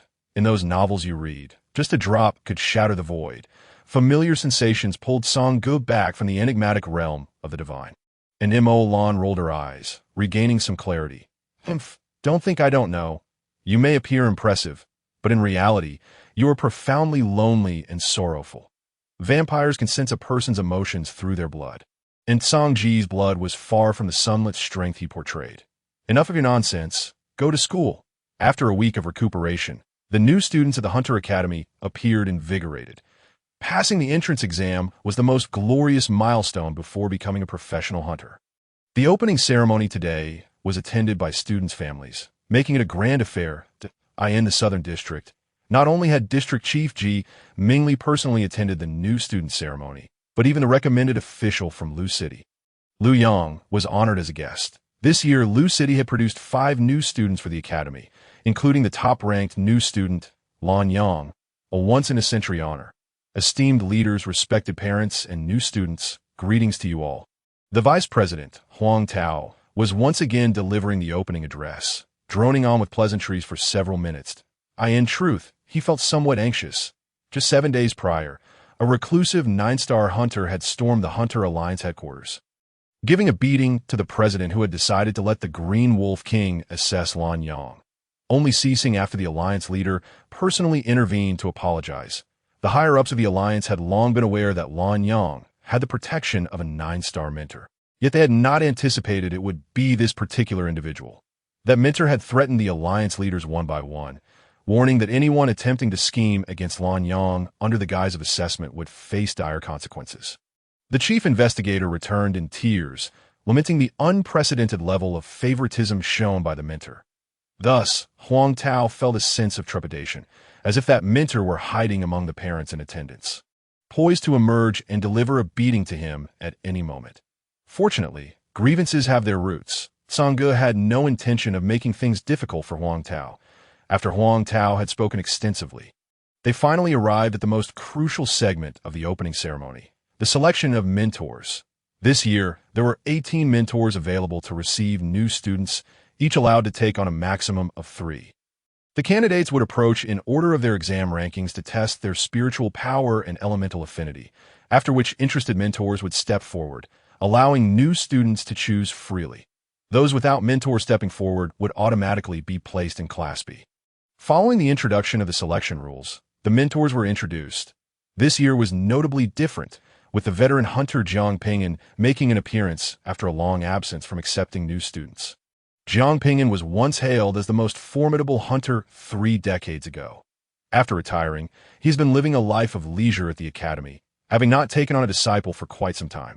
Those with discerning eyes are well aware that this esteemed figure has emerged from seclusion solely for the sake of this year's top freshman, Lan Yang, for only such an exceptional talent would catch his attention. Besides Jiang Pingyuan, there are 3 other new mentors, each a highly sought-after veteran hunter.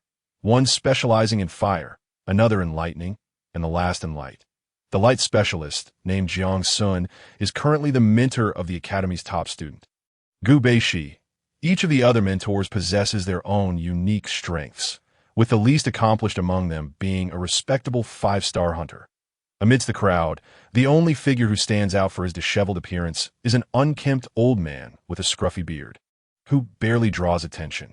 Huang Tao merely mentioned the name of this individual, Lu Changshan. For those in the know, his name carries weight, while for others, understanding is unnecessary. After Huang Tao completed his introductions, it was time for the mentors to present their criteria for accepting disciples this year. Dozens of mentors eagerly put forth their conditions, ranging from proficiency in long weapons and a preference for melee combat, to the desirability of applicants being handsome, all of which conspicuously pointed towards Lan. Lan Yang, as the top freshman, please step forward to undergo the assessment of your spiritual power and elemental affinity. In Chapter 58, The Disheveled Mentor, as the selection of mentors began, Huang Tao finally called upon Lan. He approached the central giant crystal ball, yet instead of conducting the test, he disregarded the eager gazes of the mentors and boldly declared, "I choose mentor Lu Changshan." A murmur of surprise rippled through the audience. Who was this Lu Changshan that the much-anticipated top freshman had chosen? Jiang Pingyuan's expression darkened. He had not anticipated that this young man would bypass the assessment entirely. Now nearly 70 years old and without a single proud disciple, he felt that Lan Yang, who had single-handedly defeated the Wolf King, was his rightful successor. Countless individuals had once clamored to become his disciple, yet he had always feared that accepting them would compromise his stature. At long last, he was willing to extend an opportunity to this child, only to be disregarded. Had Lan Yang chosen someone else, Jiang Pingyuan would have easily found a way to sway him back, but Lu Changshan was another matter entirely. The other mentors shared a similar sentiment. How could this child have chosen Lu Changshan? The old man was known for his eccentricity and was hardly a skilled teacher. Even Lu Changshan himself frowned, stepping back and saying, Choose someone else. I do not accept disciples. Someone was selecting a mentor, yet another was refusing. What a bizarre turn of events. Mo Lan was taken aback by the rejection. After all, it was Sangge who had advised him to choose Lu Changsheng, and he had come to the Hunter Academy to learn magic from him. Teacher Lu, I firmly believe that magic should not be constrained by magic arrays or elemental affinities. The foundation of magic lies in imagination, and I wish to learn all elemental magic from you without a moment's hesitation. Mo Lan proclaimed his rudimentary understanding of magic. Lu Changsheng lifted his gaze slightly, and a glimmer of light suddenly shone through his otherwise lifeless, aged eyes. He had long held the belief that the fusion of magic was feasible, yet few were willing to invest time in him due to the scarcity of dual-element prodigies. But this child, Humph. Mastering all elemental magic is no simple feat. If you can reach a spiritual power of 3,000, I shall accept you. Regardless of how many types of magic one practices, the spiritual energy consumed remains constant.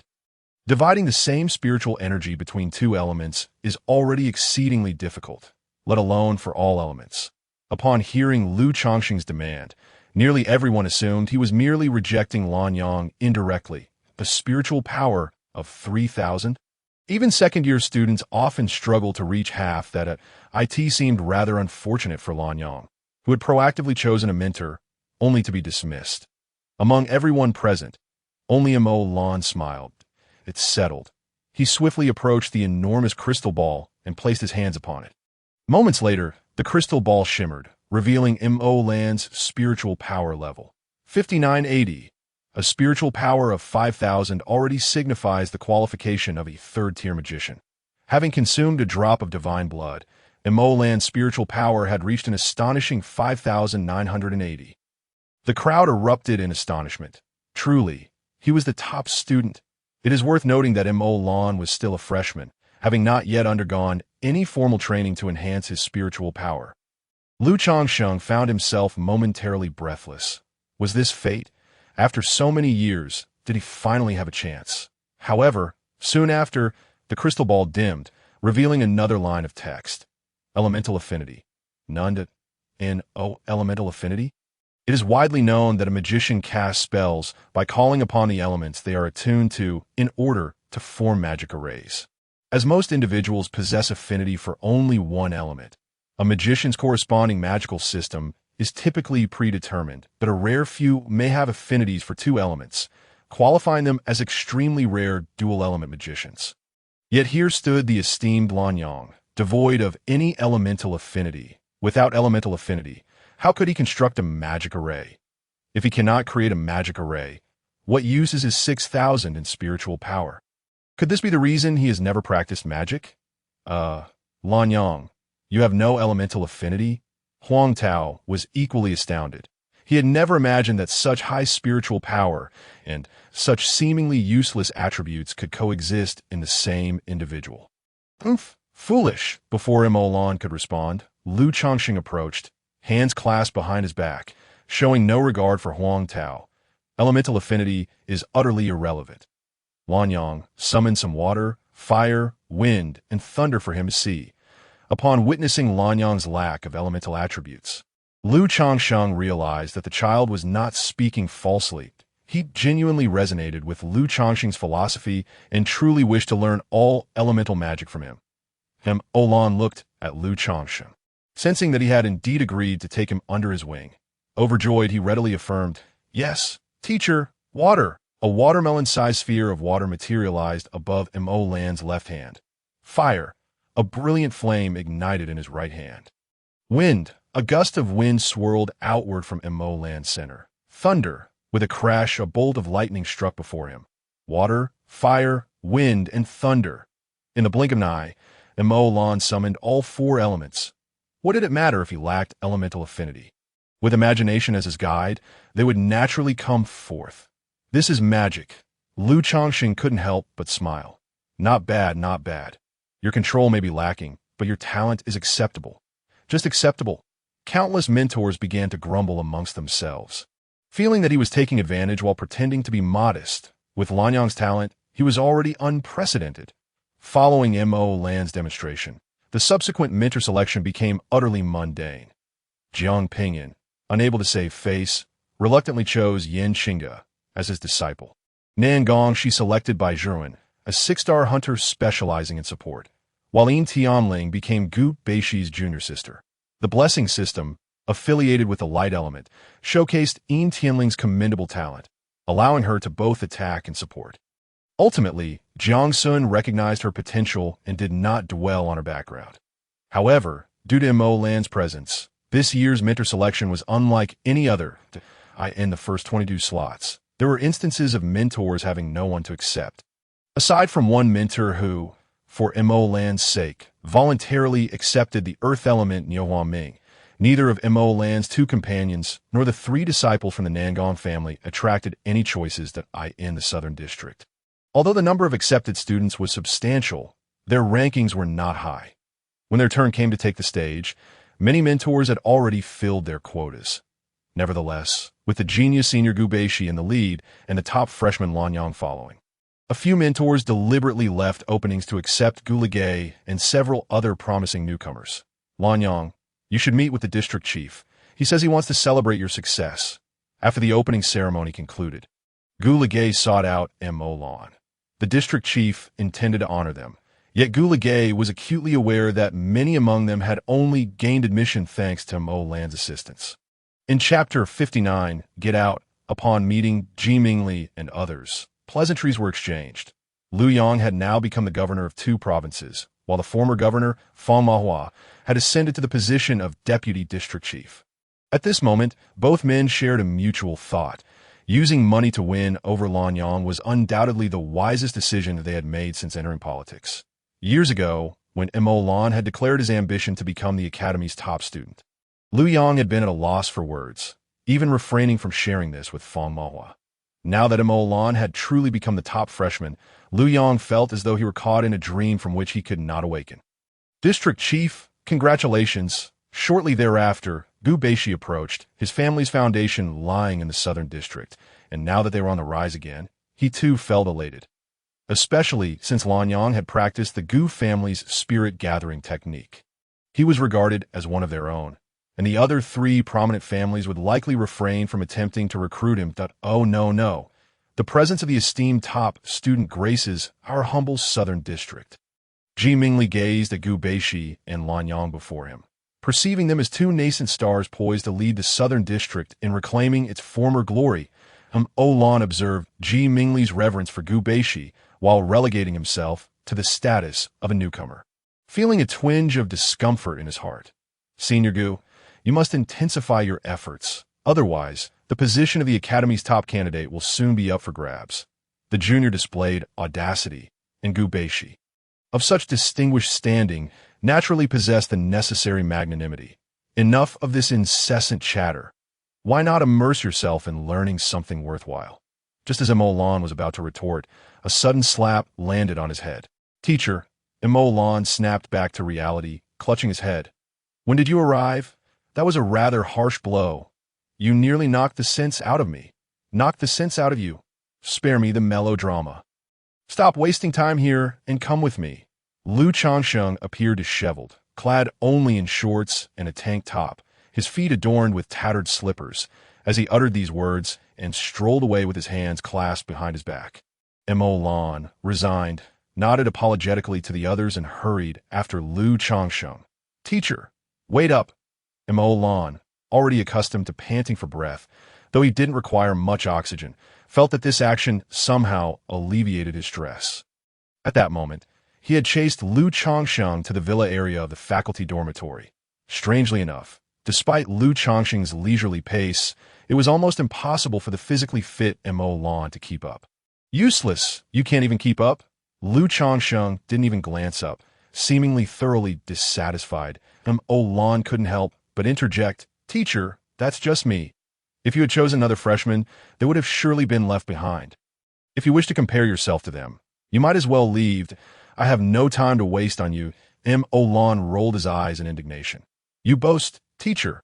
I see you have no students at all. Nobody wants to follow you. Doubts began to creep into Mo Lan's mind. Was the Liu Changsheng that Song-gu spoke of truly this Liu Changsheng? Surely the Academy wouldn't have another mentor with the same name? This aging man before him hardly seemed like someone worthy of Song Ji's admiration, and I have no students. Look around the academy. No one can compare my students. Oh, really? What are your students' names? How many stars are they at? Why didn't Principal Huang mention your esteemed disciples when introducing notable students? Could it be that they defected? Impudent. To Mo Lan's surprise, his words ignited Lu Chongqing's fury. The old man, trembling with rage, pointed a finger at Mo Lan. Kneel. Mo Lan was utterly taken aback by the intensity of the reaction. What? Kneel. Lu Chongqing barked once more, but Mo Lan, bearing the bloodline of an aristocratic vampire, found it impossible to submit, even in his current state. Why should I? Lu Chongqing suddenly ceased his shouting, as if drained of strength, his eyes darkening ominously. Just leave. Find another mentor. With those words, an overwhelming surge of spiritual energy thrust Mo Lan out of the courtyard, followed by the resounding slam of the door. Hey, can't I even ask for clarification? Mo Lan knocked on the door several more times. But silence met his inquiries. Frustrated, he leaned against the wall outside, muttering curses under his breath. What a petty man. What happened, Lanyang? Thrown out by the teacher, just as Mo Lan simmered in anger. Huang Tao happened to pass by and caught sight of him cursing by the roadside. Principal Huang, did you come specifically to mock me? All the mentors are clamoring to recruit me, and I, in my uniqueness, chose the least renowned one, only to be cast out on the very first day. Was Huang Tao here to revel in his misfortune? Huang Tao patted Mo Lan's shoulder. Don't be disheartened. Though Lu Lao has a bit of a temper, he is indeed a good person. Since you chose him, you must understand that. Understand? I don't know him at all. Mo Lan's mood plummeted, and his tone reflected his displeasure. You don't understand? Was it a senior family member who urged you to choose him? Huang Tao surmised, recognizing that Mo Lan was a child under the protection of a 9-star mentor and thus could be expected to know of Lu Lao. Otherwise, if it were up to me, who would choose that old man? Huang Tao, observing Mo Lan's demeanor, felt compelled to intervene. Lanyang, this is where you've erred. I know you're exceptional, and your background is impressive, but trust me when I say Lu Lao is worthy of your status, including that of your esteemed lineage. Mo Lan lifted his gaze, skepticism evident in his eyes. Huang Tao then drew him aside, patiently explaining, Are you aware of the 6 9-star hunter mentors currently alive in the Alliance? They are truly extraordinary talents, and I cannot allow you to stray from the right path.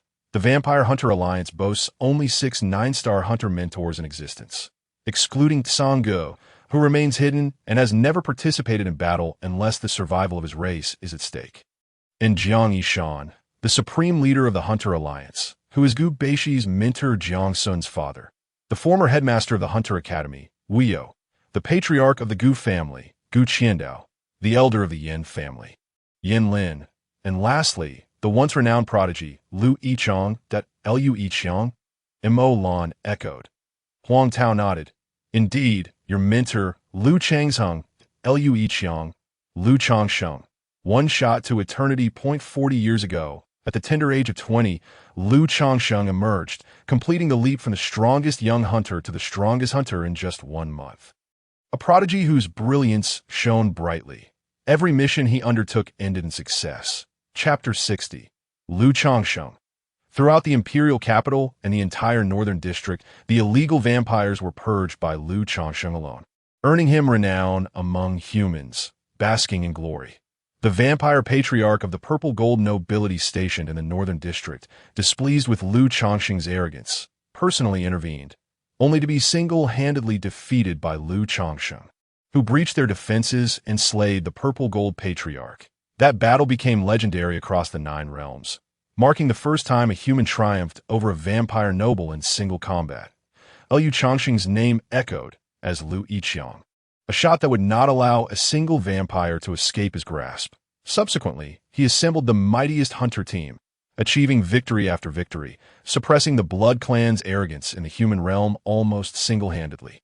And then, Mo Lan could not help but inquired, and one understood better than he the formidable strength of the upper echelon of the golden nobility.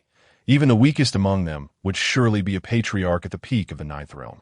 A ninth realm vampire could obliterate the heavens and bury the earth. It was hard to fathom that one could be defeated by a mere human. Yet, as fate would have it, the tides turned. Huang Tao sighed, as if reminiscing about past glories. Riding high, Lu Changsheng, full of hubris, proposed that the human realm should no longer abide by the humiliating treaty signed after their defeat long ago. This suggestion was ruthlessly dismissed by the Blood Clan. In his youthful arrogance, Lu Changsheng set his sights on the Blood Realm's overlord, Mo Yuan. Having single-handedly slain the Purple Gold Patriarch, Lu Changsheng believed that with the strongest team in the human realm, he could slay the Blood Realm's lord. How is that even possible? Mo Lan gasped in disbelief. The Blood Realm's lord, Mo Yuan, was his father, the recent heir to the pure-blood Black Gold lineage, the supreme ruler of the Blood Realm with a mastery level of 99. His combat prowess ranked among the top 10 across the 9 realms. Indeed, how could that be? Lu Changsheng's hunter team successfully lured Mo Yuan to the human realm under the pretense of negotiating a contract, ensnaring him in a trap. Yet what followed was a deluge of blood. Not a single member of Lu Changsheng's team survived, and he himself was barely rescued by the emergency squad, gravely injured a 9-star hunter and 5 8-star hunters. The strongest team in the human realm could not withstand even 5 minutes against the vampire sovereign Mo Yuan. Though Lu Changsheng escaped with his life, he suffered catastrophic injuries, severing all his bones and meridians. Even with the assistance of top-tier healing mages restoring his ability to walk, Lu Changsheng could never again wield a spear. Mo Lan fell silent, caught between his father and a man who had lost all his comrades. He found himself at a loss for words. Liu Yiqiang vanished from the human realm, yet Lu Changsheng did not fade into obscurity. After nearly a decade of languishing in despair, Lu Changsheng ascended once more through the path of magic. He could no longer be a warrior, yet he still possessed a spiritual vein, enabling him to carve out a remarkable destiny. It was during this tumultuous period that 30-year-old Lu Changsheng took on his first disciple, Yin Luoluo, the legitimate daughter of the Yin family. Yin Luoluo wielded an extraordinary ability characterized by the dual elements of ice and fire, earning her the esteemed title of the first female hero in the Academy's history, a natural-born destroyer. However, Yin Luoluo also met her demise at the hands of Lu Changsheng, Liu Changsheng, endowed with affinities for both light and fire elements, shared a remarkable similarity with the Archangel Michael, which instilled him with unwavering confidence in his magical potential.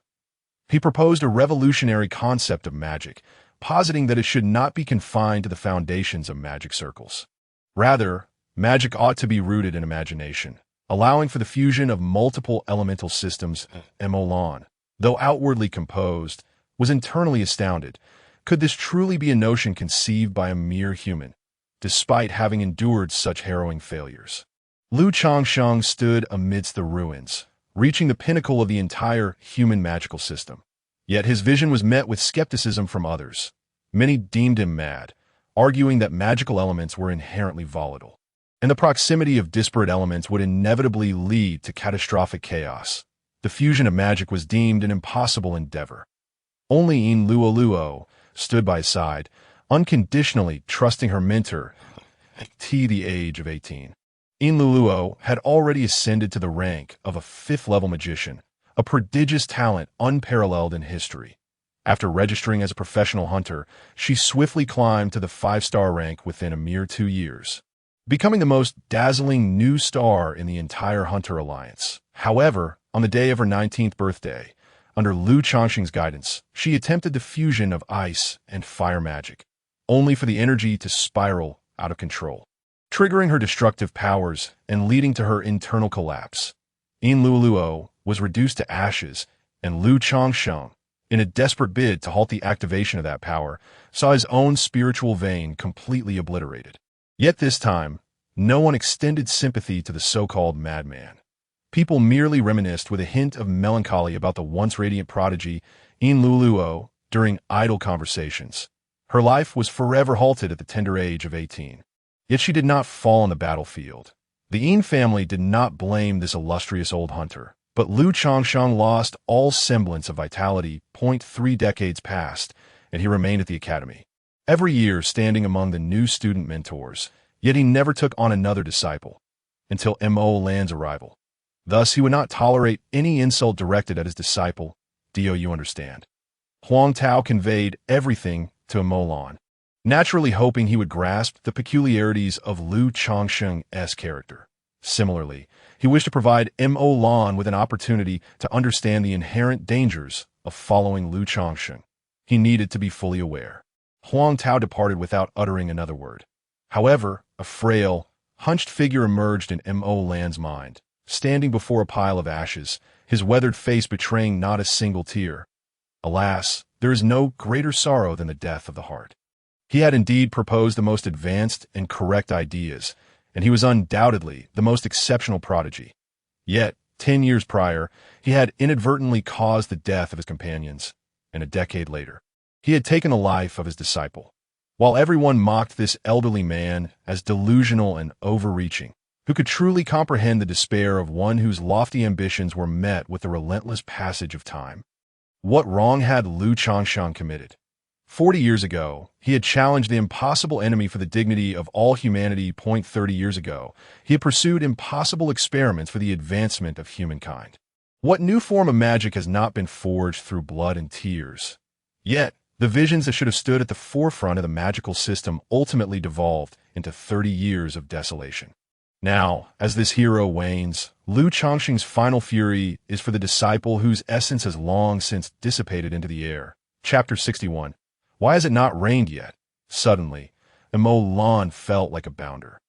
The pent-up frustration within him dissipated, and even the glory coursing through his veins seemed to quiet. He returned to the entrance of Lu Changsheng's courtyard, refraining from knocking and instead standing silently outside. A full day and night passed. During this time, Lu Changsheng did not open the courtyard door, and the students passing by regarded the new top student, who had recently garnered much attention, with murmurs of speculation. With Mo Lan's aptitude, he would be treasured by any mentor. Yet here he was, standing in punishment at the door of this eccentric old man. It was utterly absurd. Little did they know, at that moment, Mo Lan was thinking, why has it not rained yet? He longed for a downpour akin to the rain-soaked night when Lu Yiping endured lashes, or the torrential rain that fell upon Chu Yuxian on the rooftop, or the storm that separated Wei Wuxian and Lan Wangji. A heavy rain would drench him, allowing him to collapse dramatically and feign pitifulness. Creak. As these thoughts crossed his mind, the courtyard door suddenly swung open. Come with me, Lu Changsheng commanded. Startled, Mo Lan hurriedly followed, somewhat dazed. Your physique is quite decent. When Lu Changsheng abruptly halted, Mo Lan collided with his back to, my apologies, master. Mo Lan rubbed his head, astonished at how sprightly the 60-year-old was. Surely, he couldn't have noticed Mo Lan's discomposure. However, Lu Changsheng seemed unconcerned, as if it were entirely natural for someone who had gone an entire day and night without food or water to spring back to life. Do you know where this is? Mo Lan looked up to see the grand and solemn sign of the Alliance Memorial Hall. Lu Changsheng bowed respectfully before the entrance and then pushed the door open. Mo Lan, feeling apprehensive, followed suit after hesitantly bowing. Upon entering, Mo Lan was struck dumb. The interior of the building was filled with an array of memorial plaques. These were the plaques of hunters who had perished in battle. In the Blood Realm, one often encountered inverted crosses and coffins, but memorial plaques were an unfamiliar sight. Do you know what the hunter's mission is? Upon entering, Lu Changsheng shed his disheveled demeanor and adopted a serious tone. To protect humanity and maintain peace in the human realm, Mo Lan had once shouted this as a shield during an ambush, yet he had never truly believed it. After all, he was a noble vampire. Peace. What is peace? True peace is always paved with blood. These predecessors spilled their lifeblood for the sake of our current tranquility. Thus, this enmity must be borne by us. What enmity? Mo Lan frowned, unwilling to listen to such rhetoric. What enmity? The enmity of our kin being insulted, the enmity of a nation destroyed, and a family shattered. Do you know how many outstanding hunters sacrificed their lives on the battlefield during those years of war? Lu Changsheng's voice brimmed with indignation directed at the current youth. They had enjoyed peace for so long that they had forgotten the agony of war. War is not merely the fault of one side. The vampires you speak of are not all murderers of humanity, and the descendants of vampires have also not participated in the war. Why then should the entire vampire race bear the brunt of this hatred? Lan could not understand. He had never harmed an innocent human. Why should he be subjected to such animosity? Yet, Lu Chongqing stood upon the foundation of bloodshed. Could he possibly agree with Lan's perspective? Indeed, the descendants of vampires had not fought in the war, but they also had not recognized their own wrongs. In the eyes of vampires, humans were merely food. The life and death of sustenance were inconsequential. Should such executioners not be met with hatred? Look at these countless plaques. Behind each plaque once stood an exceptional hunter who could have lived to witness this world. Now, they're reduced to mere cold numbers. If even the descendants of humanity forget their hatred, who will deliver justice for them? Lan did not argue further. War, the existence of war, is inherently wrong. It transcends any racial boundary. Did the vampire race not suffer losses on the battlefield? Was Lu Chongqing, when he ambushed Lan's father, acting with nobility?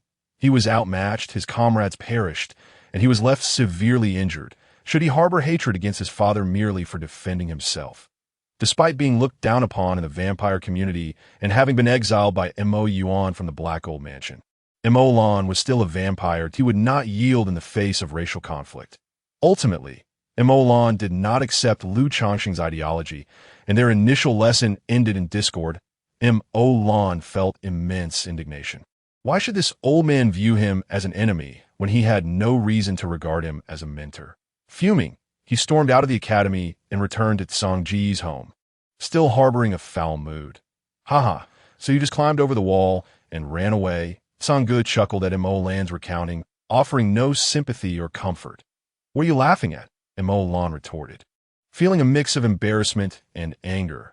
Just laughing at your foolishness. You foolish buffoon, if you did not wish to bow to him, you should have never done so from the very beginning. Standing at the door as punishment, you truly make me laugh. Lan expressed her dissatisfaction, saying, I merely felt pity for him, and I am equally pitiable. If you bow to me, I assure you I will not be angry with you. I will pamper you all day long. Humph, I trust you not at all. Lan rolled her eyes. Songge, however, was unfazed. All right, my little ancestor, that old codger is indeed extreme, yet throughout the entire human realm, including the blood realm, there are countless individuals who are even more radical than he. It is impossible to change everyone's mindset. Lan was filled with frustration. If that were the case, why should she learn magic from him? Why should he attend the Hunter Academy? Songge habitually ruffled Lan's hair. Silly child, the reason I want you to learn is to empower you. Only when you are extraordinarily powerful, standing at the pinnacle of the 9 realms, will your words be worthy of being heard. That if someone refuses to listen, you simply make them listen. Lan fell silent. It is easier said than done to be powerful enough to reach the zenith of the 9 realms. Why don't you just ascend to the heavens? Songge smiled. Remember, peace is never begged for by the weak. Only when you become the strongest do you earn the right to bring true peace. Then what should I do now? After all this talk, the problem remains unresolved. He had quarreled with that old man several times, and now he had left the academy without permission. How could he smooth things over? It matters not. That old codger is easy to deal with. Tonight, I will take you on a mission. You will rise to a 3-star hunter, and tomorrow you can smash the metal in his face. And he will surely let bygones be bygones at a mission. What kind of mission? A task to hunt vampires. Chapter 62. The bloodthirsty one. Songge was not joking. He was indeed assigning Lan a 4-star team mission. However, the primary targets for the hunt were not vampires, but rather the bloodthirsty ones. The term bloodthirsty refers to those humans who, in their desire to be embraced by the vampire lineage and transformed into vampires, ultimately failed and became zombies. The noble vampires can grant humans the initial embrace. They use their fangs to inject a specific toxin into the human body and then feed their blood to the human to detoxify them, thus providing a chance to transform the human into an immortal vampire. However, this process of poisoning and detoxifying does not always succeed. More often than not, the detoxification fails, leading the human to gradually lose their sanity and become a zombie, the bloodthirsty ones. Recently, There has been an unnatural surge in the number of bloodthirsty ones in Jincheng, not far from the imperial capital, prompting the Alliance to issue a 4-star team mission to hunt them down. Within the specified area, hunting a bloodthirsty one yields 100 points, while successfully hunting an illegal civilian vampire grants 1,000 points. Suspecting that this incident of bloodthirsty ones spiraling out of control was intentional, the Alliance even added a star-increasing task.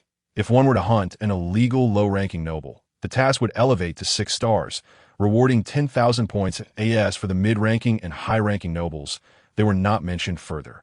Anyone who encountered them would do well to flee, for if they could not escape, next year on this day would likely be their death anniversary. The most remarkable aspect of this mission was that Mo Lan's Bloodline bounty list also featured the exact same task, to eradicate the bloodthirsty ones in the northern district of Jincheng. A single task yielding dual rewards. There is no greater beauty than this dual task system. Moreover, through this bloodline task, it sufficiently proved that the Hunter's deductions were incorrect. This incident was certainly not orchestrated by the vampire officials, who themselves were equally bewildered. You want me to kill vampires? Mo Lan could hardly believe it. How could he hunt his own kin? Sangu shook his finger. Bloodthirsty ones are not vampires. Fundamentally, they are still humans. What about the civilian bloodlines and low-ranking nobles? Sangu chuckled. If they look pleasing to the eye, let them flee quickly. If there are grudges, then eliminate them on the spot. Fine. UWIN, Olan found herself at a loss for words. This was a 4-star task, primarily targeting the bloodthirsty ones who were suppressed by Mo Lan's bloodline. Sangu only lent her 10,000 spirit power this time. Coupled with Mo Lan's own less than 6,000, it amounted to a level comparable to Gu Beishi. Within Jincheng, a dense fog enveloped the area. Such nights were not favorable for the vampires. While they were not afraid of the dark, they could not pierce through the fog. Yet, the light of humanity could penetrate all. What a cursed place! Mo Lan could not help but complain. She had hoped to spot the enemy from above. But what was this? She could see nothing. Suddenly, the distant sound of clashing weapons reached her ears, and Mo Lan felt a surge of delight. What a stroke of luck! Following the sound, she approached the end of a narrow alley, where she saw 4 bloodthirsty ones besieging 2 young hunters. The male hunter appeared to be in his 20s, currently battling 3 bloodthirsty ones single-handedly, already covered in wounds. The female hunter, merely 17 or 18, was facing 1 bloodthirsty one and was subtly gaining the upper hand. With the flame of devastation in hand, Mo Lan stealthily approached along the wall, a smile gracing her face as she thrust her spear, piercing the hearts of the 3 bloodthirsty ones before the male hunter. The corrosive properties of the silver weapon activated, and the 3 already mindless bloodthirsty ones turned to ash. The male hunter was momentarily stunned, quickly rushing to aid the female hunter, who soon succeeded in killing the last bloodthirsty one. Just then, as the bloodthirsty one fell, the female hunter was displeased. Hey, why didn't you save me earlier? Mo Lan rolled her eyes. Why were women always so troublesome? Didn't you win? Are you not going to take your reward? Mo Lan's intervention was merely a matter of a single thrust, for she currently possessed spirit power on par with a level 4 mage. However, if she did so, the points would also be credited to her. The male hunter hurriedly stepped forward to hold his sister back. Meng Meng. Stop making a fuss. Thank you, brother, for your assistance. My name is Jiang Meng, and this is my younger sister, Jiang Meng Meng. May I ask for your esteemed name? No need for formality. Just call me Lanyang. Are you also a part of 4-star hunter team? Mo Lan scratched her ear, realizing that this task could only be undertaken by a 4-star hunter team. Upon hearing the name Meng Meng, the girl became even more agitated. What do you mean by that? Are you looking down on us? Jiang Meng quickly bowed. I apologize, brother. My sister has been spoiled since childhood and did not mean any offense. We are here to fight alongside our family's elders. But due to our lack of strength, we were relegated to the outskirts. We owe much to your timely assistance. Olan keenly picked up on a crucial point. So, this is the outskirts? Do you know where the problem lies? Jiang Meng did not hide it. Indeed, just in the courtyard nearby. This is likely a private stronghold of vampires, so you must exercise caution. Thanks, buddy. Olan felt quite pleased. Who would have thought she could find the task location so quickly on such a foggy night? You are a good person, but you ought to teach your sister a lesson. A lady with an overbearing temperament and a servant abilities is bound to be beaten. You. Jiang Mingming stomped her foot in anger, but Mo Lan had already vanished into the night. Ming, he is right. You have been a bit too presumptuous. Look at him. He seems about the same age as you, yet possesses such skills that I in this world. There are always those better than you, S. Mo Lan was unaware that she had gained a little admirer. At this moment, she had already stealthily leaped into the adjacent courtyard. Something's wrong. Quick, run, pressed against the wall. Mo Lan keenly overheard conversation.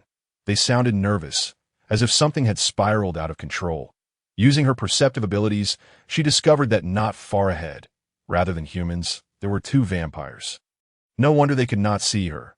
Initially, Mo Lan was reluctant to hunt her own kin, but now she found Song Ji's words quite reasonable that a gentleman takes his revenge. 10 years is not too late. Mo Lan was no gentleman. 2 months was more than sufficient. How the tides have turned. Sensing the presence of the two lower-ranking nobles ahead, Mo Lan felt a surge of pride.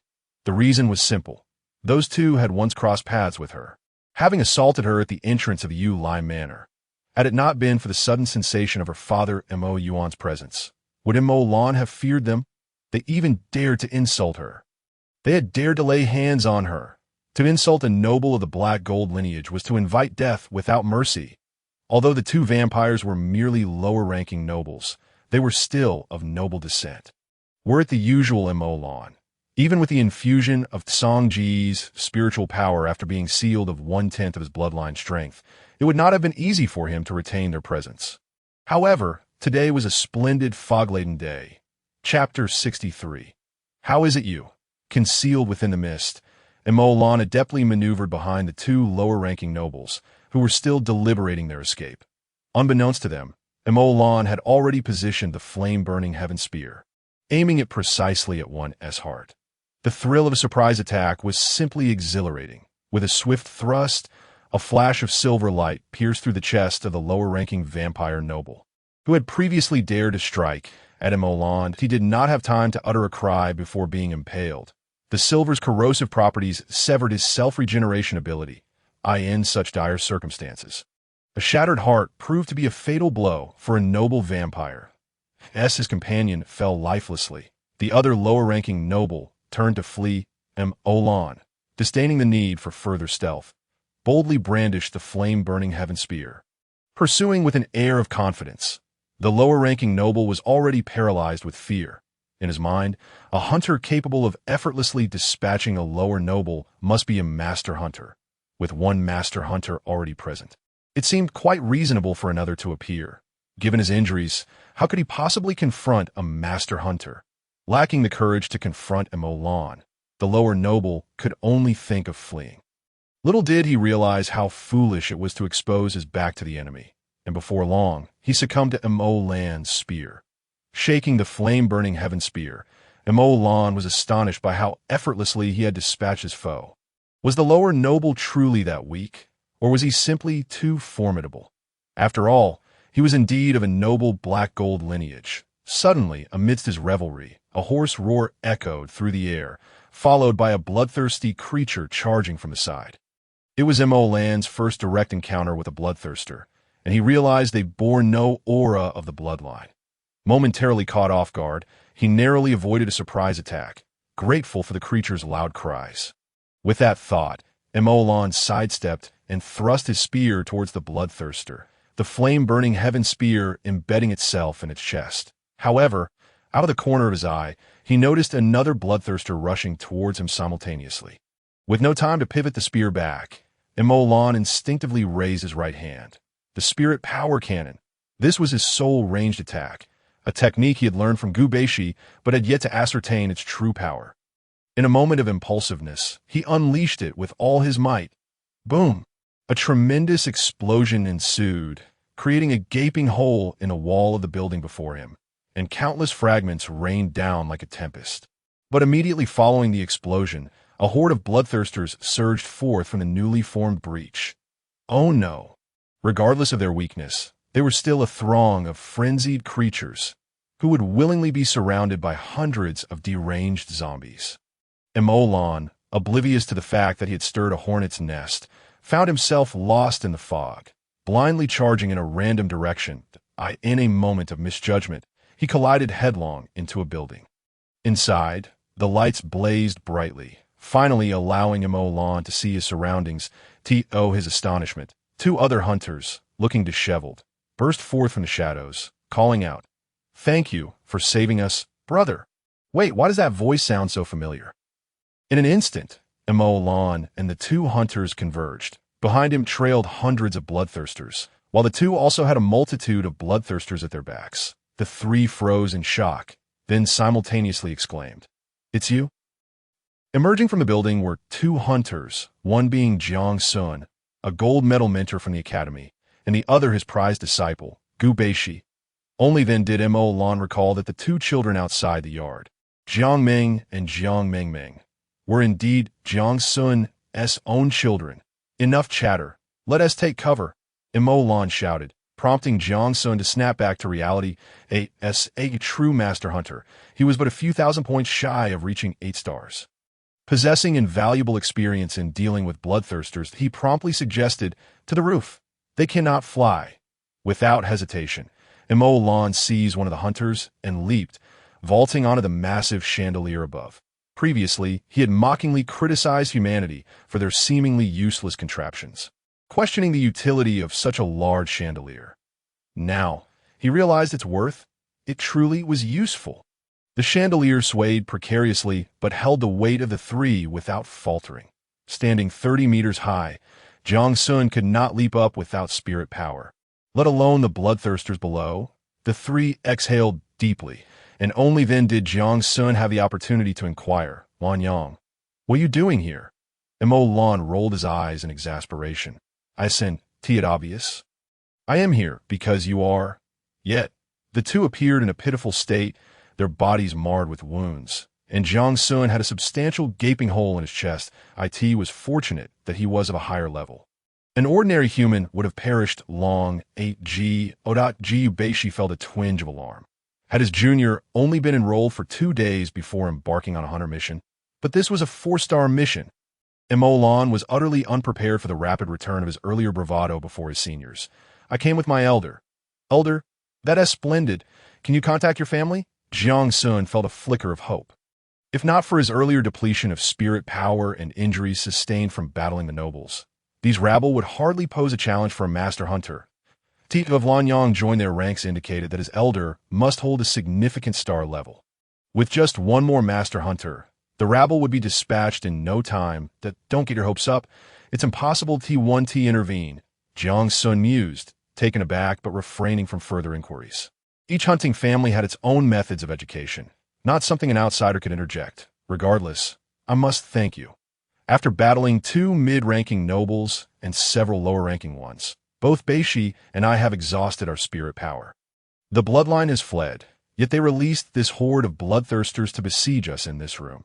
Were it not for your breach in the wall, we might not have survived the night. Emolan's expression twitched. He had been reveling in how easily he dispatched the lower-ranking nobility, only to realize Jiang Sun had severely wounded them beforehand.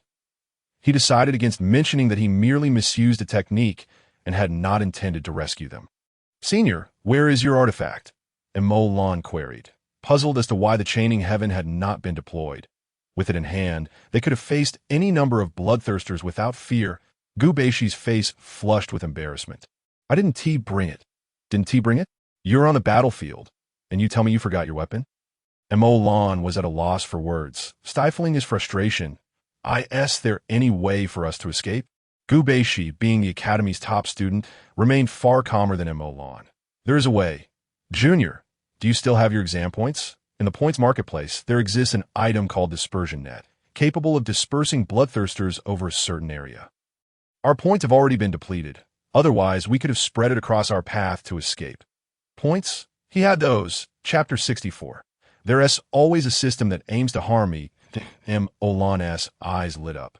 He had yet to utilize the exam points, and now they serve a purpose. That he opened the system, located the points marketplace, and nearly erupted in expletives.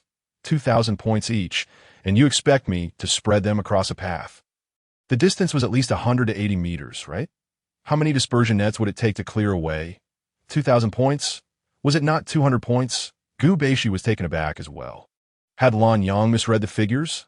Lan Yang, astonished, displayed his Ring S screen to Gu Baishi. Could the system even differentiate prices for individuals? Was it a case of big data exploitation? It's a 9-star master. Jiang Sun interjected, his gaze laden with complexity. In a team with a 9-star master, the prices of all items during the mission are tenfold. The gravity of Jiang Sun's words sank in that a 9-star master was an unparalleled entity within the Alliance. With perhaps only 6 existing among humanity, the Academy mentors had long suspected that someone of Mo Lan's caliber could not possibly lack a background, yet they had not anticipated the depth of his connections. While they were busy flaunting their abilities to attract Lan Yang, they had no idea he was the disciple of a 9-star master, someone who had seen it all. Mo Lan, however, was solely inclined to curse. This system is absurd. Is it a crime to have a 9-star master on my team? Why does it feel like this unfortunate system is trying to sabotage me? Gu Baishi sighed. There truly seems to be no way out. Both the teacher and I are gravely injured, and our spirit power is unlikely to recover soon. In no way. I did not come here to accept defeat. Mo Lan scoffed. Feeling indignant, he leaped into the fray of bloodthirsters below. Exclaiming light, brilliant white radiance materialized in the air. Lan Yang. The light can only slow their movements. It cannot kill them. Only holy light can do that. Jiang Sun hastily reminded him. Mo Lan, however, paid no heed, channeling the spirit power of the blazing flame spear into a relentless barrage of strikes. He was a man who had carved a path through a pack of wolves. Although the bloodthirsters possessed far greater combat prowess than the Grey Wolves, Mo Lan's flurry of thrusts could still claim several lives. After a moment of explosive action, Mo Lan leapt once more onto the chandelier, while below, the bloodthirsters desperately craned their necks, extending their claws, but unable to reach those perched above. Lan Yang, your power is far too scattered. Jiang Sun, accustomed to his role as a mentor, could not help but voice his critique, fully aware that he was being rescued. If only he possessed the spirit power that Mo Lan wielded now, the enemies below would have been vanquished long ago. However, this lad's spirit power was somewhat terrifying. Was this truly the magnitude of force that could be unleashed with over 5,000 spirit units? Had he concealed his true strength during the assessment? I haven't learned any combat techniques. Lan Yang exclaimed helplessly that I truly don't know how to fight. Jiang Sun's eyes lit up. Watch closely. In the next moment, Jiang Sun stood atop the massive chandelier, his feet positioned apart. The dwindling spirit power flowed within him in a wondrous manner, his hands poised in an attacking stance, a surge of energy coursing from his toes to his palms. One breath to the sky. Nearby, Gu Baishi, perched precariously on the swaying chandelier, could not help but remark, "Teacher, isn't it a bit late to start from the basics now?" Little did he know, Mo Lan was fixated on Jiang Sun's movements. Forgetting to blink, as if a long-sealed door in his mind had finally creaked open. For a full 3 minutes, Mo Lan remained motionless, while Jiang Sun did not disturb him. Suddenly, Mo Lan sprang to his feet and leapt down once again. One breath to the sky. Thousands of spirit units erupted forth as Mo Lan landed and thrust his spear, carving a 20-meter path through the throng of bloodthirsters. This was impressive, were it not for Gu Baishi's long-standing composure. He would have surely erupted in expletives at this moment. This how you repay your brother's excellence. It makes my role as the chief quite challenging. One breath to the sky was a fundamental, yet immensely practical spear technique. In its complete form, Gu Baishi could wield it with equal prowess to Mo Lan. However, to achieve such mastery, he, heralded as the strongest genius in history, had practiced it millions of times. Yet this Lan Yang had merely observed once. Was there no consideration for others' livelihoods? Mo Lan's eyes sparkled with excitement. He had not anticipated combat techniques to be so effective. The aristocrats of the Blood Clan, possessing exceptional qualities, traditionally shunned the study of combat skills, while the weaker humans excelled in this regard. Unable to contain his enthusiasm, Mo Lan shouted, "Teacher Jiang, do it again!" Jiang Sun, equally exhilarated, recognized this lad as a true genius, as the Academy's premier mentor. He was not one to discriminate. Every vampire hunter was his student. Watch closely. With a leap, Jiang Sun followed the brief path Mo Lan had carved, mustering the last remnants of the spirit power he had intended for a mutual destruction explosion. In his hands, a light spear materialized, his body trembling as he unified all techniques into one. This single shot embodied a completely different essence than one breath to the sky. The latter was characterized by an unyielding momentum, while the former drew all forces together, enveloping everything in its vicinity. Even with little spirit power remaining, Jiang Sun's mastery allowed him to surge forward for another 20 meters. However, due to the intense concentration of power, the bloodthirsters quickly swarmed him. Mo Lan hesitated no longer and thrust his spear once more. All techniques unite. The bloodthirsters, being vampires stripped of their intellect and reduced to mere bloodthirsty instincts, cannot be slain unless directly struck head-on. But Mo Lan's thrust was sufficient to clear a path through the throngs that Jiu Beishi, not one to be foolish, had long since trailed behind. The three of them, relying on Mo Lan's impromptu learning, covered a full 80 meters as they burst through the door. Jiang Sun flung out his final dispersal net, exclaiming excitedly, "Retreat!" However, Mo Lan was unwilling to comply. "Retreat? Don't be ridiculous. I save you. Yet you offer no rewards." The system interface unfurled before him. Mo Lan had expended a full 4,000 points to purchase 2 dispersal nets, sealing the door completely. The bloodthirsters jammed the entrance, creating a chaotic bottleneck. "Lan Yang, what are you doing?"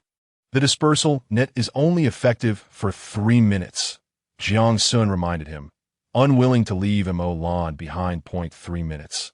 "That's more than enough." Standing amidst the mist outside the door, Mo Lan raised the blazing flame spear. "Light." Jiu Beishi frowned. "Junior, didn't we say that light can only—" Before he could finish, Mo Lan's spear erupted into a beam of light, soaring skyward.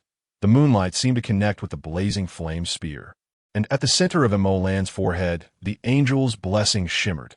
Holy light centered around Mo Lan. A dazzling radiance spread like wildfire. Chapter 65. You must pay to pet the dog indeed.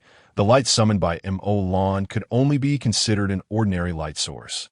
But in his hands, the blazing flame spear was a genuine artifact, and the blessing of the angel adorned his brow. Within him coursed the blood of an angel. Through the moon, Mo Lan successfully transformed his light into holy light. Vast swathes of bloodthirsters began to melt away. Jiu Beishi stared in astonishment at Mo Lan's display of power. Holy light, an ethereal illumination that only divine beings or a select few blessed by angels could manifest. "Lan Yang, how is this possible?" Jiang Sun was perplexed. Yet he understood that this individual was undeniably a vampire. But how could a vampire not fear the holy light and instead summon it in that instant? Even the battle-hardened Jiu Beishi felt utterly bewildered. "Lan Yang, who exactly are you?" Just then, Jiang Meng and Jiang Meng arrived, equally dumbfounded by the sight of Mo Lan, who appeared as a deity, their jaws agape. He was this powerful all along. Exhausting the last vestiges of his spirit power, Mo Lan exhaled deeply, feeling a surge of relief. A horde of worthless mongrels had dared to threaten him. They would be entirely eradicated. "Do you see? This is the realm of the strong." Turning cheerfully, Mo Lan issued an eviction notice. "Teachers, you and the senior should return now. I will wait for my esteemed predecessor." Unbothered by any further conversation, Mo Lan was eager to check his points. 100 points. My heavens, I've struck gold. Once Jiang Sun and his companions departed, Mo Lan leapt onto the rooftop, eagerly opening his task system. 0.88870 points. Incredible. To level up to 3 requires only 5,000 points, and to 4, merely 30,000 points. With the holy light, I have become a windfall. Rushing to the task exchange rewards, Mo Lan recalled how the rebound shield had played a crucial role in his battle against the 3rd-level Blue Wolves, filling him with confidence in the task exchange. However, to his surprise, this time there was only one option presented to him. 4th-level Beast Windtrack Eagle Crystal, 80,000 points. What is this? A mere crystal demands 80,000 points. Having previously acquired a third-level crystal, Mo Lan did not perceive the fourth-level crystal as being worth such a sum. Just as he contemplated dismissing it, Song Ji's voice chimed in. Exchange it, it's quite rare. The system recognized your need and provided this option specifically for you to... Mo Lan turned to Song Ge, who had mysteriously seated himself beside him. Is this due to our tenfold price cooperation? Of course not. The Windtrack Eagle seldom strays from the demon realm, residing on cliffs thousands of meters high, its speed matching that of the wind. Its numbers are exceedingly scarce. 80,000 points for a single crystal is not exorbitant. Mo Lan, dissatisfied, retorted, the issue is not whether it is expensive or not. Why must I purchase a demon crystal? 80,000 points. If I add another 20,000, I could elevate from 4 stars to 5 stars. 5 stars, the Master Hunter. Song Ge firmly grasped Mo Lan's hand, preventing him from closing the exchange interface. Don't you understand? Feed your spear. It was originally yours. Who else would you feed? Mo Lan fell silent. His spear. Had Song Ge truly gifted him this artifact, the blazing flame spear? He seemed to recall such a statement made before. Yet even if it was a gift, using a 4th-level crystal to nourish, it was still exorbitant. What benefits could there be in feeding it like a dead dog? Song Ge smiled. The benefits are immense. The blazing flame spear does not consume crystals for naught after devouring your blue wolf crystal. It will inherit a trace of the storm attribute. If it gains the Windtrack attribute from the Windtrack Eagle, it could soar through the skies. Soar through the skies? You mean to fly? Mo Lan leaned forward. Exactly. You cannot spread your wings yet. So running around is quite a hassle. If you could fly, you wouldn't have been trapped by a horde of bloodthirsters for so long. That's 80,000 points worth buying a pair of wings. Absolutely. Mo Lan's eyes sparkled as he unhesitatingly clicked to exchange. The points instantly surged to 8870, and shortly thereafter, a smooth, azure demon crystal fell into Mo Lan's palm. The flame-burning heaven spear, resting nearby, leaped with excitement, swallowing the demon crystal, which Mo Lan had yet to fully comprehend, and then affectionately nudged his arm. This dead dog surprisingly exhibited a knack for being a lapdog, grasping the flame-burning heaven spear. Mo Lan exclaimed with some excitement, Hey, come take a look. In response, the spear shot up with a whoosh, and Mo Lan, caught unawares, lost his grip, tumbling heavily to the ground in a most undignified manner. Realizing he couldn't blame this fellow, Mo Lan begrudgingly picked himself up. After all, who could he fault for his inability to hold on? Never mind. With over 8,000 points remaining, he still needed to allocate 5,000 to reach 3 stars. And he couldn't be bothered to exchange the remaining 3,000 for anything. It was futile. He had become a big spender. He had grown indifferent to the smaller points. With this in mind, Mo Lan resolved to check the rewards offered by the Blood Clan's bounty system, but he held little hope for this wretched system, having been sorely disappointed by the ethereal promise of red gold he received from the last mission. Upon successfully completing the task of eradicating the bloodthirsty beings in the area, he finally leveled up to 9 stars, 2 in D level, receiving as a reward a lower-tier blood fang. The blood fang referred to the fangs of noble vampires, which were exceptionally rare due to the necessity of extracting them from a living host. A vampire stripped of its fangs would inevitably perish in agonizing hunger, rendering them extraordinarily precious. The blood fang retained some of the original aura of the vampire, serving as a deterrent. The bearer of a lower-tier blood fang would not be proactively attacked by vampires of lower noble rank, functioning similarly to a talisman. Thus, if I were to emit a trace of bloodline aura, those bloodthirsty beings would refrain from attacking me. As Mo Lan contemplated the description of the blood fang, a sudden realization struck him. Song Ge stood nearby, smiling enigmatically and nodding. Damn it, Mo Lan felt an urge to slap himself in frustration. How could he have forgotten to suppress his bloodline?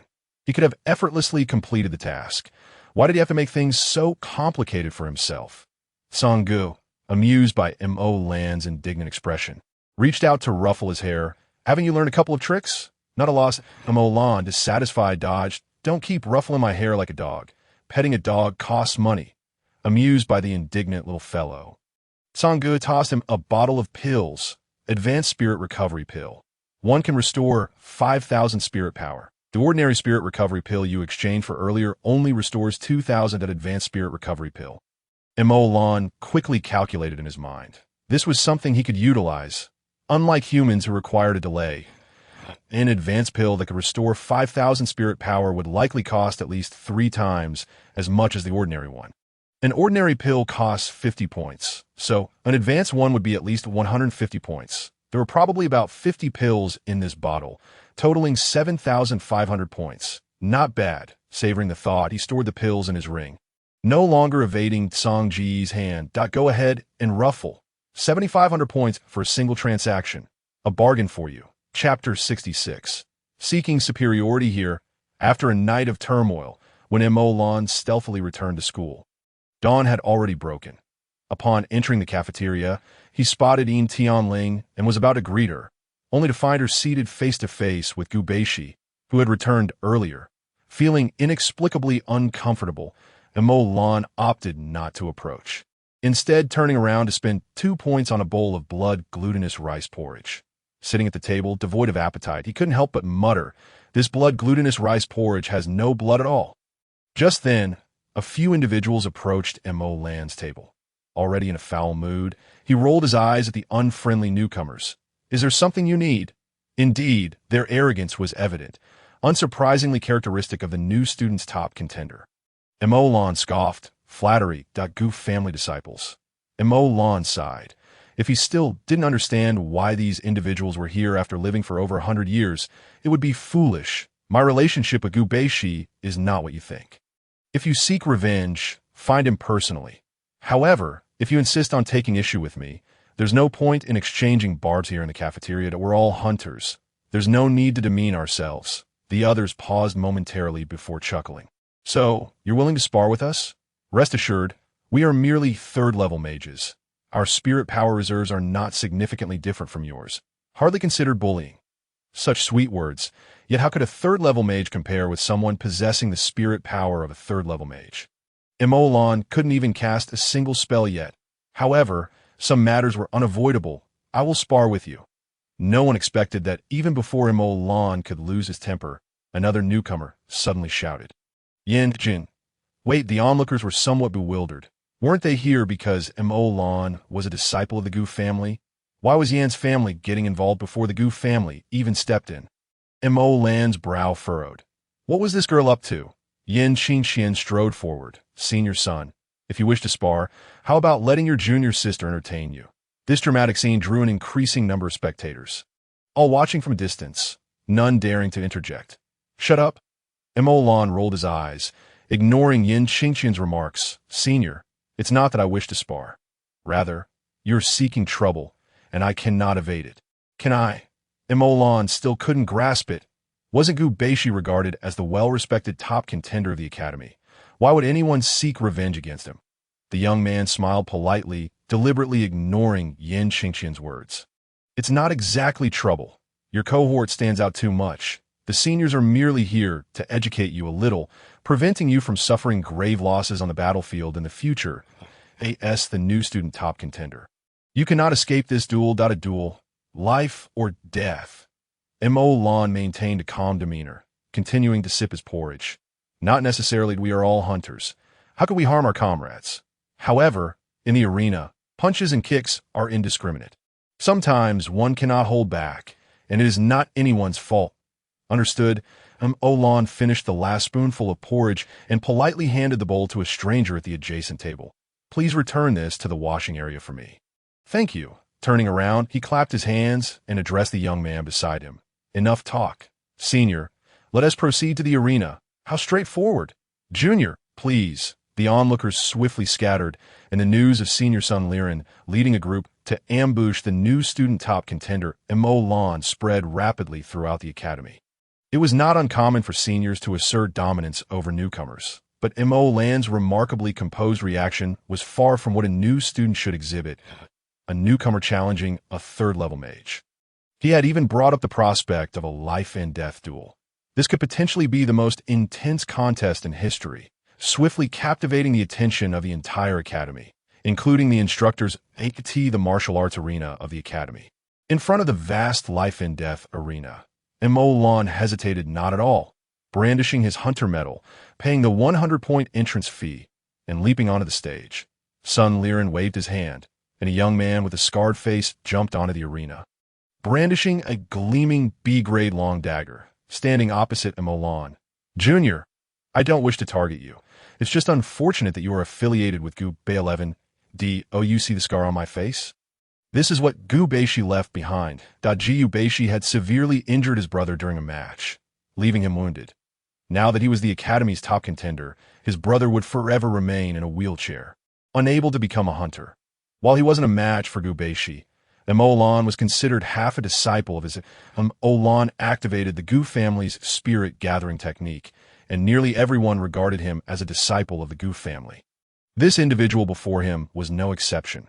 They had no grounds to seek revenge against Gu Beishi, so they could only vent their frustrations on Moln. Olan unsheathed his flame-burning heaven spear, creating a dazzling display. Enough with the idle talk. You're just itching for a fight, aren't you? Essentially, you believe I'm an easy target, right for the picking? Go ahead, let us get this over with, having spent little time in the human realm. He had picked up quite a few curse words. An icy resolve settled in Lan's heart. If they wished to treat him as a soft target, he would show them what it meant to be granite. In that case, Junior, I apologize. The young man's dagger hilt glowed with blue light, and a lightning magic circle materialized instantly. He had witnessed Lan's performance during the Academy's entrance examination and was aware of his formidable close combat skills. Therefore, he had already prepared a rapid lightning spell from the outset. Third-level magic. Lightning Dragon. A streak of white light arced across the arena. Before the instantaneous magic even landed, Lan's figure had already crossed past the young man. Arriving behind him, with a single burst of energy, what era was it, where one dared to compete with a vampire in speed? The slender flame-burning heaven spear pierced through the young man's heart. By the time the instant magic landed, the young man fell with a face full of unwillingness. The crowd, gathered beneath the arena, fell into an eerie silence, in the blink of an eye. Someone had died. They were comrades, after all. This Emolan showed no mercy whatsoever. Next, with a flick of his weapon, Emolan did not spare a glance at the lifeless youth whose eyes remained stubbornly open.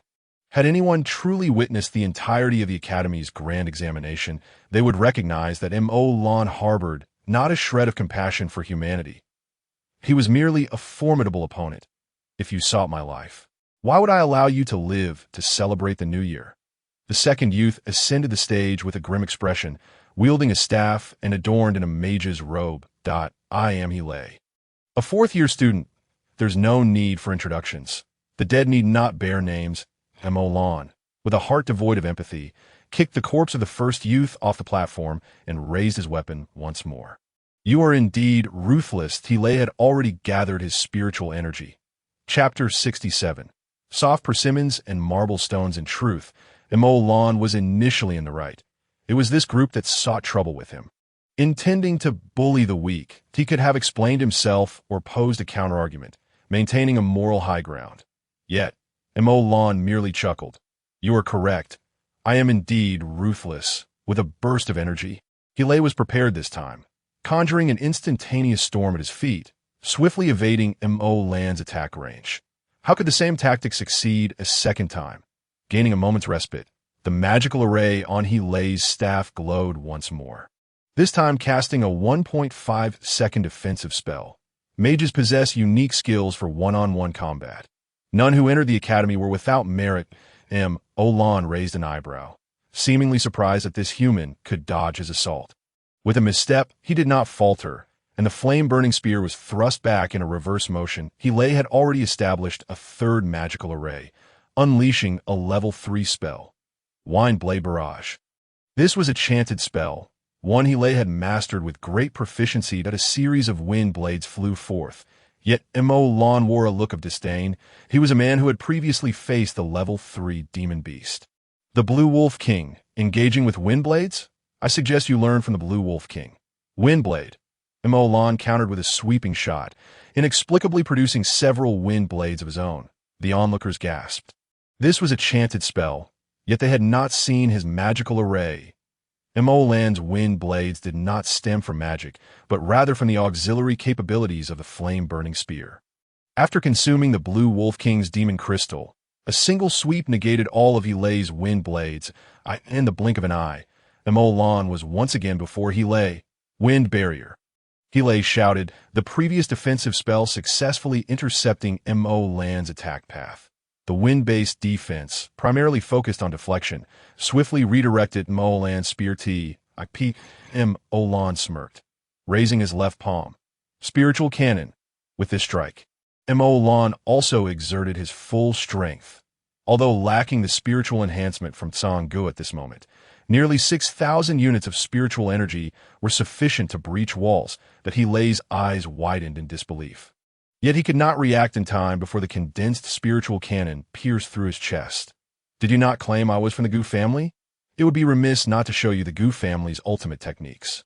2 battles, 2 deaths. Next, Mo Lan's expression remained unchanged as he glanced toward Sun Liren, who was indeed a level 4 mage, though it remained uncertain whether he intended to send more cannon fodder forth. Nor did he know if any more cannon fodder would dare to step up. Sun Liren looked towards the third individual, who nervously averted his gaze, then feigned indignation. How can a mage duel with a knight? If it were a team battle, Mo Lan, with a brazen attitude, retorted, enough with the nonsense. If you're not afraid of death, then step up. If you're scared, hold your tongue, keep talking, and I'll jump down and kill you. Sun Liren could no longer contain himself. Lien Yang, you are utterly arrogant. These individuals are exceptional hunters who have contributed greatly to the Alliance. How can you treat them so? Hunters take pride in dying on the battlefield. Not a single hunter fears death. Yet why must the sparring between comrades be so focused on targeting vital areas? A farce. Contributing to the Alliance? Pray tell, how many stars are you hunters? Do you dare claim to have contributed to the Alliance? With your meager abilities, have you ever slain a vampire? I do not target you alone. I speak of all present. You are all worthless. Mo Lan sheathed his weapon and approached Sun Liren, looking down upon him from the platform. I have slain more vampires than you have ever seen. Seeking superiority here, do you think you are worthy? Put away your senior airs. Do not presume that I fear you simply because you are a level 4 mage. Speak further, and I shall kill you as well. Sun Liren's expression shifted, and he shouted, arrogant. As a freshman, what right do you have to boast of your accomplishments? Before he could finish, Mo Lan countered, throwing his hunter's medal. Open your eyes and see clearly. Do I not possess this qualification? Countless voices gasped. A 3-star hunter. How could this be? Lien Yang had only been enrolled for a few days, and with the grand examination, he had barely had a month. Yet in such a short time, he had already achieved the rank of 3-star hunter. Little did they know, had Mo Lan desired it, he could have easily been a 4-star hunter. You must be lying. There must be some trickery involved.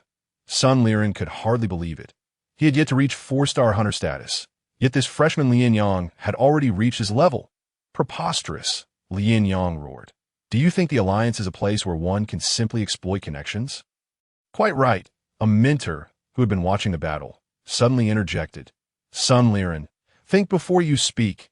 But Lien Yang, who permitted you to casually initiate a life-and-death duel. What? Mo Lan was taken aback. Was permission necessary to initiate a duel? Hadn't he simply swept the stage clean? This mentor seemed to have a hidden agenda, appearing to support him while simultaneously seeking fault. The mentor continued, a 3-star hunter is a hunter's honor. Yet it is not your license to act recklessly. To unilaterally initiate a life-and-death duel without permission is a blatant disregard for school rules. Lien Yang had indeed never perused the thick tome of the Hunter Academy's regulations. However, others were well aware that a 3-star hunter could independently open the dueling stage, yet a life-and-death battle required the mentor's approval. That I permit it. From a corner, a disheveled voice suddenly captured the attention of the entire assembly. Lu Changsheng, clad in his usual oversized slippers, approached. I authorized him to hold a life-and-death duel. What of it? Teacher Lu, how can you allow students to engage in such lethal combat? The mentor furrowed his brow. Initially, he had felt some sympathy for Lien Yang, knowing that he would likely be severely beaten. However, he had not anticipated that Lien Yang would be so ruthless. not only avoiding a severe beating, but also slaying 2 3-star hunters and daring to provoke the 4-star Sun Liren. Such audacity could not go unpunished that Liu Changsheng disregarded the mentor's balancing theories. Enough with the useless chatter. When friends arrive, we celebrate. When enemies come, we strike them down. If you have the guts to seek trouble, you must also bear the consequences of your failure. Look at you all, so used to being coddled, acting tough in your own nest. If you have the ability, go hunt vampires. Mo Lan stared in bewilderment at Liu Changsheng, who had unexpectedly come to his aid. Hadn't he offended this old man? Why was he helping him? Did he see his 3-star hunter medal? Indeed, Liu Changsheng had arrived early and had remained silent. While his thoughts were not as rigid as those of the other mentor, he did not intend to let a group of young hunters intimidate him. However, upon seeing Lien Yang's 3-star hunter medal, Liu Changsheng changed his mind. Chapter 68. The stubborn Lien Yang. He understood well the effort required for Lien Yang to achieve 3 stars. Lien Yang had certainly hunted vampires. Just yesterday, it was unexpected that this child, who had refused to back down, had gone off to hunt vampires alone. With this thought, Liu Changsheng felt a sense of pride. He did not require his students to show him respect through words. As long as they accomplished tangible results, they were good students. Lien Yang was indeed his disciple. Another female mentor could not help but chime in. I believe Lien Yang is justified. How can one repay kindness with malice? Those who refuse to acknowledge their inferiority generally do not survive long. With the first voice defending Mo Lan, soon other students and mentors began to chime in. Hunters are not solely engaged in infighting. Many traverse the edge of life and death, and how could they lack a sense of balance? Liu Changsheng paid no heed to the female mentor's support. Instead, he retrieved Mo Lan's medal from Sun Liren and called out, Lien Yang, let us go. The gathered students parted, creating a path. Lien Yang was a harbinger of death. The pressure from earlier still lingered. At that moment, who would dare provoke him? Mo Lan remained non-committal, internally mocking Liu Changsheng for being a steadfast bachelor. He offered a grateful smile and nod to the female mentor before swiftly descending from the stage, hurrying to follow Liu Changsheng. Hey, old man, what are you doing?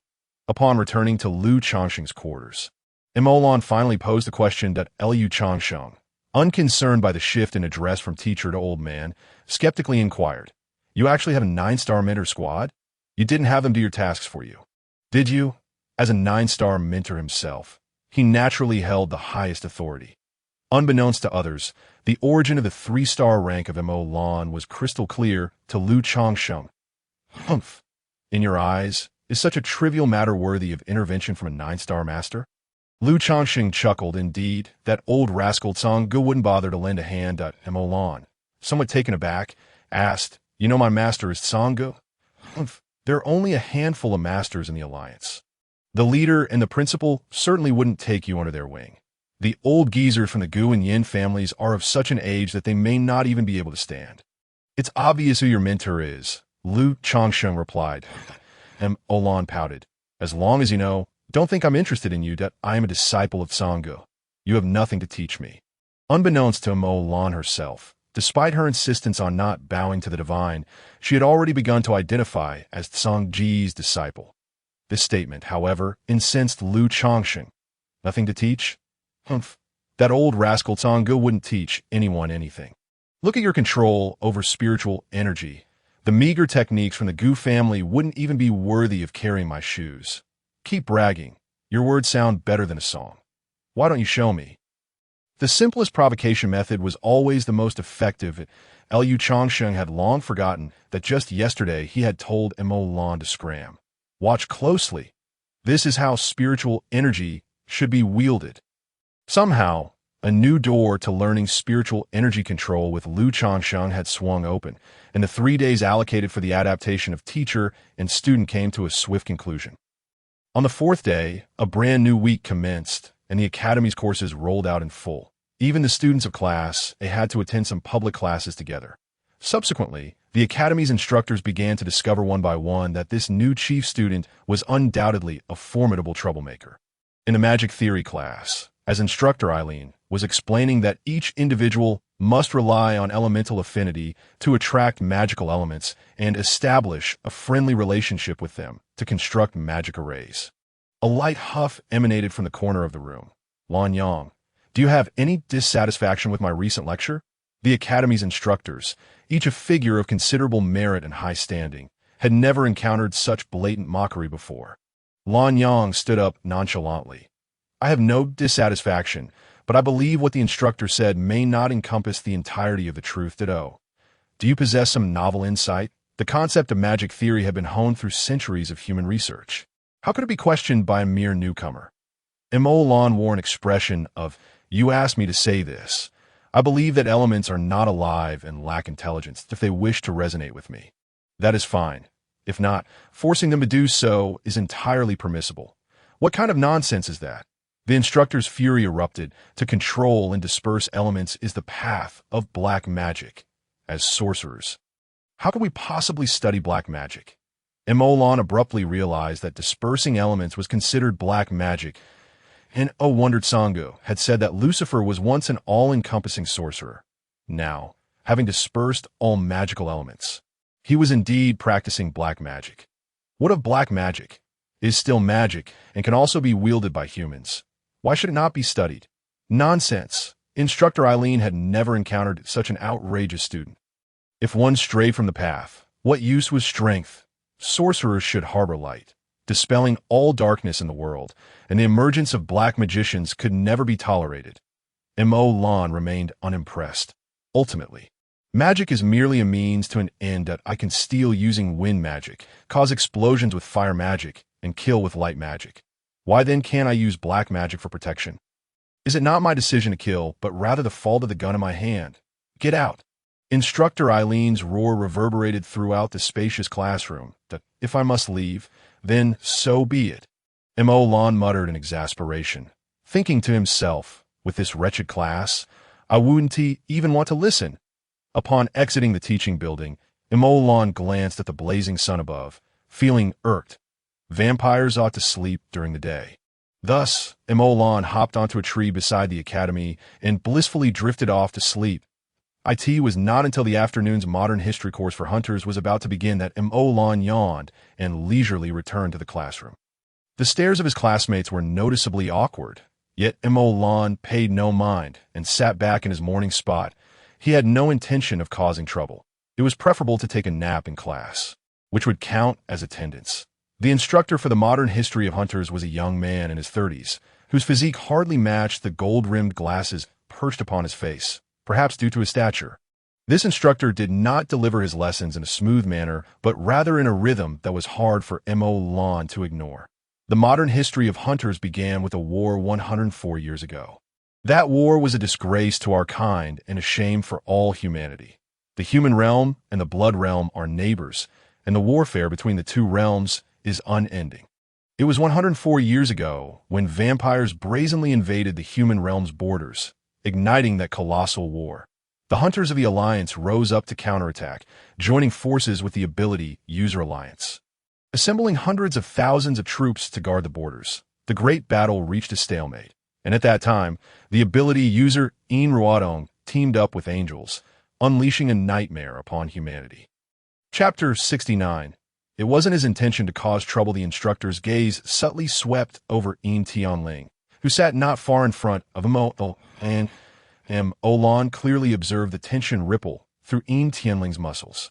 The instructor continued, In Ruodong possessed the powerful desolation ability, indiscriminately slaughtering tens of thousands of enemies on the battlefield, inciting the vampire's wrath.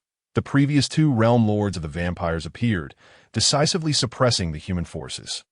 The human realm faced a crushing defeat, and to protect more innocent lives, was compelled to sign a series of unequal treaties. For a century, humanity has struggled to survive under these oppressive treaties, forced to cede rights over their own territory to the vampire nobility.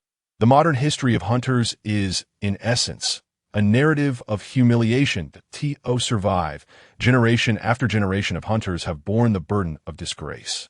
As the origin of this malevolence, In Ruodong was thereafter confined, compelled to pass on her bloodline, leading to the formation of the current In family. The orthodox abilities of the Yin family were originally those of decay. But every few decades, a child awakening the desolation ability would emerge, serving as a constant reminder of humanity's past shame. With all due respect, what does your disgrace have to do with the desolation ability? Lan Yang could no longer contain himself. Standing up once more, it's not that I wish to stir trouble. It's that this group of people lacks reason. I articulated a perspective to instructor Eileen this morning, and I shall reiterate it to you now, whether it is magic or ability. They are merely tools in one's hands. Possessing a knife does not make one a criminal.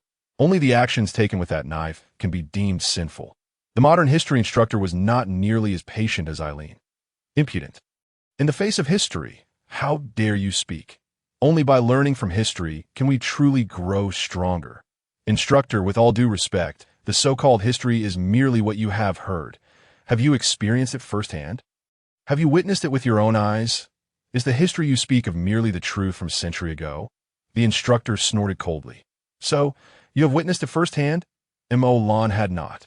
He had not yet been born in that year, and thus knew nothing of it. However, he need not have witnessed it. He was most familiar with Su Zimo, who had been a participant in that war. He had once been ensnared by humans, his companions slaughtered, and he himself had been used as a bargaining chip before the opposing army.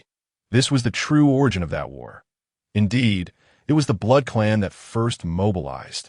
Yet it was merely an act of rage, driven by Su Zimo and the innocent deaths of those noble youths. The offspring of high-ranking nobles were incredibly precious.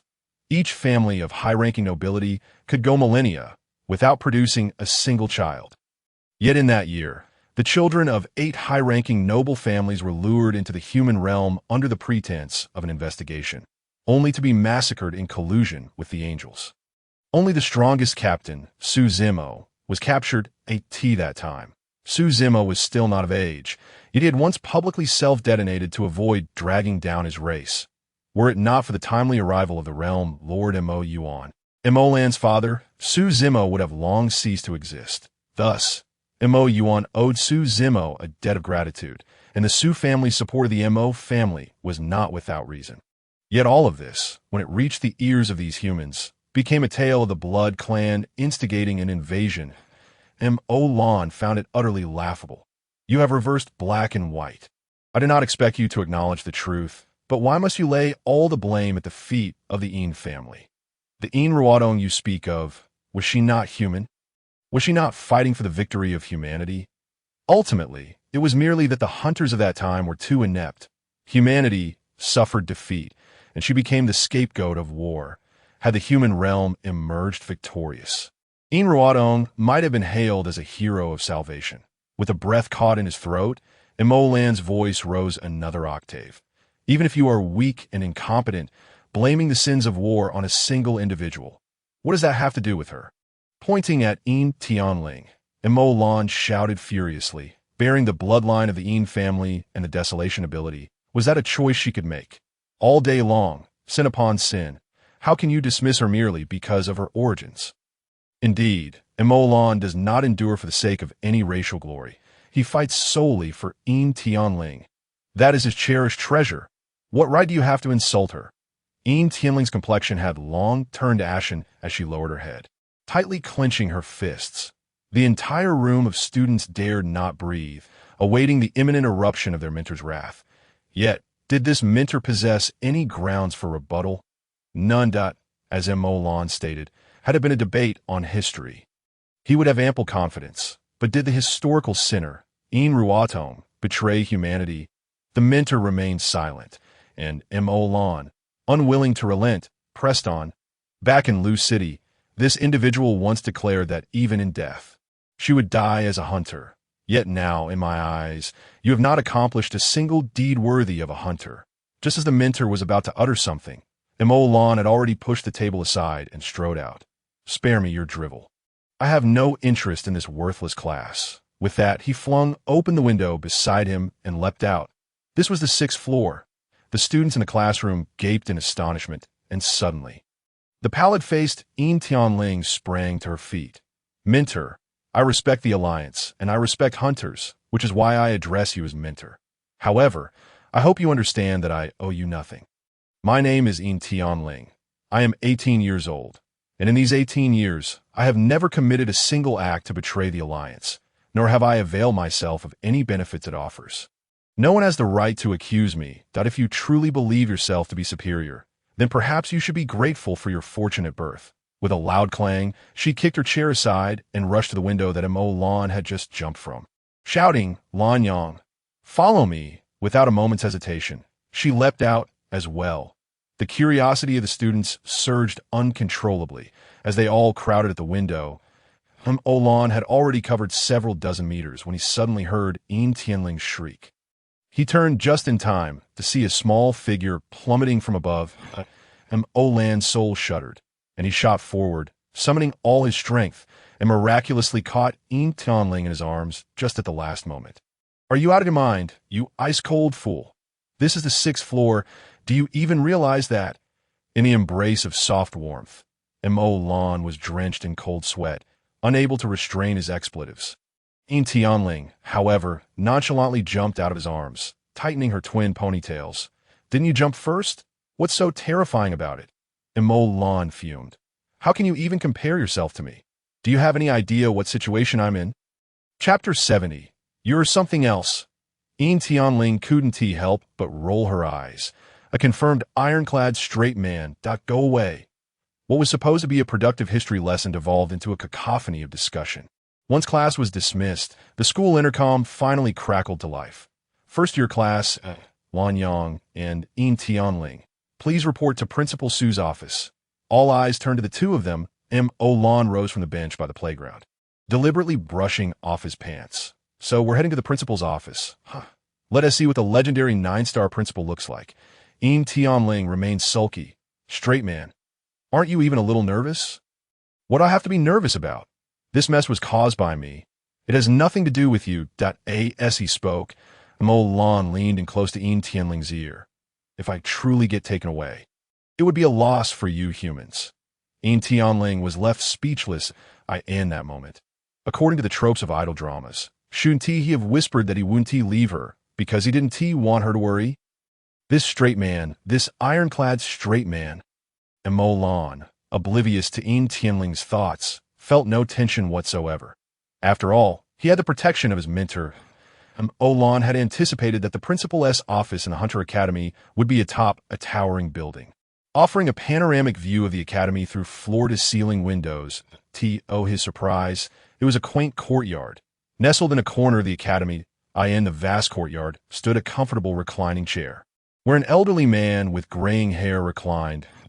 Mo Lan and Yin Tianling exchanged knowing glances, respectfully addressing him.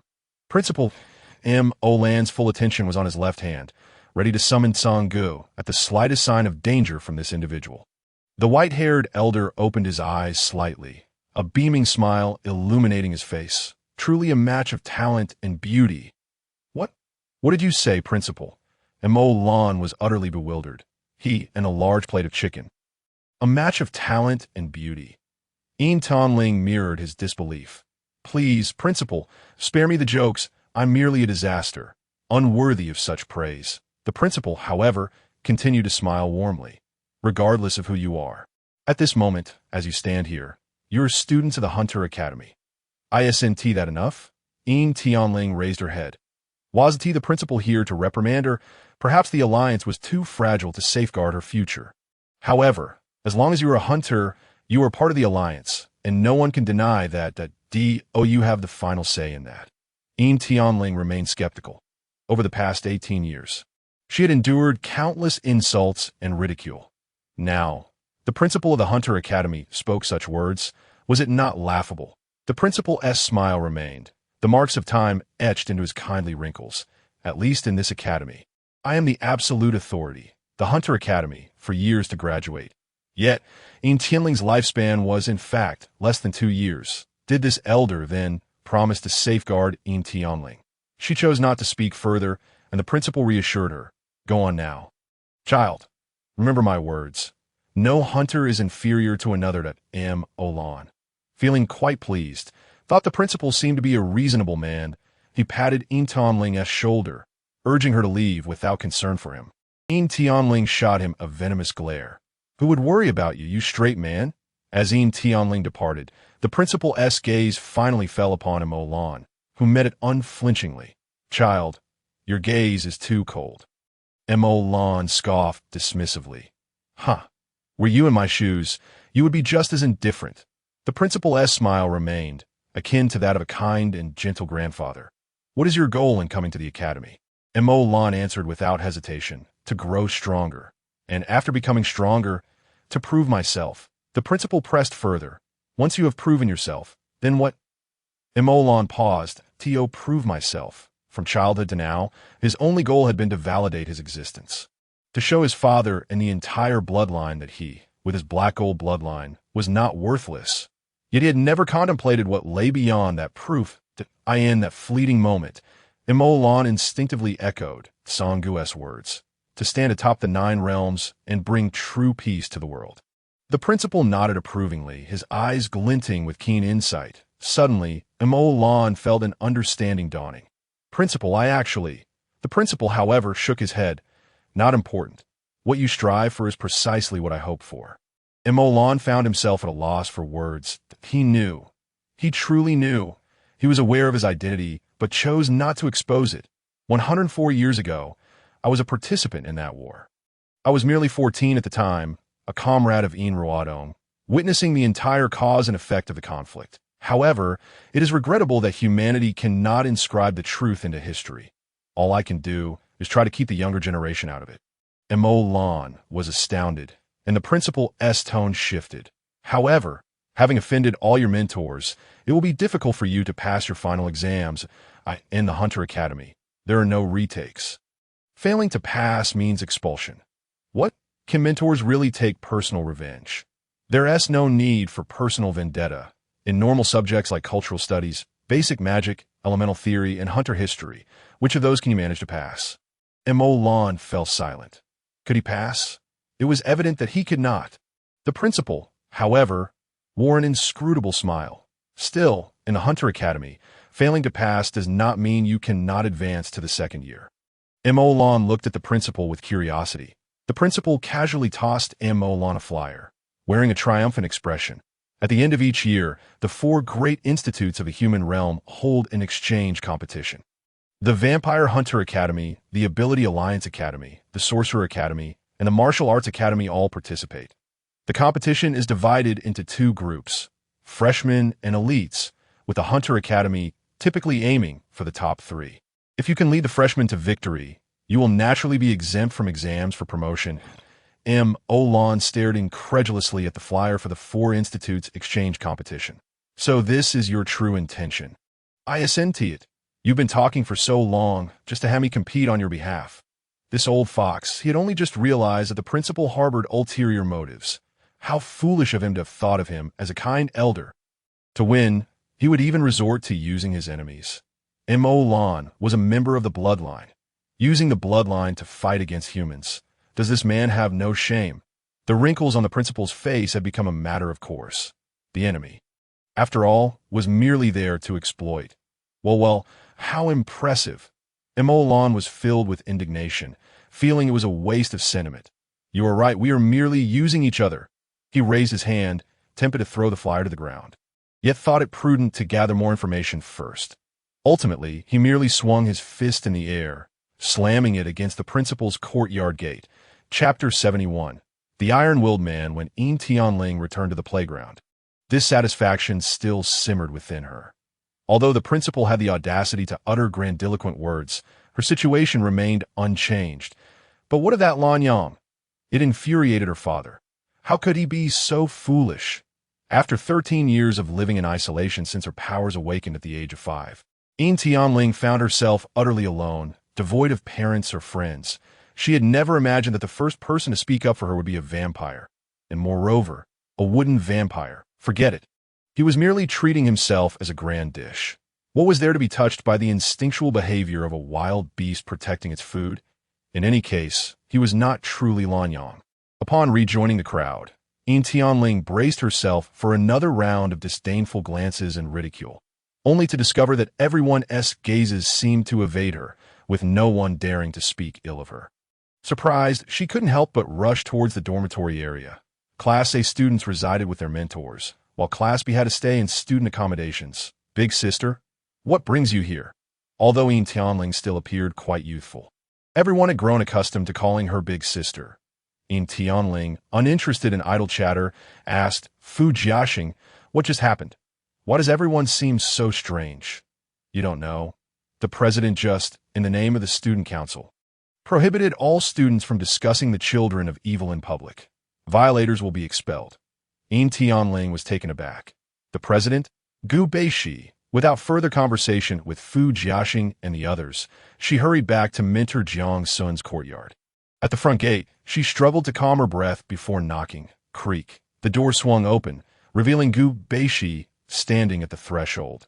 The evening sunlight cast a gentle glow around him, illuminating his figure in a warm light. His face adorned with a soft and refreshing smile. Junior sister, you have returned. Senior brother, I, Yin Tianling, seem to have much to say, yet I do not know where to begin. Gu Beishi noticed her embarrassment and would not press further. Today, I learned a simple yet effective first-level light magic for offensive use. Would you like to study it together? As a light magic user with a blessing attribute, Yin Tianling could naturally wield other forms of light magic. However, why would Gu Beishi, a level 4 magician, suddenly wish to study a first-level offensive magic? For you. You are my junior sister. If I do not look after you, who will? Yin Tianling finally felt a long-lost sense of idle drama. Nodding earnestly, meanwhile, Emo Lan remained oblivious to all that transpired. After examining the flyer, he found it to be a ridiculous trap. What was this inter-academy exchange competition? If you called it a sports event, it primarily focused on combat. If you termed it a martial arts arena, it also included a series of unrelated competitions like running and shooting. He had thought he would simply go and beat up some humans. But instead, he had to organize an entire freshman team. Forget it, he thought. There were still a few months left. He would deal with it then. Lanyang. After walking a short distance, Emo Lan was halted by a girl in a flowing white dress with long hair. Yin Qingxian, what do you want? Emo Lan felt a sense of foreboding. This girl wouldn't be looking for trouble again, would she? Although he had once forced her into signing a master-servant contract out of frustration. It hadn't led to anything significant. Hadn't she intervened when he was challenged by Sun Liren and the others? Could it be that he had said something inappropriate at that time? Yin Qingxian blushed. After signing the contract, her family had changed their tune, urging her to pursue Lanyang and praising him incessantly. Though she felt resentful, she also felt awkward. What did the principal want to discuss with you? Just a casual chat. Earlier in class, Lanyang scolded the mentor for Yin Tianling, and shortly after, the principal personally summoned him. What good could come of it? It's nothing. Just a casual chat that Mo Lan deflected, not wishing to divulge the matter regarding the inter-academy exchange. However, Yin Qingxian perceptively detected the underlying issue. He indeed had something to hide. What if he were to be expelled? She felt compelled to intervene. After all, if he were expelled, how could she continue her studies? Lanyang, it's all right. The principal is actually a reasonable person. Perhaps it's just because you clashed with a mentor that he needs to give everyone an explanation. Tonight, I will be participating in a hunter mission with my family to eliminate bloodsuckers. Once the task is completed, I will speak to them on your behalf. Our Yin family holds a certain standing in the alliance.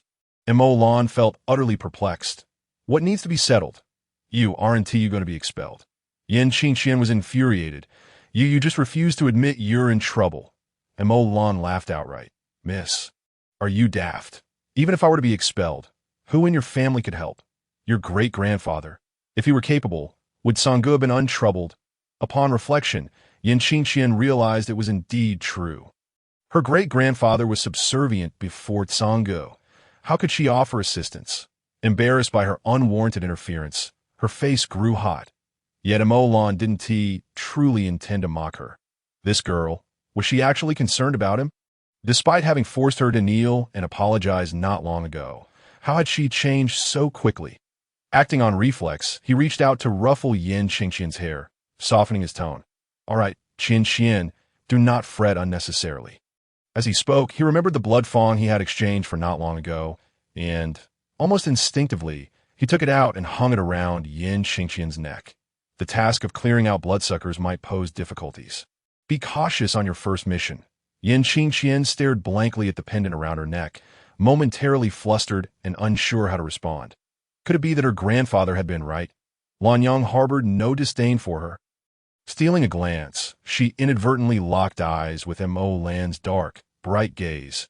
Realizing for the first time just how handsome he was, flustered, she fled without uttering a word.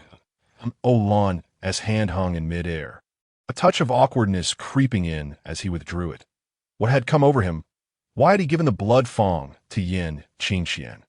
Hadn't he despised the notion of a princess body and a servant's fate? Yet at that moment, he had instinctively perceived danger and reacted accordingly. It must be due to concern for her safety. After all, she was his servant, and he couldn't let her perish so easily.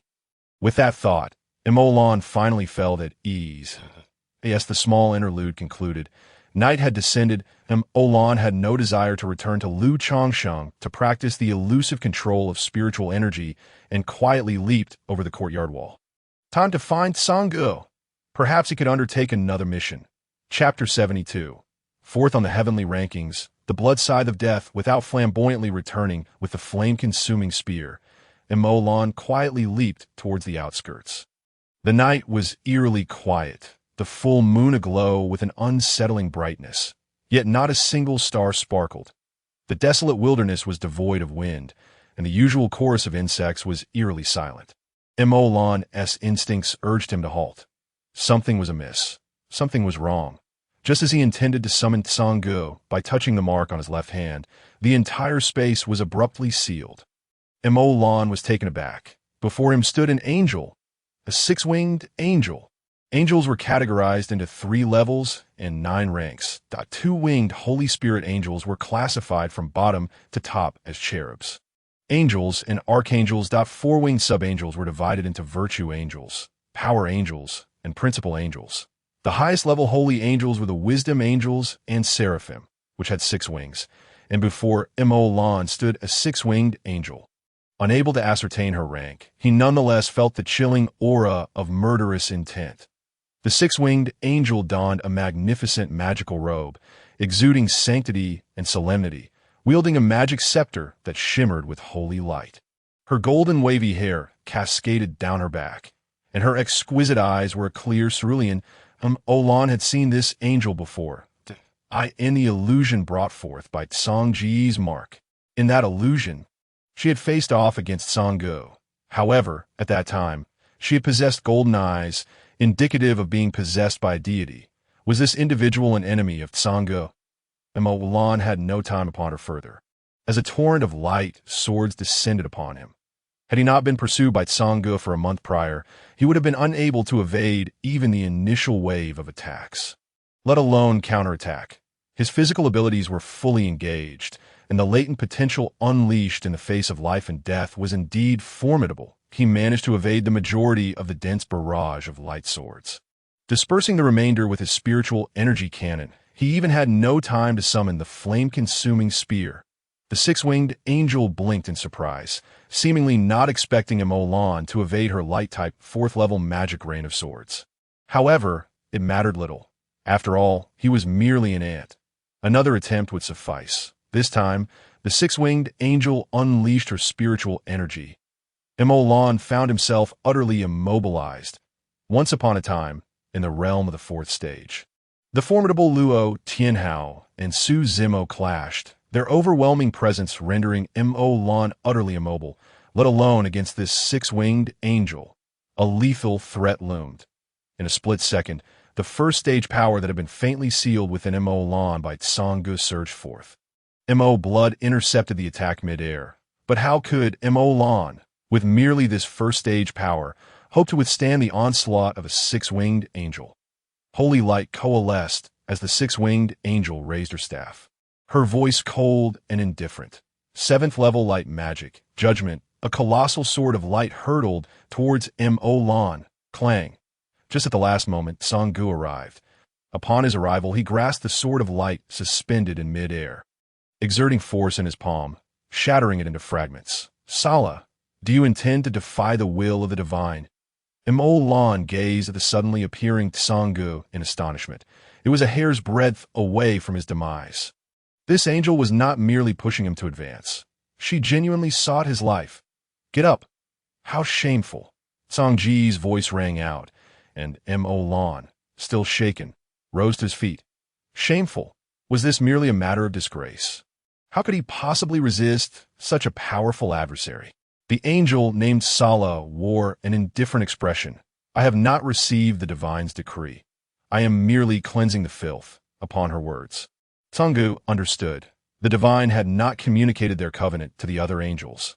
Filled with dissatisfaction, Sanggu raised his hand, summoning the flame-burning heaven spear back from Mo Lan's side into his palm, which transformed in an instant into a colossal scythe, the fourth artifact of the heavenly ranking, the blood scythe of death.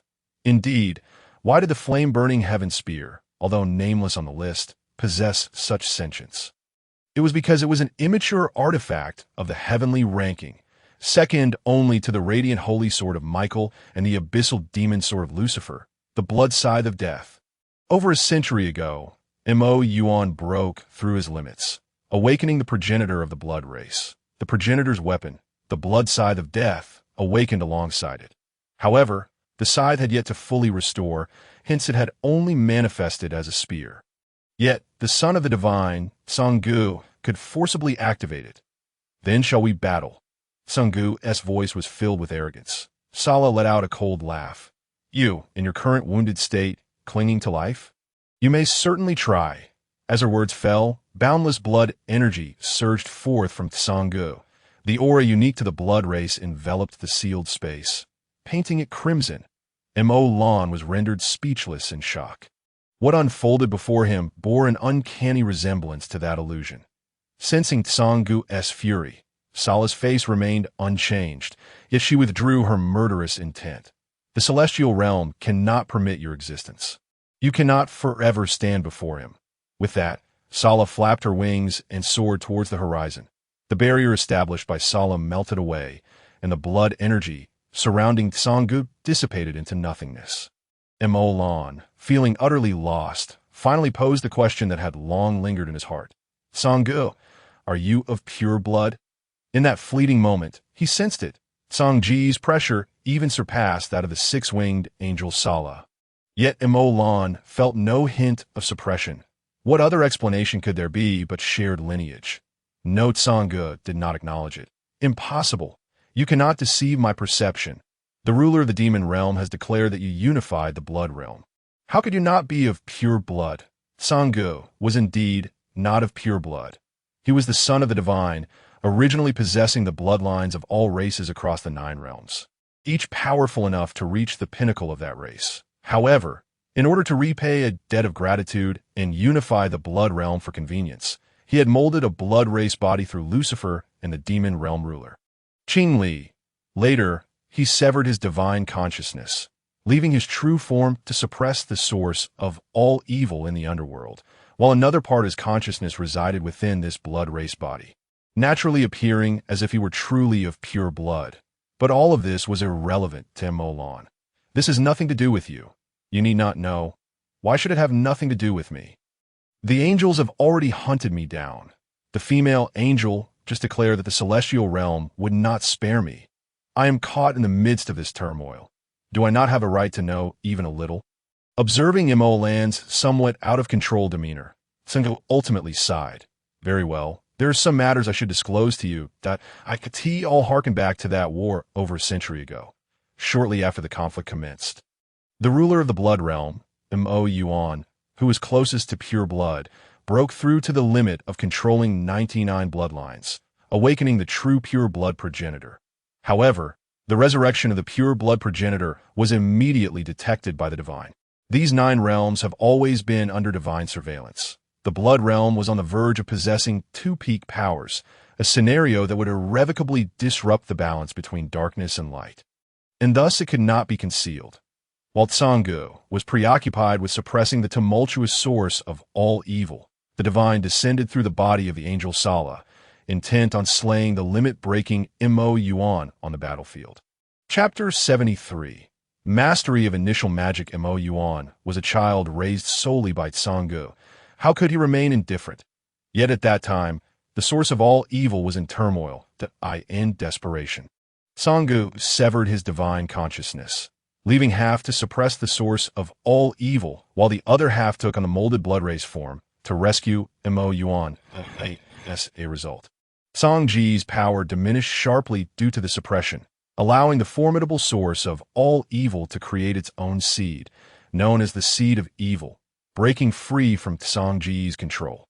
The independent seed of evil drifted through the world, and, as expected, chose the pure blood progenitor, born of darkness yet still weak, as its host. Mo Lan is the host of the source of all evil. A being birthed from darkness, the divine could not allow his growth. However, due to Song Ji's insistence and coercion, the divine ultimately relented, forming a covenant with Sanggu.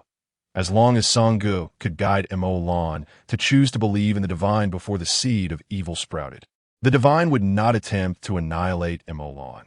Yet, this was merely a transaction from a cold-hearted deity. Until the transaction was fulfilled, the divine would not protect the progenitor Mo Lan.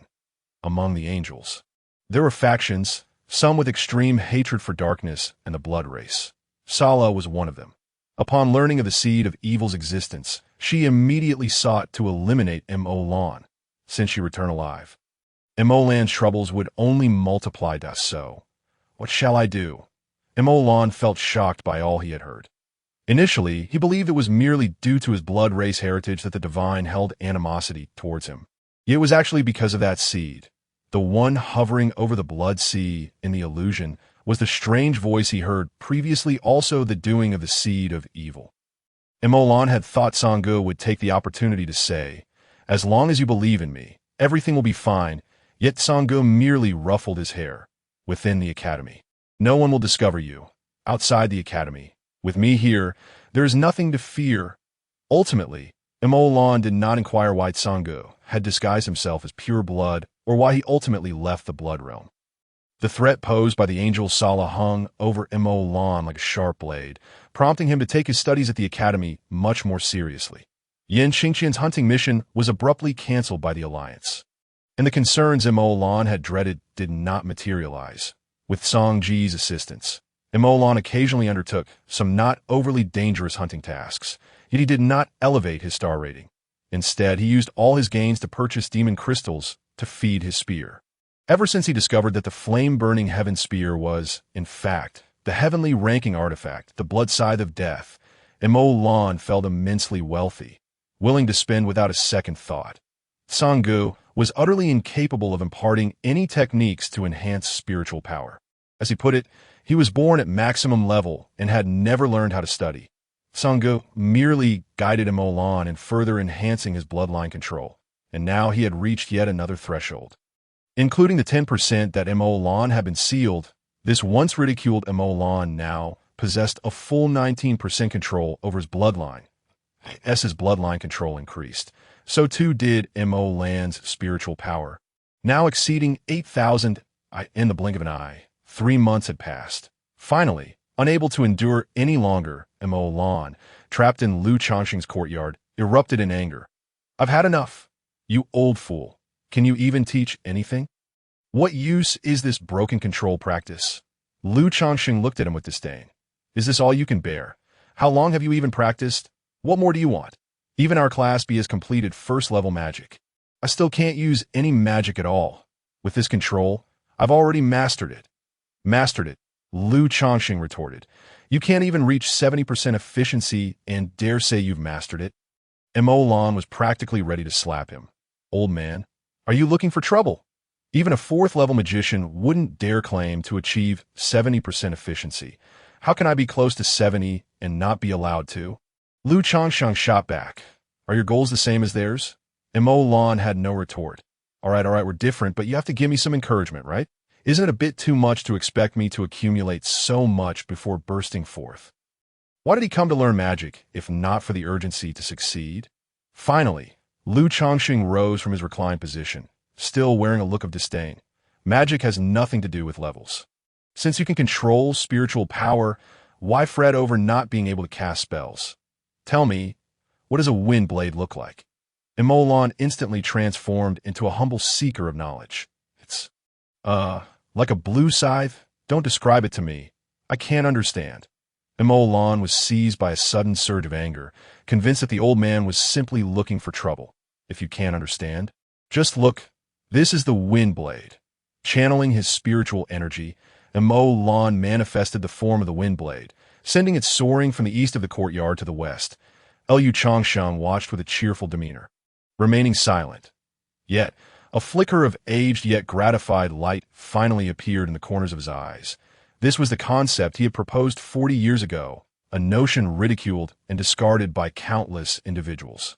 And now, through this student, Liu Changsheng finally glimpsed a glimmer of hope. Though faint, it had the power to dispel all darkness, and Mo Lan was momentarily taken aback, taking a long while to react. Is this magic? Indeed, was it not the third-level wind blade spell of the wind element? So this is what magic is. As long as he could envision it, he could wield it. This was the true path of magic. Ah, old man, I've learned magic. In his excitement, Mo Lan threw his arms around Liu Changsheng.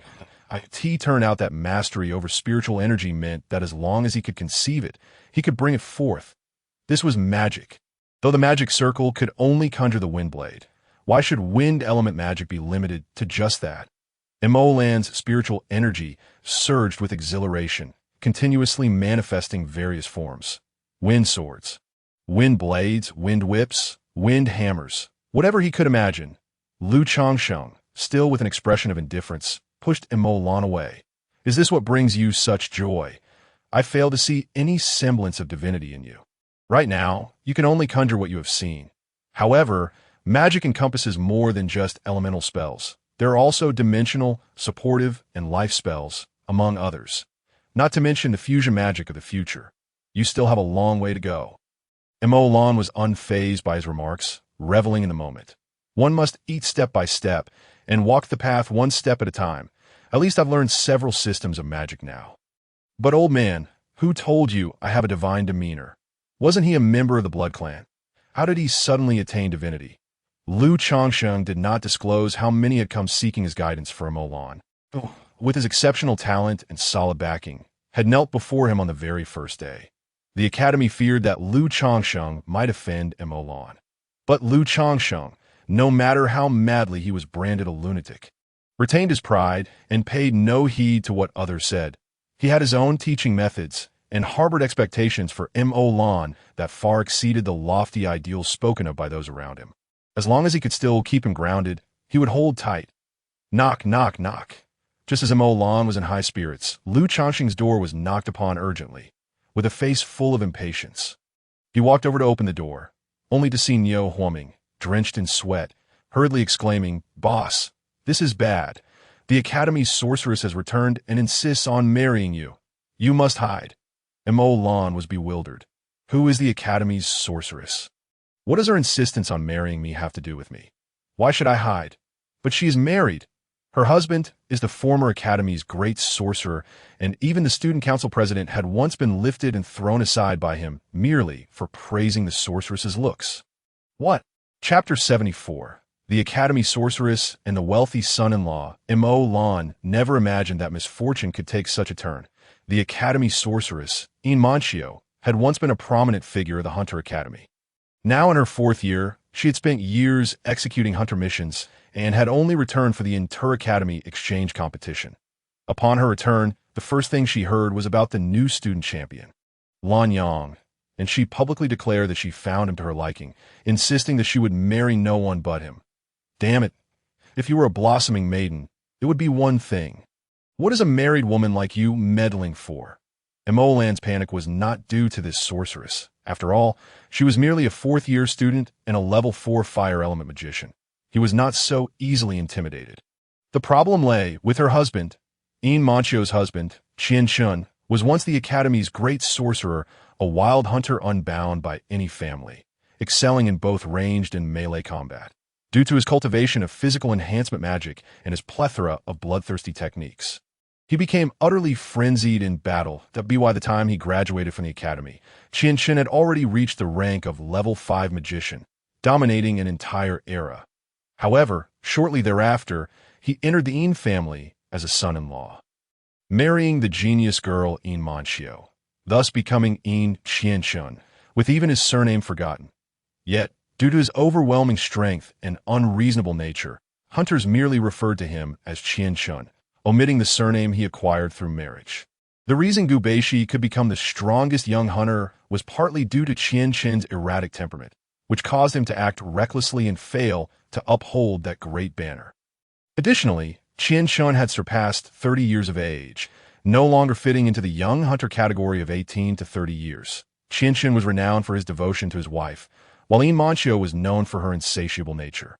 Many elite hunters had suffered dire consequences for praising her beauty, and had it not been for Qian Shin's numerous contributions to the Hunter Alliance, he might have been ostracized. And now, this woman's madness led her to openly declare that she would marry no one but him. Mo Lan felt as though he had 100 heads, wanting to cry yet finding no tears. There was no escaping this. Lu Changsheng, with an expression of amusement, left Mo Lan to resolve the situation himself. And Mo Lan had no choice but to step out of the courtyard, cursing him 1,000 times in his heart. What use is a teacher like you at such a critical moment? Though Qian Shun was petty, he was precise in his actions. While he had mercilessly defeated countless rivals in the past, he had never injured anyone to the extent that it affected their magical studies. Mo Lan had been the center of attention, and although he had moderated his flair in the past 3 months, he remained the most eye-catching among all the new students, now that someone intended to confront him. Many had set up their chairs, waiting to watch the spectacle done on the playground. The fire element magician Yin Manqiu was ablaze with flames, incessantly calling for Lan Yang to come out that a crowd of new and old students gathered at a distance. Yet no one dared to approach her, until a small figure with twin tails pushed through the crowd, brandishing a gigantic fire extinguisher, and marched straight up to Yin Manqiu, opening the valve. Puffed. Yin Manqiu, who had been so boisterous, never expected anyone would dare to take action against her. In the midst of countless astonished gazes, she was doused with a cascade of wet, sticky foam from the fire extinguisher. Yin Tianling, are you trying to die? Upon recognizing her cousin before her, Yin Manqiu screamed. Naturally, as Yin Tianling's older cousin, she recognized her. In fact, it was only after this cousin was expelled from the Yin family at the age of 5 that Yin Manqiu became the primary focus of the family as cultivation. Yin Tianling, unperturbed, tossed aside the fire extinguisher. Fire prevention and theft prevention are everyone's responsibility. Huffed. Mo Lan burst into laughter. This girl is something else. Yin Manqiu shot her a fierce glare, but chose not to quarrel with her pitiful cousin. Though she could easily reduce Yin Tianling to ashes with a mere flick of her hand, she merely clenched her teeth and punched the air in frustration before going to change her clothes. You wait, you little brat. Once Yin Manqiu left, Mo Lan slowly approached. You really dare to do that. Only you could come up with such a thing as a fire extinguisher. Yin Tianling rolled her eyes. What can't my dad do? The Yin family has been utterly disgraced by her. Pinching her round face, Mo Lan chuckled. You seem to have some feelings for the Yin family. Yin Tianling forcefully pushed Mo Lan's hand away. I have no feelings. My dad is just a cold magic machine. Although saved by Yin Tianling in public, it was clear that Mo Lan could not simply disregard the matter. Whether fortune or misfortune, one cannot escape fate. Having learned that Yin Manqiu was in the student council president's office, Lan Yang decided to take the initiative to pay a visit. Can you two resolve your marital disputes without dragging me into it? In the student council office, President Gu Baishi sat helplessly in a nearby chair, while Yin Manqiu lounged casually in the boss's chair, her newly donned qipao accentuating her mature curves, her feet clad in red high heels. Resting on the table, Mo Lan had previously encountered Yunya, the vampire noble of the red gold aristocracy, the true queen of flames. Would he truly be awed by such a low-tier version? President, may I ask who this senior is? Upon seeing Mo Lan enter, Gu Baishi's eyes lit up with relief. Junior Lan Yang, allow me to introduce you to our senior, Yin Manqiu, a fourth-year student and one of the main competitors in this inter-academy exchange. Greetings, senior, Mo Lan nodded, getting straight to the point. I've heard that your husband is exceptionally talented and quite unreasonable. With the inter-academy exchange competition approaching, I would be honored if the junior could receive guidance from your husband. Aren't we supposed to fight? Well then, I'll say we're going to fight. Is that all right? Even the seasoned Yin Manqiu was momentarily taken aback by Mo Lan's boldness. Junior, you have quite the spirit. I teed him, Olan nearly spat blood. Seriously, what? I've provoked you this much, and you just say you like it? Do you only like the dominant type? And Olan began to deeply reflect on whether he had made a strategic error. Perhaps kneeling and begging for mercy would have been the correct approach. Yet, the mere thought of such a scene, him kneeling on the ground while Ian Moncio extended her red high heel towards him, made him want to retch. Senior is just joking. I have someone I like. Olan diligently strove to control his expression, suppressing his emotions, resolutely refraining from taking action, that he believed in the principle of courtesy before conflict. Reasoning that even a perfunctory response would suffice. Ian Moncio found the situation amusing. Oh, is it Tianling? What? Why has it become Ian Tianling? Olan could hardly fathom the convolutions of this individual's thought process. Meanwhile, Ian Moncio pondered to herself. No wonder she advised me to be wary of theft and fire. This fellow never utters a word of nonsense that she concerned I might steal your heart. After a series of assumptions, Ian Moncio raised her delicate brows. But matters not. You may spend these 2 years with Tianling, and after that, you can enter the Ian family without feeling unworthy of me. Chapter 75. If you're unhappy, suffer in silence. After all, Ian Tianling only has a lifespan of 2 years. Why should she quarrel with her? Yet Olan was utterly incensed. What? Unworthy of you.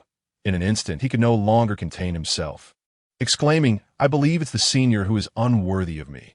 The final word was emphasized with such fervor that it radiated his profound disillusionment.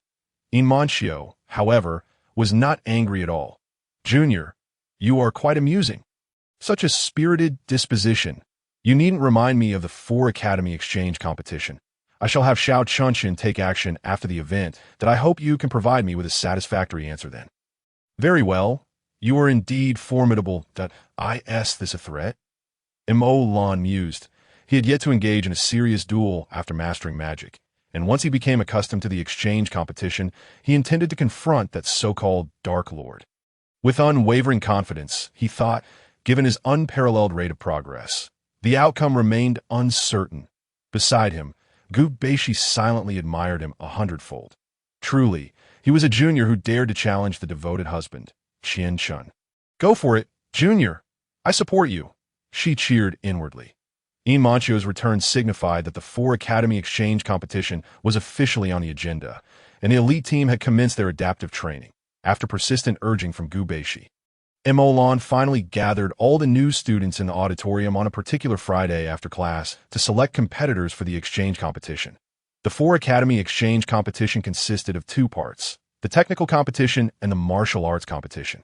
The technical competition included the 1,000-meter run, standing javelin throw, clay pigeon shooting, and obstacle course, which tested student speed, strength, control, and agility.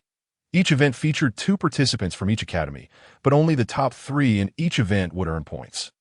The total score was 10 points, with the first place receiving 10 points, the second place 6 points, and the third place 3 points. The martial arts competition comprised 3 individual matches and 1 5-person team match. Each individual match was worth 15 points, with the champion earning full points, the runner-up receiving 10 points, and the third place 5 points. Given that individual matches were life-and-death contests, injuries were inevitable, and even the 4th place would receive 2 points. The team match was of utmost importance. Students who had participated in individual matches could not compete again. The total score was 25 points, with scores decreasing in the order of 18 points. 12 points and 5 points in previous years. The Hunter Academy had consistently aimed to secure 3rd place while striving for 2nd, as hunters were primarily trained for dealing with vampires. However, the principal had informed Olan that only if he led the new student team to victory could he advance to the 2nd year after the next semester. Thus, the situation was as follows. Now we shall select competitors for the exchange competition, starting with the technical events. For the 1,000-meter run, I invite any willing and capable students to stand. After several hours of deliberation, Olan successfully assembled a team for the competition, reserving only the javelin and team events for himself, as the president had stated the importance of providing everyone with opportunities to showcase their abilities. The controversial aspects of the technical events prompted several students to compete on the field to determine the best, ensuring as many new students as possible had a chance to participate in the exchange competition, which was largely fair. To Lan reasoned that if the results were disappointing, he could always step in later to rectify the situation. All right then, for the team event, we have me, Yin Qingge, Nangong Shi, Gu Ligay, and Yin Tianling. All participants are accounted for. Lan felt quite pleased. The efficiency of the night had been commendable. However, how could it possibly be that smooth? I object. A new student emerged from the crowd that Lan looked up, curious to see which audacious fool dared to speak. If you're unhappy, keep it to yourself. The student was momentarily taken aback, but clenched his fists and stepped forward. Why is it that only members of the four great families are included? Lan found the situation amusing. Brother, are you out of your mind? Which family do I resemble? You are a disciple of the Gu family, as everyone knows, just at the beginning of the semester. You even resorted to violence against your classmates for the sake of the Gu family. The new student was filled with indignation, but at his words, Gu Beishi, who had merely been waiting for the outcome, could no longer remain silent. This student, I can assure you in my capacity as student council president, that Lan Yang is indeed not a disciple of the Gu family. Lan rolled his eyes internally. This fellow was clearly misinformed, believing that his violent actions were for the Gu family. What a mischievous brat. The boy lacked the courage to confront the student council president directly, so he retreated. Fine. I won't bring that up. But why does Yin Tianling have the right to participate in the team event? Is it solely because she belongs to the Yin family? She is included because she is strong. The team event requires her. Otherwise, would you like to be the healer? This statement held a grain of truth. Light and healing magic practitioners were exceedingly rare, with Yin Tianling being the sole representative among the new students of around 150. The martial arts competition posed significant risks, and without a healer present, teammates would be unable to receive treatment for injuries. Although Yin Tianling was merely a first-level magician, her magical power was formidable, and she could potentially save lives in critical moments. However, while Lan considered this just, others did not share his perspective. But we cannot allow the Child of Sin to participate. We do not agree. The Child of Sin will disrupt our unity. I would rather perish in the arena than accept her healing. Several boys seethed with anger, while Lan found their outrage amusing. I say, dear brother, I never intended for you to participate in the arena. What use is your unity? Turning to address the initial dissenting student. And you, can you clarify who you mean by you? I haven't heard anyone express dissent. Yin family, do you have any objections? Lan raised his voice, and Yin Qingge promptly replied. None as signs of noble families. They were far more mature than ordinary students. Yin Qingge understood that standing in alliance with someone whom one could never provoke would greatly ease one's burdens. Yin Qingqing, on the other hand, was far more direct, rolling her eyes at the boy. Be quiet, classmate. If you lack the capability, refrain from speaking. Do you think you could defeat anyone? Nangong family, do you have any objections? Nangong, she smiled. None. I am quite satisfied. How could she be dissatisfied? Her life had been saved by Lan. Furthermore, her family's disciple, Li Dali, was also part of the individual match team, with 2 slots for the Nangong family. She was content. What of the Gu family? Gu Ligay was merely a follower, and as the only member of the 4 great families not of direct lineage, he had no grounds for dissent. The captain's word is final. Everything is for the benefit of the academy. Lan smirked. This lad wore the hat of righteousness quite well, and issues here. I haven't heard anyone voice dissent, have I? Chapter 76. An incident occurs. The boy was left speechless with indignation. He was merely an ordinary student, too intimidated to confront the pressure from the 4 great families. This Lan Yang had garnered the support of the 4 great families in their subtle power struggles. The surrounding new students wore expressions of discontent, yet none dared to voice their objections to, I have an objection. Just when matters seemed to settle, Yin Tianling stepped out of the group, that I do not wish to participate in the exchange competition. I withdraw. Why? Lan was bewildered. Had Yin Tianling not always been indifferent to such matters? Her small, round face bore an icy demeanor. Because I do not seek glory. With that, she turned and walked away from the playground. Indeed, was not the exchange competition meant to contend for glory? Though she was not a sinner, She had no need for such accolades.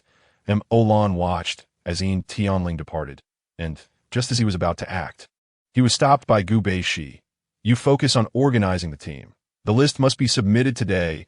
I will pursue her. Gu Beishi's figure vanished in the night alongside Yin Tianling, and Mo Lan's gaze lingered. His earlier good spirits evaporating. How audacious! You wish to submit the list? I have changed my mind. You need not participate. For the 1,000-meter run, call Yang Shui from Class B.